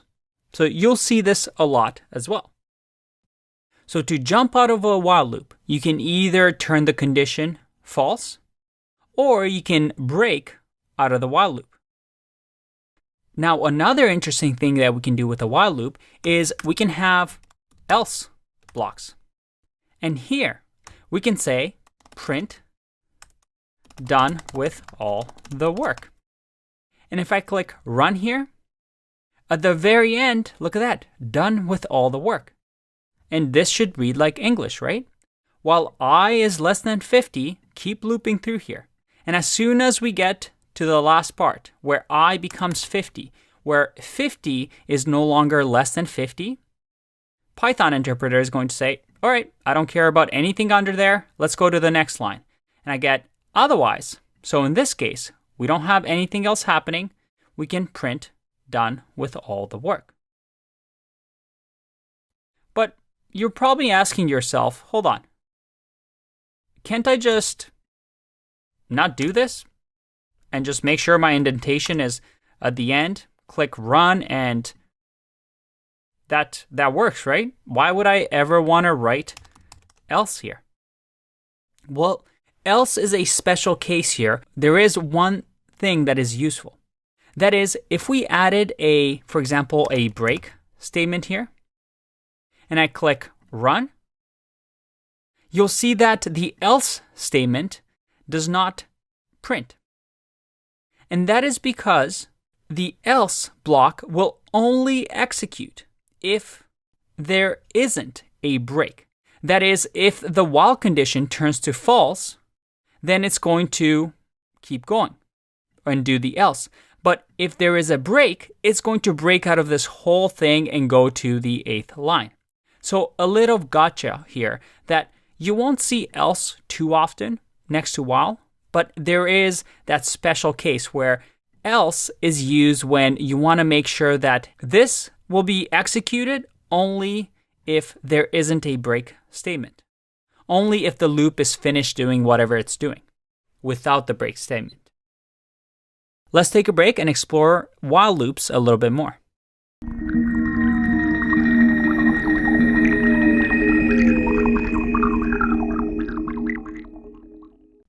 So when should you use a while loop and when should you use a for loop?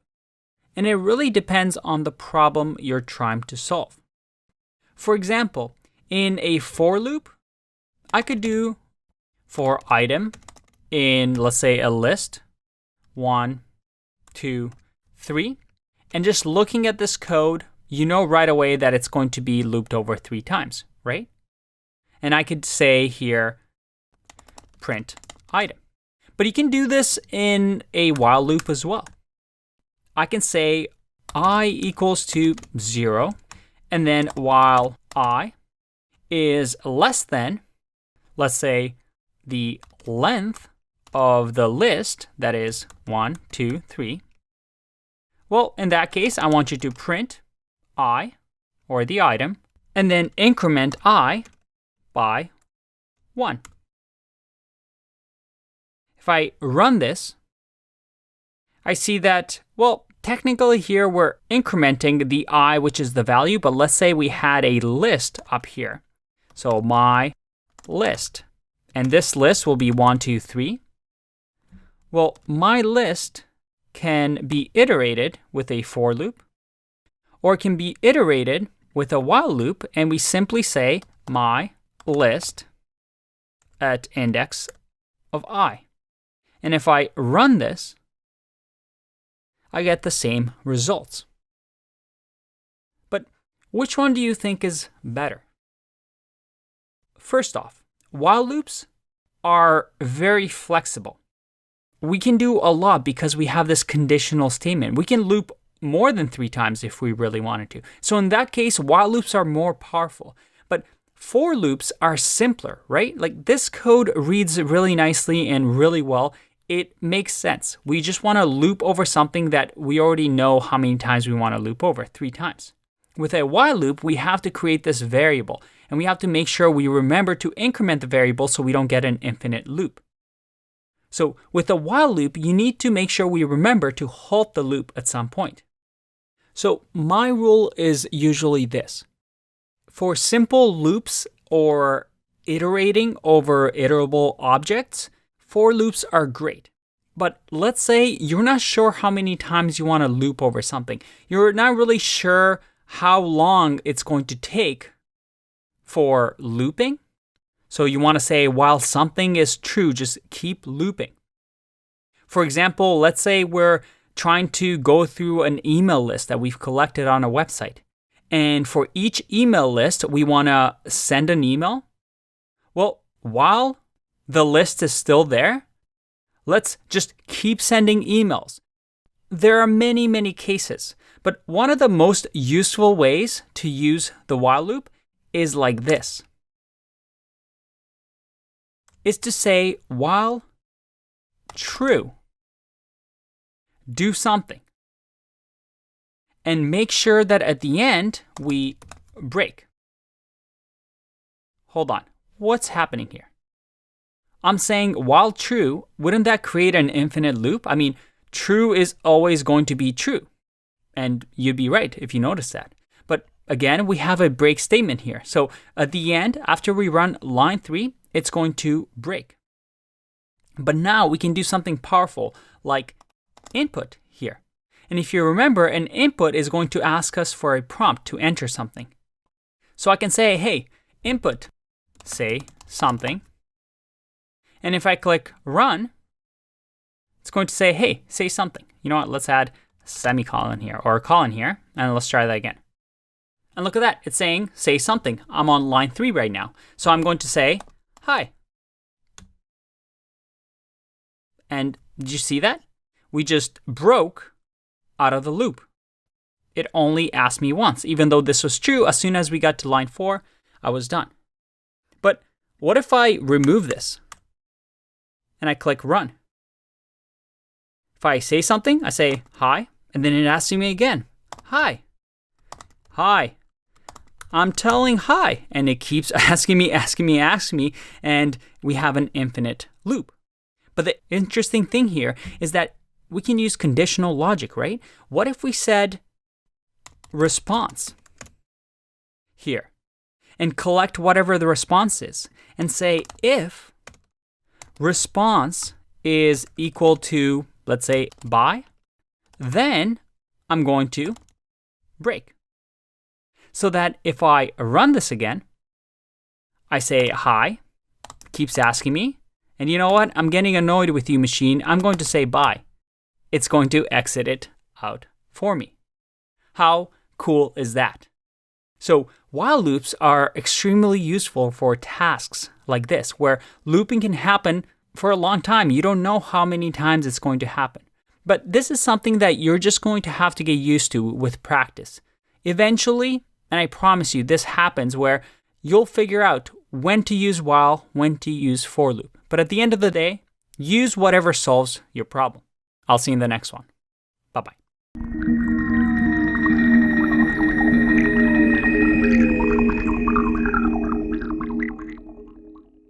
Welcome back. Now, up until now, we saw the break keyword that we can use to break out of a loop. And you see here that we're able to loop with a for loop, but with a while loop, as soon as we break, we're done. We've just, broken out of the loop. But could we do that in a for loop? Let's find out. Yep, break keyword works in a for loop as well. But there's actually two other things that we can use besides break. One is called continue. And you can see here, again, blue highlighting. If I do continue here and I click run, there you go. We get our looping again. But you're thinking, why do we need this? Like, it seems completely useless, right? Well, a break, when we use the break statement, it breaks out of the current and closing loop. So when we used a break statement, we broke out of this loop, right? This whole while loop, we just exited it. And same with the for loop, we completely exited it. However, with a continue, what we're saying is, hey, whatever happens when you hit this line, continue on to the top of the enclosing loop. So the current enclosing loop, what is it? It's this for loop. So it's going to go back to the for loop. So that if I do something like print here, so that we get it printed twice, or you know what? Let's just move print down here, like that. And then same here, we're going to just print at the bottom after continue. If I click run, nothing gets printed, because as soon as it sees continue, it's going to say, okay, I'm going to go back to the loop. And it's going to keep going until, the loop ends, so that we never actually hit line 10 and line 4. So that becomes really useful in conditional logic as well. Finally, the third one is called pass. And pass is, not very useful. It essentially does nothing. If I click run here, and again, it shows me here, line 10, something's wrong. Well, we have to move print up to the top so that, we don't get my list of index of 3, which doesn't exist. So again, going back here, if I click run, pass doesn't do absolutely anything. It just essentially passes to the next line. So why is that ever useful? It's very rare that you'll see pass in your code, but pass is a good way to have, let's say, a placeholder while you're coding. For example, you want to loop through the for loop, but we don't know what we want to do yet in the code. Let's say that here we're still thinking about it. If I do this and I click run, I get an error here because, expected an indented block, because now the for loop or the Python interpreter is looking for the next, what am I supposed to do with the loop? I'm trying to loop and there's no code for me. So you can add a pass here to at least fill something for the for loop to say, hey, I'm thinking about it. I'm just going to pass it for now just so you have something so you don't bug me, and I'll come back to it. So if I click run, that still works. So pass is one of those placeholders that we can use so that there is a line of code that does absolutely nothing that we can still pass through. Again, a very rare thing to see in production code, but while you're developing, some developers like using pass. And there you have it. Break, continue, and pass. I'll see you in the next one. Bye-bye.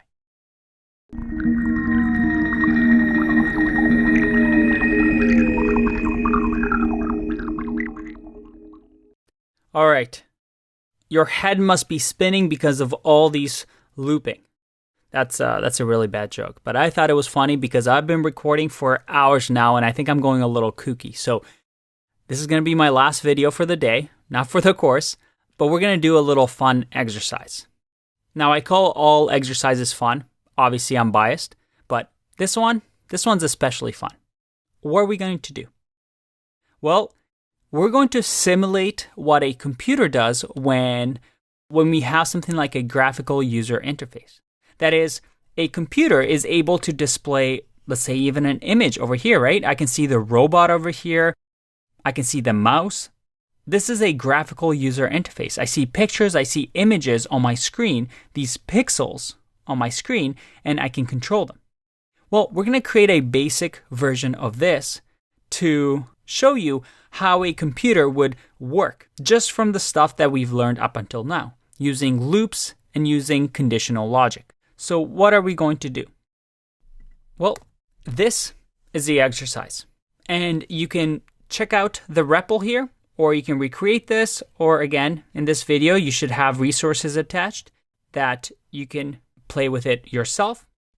And what I want you to do is I want you to loop through this list of lists, and every time you encounter a 0, I want you to display on the screen over here an empty space. Because 0 in a computer denotes nothing, right? We want a blank on the screen. However, when I see a 1, I want to simulate a pixel, right? That tiny, tiny dot on our computers that can be full of colors. It could be green, it can be blue, it can be orange. But for our case, I want it to be a star. And using that, I want you to create a program that takes this picture that, let's say, is in our database or in our computer's hard drive and displays it on the screen using space or multiply. And all I want you to do is when I click run, I want you to display that image right here. All right, this is a little tough one and I'm kind of letting you figure out on your own, but trust me, you've learned all the tools necessary to do this. Pause the video, give it a go. Otherwise, I'm going to show you how it's done. So the very first thing I like to do is to think about what I'm about to do. I want to make sure that we have a plan in mind. So I'm going to comment first, and I'm going to say, well, we definitely want to iterate over a picture, right? So we're going to do some sort of iteration here. So that's number 1. And then in here, I want to say that if it's a 0, then I want to print an empty space. And if it's a 1, I want to print a star. All right, so that's the plan. Okay, so this shouldn't be too hard. Actually, before you get started, in order for this to work, you need to Google a special parameter or special option that you can give the print function. And as a matter of fact, the print function that you need to add, or the option that you need to add, is this end option. And if we scroll down, it doesn't display it that well, but you can see here, string appended after the last value. So the default when we print something is a new line, but ideally we might not want a new line. So when that happens, you might have to use this end option. Now, I know I left it really vague. I want you to practice Googling this and figuring out from your mistake. You're going to have a bug when you create this code, when you try to display this information. But try to solve it using the tools that you have of problem solving. All right, enough talk, let's get to it. So the first thing I want to do is iterate over the picture. I'm going to say for image in picture because, well, this is one picture right here. So this is the picture, but it's inside of a list because we can have multiple pictures. And then I'm going to loop once again over this individual list. So once again, I need to do a for loop, and this time I'm going to say for pixel because each one of this is a pixel in the image. So this is a nested for loop. Now I'm going to add a conditional and say if pixel equals 1, then I'm going to print a star. Otherwise, I'm going to print an empty string. Well, maybe not empty, right? Because we do want a space, a blank space in the image. All right, so let's see if this works. If I click run, that's not really what I wanted. I want a clear image here, but I'm just getting things one in line. And remember, this was the little trick where a print, every time it prints, it creates a new line. The default, again, if we close this, you'll see is that end equals to this escape sequence of new line. So we can change that by simply saying star, comma, end, and then I'm going to say for the end, I don't want a new line. I just want, well, a string, but an empty string. And same over here. If I do comma, end, and if I click run, all right, it's getting a little bit better, but now I have an issue where we don't have any new lines. Everything is on one line. That's not good. How can we solve this? Well, ideally, at the end of this first loop, where we're just going the image or the line in the image, at the end of this, we create a new line right here, right? So again, looking at the indentation, I don't want a new line on every pixel, which we had the first time, but I also want to add a line between the lists of rows. So maybe a better name for this will be a row in picture. And in here, I'm going to add at the end of this for loop, so after we're done looping through the entire row, at the bottom here, I'm going to print an empty line. But remember, the default is going to be a new line. So again, an empty string, it's going to default to a new line, and we're still going to have this code. If I run this, I get an error because image is not defined because I've just changed this to a row. So let's do row here, click run, and look at that. We have our beautiful Christmas tree. If you don't think this is beautiful, this is the best I could, but this is a Christmas tree. And we finally have it displaying. We've used loops, we've used conditional logic, and we used a little Googling to figure out, hey, we need this option. Now, our code works, but I want to do something better here. And in the next video, I want to clean up this code a little bit and cover a very important topic when it comes to programming. I'll see you in that one. Bye-bye.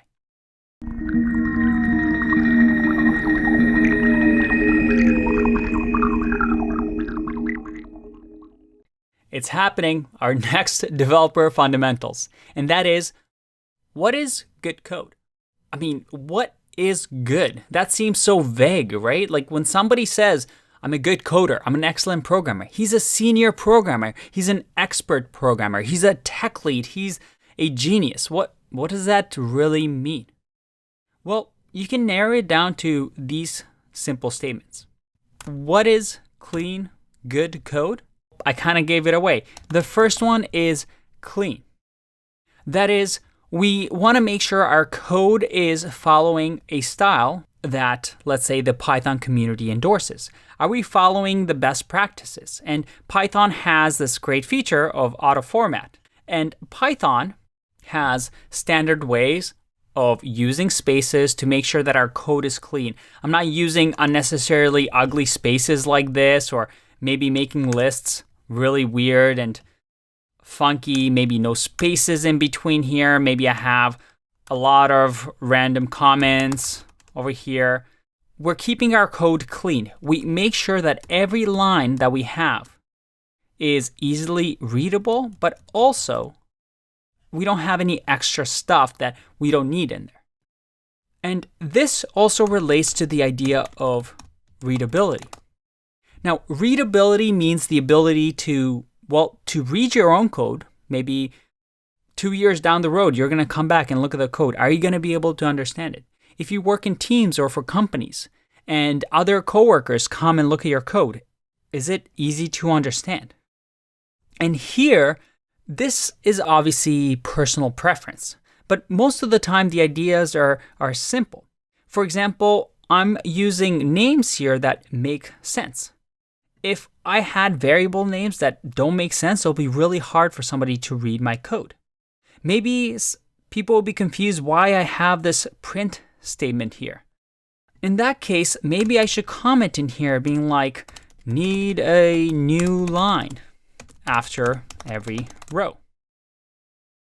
Or maybe they'll be confused why we need this as well. So depending on your style, you might want to add comments. Make sure that the naming of your variables are good, and maybe making sure that it's not only you that understands the code. The other one is the idea of predictability. And this is my favorite one.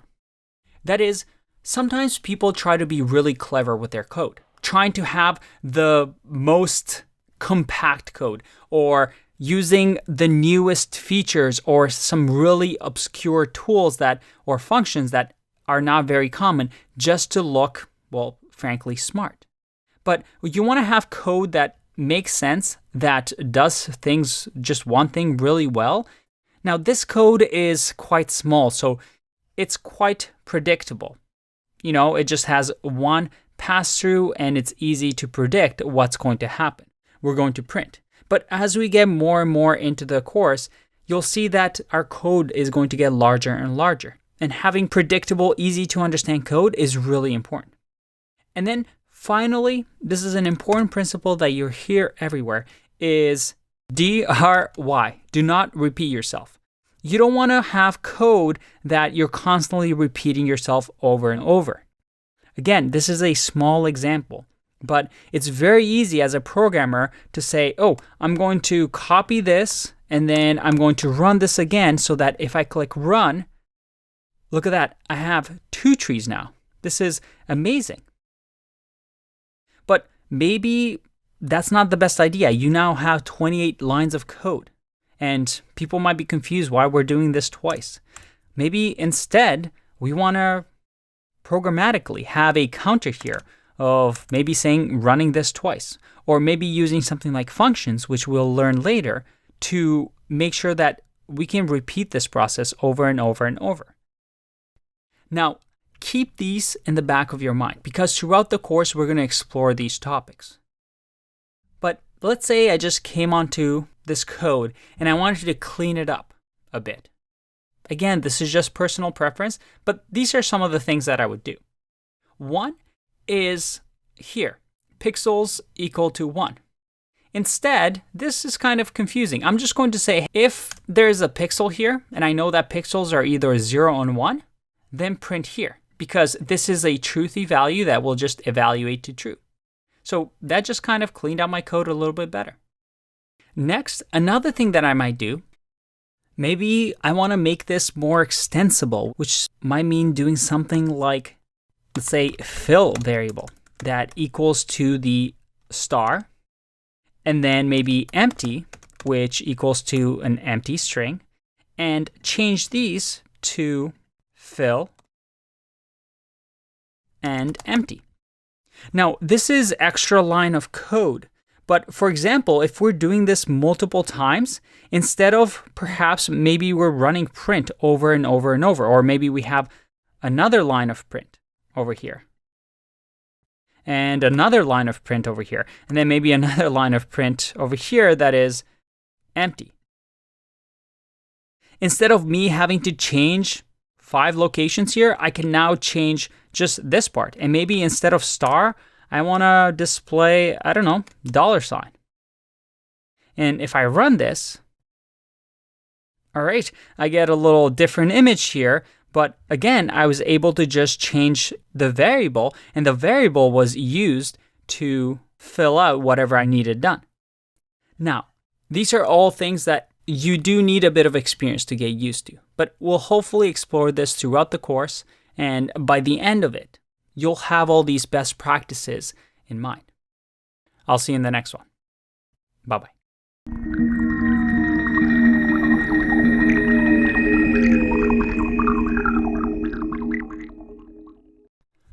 Welcome back. Let's do an exercise where we check for duplicates in a list. So I have some list here, and I want you to be able to check this list and print whatever the duplicate values are. In this case, we see that N has duplicates and also B has duplicates. So I want you to print B and D as a list in here. How would you go about doing that? Pause the video, give it a go. Otherwise, I'm going to keep going with the answer. And by the way, you're not allowed to use sets for this. So for this exercise, you can't use the data structure sets. Instead, you have to just use conditionals and loops that we've learned in the past couple of videos. So give it a try, pause the video, and when you're ready, I'm going to go ahead with the answer. First, I'm going to create a variable called duplicates, and this is going to be an empty list that we're going to populate with any duplicate values. Next, I'm going to loop over this list, so I'm going to say for value in some list. And in here, well, what can we do? This is a tough one, but what I'm going to do is say if some list dot count. Remember, count allows us to count how many times an item in a list exists. And I'm going to say value so that some list.count, and I give it A, it's going to count for me how many times A happens in the list. Very, very useful. Again, if you didn't come up with that, there's many solutions to this problem. So there's no one right answer. I'm just showing you how I would have done it. Now here, I'm going to say, if that's greater than 1, in that case, that means there's a duplicate. So I'm going to add it inside of the duplicates. So let's just go ahead and say dot append, because I want to append, and in here, say value. And at the end of all this, let's just print duplicates. Now let's see if this works. I'm going to click run. And all right, I get both B and N.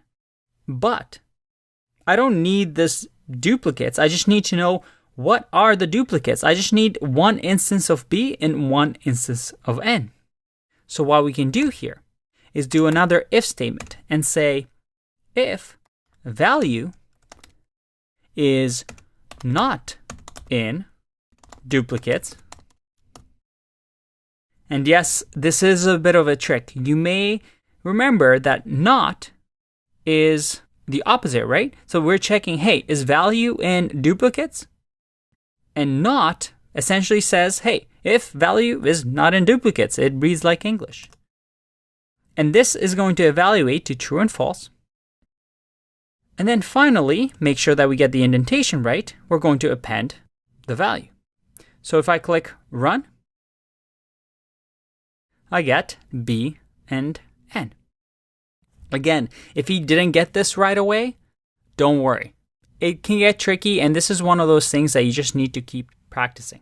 But you see here that I was able to use loops. I was able to use logical operators like not and conditionals like if statements to solve a problem in just a few lines of code.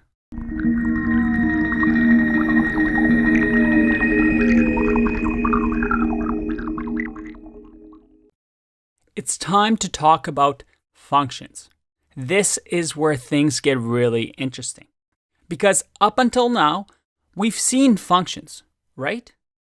Functions were things like print, like list, boolean. We even saw the input function to get the input of whatever the user types. And those allowed us to perform actions on our data types. But the true power comes when we can start creating our own functions. That's right, we're not limited to whatever Python gives us. We're able to create our own functions and use them in our programs. So let's learn how to do that. The way we create a function in Python, and functions, by the way, exist in all programming languages. They're very, very important. If we do def, that lets the Python interpreter know that we're about to define a function. Def is short for define. So the interpreter is going to say, all right, they're about to define a function.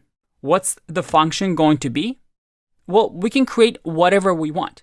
We use the same naming case as we do with variables to define our functions. So let's create a function. Again, we'll call it, say, hello.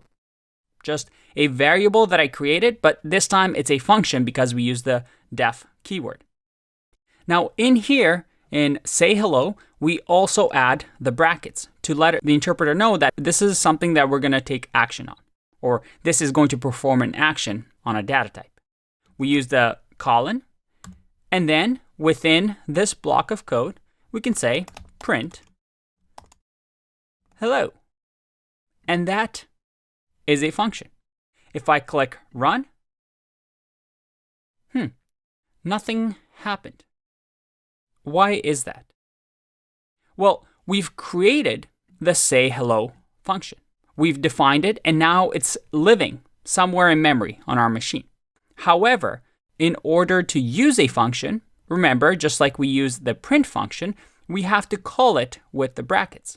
So after we define a function, we say hello. And did you notice how my REPL, as soon as I said say, actually gives me this say hello command because I've created it. And you see this purple box, which shows that it's a function. Well, we now have it available for us to use, just like we had the print function available for us to use. So if I do say hello and run it with the brackets, and I click run, I get hello. How cool is that? By the way, what happens if I run it without the brackets and I click run? Nothing happens. Because remember, in order for us to take an action, we have to let the interpreter know, hey, I want to run say hello. Now, the reason functions are so powerful is because of the principle that we've talked about, right? The idea of DRY, which stands for do not repeat yourself. Functions are really, really useful when you have things that you want to do over and over. For example, the print function, we've used it a lot. Imagine if we had to code that ourselves every single time and say what print function does.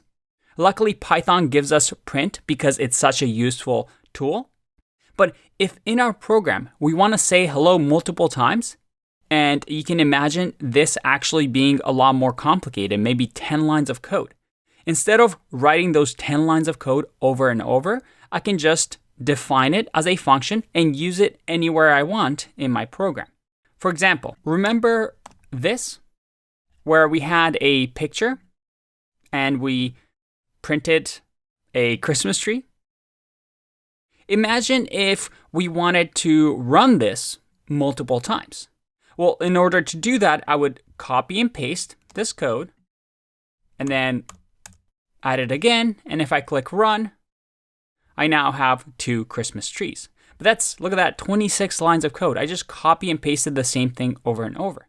With a function, we can do something like this.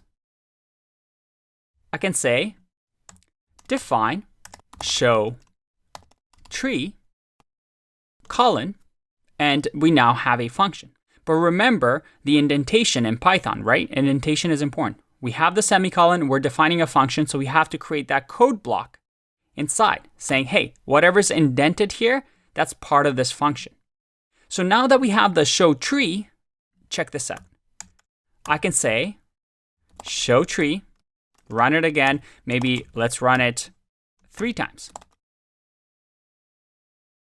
If I click run, how cool is that? I'm able to do the same thing over and over by just calling this function. And that's the power of functions. Functions allow us to keep our code dry, we don't repeat ourselves, and reuse things that our machines can do over and over. And the beauty is that this stays in memory for us. Show tree now means something to this program because we've created it. So we have our own custom action that we can take. Now, what happens if I move show tree here to the top? Well, if I run this, I'll get an error, name error. Name show tree is not defined. Why is that? Well, because our interpreter goes line by line. It first says, all right, picture equals to this value. And then it goes to line 11 and says, run show tree. But we haven't defined show tree yet. So the Python interpreter is going to error out and say, hey, I have no idea what show tree is. What are you talking about? Instead, with a function, we need to make sure that we define the functions at the beginning so that Python interpreter says, all right, show tree now means this. I'm not going to run it. I'm not going to use it yet. I'm just going to keep it in memory. And when I finally come across show tree, I'll know that it means something. I'm going to grab it from memory using show tree, and then I'm going to run it using the brackets. For example, if I do print show tree without anything, without the brackets, if I click run, you see that I get function show tree at this location. This is just the location in memory. This is the bookshelf where we store that show tree function. Very, very cool. And functions are an important, powerful concept in programming. And in the next video, we're going to extend this and explore this a little bit more. I'll see you in the next one. Bye-bye.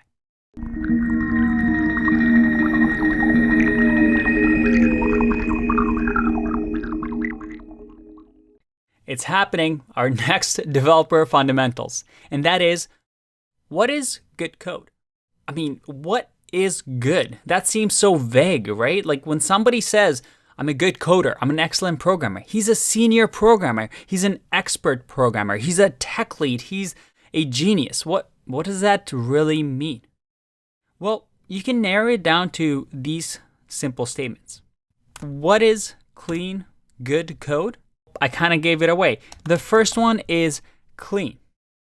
That is, we want to make sure our code is following a style that, let's say, the Python community endorses. Are we following the best practices? And Python has this great feature of auto-format. And Python has standard ways of using spaces to make sure that our code is clean. I'm not using unnecessarily ugly spaces like this, or maybe making lists really weird and funky, maybe no spaces in between here. Maybe I have a lot of random comments over here.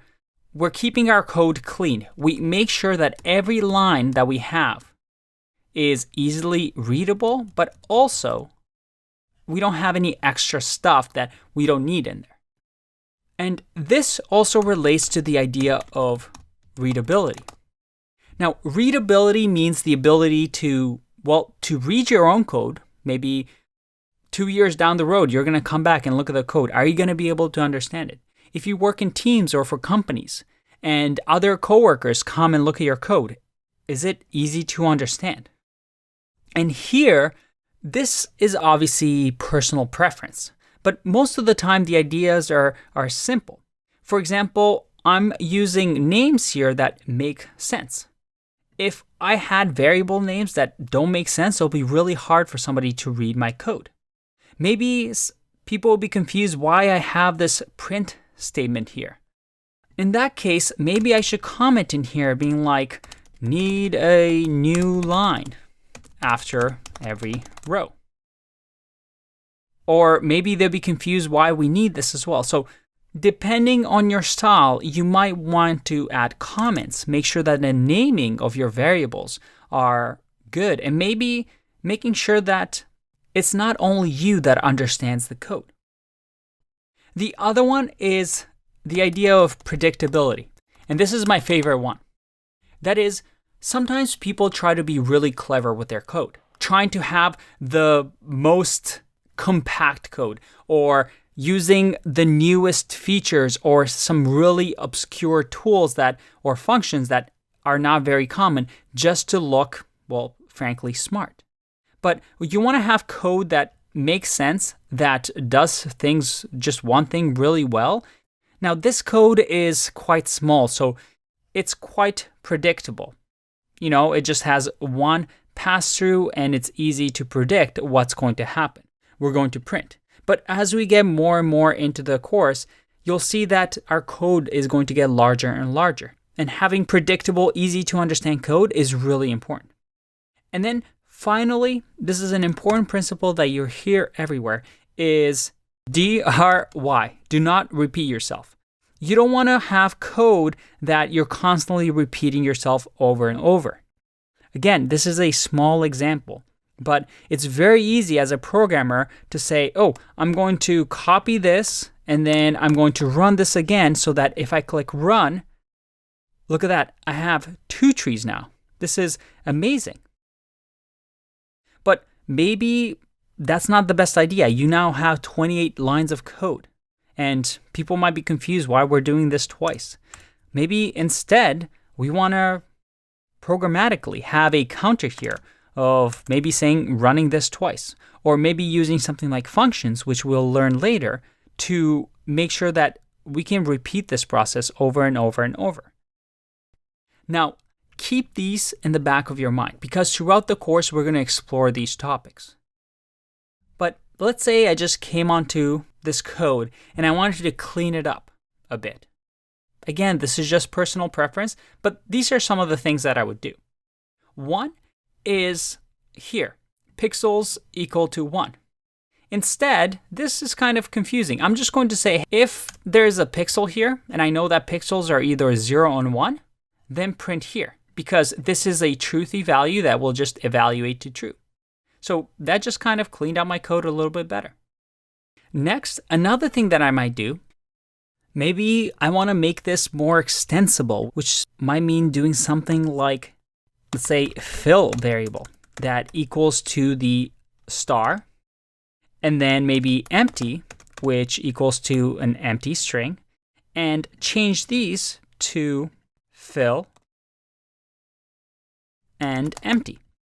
Now, this is extra line of code, but for example, if we're doing this multiple times, instead of perhaps maybe we're running print over and over and over, or maybe we have another line of print over here, and another line of print over here, and then maybe another line of print over here that is empty. Instead of me having to change 5 locations here, I can now change just this part. And maybe instead of star, I want to display, I don't know, $sign. And if I run this, all right, I get a little different image here. But again, I was able to just change the variable, and the variable was used to fill out whatever I needed done. Now, these are all things that you do need a bit of experience to get used to, but we'll hopefully explore this throughout the course, and by the end of it, you'll have all these best practices in mind. I'll see you in the next one. Bye-bye.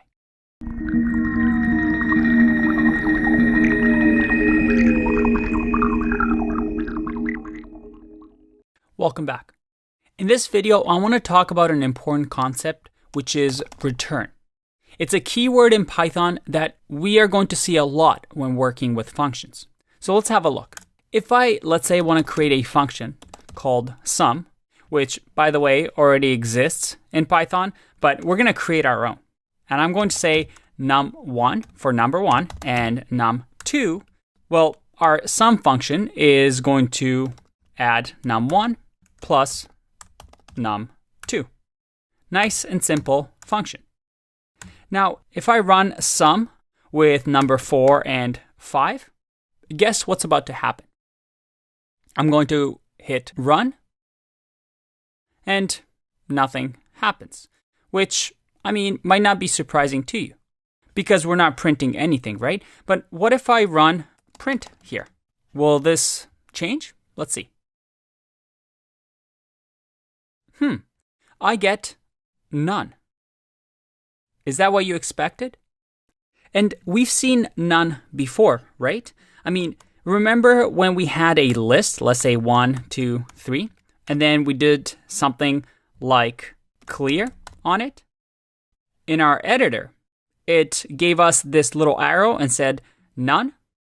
And we talked about this idea of on lists, something like clear changes the actual list and clears everything and empties the list, but it doesn't return a new list. It just modifies the existing list, but instead just returns none to us. Well, functions are just like that. They always have to return something. And when they don't return anything, like there's no return keyword here, it automatically returns none. So if we don't have something like return here, it's always going to return nothing. But if we add return, it's going to say, as soon as we get to line 2, hey, I want you to exit this function. And when you exit this function, I want you to return whatever this expression gives us. If I click run, I get 9. If we change this to 10 plus 5, we get 15. And this is a good general rule with functions, because functions can do two things, right? One, it can return something. So at the end of the function, whatever after the function gets run, we return something, either none or some sort of a value, some sort of a data type. Or we can have a function that doesn't return anything, but perhaps modifies something. So, for example, I could print hi, and if I hit run here, I return none because I don't have that return statement. However, my function does something. It modifies, the look of this text, right? It prints hi for us. So a function either modifies something in our program or returns something. And this is a topic that is quite advanced that we'll get into later on when we talk about functional programming. But a good rule of thumb with functions is this. A function should do one thing really well, and usually a function should return something. Now, this doesn't mean that any function that maybe does multiple things or any function that doesn't return something is bad, but it's generally good practice to make your code simple and readable to have these two rules. For example, here, if I have print and addition, this function is doing multiple things. It's worrying about printing, and it's also worrying about summing.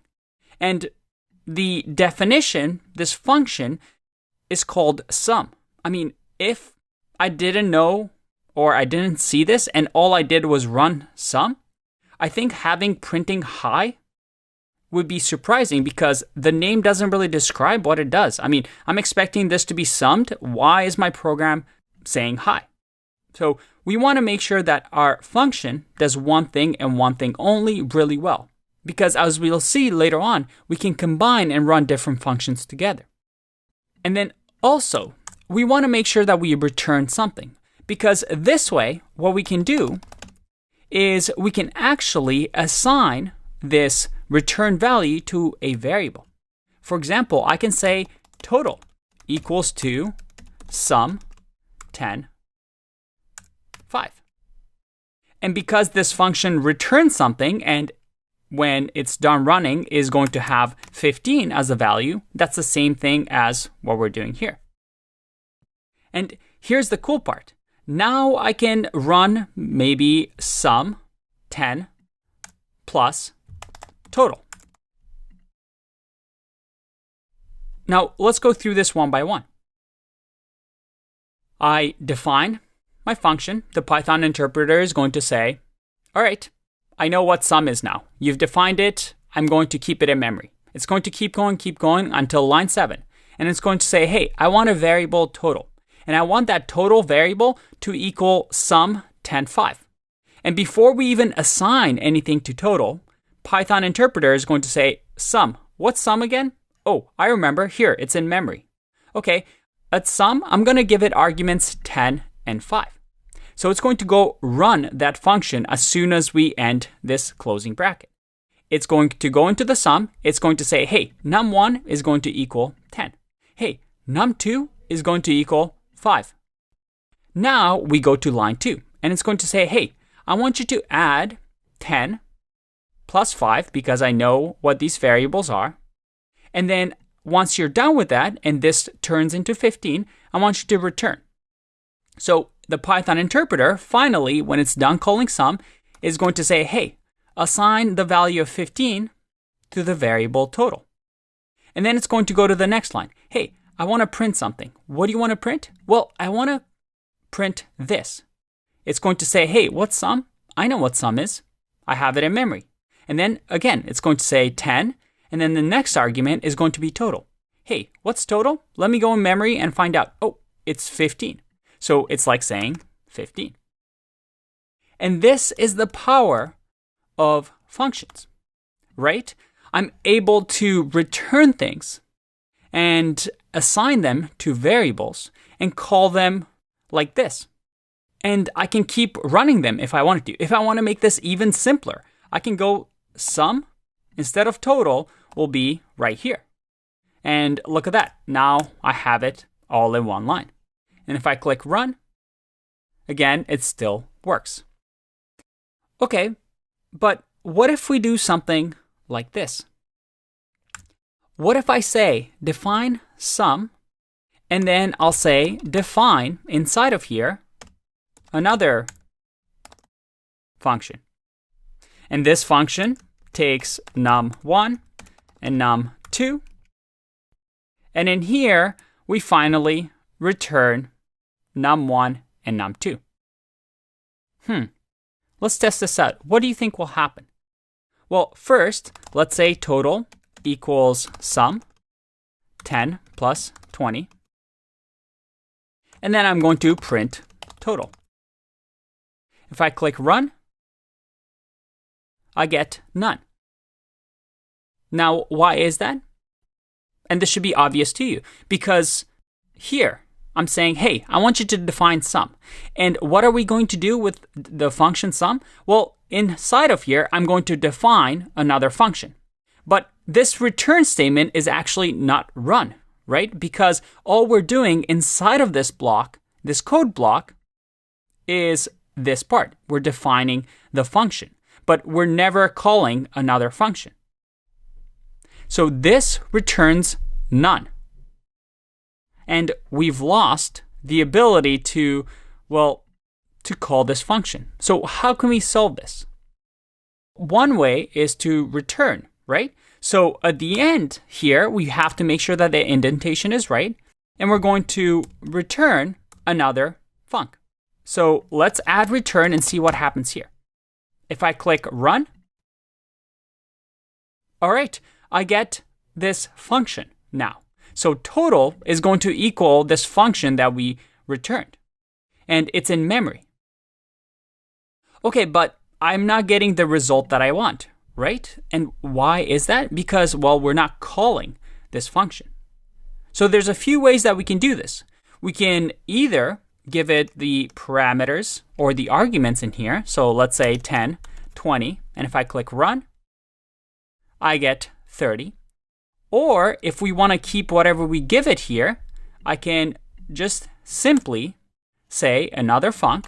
So if we give it num1 and num2, and I click run, hey, look at that, I get 30. Now, this video you might have to watch over and over because it does stretch your mind a little bit. And to be honest, this function is not very good because it's very confusing. Your function should be easy to understand. So we might want to change this up a bit. Maybe instead over here of having the same parameter names, just to clarify it, maybe we can say n1 and n2. And then here we do n1 plus n2 to clarify that when we return this other function, I'm using the parameters num1 and num2 that we called here. Because this definition of a function doesn't really care what these things are. It only cares when another function gets called. Now, if you need to pause the video and look at this and maybe practice this a little bit, that's completely understandable. But I wanted to show you the power of return. You can have nested functions, just like you could with conditionals. But you have to be careful that your function either returns something, otherwise it's going to return none. And most of the time, you're going to want to return something from a function. So we can do something like this where we assign it to a variable so we can use it later on in our programs. I'll see you in the next one. Bye-bye. One last thing. A return keyword automatically exits the function. So that in here, if I added another piece of code like print hello, or maybe even have return 5 in here, you see that it's still valid. But if I run this, I still get 30 because the interpreter never gets to line 5 and 6. Because as soon as we return something from a function, it exits that function. And the reason that this part doesn't exit the function is because, remember, inside of this function, we're defining. So we're not actually running this part. We're just saying, hey, when we see another function coming up in our code, we know what it is. But we're not going to run it. So it's going to look like this. And as soon as it sees the return statement, when it gets called, it's going to say, all right, I'm exiting out of this function with this value. Just a little heads up.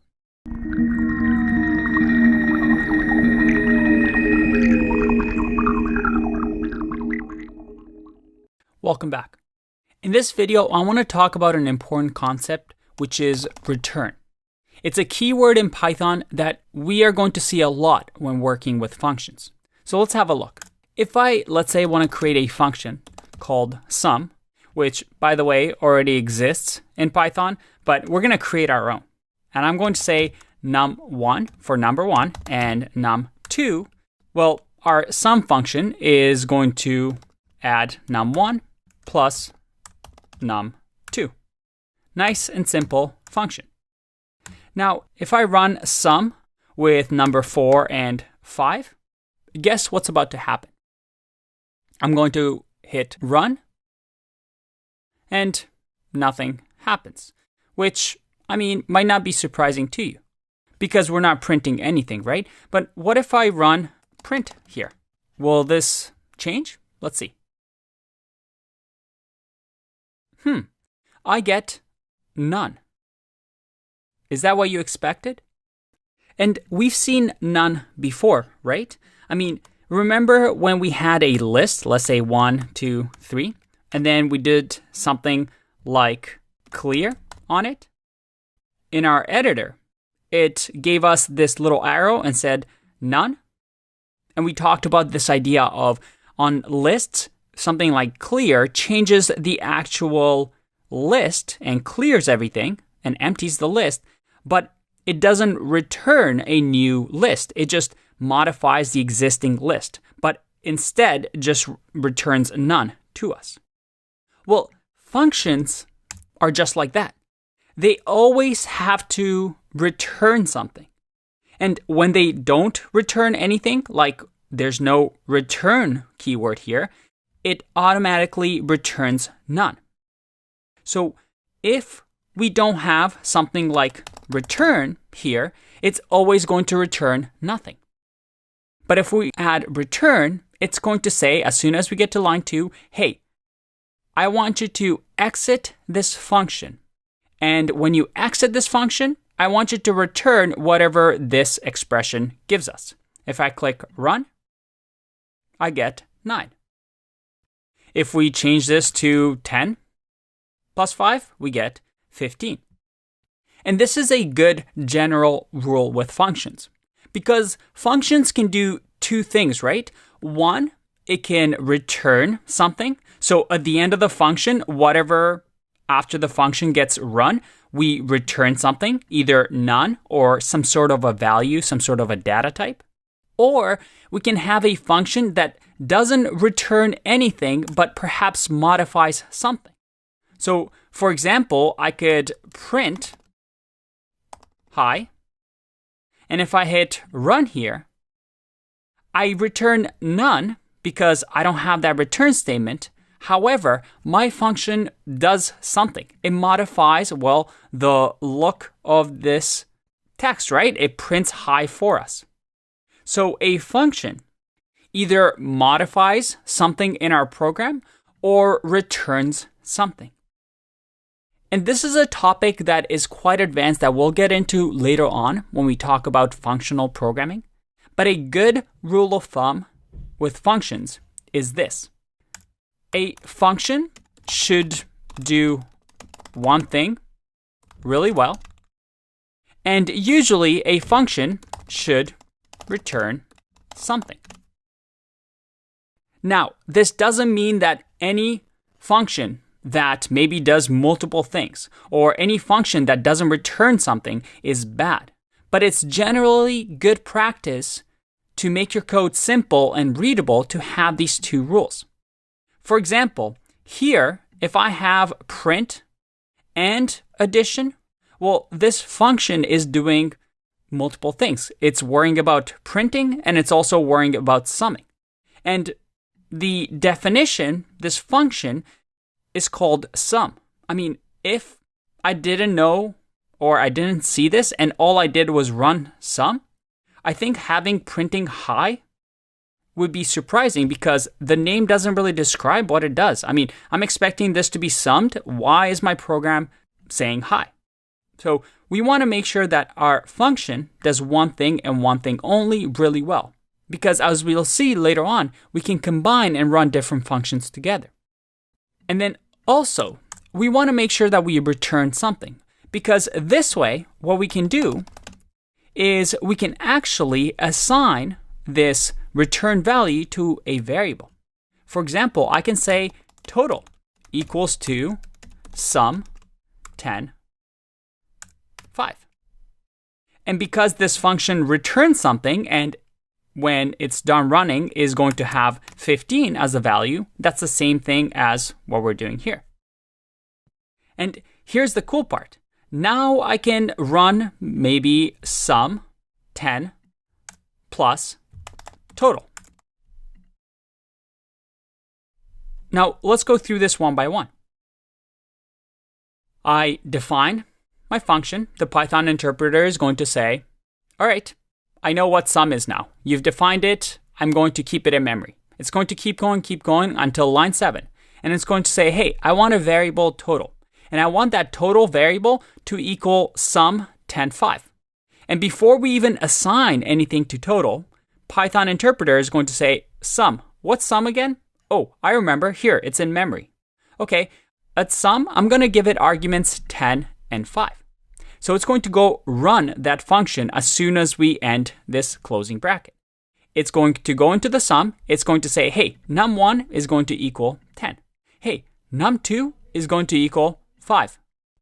Now we go to line 2, and it's going to say, hey, I want you to add 10 plus 5 because I know what these variables are.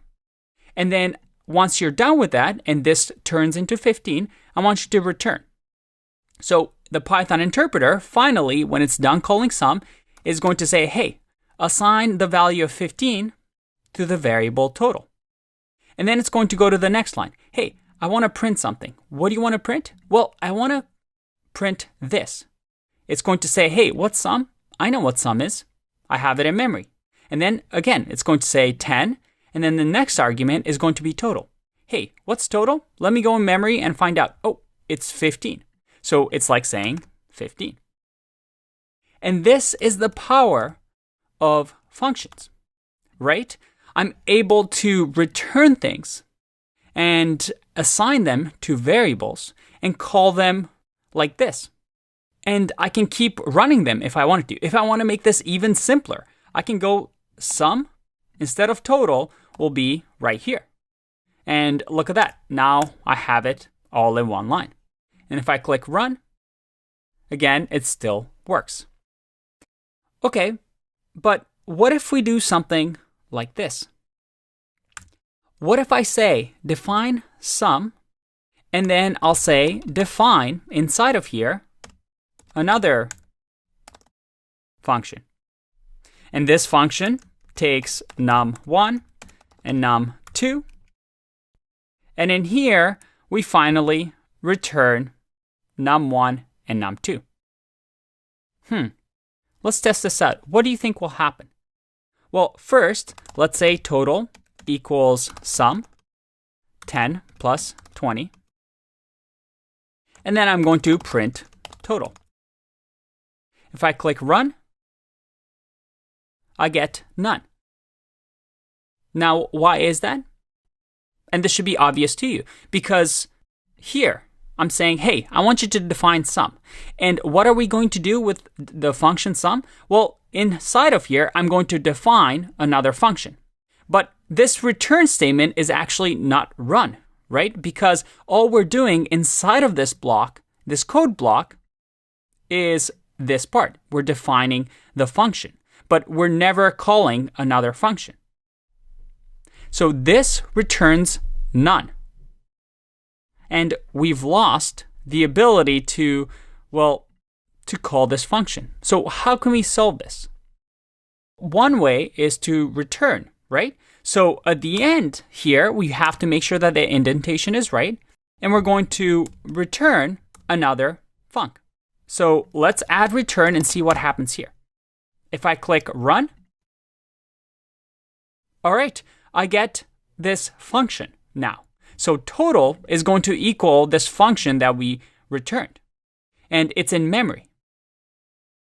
Okay, but I'm not getting the result that I want, right? And why is that? Because, well, we're not calling this function. So there's a few ways that we can do this.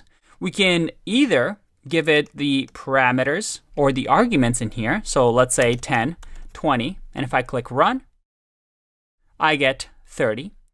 Or if we want to keep whatever we give it here, I can just simply say another func. So if we give it num1 and num2, and I click run, hey, look at that, I get 30. Now, this video you might have to watch over and over because it does stretch your mind a little bit. And to be honest, this function is not very good because it's very confusing. Your function should be easy to understand. So we might want to change this up a bit. Maybe instead over here of having the same parameter names, just to clarify it, maybe we can say n1 and n2. And then here we do n1 plus n2 to clarify that when we return this other function, I'm using the parameters num1 and num2 that we called here. Because this definition of a function doesn't really care what these things are. It only cares when another function gets called. Now, if you need to pause the video and look at this and maybe practice this a little bit, that's completely understandable. But I wanted to show you the power of return. You can have nested functions, just like you could with conditionals. But you have to be careful that your function either returns something, otherwise it's going to return none. And most of the time, you're going to want to return something from a function. So we can do something like this where we assign it to a variable so we can use it later on in our programs. I'll see you in the next one. Bye-bye. One last thing. A return keyword automatically exits the function. So that in here, if I added another piece of code like print hello, or maybe even have return 5 in here, you see that it's still valid. But if I run this, I still get 30 because the interpreter never gets to line 5 and 6. Because as soon as we return something from a function, it exits that function. And the reason that this part doesn't exit the function is because, remember, inside of this function, we're defining. So we're not actually running this part. We're just saying, hey, when we see another function coming up in our code, we know what it is, but we're not going to run it. So it's going to look like this. And as soon as it sees the return statement, when it gets called, it's going to say, all right, I'm exiting out of this function with this value. Just a little heads up.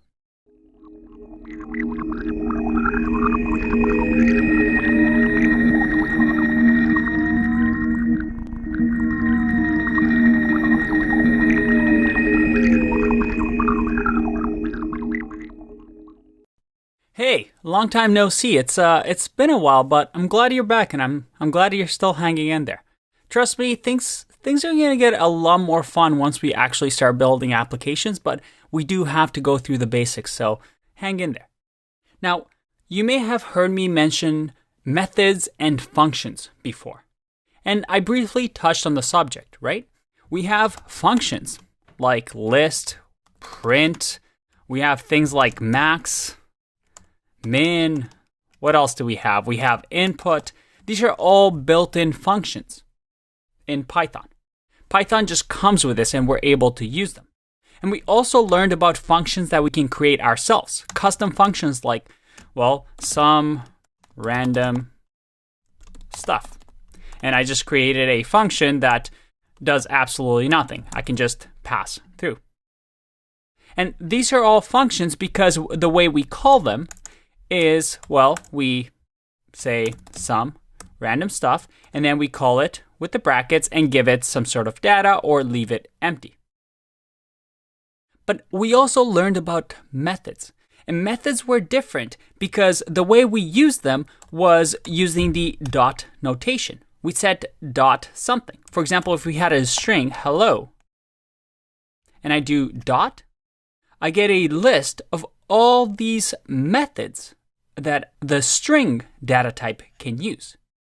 These aren't things that we can use like this, because if I do capitalize like this, well, it's going to give me an error. It's going to say, well, I'm going to get an error with max because it's expecting an argument here, but let's comment this out and click run again. I get name capitalize is not defined because it's not a function. It's a method. And a method has to be owned by something.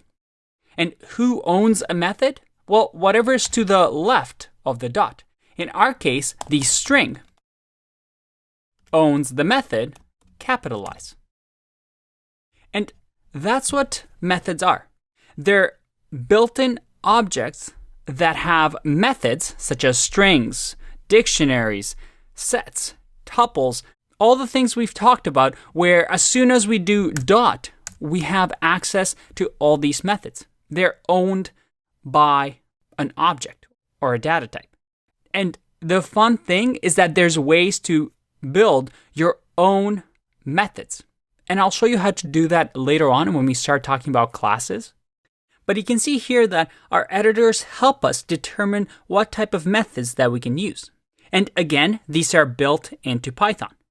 And you can also learn about these methods that we can use by going to the Python documentation, right? Python 3 documentation is going to have a ton of things for us.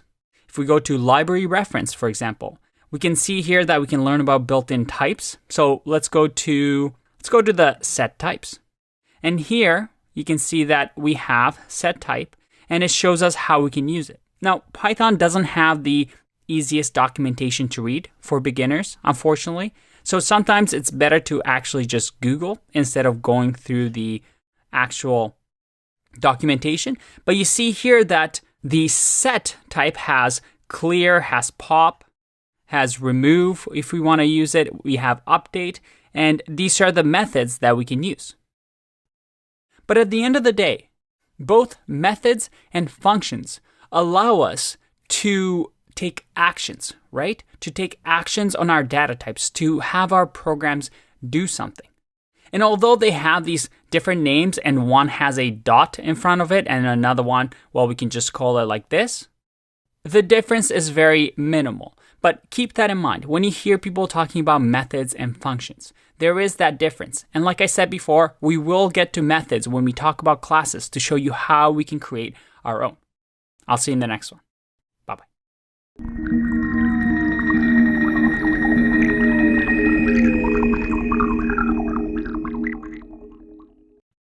There is a unique thing that we can do with functions that we haven't seen before, and they're called Docstrings. Let me show you what I mean. If I had a function here, and we'll just call it test, and test, let's say, receives a parameter that is a, and in here, it's going to print a. What a useless, completely useless function. Now, if I run this, well, nothing's going to happen because I have to call test and then say, well, exclamation marks. And you see that our function works. But we can actually, with functions in Python, use something called docstrings. And it looks something like this. You do single quote, single quote, single quote, so 3 of them, and then at the bottom, once again, single quote, single quote, single quote. So at the beginning of the function, like this, and in here, I can add some info about the function. For example, this function tests and prints param a. Now here's the interesting part. If I run test here and I do brackets, look at that. My editor tells me info. This function tests and prints param a. This is called a docstring. And what it allows us to do is to actually comment inside of our functions in a way that if another person, let's say, is using the test function, they can actually, let's say in the future, when we write large applications where it's not just 10 lines of code, or maybe we have different files, instead of just finding what test does, as I'm typing it, it's going to tell me, hey, test is going to return or print param a. So I find out information about this. And if we ever use something like length, for example, and run this, you see that this gives us information about the function by using docstrings, but it comes built in with Python. Another way to view this, mind you, when we talk about developer environments, our editors are going to do this automatically. But there's a few other ways that we can actually read this. For example, I can do the help function, which we haven't seen before, which comes pre-built with Python. And we don't want to call the function. I just want to call help on test. If I run this, look at that. I get test a info. This function tests and prints param a. So we can use help to find out what a function does, which is really, really useful. One other way to do this is to use what we call a magic method or a Dunder method, which again, we'll get into later on in the course. I do double underscore, then I do doc, and then double underscore, like this. If I click run, well, we have to print something here. So let's print, click run, and look at that, I get the same thing. So these docstrings are really, really useful to add comments and definitions to your functions so that when other people on your, let's say, team or coworkers come across your function that you created, they're able to understand what it does right away without searching through your Python files or multiple files. Very useful feature.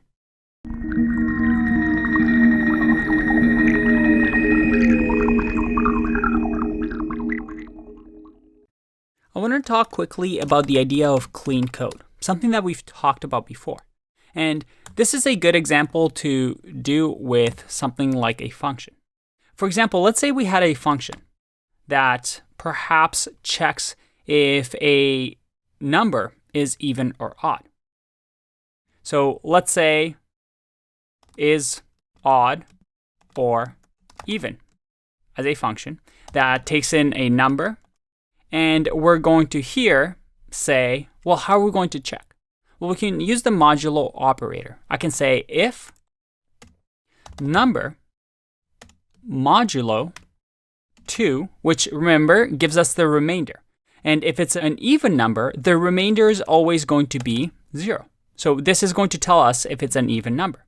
So if it's an even number, then I want you to return true. And if it's not an even number, so let's say num 2 doesn't equal 0. So if this is an odd number, there's always a remainder. In that case, we return false. So maybe let's change this function to be more descriptive, is even. So it's going to return true if it's even, false if it's not even. So in here, if I do is even and give it 50, and I run, I get an error because I have to make sure that I do an if statement here. We have to print here, so let's do print and click run. I get true. If I do 51 and click run, I get false. All right, it seems to be working, but how can we clean up this code? Well, here's the thing. We have some ways that we can actually make this a little bit tighter. For example, if we're only checking for is even, we don't really need to check this again, because if number modulo 2 doesn't equal 0, that is, if a number divided by 2 doesn't always have a remainder of 0, we always know that it's not going to be even. So we don't even need this statement. We can just say else, right? So that if I run this, this still works. So all right, so we cleaned up our code a little bit. But here's the thing. Another thing we could do is we know that return exits the function automatically. So we don't even need the else statement. I can just say return here, because it's only going to get to line 5 if this statement is not correct. So if it's not even, well, I'm going to skip line 4 and go to line 5. So that if I run this, this still works. All right, but we can make this even cleaner, right? Because right now we're just returning true or false. And usually if you have something like this, where we're returning true, false directly, there's usually a better way. And that's using an expression that evaluates to a Boolean. What we can actually do is simply say, hey, remove all of this. And I want you to just return like this. And if we run this, this still works. And if I do 50, this still works. Because what we're saying here is, I want you to return whatever this value is. And this is an expression, right? That's going to evaluate true, false directly. So we get the exact same result as we had before, but look how much cleaner that is. That is just nice, simple code. And as a developer, I can come in here and right away see that, all right, is even is just performing this operation and returning true or false. So this is a good way to think about clean code. How can you clean up your code? And mind you, there's no perfect solution. You can always clean up code. But thinking like this really allows you to develop the way that advanced programmers think. I'll see you in the next one. Bye-bye.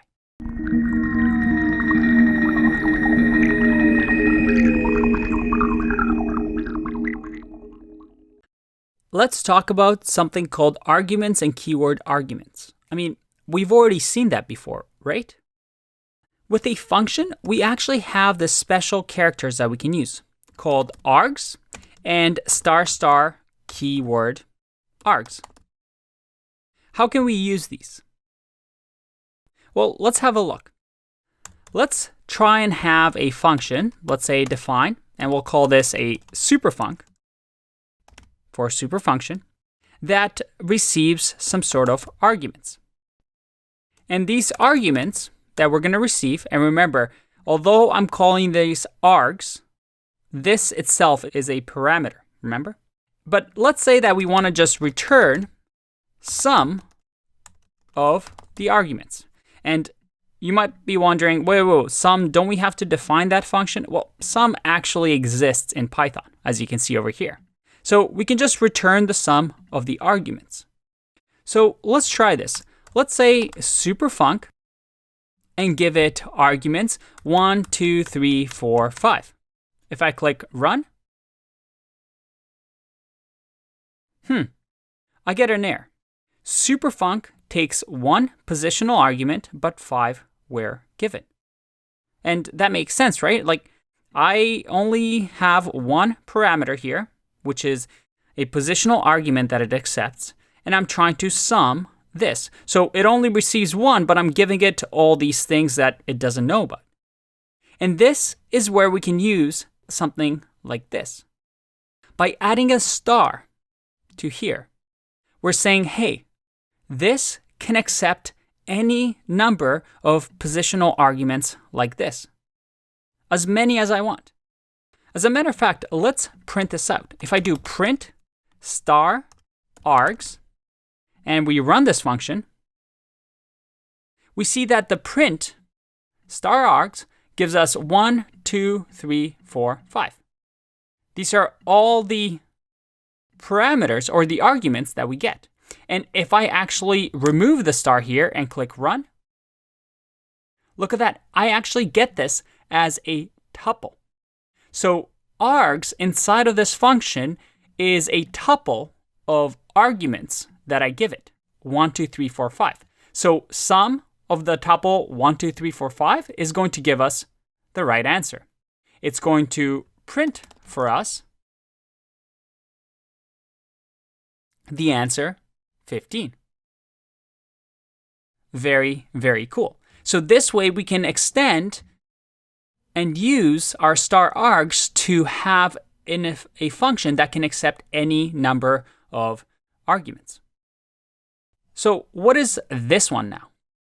Well, this one allows us to use keyword arguments. For example, let's say I have the ** keyword args like this. And by the way, this can technically be anything. So this is a variable that we're creating. So I can name it whoo if I wanted to. But the standard is to name it args and keyword args because other developers are using it this way, and it's just the way it's done in the Python community.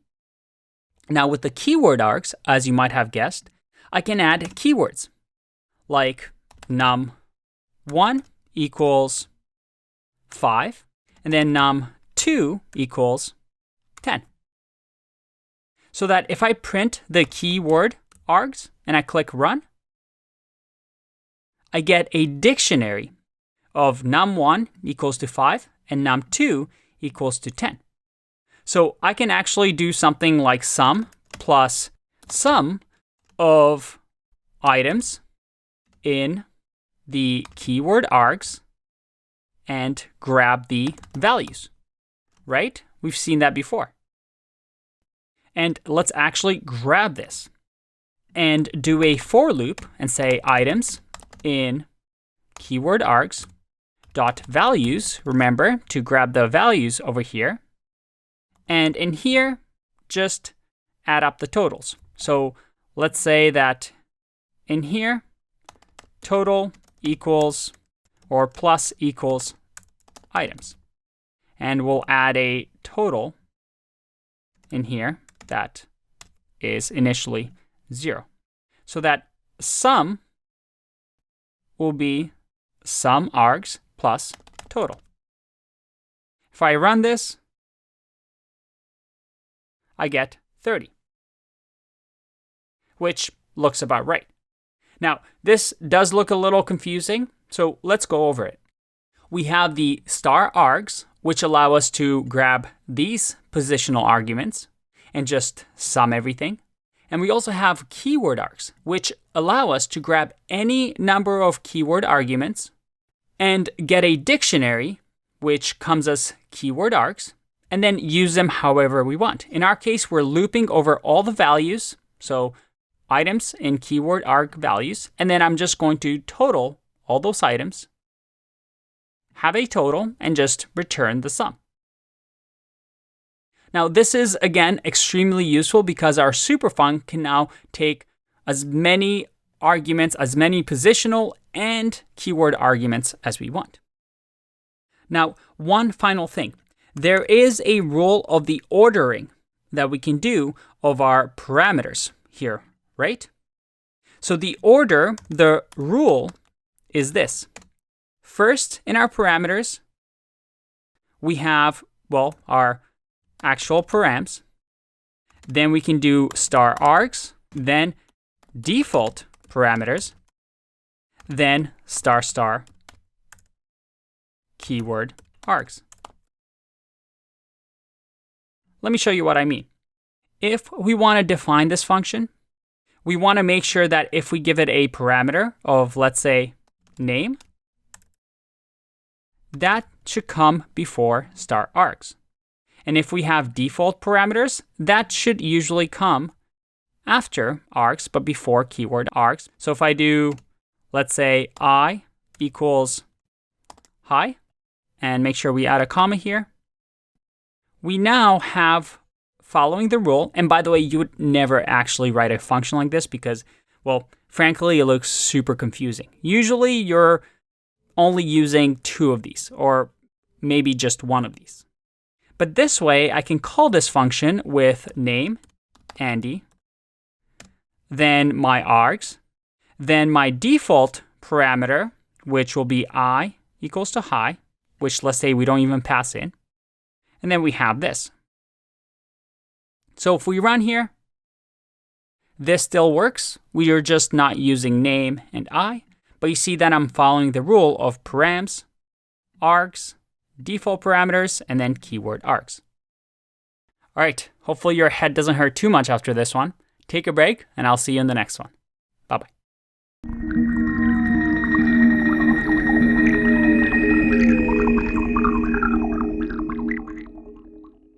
All right, it's exercise time. Let's combine everything that we've learned into this challenge. What I want you to do is to create a function called highest even. And this function is going to take a list data type. And this function, for now, will just pass. But I want you to fill in this part with whatever you think is going to allow us to achieve this. If I do print highest even, and I give it a list of, let's say, 1, 2, 3, 4, 8, I want the highest even to be printed in this list. And actually, let's do 10 here. So the highest even number in this list is 10. Just for fun, let's add 11 as well. So the answer should be printed here as 10. So based on everything you've learned so far, try to fill this part so that you create your own function, highest even. Pause the video here, give it a try. Otherwise, I'm going to go with the answer. So what I want to do here, let's think about this, is I want to make sure that, first of all, we only consider the numbers that are even in here. So maybe what I'll do is create a new list called evens. And evens is going to be an empty list for now, but I'm going to populate this with all of the even numbers. So I'm going to remove 3 and 11 from this.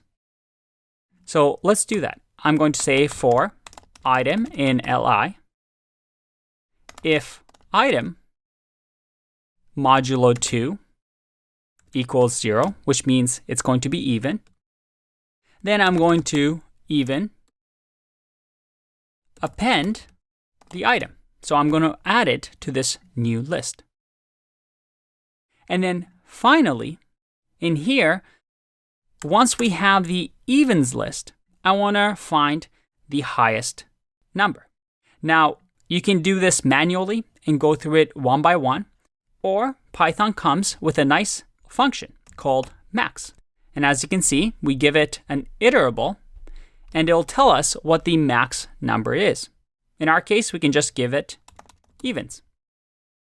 And remember, we want to return something from this function. That is, what is the highest number? Well, we want to return whatever the max of the evens is. If I run this,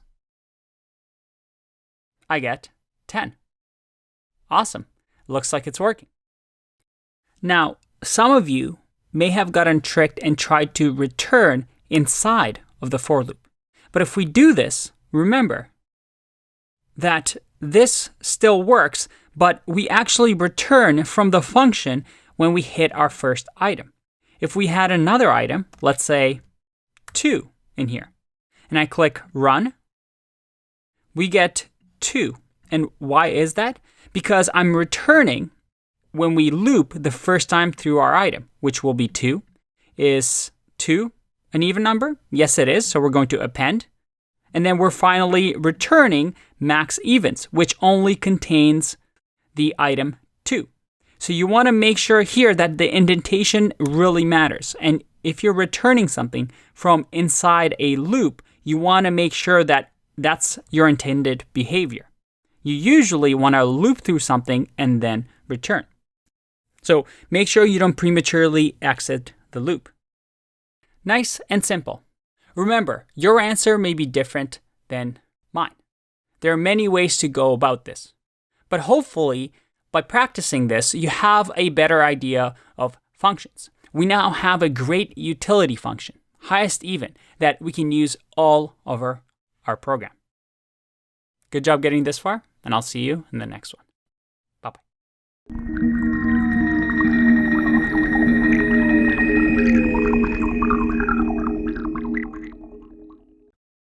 Welcome back. Let's talk about the walrus operator. And this one is a fun one because, well, it looks like a walrus. It looks like this. See? Looks like, Google walrus. If you don't know what that is, it's an animal and it kind of looks like that. Just Google this. All right, we're getting distracted. So what is this new operator we're going to learn about? The reason I want to teach you this is because I also want to teach you how to learn about new features in Python. For example, this is a new feature. If I go to the Python documentation here, usually what Python does with each new version, they create a what's new in Python document. So you might see what's new in Python 3.9, what's new in Python 3.10.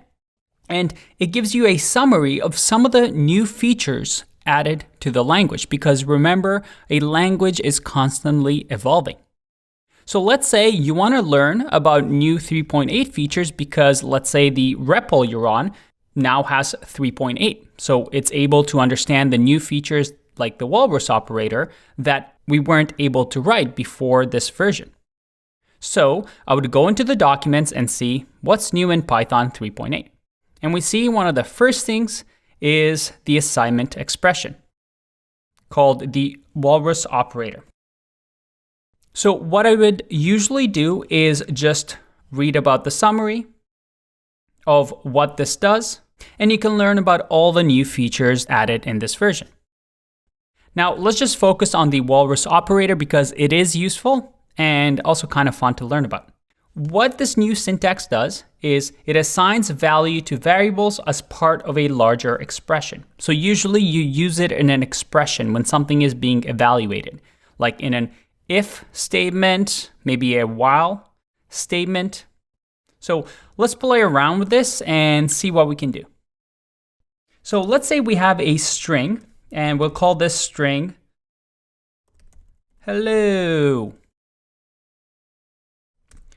Now in here, let's say I want to do a conditional statement. I'm going to say if length of A is greater than 10, I want you to print a string that simply says too long, and we'll say length A elements. Oh, make sure I do that properly. Now if I click run here, I get too long 14 elements. And why is that? Well, because each character here, we have 14 elements. Because it's greater than 10, this conditional block runs and we print out too long. We have length of 14 elements. So where does the walrus operator come in? Well, we're writing code and we're repeating ourselves here because we're calculating a length twice. We're using this A variable and doing some sort of a calculation multiple times because we want to use it here and here. But with a walrus operator, I can do exactly that. Remember, if I go to the documentation, it says assigns values to variables as part of a larger expression. So what I can do here is I can create another variable like n, and that says, well, walrus operator. So colon and equals, little walrus there. And this n is going to equal length A. So I'm just going to wrap this in brackets. So we're evaluating this part of the expression, and we're assigning the variable n whatever the outcome of length A is. So now n is something that has the value of A. So I can replace this with n. And if I run this now, again, same thing. So again, what we can do is we can assign values to variables as part of a larger expression. For example, if I did n equals length A, well, this isn't going to run. It's invalid syntax, but because of the walrus operator, we can do this now. Let's do one more just to make sure we have it. So let's say in here, we're going to do a while loop. While loop is going to say n, walrus operator, length A. Again, we're going to do the same thing. If it's less than, this time let's do 1. And while this is true, I want to print the value of n, and we're going to reassign the value of A, the variable A, to have one less letter. So I can just do that with the -1 short form here. So we're going to remove the last letter every time we loop through here so that the A variable, the hello, becomes smaller and smaller and smaller until it equals to 1. And once it equals to 1, the while loop is going to stop. So let's just run this. All right, we're getting true, true, true. And we made a bit of an error here because remember the parentheses. We want to evaluate this first. So if I run this again, 14, 13, 12, 11, 10, this is the length of A that's being calculated every time. And at the very end, if I print A and run it, you see that we have H remaining. There you have it, the walrus operator. You might not see it very often. It's essentially a way for us to minimize doing calculations that are similar, let's say inside of an if statement or a while statement where we want to do something based on a condition and then calculate that value again. But this also hopefully teaches you how to look at new Python versions and learn about new features. There's only a handful of features that get added to the language. Most of the important ones have already been added, but it's also good to keep an eye out on things as the language evolves, so that whenever you see something like a walrus operator in the code base, you now understand what it does and that it's part of the language. I'll see you in the next one. Bye-bye.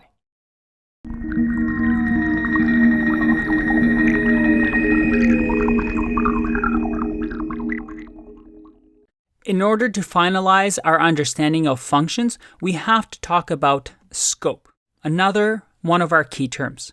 What is scope? Let's have a look. Scope is something present in a lot of programming languages. And scope simply means what variables do I have access to? That's it. So what do I mean by that? Well, we've seen this before, right? Where I do print and then let's say name. If I click run, I'll get an error, a name error. Name is not defined because, well, it doesn't exist, right? And up to this point, we haven't really discussed this, but this is because of scope. What variables do I have access to? The Python interpreter says, hey, what do I have access to? And when we use something that it doesn't understand or it doesn't have access to, it's going to throw a name error or variable is not defined error. And scope in Python has what we call functional scope or function scope. What does that mean? Well, up until now, when we create a variable like total equals to 100, this is part of what we call global scope. That means anybody on this file has access to this total variable. I can use this inside of a conditional block. I can use it inside of a function. It has global scope. But when I say Python has function scope, what I mean is that when we create a function, and let's say we create total as sum, or let's say sum func, and we create total inside of the function, if I print total here and I click run, I get the same thing. Name total is not defined. This is because of Python's function scope. Anytime we create a variable, if it's not inside of a function, then it is part of the global scope. We have access to it. But you see over here, we get that red underline, undefined name total. If, let's say, for example, I had a condition, if true, then x equals to 10. If I do this and I say x and I click run, I have 10. Because, well, although I have indentation, the only time I create a new scope, you can think of this as a new universe that we spawn. Well, we can only do that when we define a function like this. So think of scope as a new world that we create. In our case, when we create a function, we create a new world, that anything that's indented inside of the function is its own world that we don't really have access to. We can only use total if we indent print and it's part of this world. That's what scope is. Who has access to who? So let's take a break here, and I want to play a little game in the next video where we try and figure out who has access to who. I'll see you in that one. Bye-bye.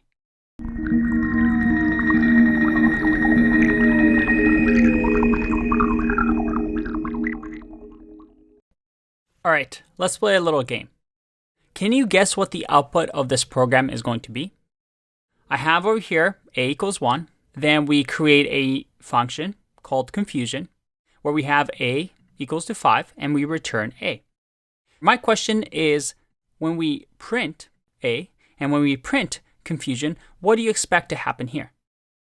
Take a second to figure out, pause if you need to, and let's find out. 1 and 5. Is that what you expected? Let's go line by line. First, we assign value of 1 to variable a. We then create a function called confusion, and Python interpreter is going to say, all right, confusion function, I know what it is. I'm going to put it in memory. When you need to use me, just let me know. And then it's going to go to line 8. And line 8 is going to say, hey, print A. What's A? Well, the only time that I've seen A is right here, A equals 1. So go into memory, what's A? A equals 1. But then when I run confusion, like this, I'm going to say, hey, A is going to equal to 5. And now we return A, which is 5. Okay, what if I change the order of this? What if I go like this? What will happen? If I click run, is that what you expected? Once again, we have A equals 1, then we define the function, and then we print confusion. Now, confusion here is going to assign A equal to 5, and then return A. But why didn't this change? Why is A still equal to 1 by the time we get here? And this is because of scope, right? What the Python interpreter does is when it runs the confusion function, it's going to say, hey, A is going to equal to 5, but I'm creating a variable here called A in my own universe. I don't know anything about A equals 1 here. I have my own universe. And after we run this function, then, well, we're done. We've returned the function and it's completely gone. But we never left the universe into the global scope. So there's a set of rules that the Python interpreter goes through to check a variable. And the rules are this. First, it's going to check with the local. So start with local. And what we call is a local scope. A local scope is a scope that's part of this local function. So A is a local scope. It's going to check there. Hey, do I know the variable A? Well, yeah. When I return A, I have a variable defined here. So it starts there. But let's say A wasn't there. Let's say I remove A and I click run here. I get both ones because the second rule is if there's nothing in the local variable or local scope, then number 2, is there a parent local scope?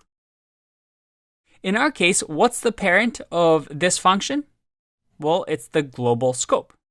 But we can also do another function. Let's say parent. And parent is a parent of the confusion function. And in here, let's say A equals to 10.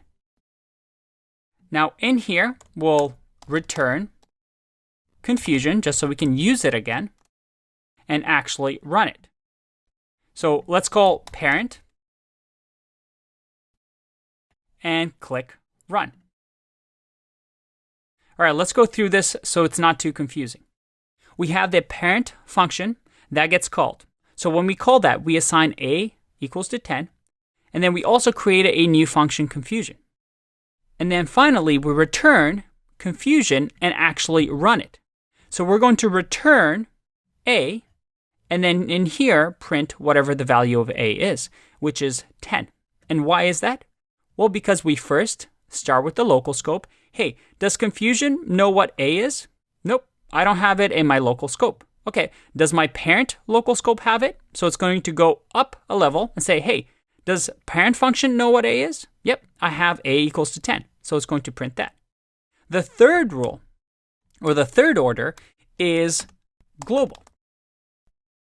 And global is what we call the indentation of nothing. It's this file, right? Whatever the file has, that is global.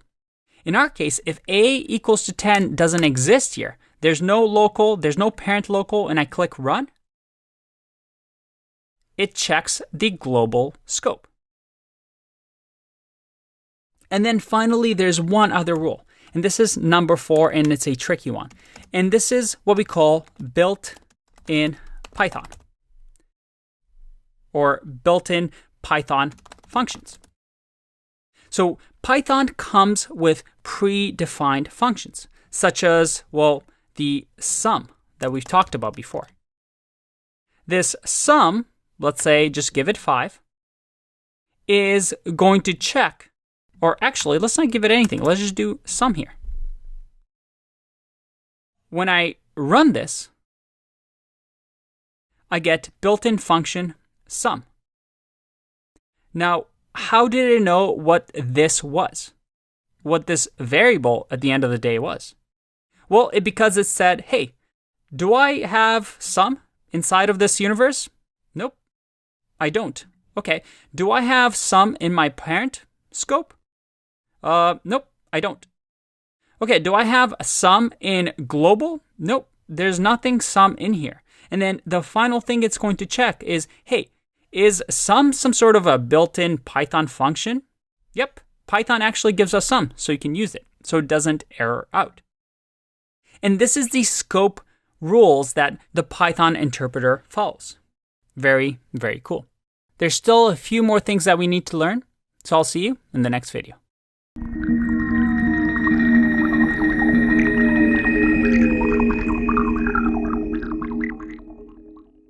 Welcome back. Let's try and answer some questions that you may have.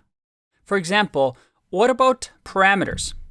If I do parameter, let's say b here, what is this parameter when I use b like this? So let's say print b, and in here I'll run confusion with, let's say, the number 300. If I run this, this works. And that is because b, the parameter, is part of the local scope. That is, it's part of this. So parameters are considered local variables. We're able to use it inside of the function, but we can't use it outside of those functions. Technically, when we define the function, we let the interpreter know, hey, b is going to be a local variable. Okay, what about this? What if we have this a, but I want to make sure inside of my function that I'm actually referring to the global a. Is there a way for us to just use this value without creating a new variable? Well, let's use a better example for this. Let's say I wanted to create a counter. So we'll have total equals to 0. And then in here, I'm going to say define count. And this function is going to say total plus equals 1. So we're going to add every single time. When we add count, it's going to increment 0 by 1, and then 1 by 1, so on and so forth. So we're going to return total at the end of this. Okay, so if I run here print count, let's see what happens. I'm going to hit run, and I get an error. Local variable total referenced before assignment. And that is because, well, count doesn't know about total. You're trying to use total, but we haven't assigned anything yet. But we want the total from the outside world to run. Because if I just do total equals 0 here, and I run count, that's great, I get 1. But what if I wanted to run count multiple times? What if I wanted to run count, let's say 3 times, so that the count total will be 3? So let's do print on the last one here. And I click run. I still get 1. Because every time we run the function, we reset the total to 0. That's not very useful, is it? So one way that we can fix this is using what we call the global keyword in Python. And global says use the global total, if it exists, in here. So that instead of having to create a new variable, I can use the global variable total. Check this out.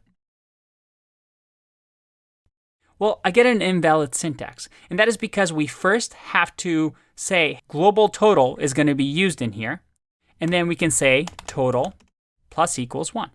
If I run this,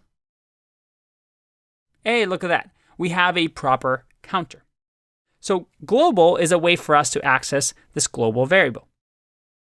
However, I argue that this is actually not a good way of doing things, because it can get really confusing when you start adding globals and all these different universes are accessing each other's variables. A better way of doing this is something called dependency injection. And this is a simplified version of it. But the idea is that instead of accessing variables outside of the function like this, which can get really, really complicated as files get bigger and bigger, is to do instead this. Total. Like this. We create a parameter, and then we pass in that parameter or argument in here.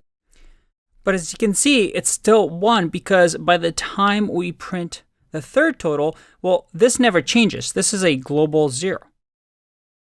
So instead, we can do something like this.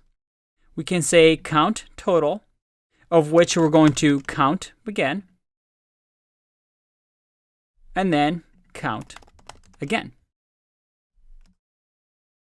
If I run this, I get 3.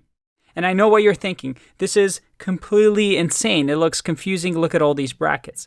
But let me show you what we've actually done.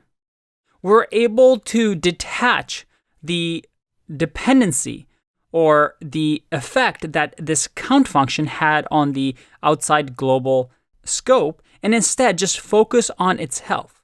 All we needed to do was say, hey, I want you to give a count with total of 0. And then after that, this is going to evaluate to 1. And then we do count total of 1 plus 1 is going to equal to 2. And then count 2 plus 1 is going to equal to 3. And this way, we're able to still do our count without having to use that global keyword, which I would argue is nicer. Mind you, if this is your first time seeing this, it can get a little bit tricky. But at least this way, you know that there's different ways of doing things. One other word I want to show you is something called non-local. But for that one, let's take a break and I'll see you in the next video.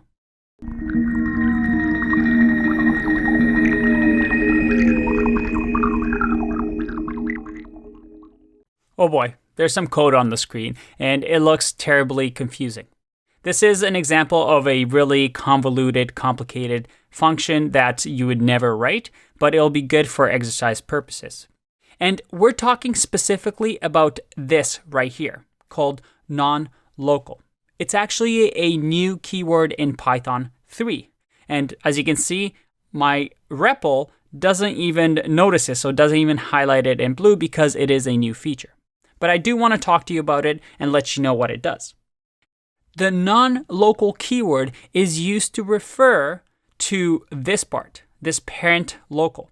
It's a way for us to say, hey, I want to use a variable that is not a global variable, but is outside of the scope of my function. So based on that definition, try and pause the video and see what this function might do. I'll run it right now and then go through the code. If I click run, this is what we get. So let's talk about this. We have an outer function, and then we call the outer function. So the Python interpreter is going to go and say, all right, we have an x variable that is local to the outer function. And then inside of here, we're going to define an inner function, another function. And in here, before we even call that, we jump to line 9 and say, all right, call inner function. We come back and we say, hey, line 5, I want to use non-local x. What does that mean? Well, I want to use this x variable because it's non-local. That is, I don't want to create a new x variable. I want to jump up the scope to my parent scope, my parent local, and grab whatever you find in there. As long as it's not global variable, any parent will do. I want to grab that non-local. So now this x is referring to the outer function here.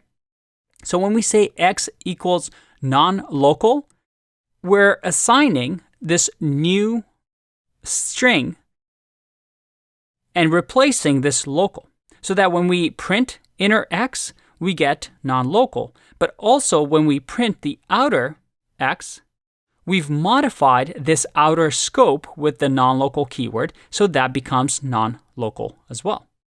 If I remove this line, and let's comment it out, and I click Run, you see the difference now. We have the inner non-local, but then the outer local hasn't been modified because this is a new variable.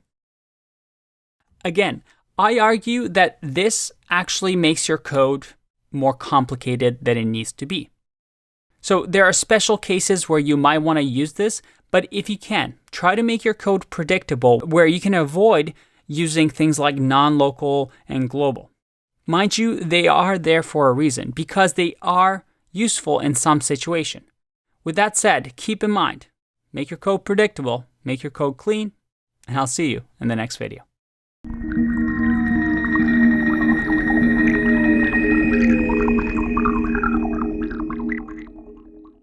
I want to address a question that you may or may not have, but it's something that's taken me years to understand. And that is, why not just have everything as global variables? I mean, all this confusion of who has access to who. How easy would it be if everything was just on the main page, all our information, all the data on our global scope so that everything has access to everything? Wouldn't that be easier? And you'd be kind of right. I mean, that would make all this headache go away, right? But you have to remember that machines don't have infinite power, don't have infinite CPU, don't have infinite memory. They all have limited resources. And as programmers, we have to be conscious of what resources we use, because sometimes that can cost us money, sometimes that can crash our computers.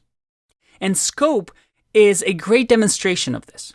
For example, this code right here, when this function is run, we're creating technically just one location in memory for the X variable. So we have that bookshelf in our computer that is X, that's pointing to local when we actually call this function. And then when we say non-local here, well, we're saying just don't create another bookshelf for us, just use the one that we already have and assign it non-local. If we didn't have this line, by the time we get to line 7, we've placed in memory X equals to local and X equals to non-local. So we have 2 locations now in memory. Now, this isn't a big deal because, well, in this day and age, we do have a lot of memory. But as programs get larger and larger, this does become a bit of a problem. Okay, but what about a function? I mean, we learned that functions allow us to not repeat ourselves and being able to call outer multiple times. But another good use of functions is that once we call this function and all of this is done, the computer and the Python interpreter specifically destroys all this memory. That is, once we finish with the outer function, I can't really call print X here. It's going to give me an error. It's going to say, I have no idea what X is. And why is that? It's because after we call this function, the Python, what we call the garbage collector, is going to say, hey, it looks like we're done with this function, and I see that this X variable, and this X variable, we're not going to use because we're done with this function. So I'm going to collect that garbage and then just throw it out. So I'm going to empty that memory cupboard so that other resources or other programs can use that. And that is a really nice feature where Python just automatically removes these for you so that you don't clog up the computer's memory. And that's why scope is useful. We don't have to think about it in such detail like I've mentioned it. But it's nice to know that it's there so that your programs don't hog up a lot of memory and they can run efficiently. This is a bit of an advanced topic, but I did want to include it in here so that you can think about why programs are designed the way they are. All right, I'm going to stop talking now. I'll see you in the next video. Bye-bye.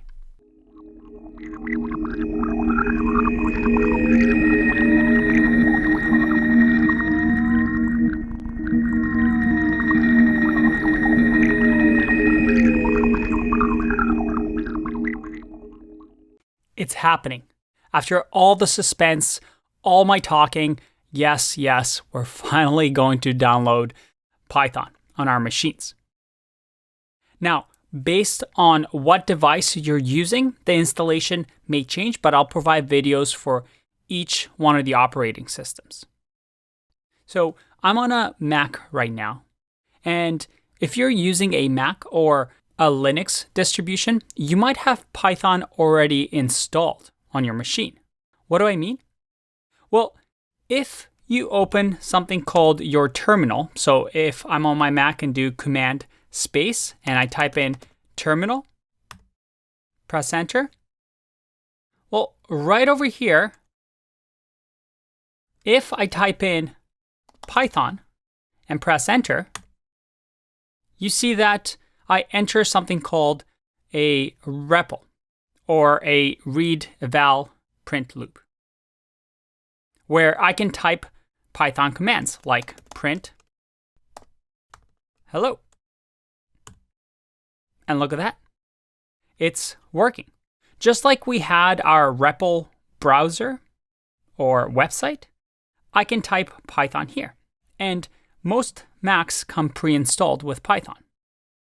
But you might notice something here. Yep, we're using Python version 2.7 to be specific. Now, as we've talked about, that is an older version of Python. Ideally, we want to install Python 3. So we're going to go to python.org and install the latest version of Python, which is 3.7. By the time you watch this video, there might be a higher version, maybe 3.8, 3.9. Now, like I said, a language is always evolving. But what I'm going to teach you in this course is going to work for any future versions of Python. So it doesn't matter if the number's a little bit off. As long as you're installing Python version 3 or up, you should be all good to go. In our case, we're on a Mac, so we're going to just click install. And you can see over here that the package is being installed. I'm going to open it up and just simply run through the commands. Want to install, click through continue. Yes, I agree to the license. I definitely read all of that. Yes, let's agree. And we're going to just continue and install Python. If you want to add your password or your fingerprint, that works too. And you see that we're finally installing our Python interpreter.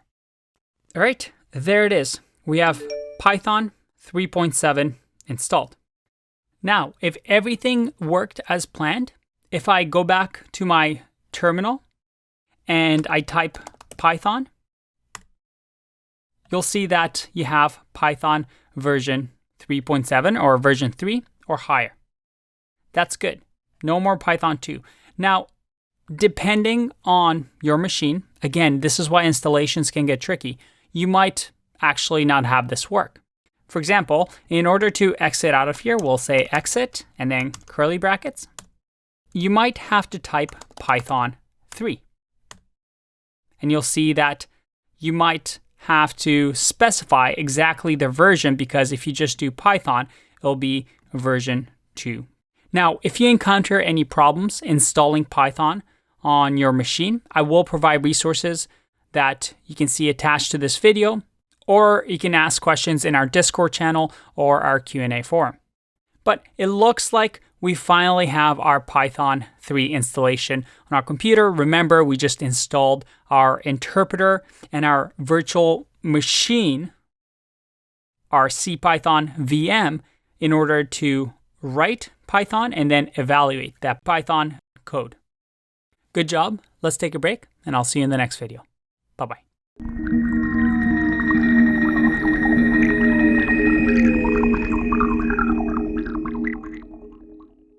Welcome back. It's finally time to install Python, the Python interpreter that we've been talking about for so long. And if you're on Windows, this video is going to help you get set up. We're going to go to python.org, click on Downloads, and make sure that we're downloading for Windows. We're simply going to click, and I'm going to run the installer. All right, Now, this is really, really important. On Windows, you want to make sure that you click on Add Python to Path. What this is going to allow us to do is to actually open up Python and use Python from the command prompt. I'll show you that once we install this, how it works. But make sure you click on this. And also to install Launcher for all users, which is recommended. So I'm going to click Install Now. And yes, we'll say go ahead. Now you want to install based on your system. You might have an older version of Windows, a newer version. Usually the python.org website will detect your machine and know what to install, but obviously install according to what you have. In my case, it's a 32-bit system. All right, come on. All right, setup was successful.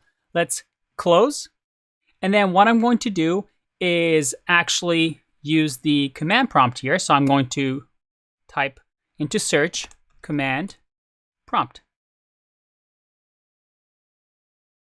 If I click here, and now if I type in Python, hey, check that out. We have Python working. Awesome. Now, on Windows, you can also use something called PowerShell. And PowerShell is actually, well, I prefer it over command prompt because the same commands that work on a Linux machine or a Mac will work on PowerShell. So again, if I do Python here and hit enter, look at that. Python is working as well. So if you have Windows and you have PowerShell available, I do recommend you use PowerShell because the commands that I use in the course will most likely work with PowerShell. Another option for Windows is something called git bash. So if I do git bash, so for git bash, if you go to git for Windows, you'll see here that it comes with git bash, which underneath the hood, what it is, it's an emulation, a bash emulation, which is a shell to allow us to use Unix commands that can be used in Mac or on Linux on the Windows machine. So that if you ever watch a tutorial where the instructor is using a Mac, for example, you can use those same commands. So to review, we have the option of using git bash if you want, or you have the option of using command prompt, or my personal favorite, PowerShell. So if you have PowerShell on your device, then I recommend using that, if not git bash. But because during our install, clicked on that checkbox that says, hey, add Python to our path variable, we're able to run this Python command and actually enter the Python REPL. Something that will become useful, and you'll see why it's useful as we go through the course. But for now, let's take a break, and I'll see you in the next video. Bye-bye.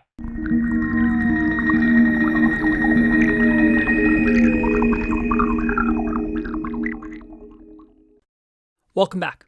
Remember this slide? I told you that we're going to wait until we set up our developer environment. And up until now, we've been using a browser to run our Python code. But we want to be professional developers. And professional developers use professional tools. In our case, these are the main ones in the Python community right now. We have the terminal or command prompt, if you're on Windows, to run quick Python scripts. And we've seen this before. I can go into my terminal, type in Python or Python 3, make sure that we have that version. And then in here, I can just write any Python script that I want. I enter it, and I just run these simple scripts, and I can just exit like this. This is used for just quick testing, but most of the time, you're not going to see professional programmers use this method very often. Instead, most of the time, we use something like code editors or IDEs. Now, nothing's preventing me from writing Python code in, let's say, a Word document, a Google Docs, or a text file. But the problem with that is that, well, it just looks like text. And when you make a spelling error, when you write improper syntax where it's not Python code, if I just write it in a Word document, it's not going to tell me any information. A professional developer needs some extra tools that code editors and IDEs provide that help us be more efficient with our code. And we're going to be exploring that over the next couple of videos. But what is a code editor and an IDE, and what's the difference? We're actually going to show you how each of these work, but a simple rule is that code editors are lightweight. They give you some really nice features like auto-completion, linting, which we're going to talk about, while IDEs are full-fledged environments. That is, they provide a ton of extra stuff in order for us to just write really good code.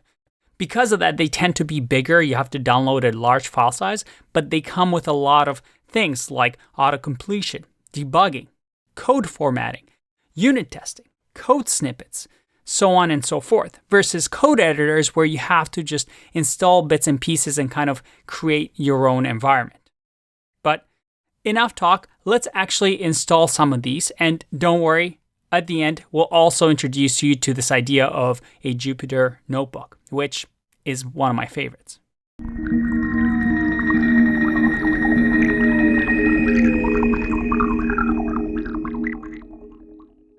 Let's install some developer tools. First one, and personally, this is my favorite code editor.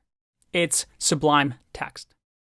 You can download based on whatever operating system you have. In my case, it's a Mac, so it's OS X. So I'll simply click on here and just open this up. And it's going to install Sublime Text for me. Now, Sublime Text has this model where it is free. But every time you save, maybe like every 20th time that you save, it'll have a prompt that says, hey, you should purchase Sublime Text. So if you really, really like it, it's good to contribute and actually buy it. And most of the time, the workplace that you work at will actually cover the cost.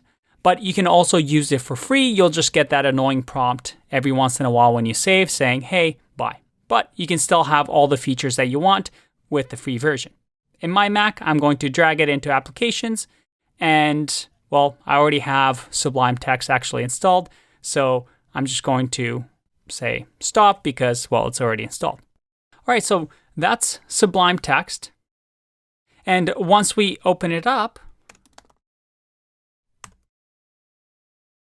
it'll look something like this. It's a code editor that allows me to write just like a Word document, but it has this ability to format my code and make my code look better when I'm actually coding. If I go down to the bottom here and click, you see that we have different languages that we can use. In my case, I want to use Python. So that now if I do print, look at that. I have some color completion. It gives me some hints, and let's say I make a mistake here. Well, there you go. I get some highlighting saying, hey, matching bracket could not be found. Make sure that you close this out. So immediately you can see the usefulness of this. It tells me as I'm coding along what errors I'm making. It makes the color pretty and generally is just a better experience to code. Now, with Sublime Text, this Python is actually version 2 of Python. So if I remove the brackets, it doesn't give me an error because Python 2, well, this is valid syntax. So in order to upgrade this to Python 3, we have to install a few packages. On a Mac, it's Command-Shift-P, and you'll get this drop-down menu. On Windows, it'll be Control-Shift-P. But you can also just do it this way by hitting Tools and just hitting Command Palette. And here we're going to say Install Packages. And for installing packages, we're going to say Python 3. And there's lots of packages that you can install to customize it, and there's tons of resources online of customizing your code editor. So everybody has their own preference. Now, if I click over here, I see that I now have Python 3. And if I click here, all right, everything is good. And now we can just save this file. We can call it hi.py on our desktop. And when we save this, sometimes this will switch over to Python. Now, this shouldn't matter too much. We could also do tools, command palette, and just set syntax with Python 3. And another interesting thing we can do is if we go to the command palette once again, I can say build with Python 3. When I click that, look at that. It's going to run this file for me, and it's going to say, whoa, there's an issue on line 1. It says missing parentheses in call to print. Did you mean print hello? How nice is that? So we get to fix our errors, and now if we do command palette, or if you're on a Mac, you can do Command Shift P, as you can see here, or Control Shift P if you're on Windows. I can just say build with Python 3. And now look at that. Everything is running smoothly and it prints hello. Awesome. For now, we have a basic setup for Sublime Text. We can do a lot of things, and you can Google of how you might want to customize Sublime Text. Maybe you want to change some colors. So you go to color schemes and maybe, I don't know, let's change it to Mariana. And look at that. It looks pretty good. So lots of options here. This is one of my favorite code editors, but I recommend finding your own, testing different things out and finding what you like. Usually though, the tool, like a code editor, doesn't make the programmer. You just want to get comfortable with one of them, and from there, you'll just write good code. So don't spend too much time customizing it and making it perfect, because to me personally, that's just a waste of time. Your time is better spent learning to code, actually coding, instead of finding just the best color scheme to have on your code editor.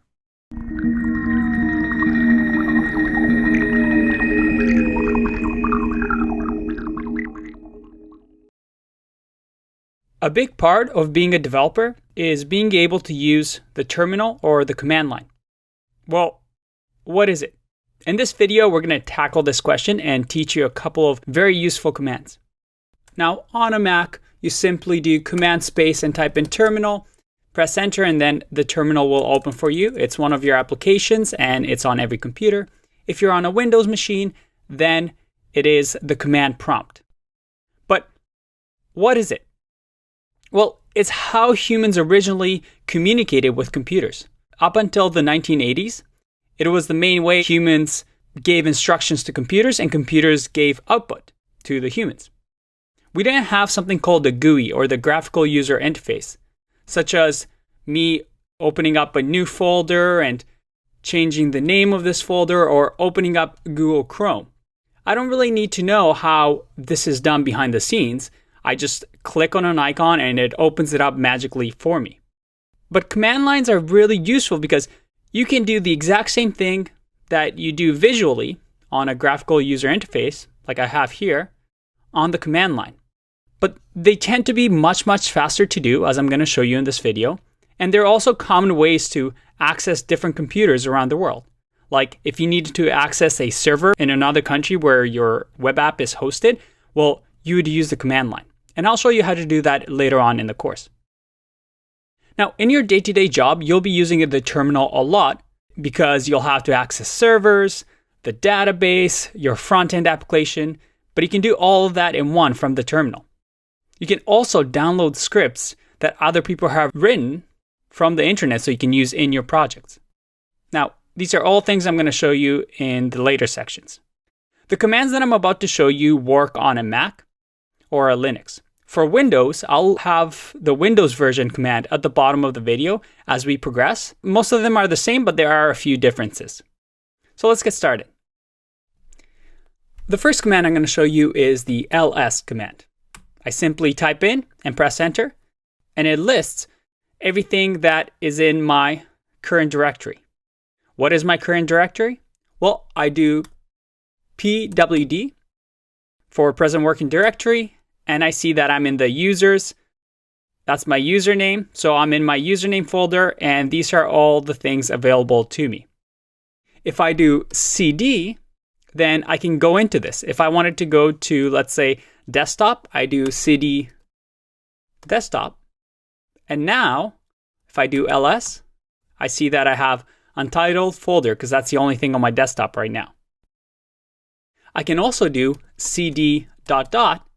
and this brings me back to one directory up. I can also do clear to clear up my terminal and have a nice fresh slate.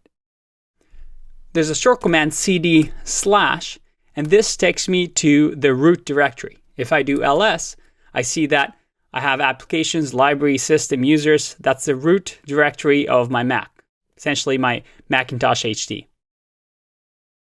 I can also do cd squiggly line, and this takes me to the user directory. Let's clear this again. And if we check where we are, all right, let's change this untitled folder to something like test. Okay, let's say I'm in the user directory right now. I wanted to access desktop and then the test folder. I would simply do cd desktop and then test. And now I'm in the test folder, but there's nothing in there. So one thing we can do is I can say open dot, and it opens the folder that we're currently in. Okay, we're in the test folder. Now, if I just put this to the side over here so you can see, I can say make directory, which is make a folder, name. So name here will be whatever I want the folder to be titled. Let's just say this folder would be called web app. Did you see that? Now web app shows up in my folder. Let's change the view here so you can see it better. There you go. If I do ls now, I see that we have the web app folder, and as we know, we can go into it. And let's double click here to see what we have. We have absolutely nothing. Well, we can create a file in here by saying touch and the name of the file. So let's just do index.html. There you go, index.html. Now, what if we wanted to open this index.html? Again, we just do open, and the dot means we open the folder we're currently in, which is here. But if I do open index.html, it opens the file for us. How cool is that? But index.html is pretty empty right now. Wouldn't it be nice if we can open Sublime Text from here and add something? Again, you can do that with open. You put in A, so line A for application, and the name of the application. So Sublime Text. Close the double quotes, press enter, and look at that. I have Sublime Text. But if we wanted to do application Sublime Text and open the index.html file, we just do this. And now I can say HTML, and we'll just say, hello world. Save that. And if I do open index.html, we have our index.html file loaded. Wasn't that a lot faster than right-clicking, creating a folder, then dragging everything to Sublime Text? And as you can see, you can do things really, really fast here. Okay, let's change something. I'm going to close Google Chrome and Sublime. And in the web app, let's say I wanted to change the name of index.html to about.html. Well, I'll do the mv command, which stands for move, but it just moves the index.html file to about.html file. So it's a little trick. You're essentially just moving one file to another, but by changing the name, you create a new file and you replace it with the old one. So now I have about.html. Very cool. Now, these commands, typing them can get pretty tiring. I can press the up arrow and it goes through my entire history, which is very cool. I can also press the tab key and it will bring up my most recent command or completes what I'm about to write. So you can do it really, really fast. And when your commands get longer and longer, it's a very useful thing to do. Okay, I don't really need the about.html file anymore. Let's remove it. We do rm for remove and the name of the file, about.html.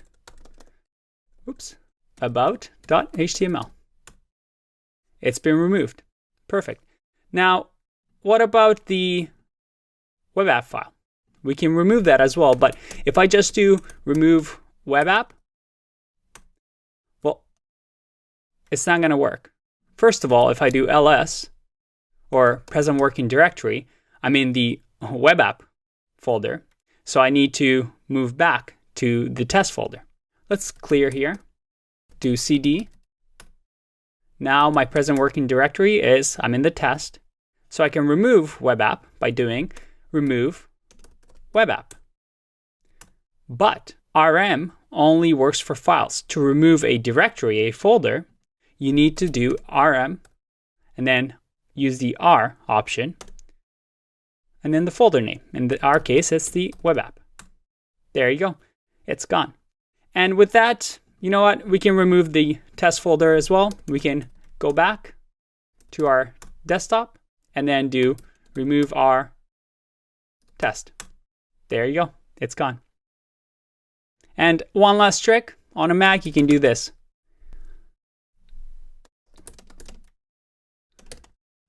This is so cool. Right? Very, very cool. Okay, as you can see, you can have a lot of power with the terminal, and I want you to get used to writing commands on here. And from now on, try creating files and folders this way. Eventually, you'll get more and more comfortable with it, and things will be much faster than just using the GUI. In the developer environment section, I'll show you how you can change this boring black and white terminal to something like this. That's it for now. See you in the next video. Bye-bye.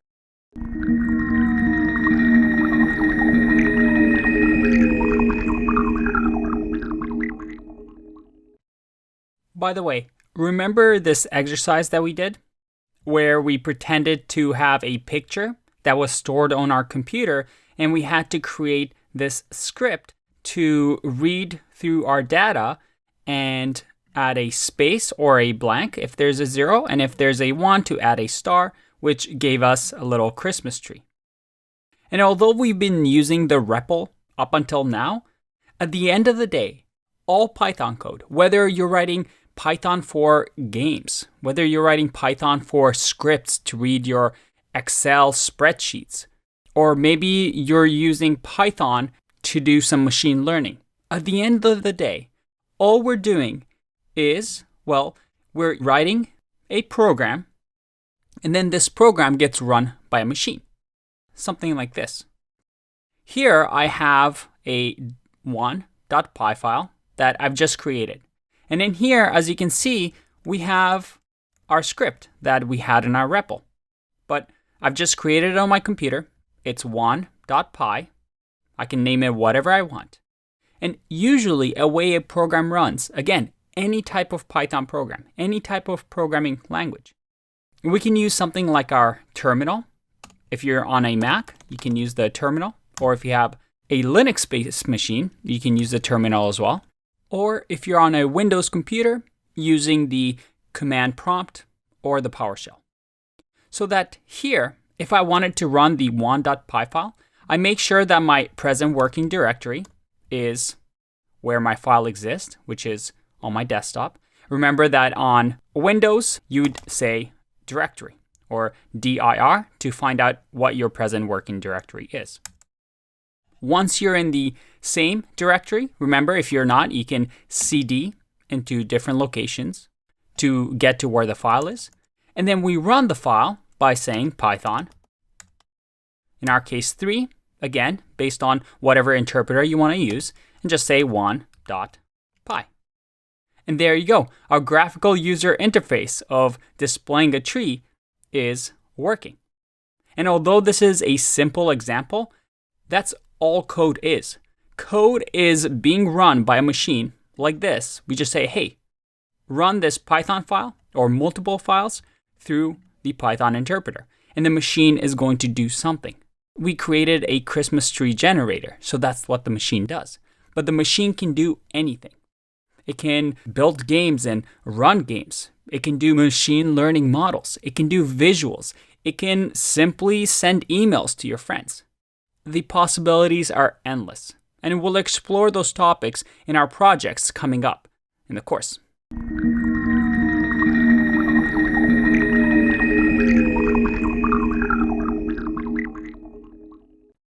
Welcome back.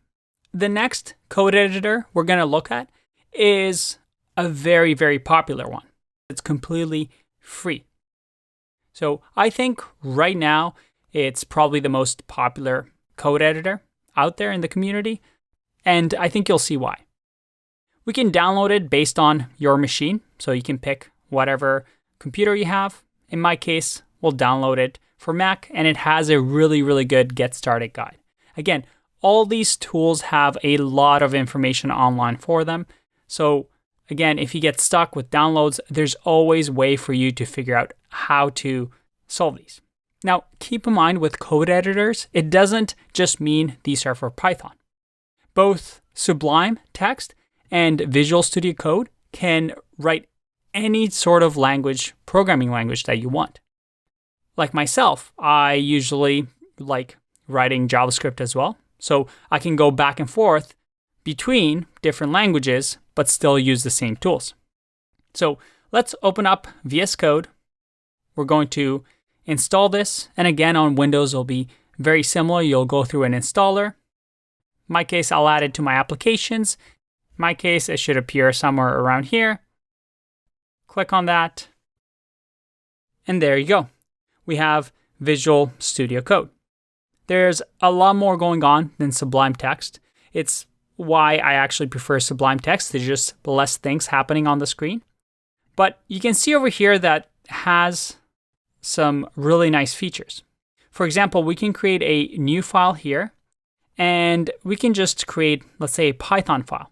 So I'm going to Command S and save, and just call it hello.py because we want to create a Python file.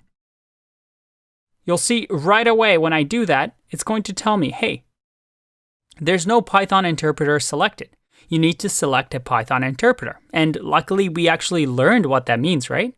So let's select a Python interpreter, and look at that. It tells me that I have a choice because we've downloaded version 3.7, but on my Mac, I also have the pre-installed 2.7. So luckily, Visual Studio Code tells me, hey, which one do you want to use? And I'm going to say, I want to use Python 3. There you go. And I get another hint. It says, hey, we also have a linter available for Python. Do you want to install that extension as well? We'll get to that in a bit. But for now, let's focus on this. If I do print hello, getting really creative with my code here, you see that, again, I have syntax highlighting. Everything looks good. If I miss a bracket, what happens? Do I get any errors? What if I just write some gibberish here? I'm not getting anything because, well, I don't have this pylint installed. But again, we'll get to linting in a bit. The cool thing about Visual Studio Code is that you also have the terminal right here. You can actually, if this isn't open for you, you can just click Terminal and just say New Terminal. Now in here, I'm going to close this for now. I can run my Python code, and let's make sure it's just a print. I can say Python hello.py. If I click Run, oh, I didn't save this, so make sure I save it so it's the new version. And run this again, Python hello.py. And look at that. It's all working. Now, up to this point, we have this print hello. We also know that we're running Python version 3.7. You can see here, if I click on here, I can select what interpreter I want to use. And it also gives us a few tips, such as, hey, linter pylint is not installed. So let's install pylint. Pylint is a linter. That is, it's almost as a spell checker for our code, letting us know, is this syntax right? And there are many versions of linters available for Python. Pylint just happens to be one of the most popular. And VS Code by default suggests Pylint, so let's install that. Once that's installed, you see over here that everything is going through. And now let's see if this works. So let's save this file. I'm going to say File, Save. And if I click on Problems here, there are no problems detected so far, but we know that the print should have brackets around it. So what we want to do here is go to View, Command Palette, and we see right away that it says Python enabled linting. If I type Python here, the Python installer that we had at the beginning when we installed VS Code installed a whole bunch of shortcuts and tools for us to use, such as enable linting. So let's click on that, and I'm going to say on. If I save, look at that. In my problems, it says missing parentheses in call to print. Did you mean print hello? I also get this little underline, and it tells me exactly what print does, but also telling me what errors I need to fix. And you see that it's a pylint syntax error. So again, I can just fix that, nice and easy.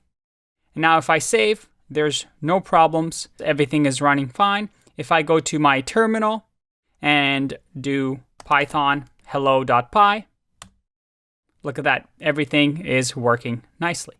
So this problems panel is really nice for your code to be told, hey, something's wrong. For example, if I miss a bracket here and I save, the problems is going to tell me, hey, there's something going on. There's a syntax error. And Pylint is helping me solve that issue. By the way, you might be asking yourself, how come my editor, VS Code, doesn't look like this?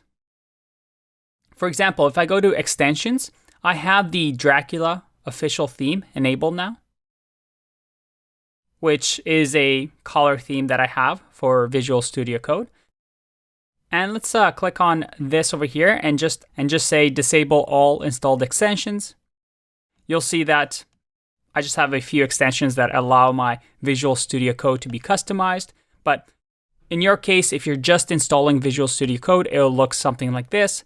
But by installing the Python package with the Pylint, we now have a fully enabled IDE, in a sense, for us to write Python code.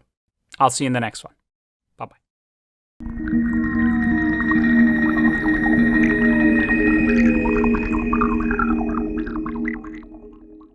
Welcome back.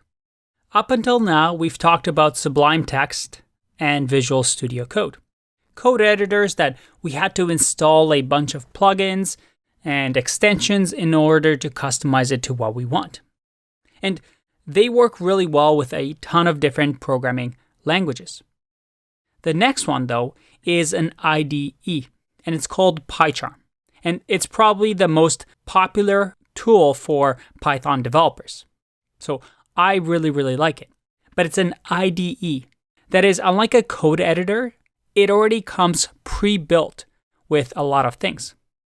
This company, JetBrains, makes it, and they focus purely on Python developers. So that is, if you're a Python developer, they really focus and make sure that all the tools you need to succeed are in here. Now, when you click on Download Now, you have two versions.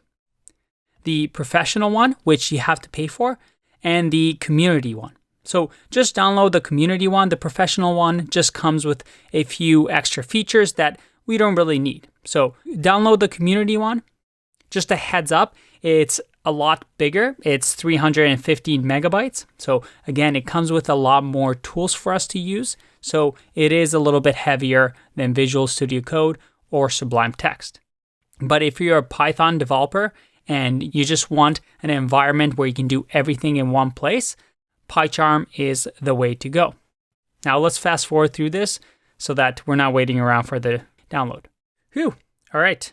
That was a long pause for me, but for you, with some editing, this should have been quick. All right. If I open this up now, again, if you're on Windows or if you're on Mac, installation process will be different. In our case, because we are on a Mac, I just drag this to application. With Windows, you'll probably go through an installer. All right, it's all installed. Now, if I double click, PyCharm is going to open up for me. And we'll just make sure we allow it. Now, in my case, I had already a previous version of PyCharm that I've been using. And you might want to import your previous setting. But in our case, we've never used PyCharm before. And also, most likely you want a fresh install. So even if you get this type of pop-up, you can just click on Do Not Import Settings so you get a fresh slate. We're going to click OK. And there we have it. And right away, you can see that, well, it gives us a lot of options. Let's just say I've never used PyCharm before. And next, we get to choose our UI. Do we want Dracula, which is dark, or do we want light? Let's go with dark for now. So I'm going to skip the remaining and set defaults. So in PyCharm now, we can create a new project. Now in here, it asks us where we want to create our project. In my case, we can just leave it over here. We'll call it my project. And before we click create, make sure that you click on this project interpreter and double check that our base interpreter is using Python 3. Remember, if you're on a Mac or Linux, you might have Python 2 already installed. In our case, we installed our Python version 3.7 right here. So we make sure that this latest version of Python is what's being used as the interpreter. Now we can just click create, and our project is going to start for us. We can close these tips. Every once in a while you get tip of the day. Because this is an IDE, you get a lot of features that you can read about online. So it might take you a while to get used to PyCharm, but it is a very powerful tool. Let's make this a little bit bigger. Now, with my project here, I can right-click, say New, and then select File. Our file, we'll just call it hi.py. Click OK. And there we go. We have our first file opened up, and we can just, once again, say print. Now, this is definitely way too small, so I'm going to go to PyCharm, Preferences, and here it gives you a ton of options to customize PyCharm to your liking. In my case, I want to make sure that I use, let's say, a custom font, but definitely increase the size to, let's go with 18. How's that? Let's apply. That's better. You know what? I want even bigger. Let's do 20. I'm going to hit OK. All right, this side is now bigger. That's great. We can see it, but this is still tiny. I want this a little bit bigger, so let's fix that as well. We can fix this easily by pressing Command and then using the mouse wheel if you have a mouse, or using 2 fingers and zooming in. Like so. If you're on a Windows machine, it'll be Control instead of Command, and just zooming in and out as you like. Now, the interesting thing here with PyCharm, I know we have a ton of things that we might not be familiar with right now, but the key thing is that Python 3.7 is running our project. And if we type something like print, hey, we get a ton of interesting things. First, we get a typo saying, hey, this whole hey is not an English word. If I add spaces, look at that. It even gives me typos of English words. But then I also have this yellow curly bracket or squiggly line. And it tells me pep8, no new line at the end of the file. This is something that we're going to talk about shortly when we talk about formatting our code. But if I add a new line, look at that. Everything is working smoothly. I get a nice little check mark. Now I can run this code by going to run and then clicking run. And you can see the shortcut command here as well. If I run this, ask me, hey, what do you want to run? Well, I want to run the new hi Python file. I click on this and look at that. Let's make this a little bit bigger. That's better. We see that our file is being run. The process finished with exit code 0. 0 is a good sign. It means there were no errors and everything is great. Now, if we make an error here, and let's say I miss my brackets and I hit run, or I can just click on run here. Look at that. It gives me an error saying, hey, syntax error. Unexpected EOF while parsing, and tells you something went wrong. So once again, I can fix it, run my code, and everything is good. There are a lot of features here that you can explore on your own, get comfortable with it. PyCharm is definitely a great IDE. And the beauty is that unlike Sublime Text or Visual Studio Code, where we had to install all these packages, PyCharm comes, well, with everything built in. It's an IDE. We don't have to install any of these packages.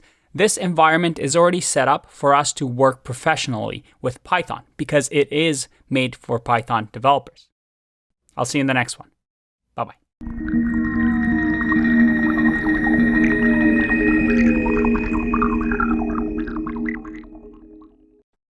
Welcome back. Let's talk about formatting. That is code formatting. A very important tool that comes with a lot of IDEs, and you can also add extensions to code editors like Visual Studio Code to format code. Now, in order for us to talk about that, we have to talk about Python pep. And if you Google Python pep, you'll get something like this. PEP stands for Python Enhancement Proposals.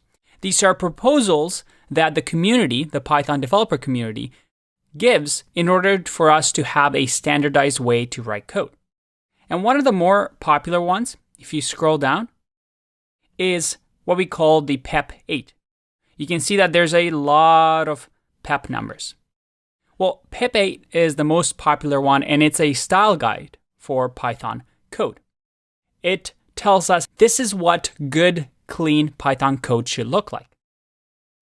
But luckily for you, you don't have to click through here and read every single thing. I mean, it is a lot. Code editors and IDEs help us with this. Let's have a look. I have a piece of code here in my hello.py file. I mean, it doesn't look that bad, but how do we know if we're formatting the code according to PEP8? Well, very easily. We can run our command palette, or we can use the shortcut here, Command-Shift-P, or Control-Shift-P if you're on Windows. And then if we type in format, document, and click here, we'll get, hey, formatter AutoPip8 is not installed. Do you want to install it? And AutoPip8 is a popular package with VS Code, or extension, that gives us the PEP8 formatter. So let's install this. Now, let's once again run the format document. And did you see that? Our code changed quite a bit. We have some spaces, some formatting that went on. And it did that automatically because of PEP8. As soon as I change something, let's add some spaces here, like that, make our code just formatted really strange. I click save, and let's once again, Command-Shift-V, format document, Now let's save this. And here, PEP8 formatting style was added. For example, with PEP8, it recommends that when you write functions that you have 2 spaces following it. So 2 spaces after every function. Once again, if I remove this and do format document, you see that a space is added because of our auto PEP8 package. Very, very cool. And you can also set this up so it does this automatically on save. I'll leave that one to you to customize your editor in the way that you want. Now, if we go to PyCharm, again, we have the same code over here, just larger text, already has this installed for us. As a matter of fact, you can see the underline here and says PEP8. Hey, I expected 2 blank lines after class or function definition. So it actually tells you that, all right, this is not good according to PEP8. Or maybe we can add extra spaces here. And right away, look at that, PEP8. Multiple spaces after keyword. We don't want that. Now, all we have to do here is simply go to Code and reformat code. And you can also see this shortcut available.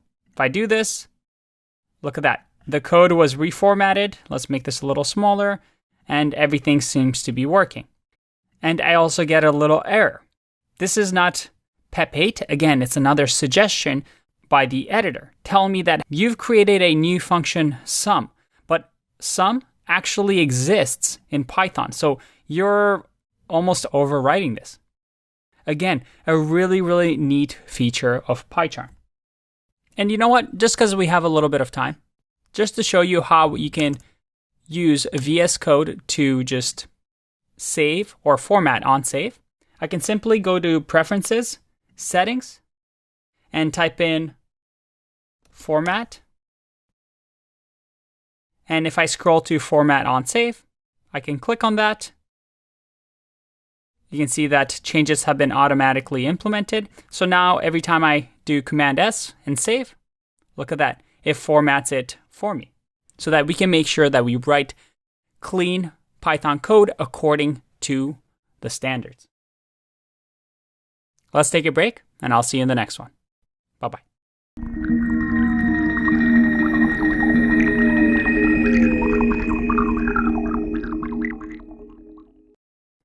Let's talk about the very last one, the Jupyter Notebooks. Now, this one is really, really interesting. And it's very popular with data scientists and machine learning people because, well, let me show you instead of explaining it. In order for us to use Jupyter Notebooks, we can actually go to anaconda.com. No, this isn't a snake website. This is a distribution, a platform that allows us to download a ton of tools that Python engineers use.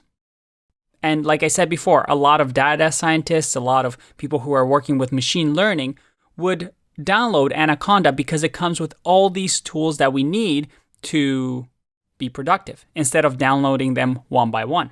And here's the thing. You can actually just download Python with Anaconda. So if we didn't go to python.org initially and just went to Anaconda and clicked download, well, that was going to install Python for us as well. But I wanted us to go through the official way of downloading it instead of Anaconda because we want to understand how things work.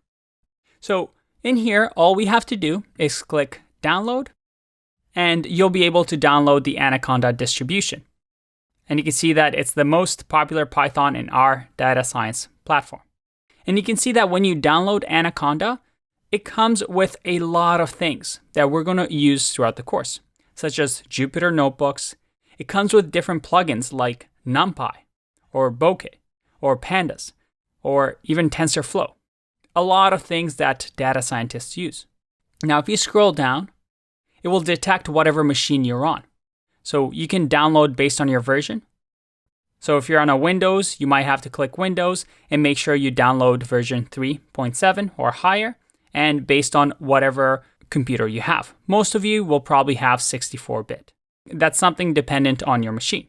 If you're on Linux, again, you'll have different options as well.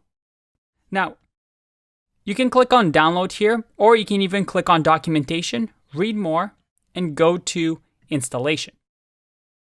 Here, we'll have a step-by-step guide on how to install Anaconda. Now, I want to give you a warning. You don't have to do this optional number 2 step, which is to verify data integrity. This is something that you do for security reasons to make sure that you're downloading the right package. So that is completely optional. You can skip it over and you can walk through the steps to make sure that you install it properly. Now, one of the things that you'll get is this option, especially on Windows, to add Anaconda to my path environment variable. I recommend, and they do as well, to not click here. Because remember, we've installed Python initially already. So by clicking that and adding it to the path, it's going to conflict with an older version of Python that you may have installed a couple of lessons ago. So make sure you follow this guide, and you see that Anaconda recently announced that they're going to include PyCharm for Anaconda as well. So again, if in the previous video you've already downloaded PyCharm, you can skip over this step as well. So that's the thing with Windows. With Mac, again, it's very self-explanatory. You just click through the process, install, and everything will be done for you. And if you're on a Linux machine, you will have to use your terminal and essentially have to run this command that they'll give you in order to run Anaconda. And remember, we want to use Anaconda 3 because we want to use Python version 3. Now, once you have installed Anaconda, I'm going to give you a warning. It's a pretty big distribution. It is quite big. So if your computer doesn't have enough memory, doesn't have enough storage, there is another option, which is Miniconda, which is a smaller version of Anaconda that doesn't come with all these packages. And most likely in this course, you can get away with just running Miniconda as an option. Now, let's say you've installed Anaconda. You should have it in your applications right here. All you need to do is simply click on it, and it's going to launch Anaconda for you. Now, it might take a little while just to get everything set up, but once it's on, look at that. You have the Anaconda Navigator, and you have a few things here that you might recognize, such as VS Code. You can actually install it through here. You can use things like Spider, another IDE like PyCharm. You can also have things like RStudio if you want to get into R programming and really focus on data science. But the one we're really interested in is the Jupyter Notebook. Jupyter Notebooks are extremely popular notebooks that if you're doing any sort of data science or machine learning with Python, you're for sure using. I love them, and you'll see why in just a second. Now, you might have to install this if it wasn't installed, but otherwise, once installed, you can just click on Launch, and let's see what happens. Did you see that? It opened up my browser, my default browser, and it took me to localhost 8888. Now, if this doesn't happen for you automatically, you might have to just type in manually into the browser localhost 8888. But otherwise, it's going to open up this for me, which right now, if you look at it, we're in our desktop. I can open my Python files if I want to. If I click on them, look at that. I get my Python files that I can edit and type things into. But this isn't really why we want to use Jupyter Notebooks. Instead, we want to create a new Jupyter Notebook. I'm going to click on New and make sure that we select Python 3. Once I click on Python 3, we get a new Jupyter Notebook. And this notebook, which is untitled, we can just name it My First Notebook. I'm going to rename and check this out. If I go to my desktop, I have some folders here. I have a hidden folder, which is the checkpoints folder, which is Jupyter Notebooks keeping track of my files. And then I also have my first notebook.ipynb. This stands for IPython Notebooks, which is what Jupyter Notebooks used to be called. As you notice, they are not .py Python files. there's a special type of file, the IPython notebook file, which can be opened with Jupyter Notebooks. Now, the reason we have a browser here is that Jupyter Notebooks needs a GUI, or graphical user interface, for us to write this. It's not a code editor where we have the code editor screens. Instead, it's using the browser to allow us to run this program. Even though it's using the browser, though, you're able to run this offline. So if you're on an airplane, you can still run your Jupyter Notebooks and practice coding. Now, the way Jupyter Notebook works is using these cells. So these cells I can print, or I can write different code in Python. So if I do this, I can click run, and look at that. Right away, it gives me the output. And now I have a second cell where I can say, let's say 4 plus 5. If I run this, look at that. I run a different cell with a different output. Now, instead of us always constantly running run, we can also just use the shortcut Shift and Enter to actually run the code. So let's say, for example, we're doing is 5 greater than 4. I can run Shift Enter, and it gives me the answer right away. Now, the beauty here is that it's almost like creating notes for yourself, right? I'm able to run different cells, see different outputs, get immediate response to my code instead of in a code editor or an IDE where I had to write everything in one file and everything ran at once. And as we get into machine learning and data science and data visualization, we'll actually see that we use Jupyter Notebooks because they're so easy to visualize these results. Now, one other thing with Jupyter Notebooks that is really, really nice is this idea of the notebook, where instead of just always having code, which you can see over here, if I click on the drop-down menu and click Markdown, I can now type text like, this is my first Python or Jupyter notebook.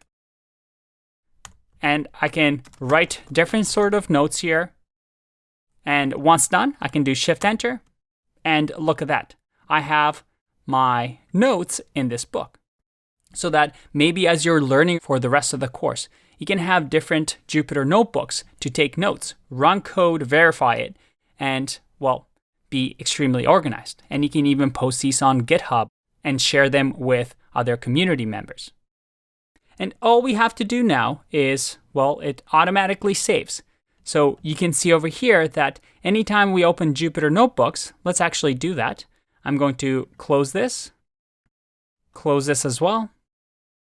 Yes, let's quit. I'm going to open Jupyter Notebooks one more time by clicking on Anaconda.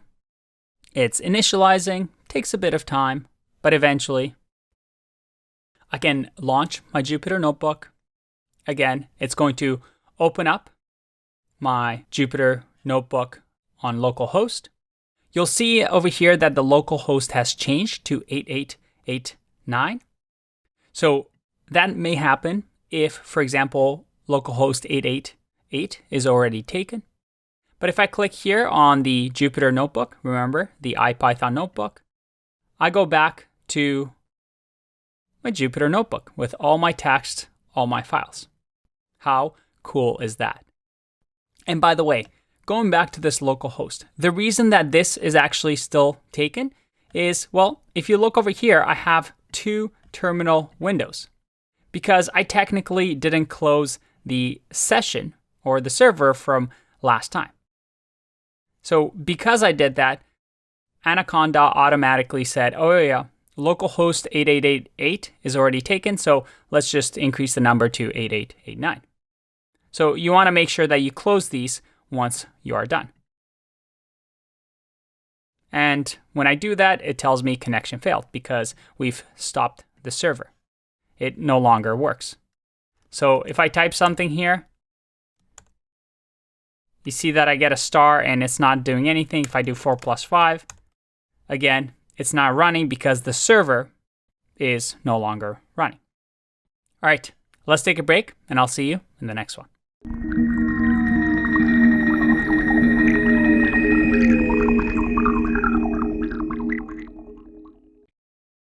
There we have it. we went over a professional Python developer setup. Now, you must be asking yourself, there's so many things that I want to do. I want to optimize my code editors, my terminal to have a certain look and feel. I want to have different extensions. There's so many extensions and plugins that you can take. But the beauty is that what you want and what you like evolves over time. And you'll have to customize your terminal or command prompt to different ways, different color schemes, having different tools available to you. You might prefer the lightness of code editors and keep things simple without having all that weight of something like an IDE, PyCharm, that takes a bit of time to get used to. That's why I personally like Sublime Text. Nice, really lightweight, and whenever I need a plugin or extension, I can install it and just use that. Or you might prefer using Jupyter Notebooks because it's a really great way to stay organized, take notes, and also run your small little code snippets, multiple code snippets in different cells. What you pick is up to you. My job was to show you the tools that are available and the tools that are being used by professional developers. But everybody's different. There's no right way, no right tool that is better than all the rest. So what I recommend is have your terminal or command prompt or PowerShell set up properly to your liking, and make sure that you get Jupyter Notebooks. But when it comes to code editors or IDEs, just pick one that you like, maybe even try Spider if you want, and stick with that. Because as you spend more time coding in one environment, you'll get better and better and more used to it. So as a final exercise for this section, pick one of these code editors or IDEs and customize it to your liking. Make it just right. And once you do that, trust me, it's like every time you code, you enter your home with all your favorite tools, furnitures, and things. I'll see you in the next one. Bye-bye.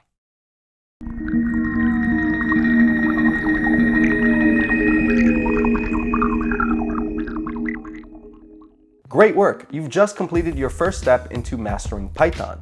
You now know how Python works, how to run real code, and how to work through problems using real programming fundamentals. You've covered the core building blocks that everything in Python is built on, from data types and control flows to functions, logic, and clean coding principles. But this updated crash course is still just the beginning. In Andrei's complete Python developer bootcamp, you'll grab everything you learned here and become a top 10% Python developer.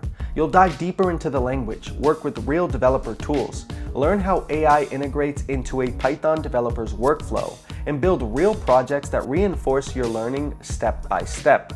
By the end, you won't just know Python basics. You'll be confident using Python in real-world scenarios. The link to the full course is in the description down below.